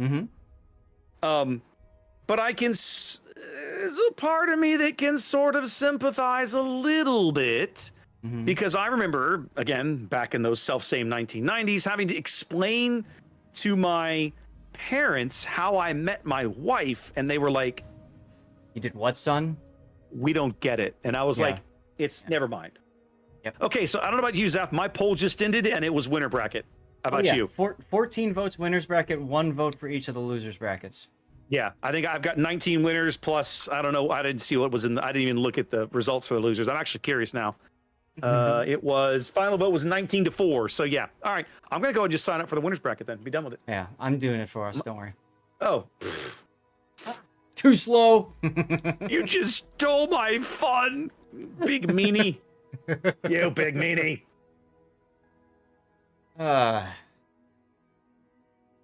Yeah. Speaking on the subject of real people and all that kind of stuff, I do want to mention Wargaming does do events. They do get-togethers and gatherings, player gatherings.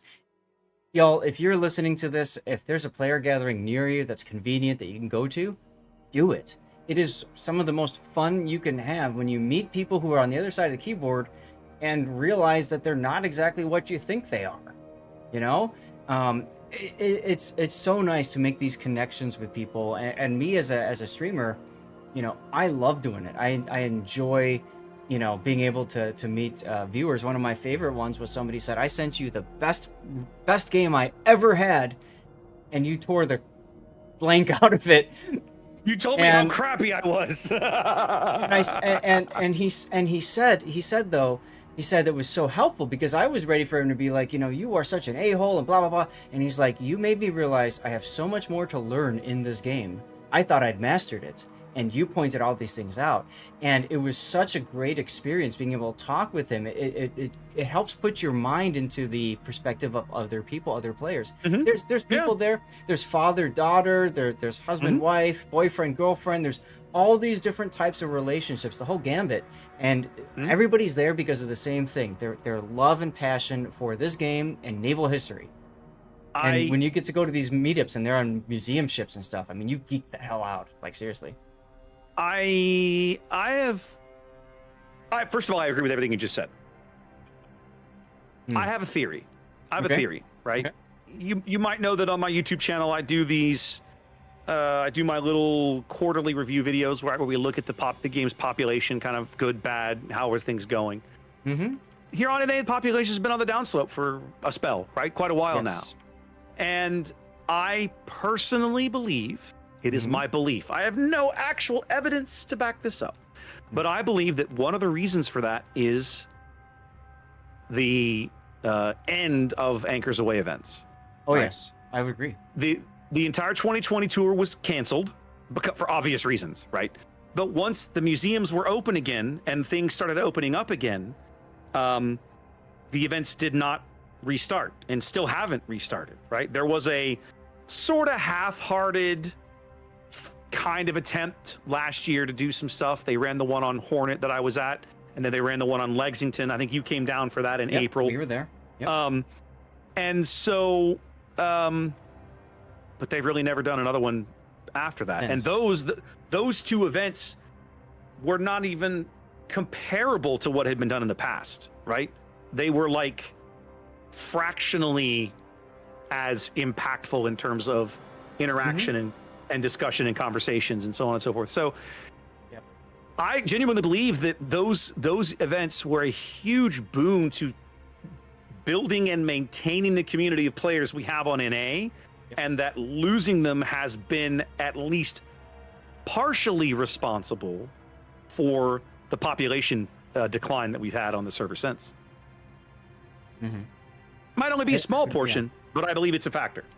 Well, and this is one of the things that I think is difficult. There are different levels of engagement of players. You and I would say we are considered extremely engaged, right? As CCs, casting tournaments.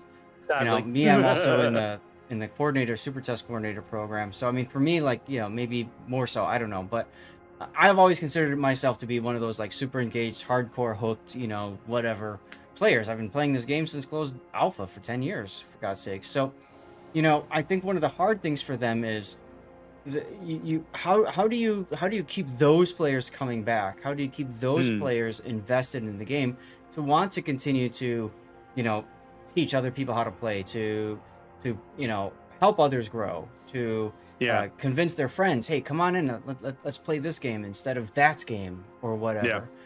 And I think that's almost a meta shift too in the gaming industry. It feels like there's some change to that, and now it's not so much the longtime players, because those players will always come back. It's now the new players that we always gravitate towards, and let's get them into it, and whatever. But I agree with you. It'd be nice to get more events with players together, and more chances for people to just mingle. You and I are both good friends with Karmatica, who used to be the social media manager for Wargaming. And one of the things that she's very much involved in now is Star Citizen, whether you like the game or not. She's been very involved in it, and then they've started doing this Bar Citizen, where they will literally go to a bar, like have a meetup and stuff like that in various cities. Just, hey, we're gonna go on this date. Let's just go out and hang out. Let's just go and hang out. Yeah. Let's just we all enjoy this thing. This thing connects us. But that's just one. When you start to meet and talk to people, you invariably find other things that connect you. Oh, I went to this cool. Oh, hey, my cousin went there. Or what? Like you find a million things. This is not to get political, but this is what I always mean when I talk to people about.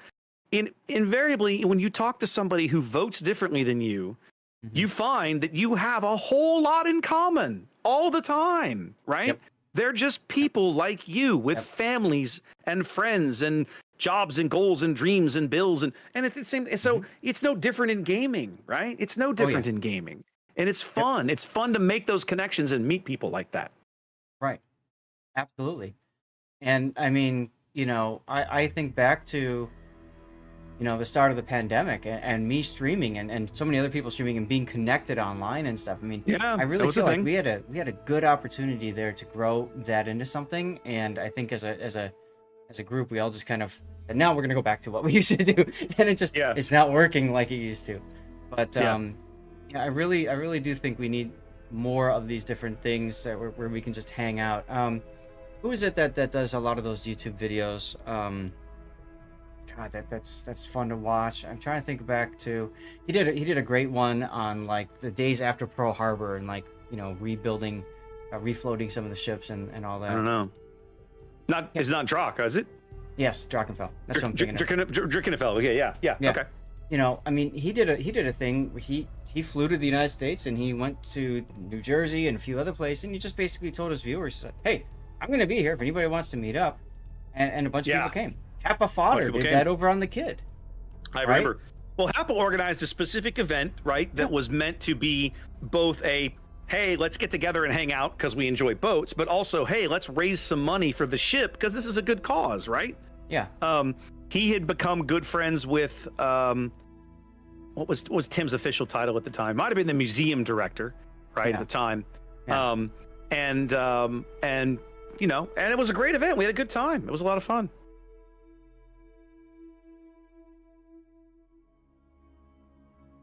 They're still dealing with whatever was holding up the vote, the pick ban system.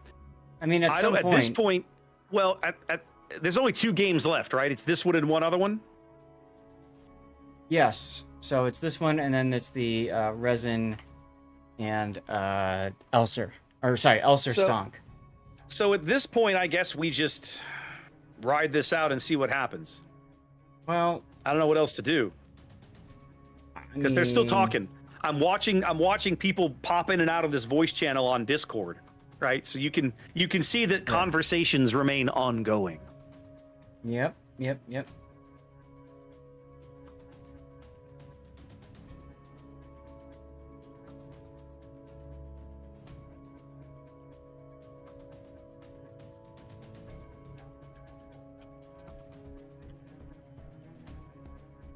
I'm asking if ELSR and Stonk will start early, because if they do, my vote would be just swap over to them, because we might be able to come back and grab this.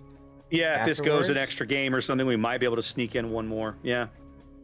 I mean, it's a shame. I had high hopes for this stuff starting a little sooner.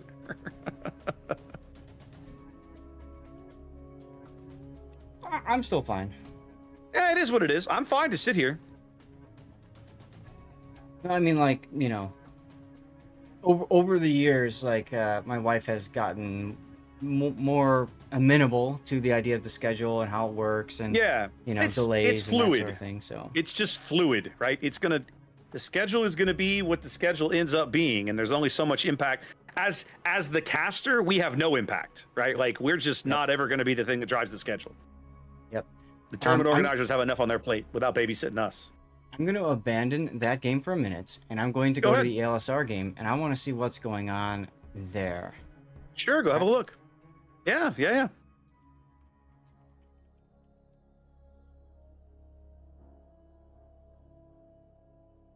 It's unfortunate that we're just kind of at the point of the day where there's not much. If this was a busy time, we'd just call an audible and go find another game. But this late in the day, there's only so many choices. There's only really one other option we have. Oh, okay, yeah, I see. So,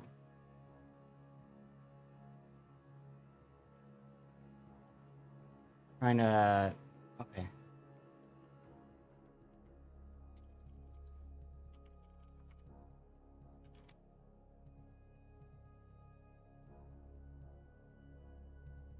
Saying no, they will not start early. Okay, so bottom of the hour is the start time then. Yes.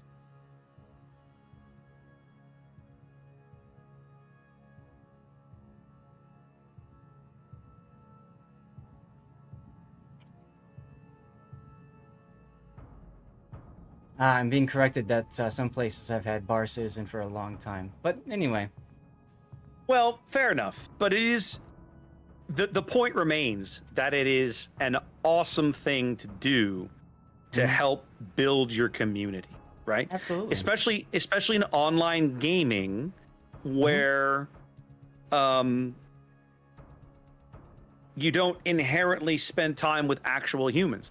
One of the things that I love about tabletop communities is I know these people, right? That I see them. I sit across the table from them. We trade cards, we trade stories, we trade, one of the guys last weekend, I've been trying to round up some people to come down and do some more streaming in the studio, do some more Star Wars Unlimited or whatever. And one of the guys was like, man, I'd love to, but I can't. I got to take my eldest daughter to college. And I was like, dude, that's got to be like an emotional like gut punch. He goes, you have no idea. He goes, this is the hardest thing I've ever dealt with. Right. As an example, right? Just, you that's the kind of story you don't necessarily always get otherwise. Right. So it's nice. It's nice. Okay. Do you know what's going on with the other? With ELSR? No, with yours, with the one you're in right now, Bonks and 3. Right now, are they talking at all?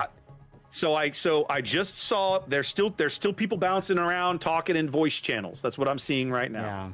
Yeah. Okay.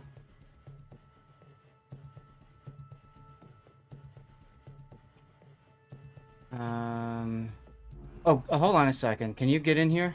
They're about to start the other one. Do you want to just jump into Ulster and Stonk, or do you want to wait? You got like 30 seconds to decide, probably. By the time I get over there, I won't even have time to get everything set up at this point. I'd say okay. I'd say we can no. do it on the fly if you want. I mean, it's up to you. No. No?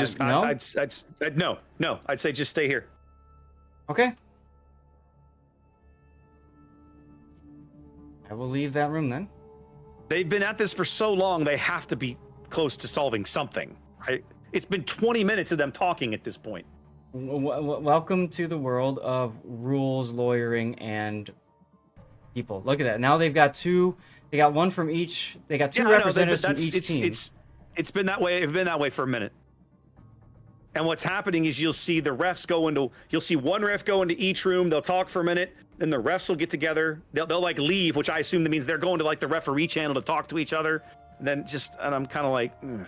That's why I was saying we could have gone to the other game and probably gotten through at least one before this one even starts. Yes, correct, Mythic. It was Tim. Yeah. All right, well, too late. They already started, so we can chill. Well, sorry. Okay. Well, right. I can tell you're not happy. No, it's just the same thing happened to put in me. Did this last happen on weekend. EU, or just happened on EU? At the end of EU, We had one team that was fighting with another, and we were signed. I said, Putin, we're getting out of here. And he's like, hell yeah, we are. And we finished ours, and they still hadn't started. We were doing NA, and they had finally finished their game after 1 or 2 rounds of NA. So, chat, prepare yourselves, brace yourself, get your sword out. This is what you might be coming up. Well, I'll tell you what. If for some reason they're not ready to go by the time game 2 starts over there, we'll just hop over and do game 2. And just I'm not going to wait any longer than that. Okay, that sounds good. Part of me, you know, when you have rules disputes, right, in these kinds of situations, I'm used to dealing. I've never done it well, I'll say never. I generally have not dealt with it much in an online event, right? Back when I was doing admin stuff for the tournament, it wasn't nearly as right, as we see these days. But I've seen some pretty impressive disputes in tabletop tournaments. And generally, at the end of the day, it comes down to somebody has to make a call. You're not going to make a call that everyone agrees with. Make a call and get on with it, right? That's just kind of my thing, right? You got a problem with it? Fine, bye, see ya. I mean, yeah, it's kind of like, you know, we're not going to make everybody happy. It's not possible. So, this is the call. This is what we're doing.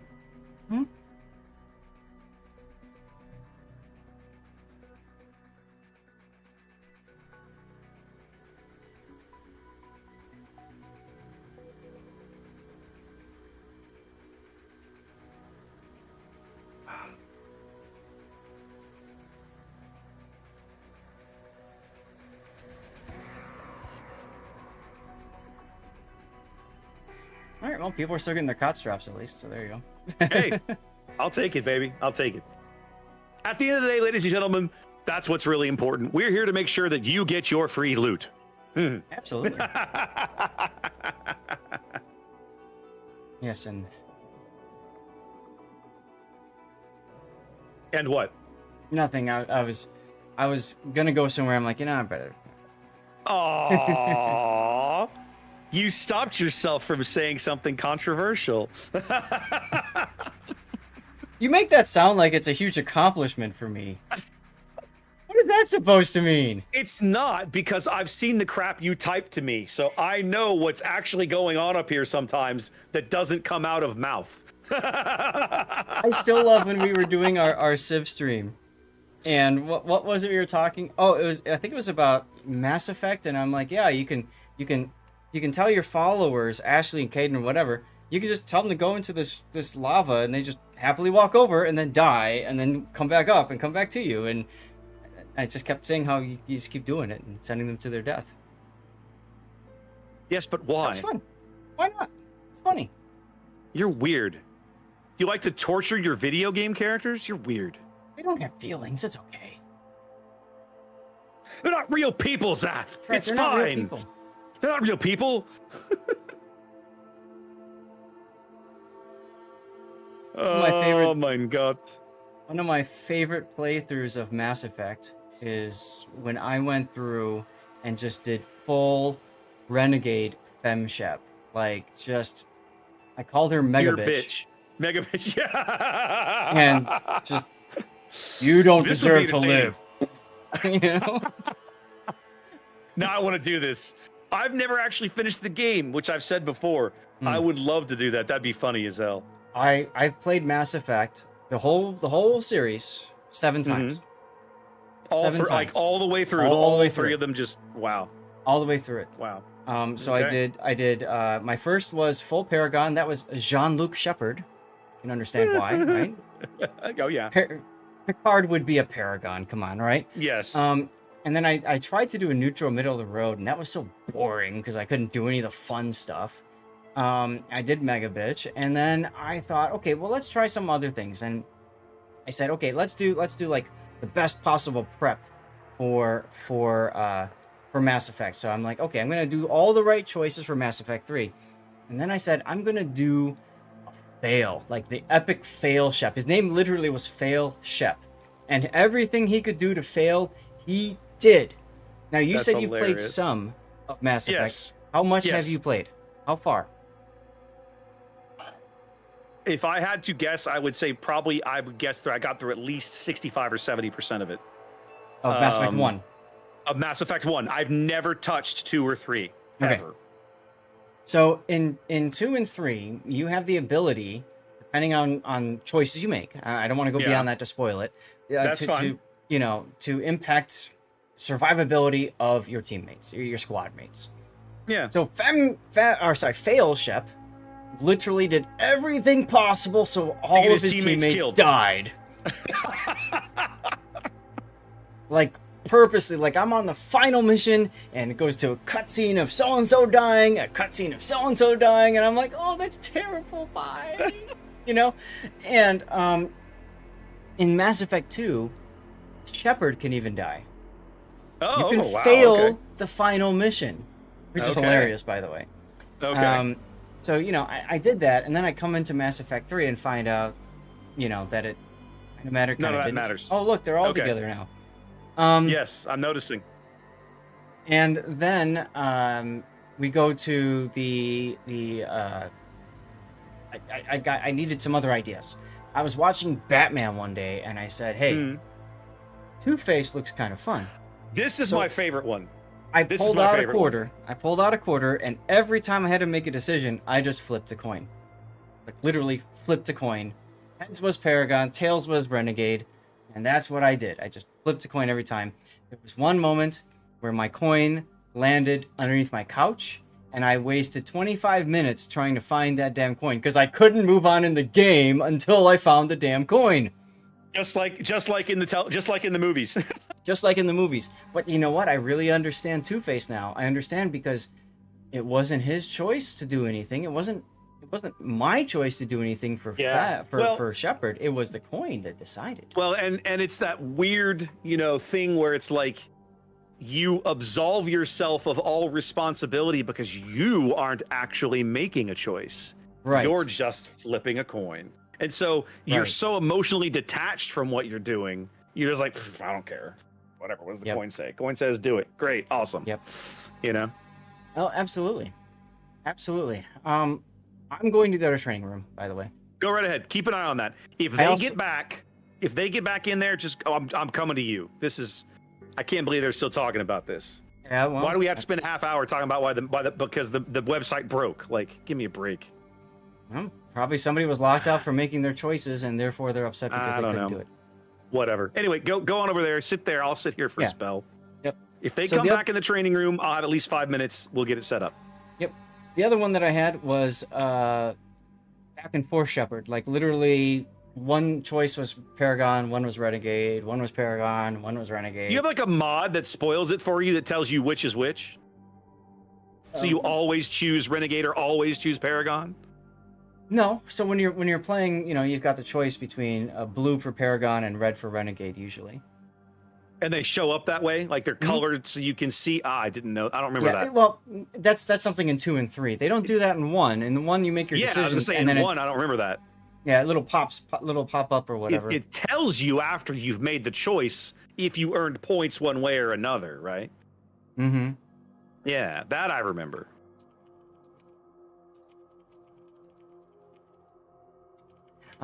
So I am told that their game will be ending shortly. So if you want to just get out of there, Okay. come on over. I'm- I don't that's what see I'm this doing. thing No, that's what I'm moving doing. at all. Nope, that's what I'm doing. Okay, coming to you.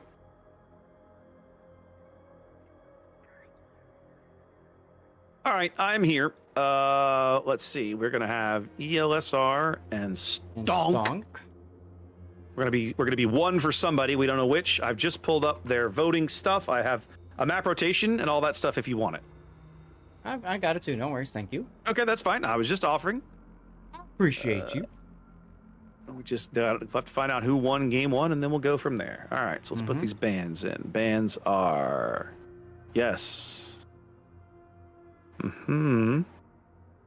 Yep. I mean, it could be a lot worse. Like the first day of EU, we had a forfeit because they couldn't get enough people set up on the press accounts. Remember, like you said, oh crap, I forgot, I have to do my press account. Well, there were people that didn't do their press accounts and never logged in, and they didn't get it. Well, I mean, I had not done one, but it's not hard to log into your press account, right? And just be like, You would think. yeah. So we ended up having a forfeit and whatever. So Okay, I'm here. Everything is set. So for now, guys, we're gonna be going into game 2 of ELSR and Stonk. We're waiting Right. on game 1 to finish. It should be done. You said soonish. We'll figure it out. yeah, We're probably gonna have chance to cast the whole one the way they're going, is what I'm guessing. I don't I think so. So if you were excited about 3x and 3xWD and Bonks, don't worry, it's coming. I suspect we'll be able to go back there when the time comes. But for now, we are here waiting on ELSR and Stonk to come back into the room, let us know who won game 1, get prepped for game 2, and get on with it. I apologize for not just going over here earlier. All right. I mean, you literally had 10 seconds to make a quick decision. So, it's fine. So my chat says Mass Effect playthrough stream win, and I'm kind of like, man, it's been on my radar for like 5 years. I don't even know where to start. The hardest Right, part it- about doing a Mass Effect playthrough stream is if you don't follow the story, you're less interested. If you miss a piece of it, you're not coming back.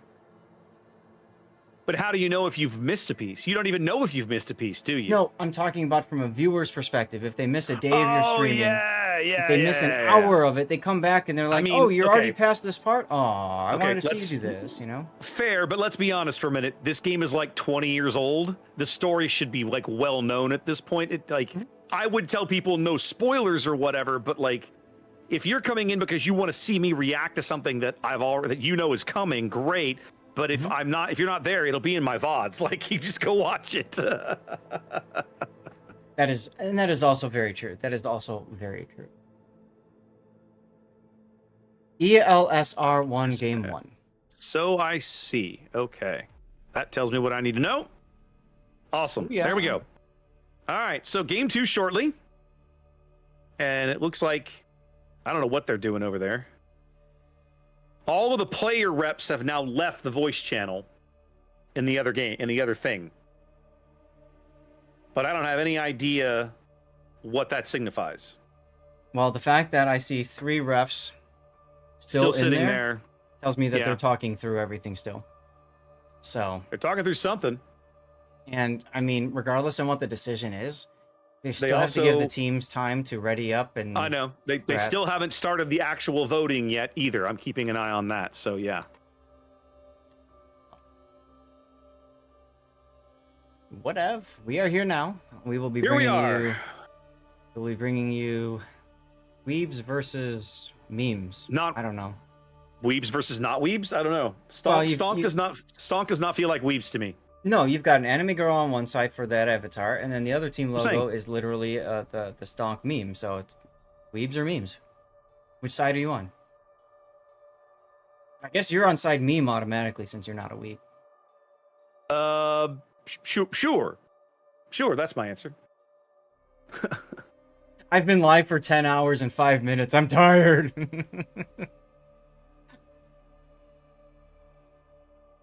I should probably text the wife.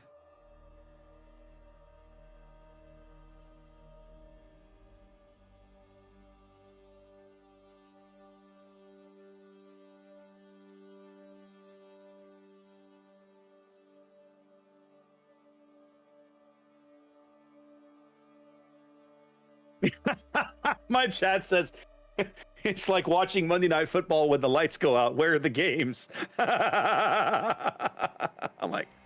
like, well, in fairness, I probably cost you one that you should have seen. So I will own that.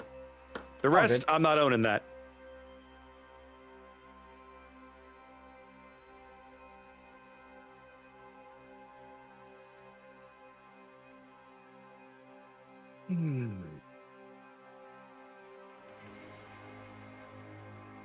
Checking on some things over here.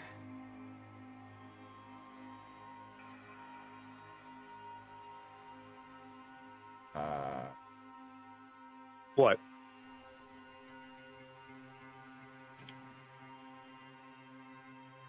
I love how even the streamers that have been hanging out in the other room are all over here now too. They're like, we're done waiting for this garbage. What's the point? Grey Ghost is It's in like this here game's now. never gonna happen. Like, Speaking of memes, it's like the what was like this, man. the Soviet man meme, just standing around waiting on the Yes. swing sets at the table, pool, in the empty pool, right? Like just While the sad na na na na, like the violin plays. yes. I mean,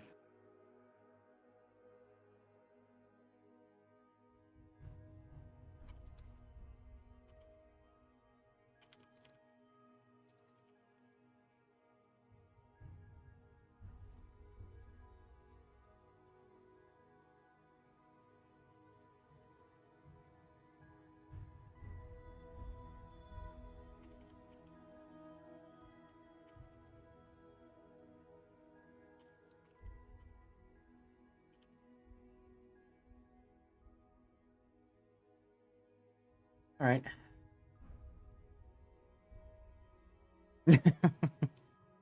I mean, it's not their problem to solve over here. So, like, I wouldn't expect them to know anything. I'm not asking you guys for an update.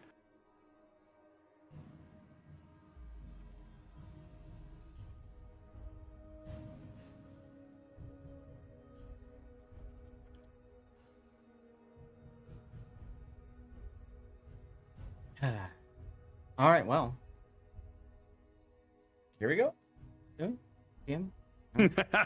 Soon, hashtags confused screaming. I don't know. Supposedly. At least we get to cut this gap out on YouTube. What? Yeah, I know, right? What were you gonna say? Oh, my chat's like, how many more games tonight? I'm telling him, at least this one. No idea if the other one is even ever going to start. One Like, just plus no- question mark. Yeah, 1 plus. And I guess that's the other fun thing. This game's going to happen, so which is happening now, which is great. And then when this game is done happening, everyone's going to be like, so, fellas, what are we doing?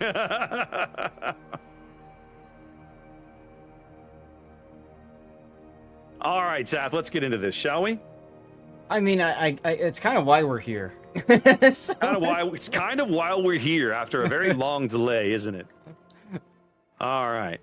We're back on Trap. I'm looking forward to this. This will be Yes. good. All right, Zath, as penance for me sucking and not telling us to cast game 1 of this match, why don't you start us off here with the LSR lineup? All right. Well, ESL won game 1, and with them is Triarch. That's Kuznetsov. Now his talents don't proc in training room competitive environments, but of course you do have the buff to preventative maintenance from that. So that's a good choice. Quincy saying I can win this game with 2 fewer flags than everybody else.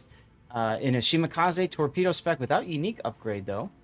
Whoa, that's kind of weird actually. Now that I look at that, he takes the torpedo slot 6, but nothing else. Not the skill. Yeah, Yeah. curious. He wants Dazzle instead. Okay. There's a Marseille. That's Perseus with Henri doing Marseille things. Nanase in a secondary built Napoli, which we saw earlier today, which is fun. We have Ayasa Isa in a Stalingrad range, also saying, Quincy, I'll match you with that 2 fewer flags. And then we've got behind them an Ohio with Halsey or Doe and all the usual spotter or sniper things. And then there's a Christopher Colombo with unique upgrade. Rin in a Marseille. That's Typical everybody. Marseille stuff. Is that everybody? I lost track. That's everybody. Oh, there And- might be one more Marseille. Yeah, Luger's Marseille. Yeah, and Rin is missing, by the way, Honore or Abanu. So that's interesting. And then there's Luger, who also chose, I don't need those buffed skills. I don't care. All right, go. All right, in the red, we have Stonk. Cobra Z42 boldly charging into the B cap here. So we were having that conversation earlier about whether Z42 was viable in this format. We've Yeah, got that's true. Shadow Wolf's Daring kind of playing off to his port side stern flank there, hanging out in the gap between A and B. Whole rest of the Sonk team headed towards the top right corner of the map. Mr. Bean's Napoli swinging through the gap here, looking like he's going to head in towards the middle of B. He's running a secondary build. Shimakaze, that's Julio over here, going to be stepping, probably playing forward to this island, doing some spotting, might contribute to the decap in a moment. Full torpedo build there. Unique upgrade as well. Head of the column, Zulu's Napoli, playing all the way back on the 9 line. He is a secondary build. Backed up by Cakeman's St. Vincent. Fairly standard survivability. Tangerines' Howden Liu, fancy captain with his improved focus fire and unique upgrade. Diving Harriers Napoli, again with the secondary and main battery range. All of that holding in the back, Zekel's Montana with a very much a survivability build, a little bit of quick scope action there with the turret traverse. And that might come in handy as he's probably looking at the Stalingrad. He is. Quick cap for ELSR, of course, with the Delny. They can just eat themselves there. But take a look at A, Raptor. Nothing. And Quincy is in there. It's just like sailing around like, where is everybody? No, it's very clear that Stonk has taken a page out of, what was it, the JFK book we saw on this map earlier. You know, they're going super heavy for this top right kind of J-hook push. I'd be curious to see what they get out of it. Julio is going to be wandering, interacting with these Delny torpedoes a little quicker than he might like. In fact, he's going to slow. Oh, they didn't quite have the range. Mr. Bean getting kicked in the teeth early, forced back around behind the island. I'm not sure why he put his nose through that channel at the start, but I don't know, but that's what he did. And very little board control at the moment for Stonk. Down 30 points, falling behind because at the moment we've got a little bit of cap advantage working for ELSR. I do like how Stonk's Z42 though is keeping NSA spotted. And if you look at it, he's at the nearly extreme edge of his hydro range. So he's keeping him spotted, but not so close that he can't really evade if he needs to, if NSA comes out or whatever, or something else. Now the hydro's expiring, right? The hydro's going to be going out here in a few seconds, 15 more. As I think ELSR is discerning that there is just nothing opposing them on the south corner, from the south side of the map. This is a different tack than what we saw JFK take earlier, right? They put 3 ships down here, kind of, you know, in this area to kind of hold the line and keep this from happening. Stonk taking a very different decision, and I suspect in the end they're going to regret that decision. Stalingrad radar coming up now in the middle of the board, looking for Cobra. I gotta say, it's the issue with what Stonk is doing is if they allow ELSR to wrap around. Big hit there on the 42. Christopher Colombo comes in, and just speaks. Like that, Cobra's HP is gone. Yes, absolutely annihilated here. Cobra was indeed taken. One single radar is all it takes for the Z42 to get hammered into oblivion. Yeesh. So, well, Julio El Guapo is going to work his way into C at least, so they can try to, I don't know, get a cap and start ticking up some points at least, but... Well, it's going to be interesting to watch, right? Because ELSR is basically giving ground now at sea, realizing where the overwhelming majority of the firepower and the force is. They're like, okay, don't hang out, let them have it. It's fine, we've got a ship lead. Yep. But now, what I'm wondering, right, you've got all of this ELSR firepower right concentrated in the center of the board. Like, it's going to be almost impossible for Stonk to break into the B cap anytime soon, if ever. Yep. And that means I feel like we're going to be looking at a fairly static game, kind of like where you've kind of got this, what's going to end up with kind of, a line through the middle of the board where you've got ELSR and then Stonk trying to break their way in, and it's going to be tough. Well, right now it looks like a check mark more than a line. Yeah, but eventually they're going to get around to it. Oh, absolutely. Yeah, ELSR looking very strong in this game. Remember, 100%. they're up 1, so it might be a 2-0 sweep for them. Zulu getting dunked by the Ohio AP right there. Caught that. Smoke not available as he DCPs, but he's still lit. I'm waiting for the follow-up Ohio salvo. There has to be. Here it comes. It's like there has to be one coming soon. There we go. Napoli's armor held up better to that one. Yep. But Zulu's in a real bad spot because by pulling forward, he is now giving broadside to Nanase's Napoli. Indeed. And the Marseille, too. Here comes the Marseille salvo. Nope. And now he basically, rather than try to reverse, he basically has to just push W and hope he doesn't get slapped out of existence. Yeah, it's but I think he's gonna. I was gonna say we both believe he's about to get slapped out of existence, and that's exactly what occurred. Ooh, Mr. Bean takes a big hit in the Napoli as well. Yep, it's a 2-ship lead for ELSR, but it's going to be more soon. Stonk really struggling. They pushed hard to get this corner of the map. Well, they've got it, but now they're kind of pinned into it with very, very few places to run. Stalingrad does go down. That's Ayase. I believe Ayase is the caller for ELSR. At least he used to be. He's got the CC camo on that ship, Zaf. Does he? Two more big kills for ELSR puts them up 3 ships. Feel like this game's going to be over in very, very soon. Yes, absolutely. Although St. Vincent with a broadside on Ohio, not much. Yeah, neither ship really taking serious damage there. Surprising. I was looking for a white bar, guys. Where'd it go? Yeah.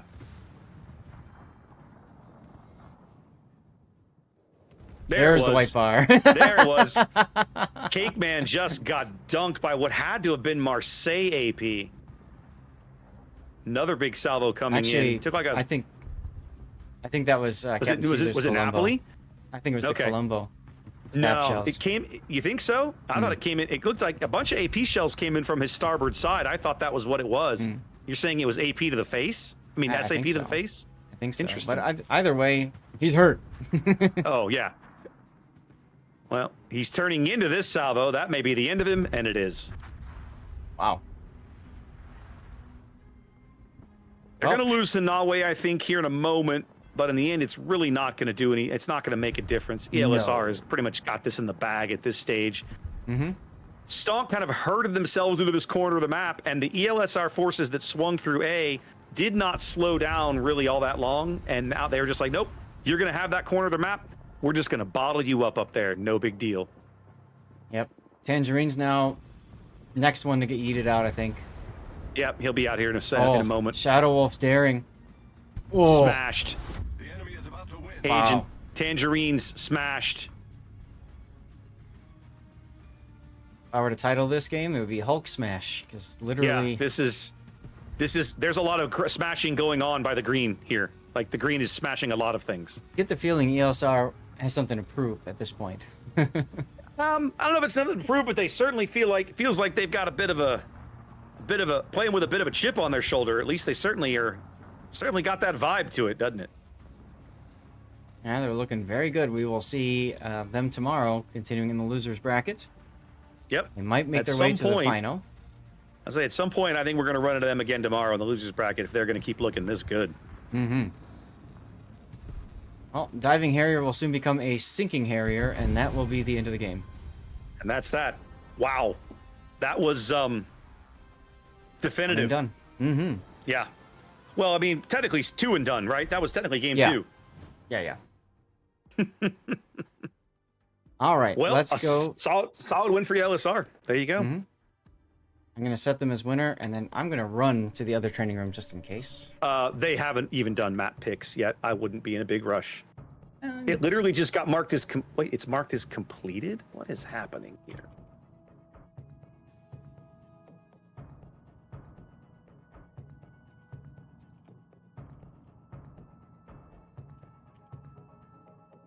All right, let's find out, guys.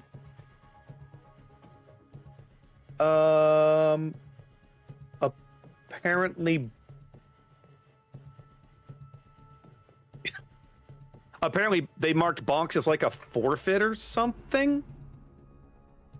They did.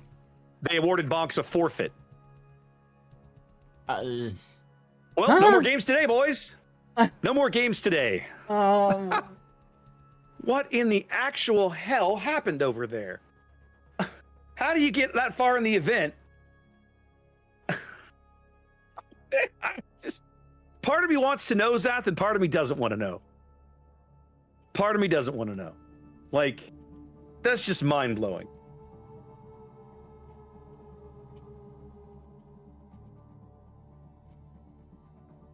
Yeah, I asked what's going on. I've been told. Long story. And we'll just leave it at that. It's okay. Okay. I'm staying out of it. So that's it, guys. Last game of the day. There is nothing else for us to show you today. That's it.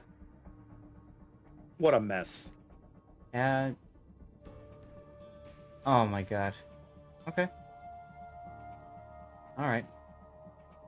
I'll yeah. Yep, feels bad to kind of end the stream on a low note, but the good news is we know we'll be starting tomorrow in the winners bracket with what should be a very, very good match. So that's going to be good. Yes. So tomorrow we will begin with Resin KSM. After that is done, we will pick up any game 3, anything left over in round 3, and then move on to round 4. Pick up whatever we can after that. And then we will go to the losers bracket final. Because remember, the winners bracket final is a best of 5, so it could potentially, like, anything in that first losers bracket round tomorrow, Epoxy, JFK, all of that, we probably won't see any of those games at all. Yeah. So, interesting. Yep. I know. Wild. Friggin' wild. All right. Well, listen. I think I'm done. What do you got? Well, I normally stop at 6. It's about 6. Well, you're there. It's time. You know how much I care about trying to get people their drops and stuff. So what I'm probably going to do, hopefully this doesn't piss anybody off, but what I'm probably going to do is I'm just going to go ahead and go to the outro screen and let it ride for a little bit. I saw some people recently in chat saying that they were some odd percent, 78% through their drop. I'd really love to get them their drop if possible. So I'll say this, if you don't mind me saying it for both of our streams. If you need to get your drop still, get your butt over here. I'll just leave it on the outro for a little bit. I don't know how long. We'll find out how that goes. And if you don't get your drop, I'm sorry, but at least we can try. We'll see what happens. Okay. Guys, sorry, go ahead. No, you're good. I'm just saying, okay. Sounds good. Tomorrow, people have been asking me, and yes, I will be casting EU tomorrow. Sucker! And then I will be casting NA tomorrow as well. EU only has 2 matches to do, which means there will be likely a large gap before NA. I will say this. Are we still on, Raptor? Yeah, of course. Why wouldn't we be on?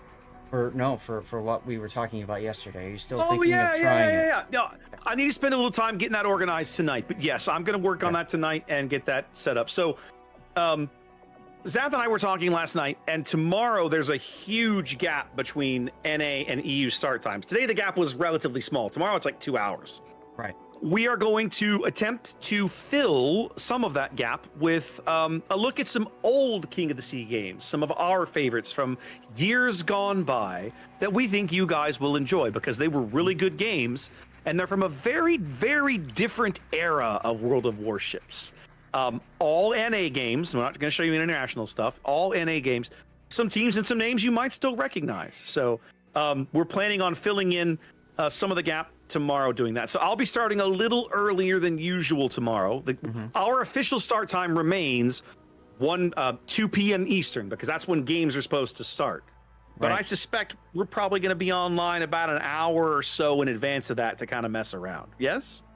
That works for me. I'd rather you all have something to look at and enjoy than a be right back screen or coming soon screen with a timer on it. Bingo. So bingo. I wanted to get that out there because I know many of you who have been watching, and thank you so much for sticking around and everything. Yes. Many of you watching are probably saying, okay, I will be here for NA tomorrow. But I want you to know There's something that we're planning for earlier than that. So if you can, come on over early. Yeah. It's going to be fun. Yep. Okay. We should be online. Should be online a little early. It'll be good times. Yeah. Cool. All right, Zath, if you're going to hang out for a little while, I'll go ahead and raid into you, and they can hang on your channel for a bit. Anybody still trying to work on their drops on my channel, have no fear. I will be going offline, but I'll be sending you over to Zath. He's going to hang out for a spell, a little while on his outro screen. There won't be any fancy content to watch, but you could still maybe get your drop to tick up and hopefully finish up, okay? Yeah. The big thing is I need to go check in with the wife. So I'm going to Yes, go do that. outro and check with the Yep. wife and all that. So Do that. Okay. Do that. And guys, appreciate you. Thanks for being here. And we will see you tomorrow. Yes, we will finish NA tomorrow. Let's do it and continue We will EU. indeed. All right. I'll catch you guys later. Peace.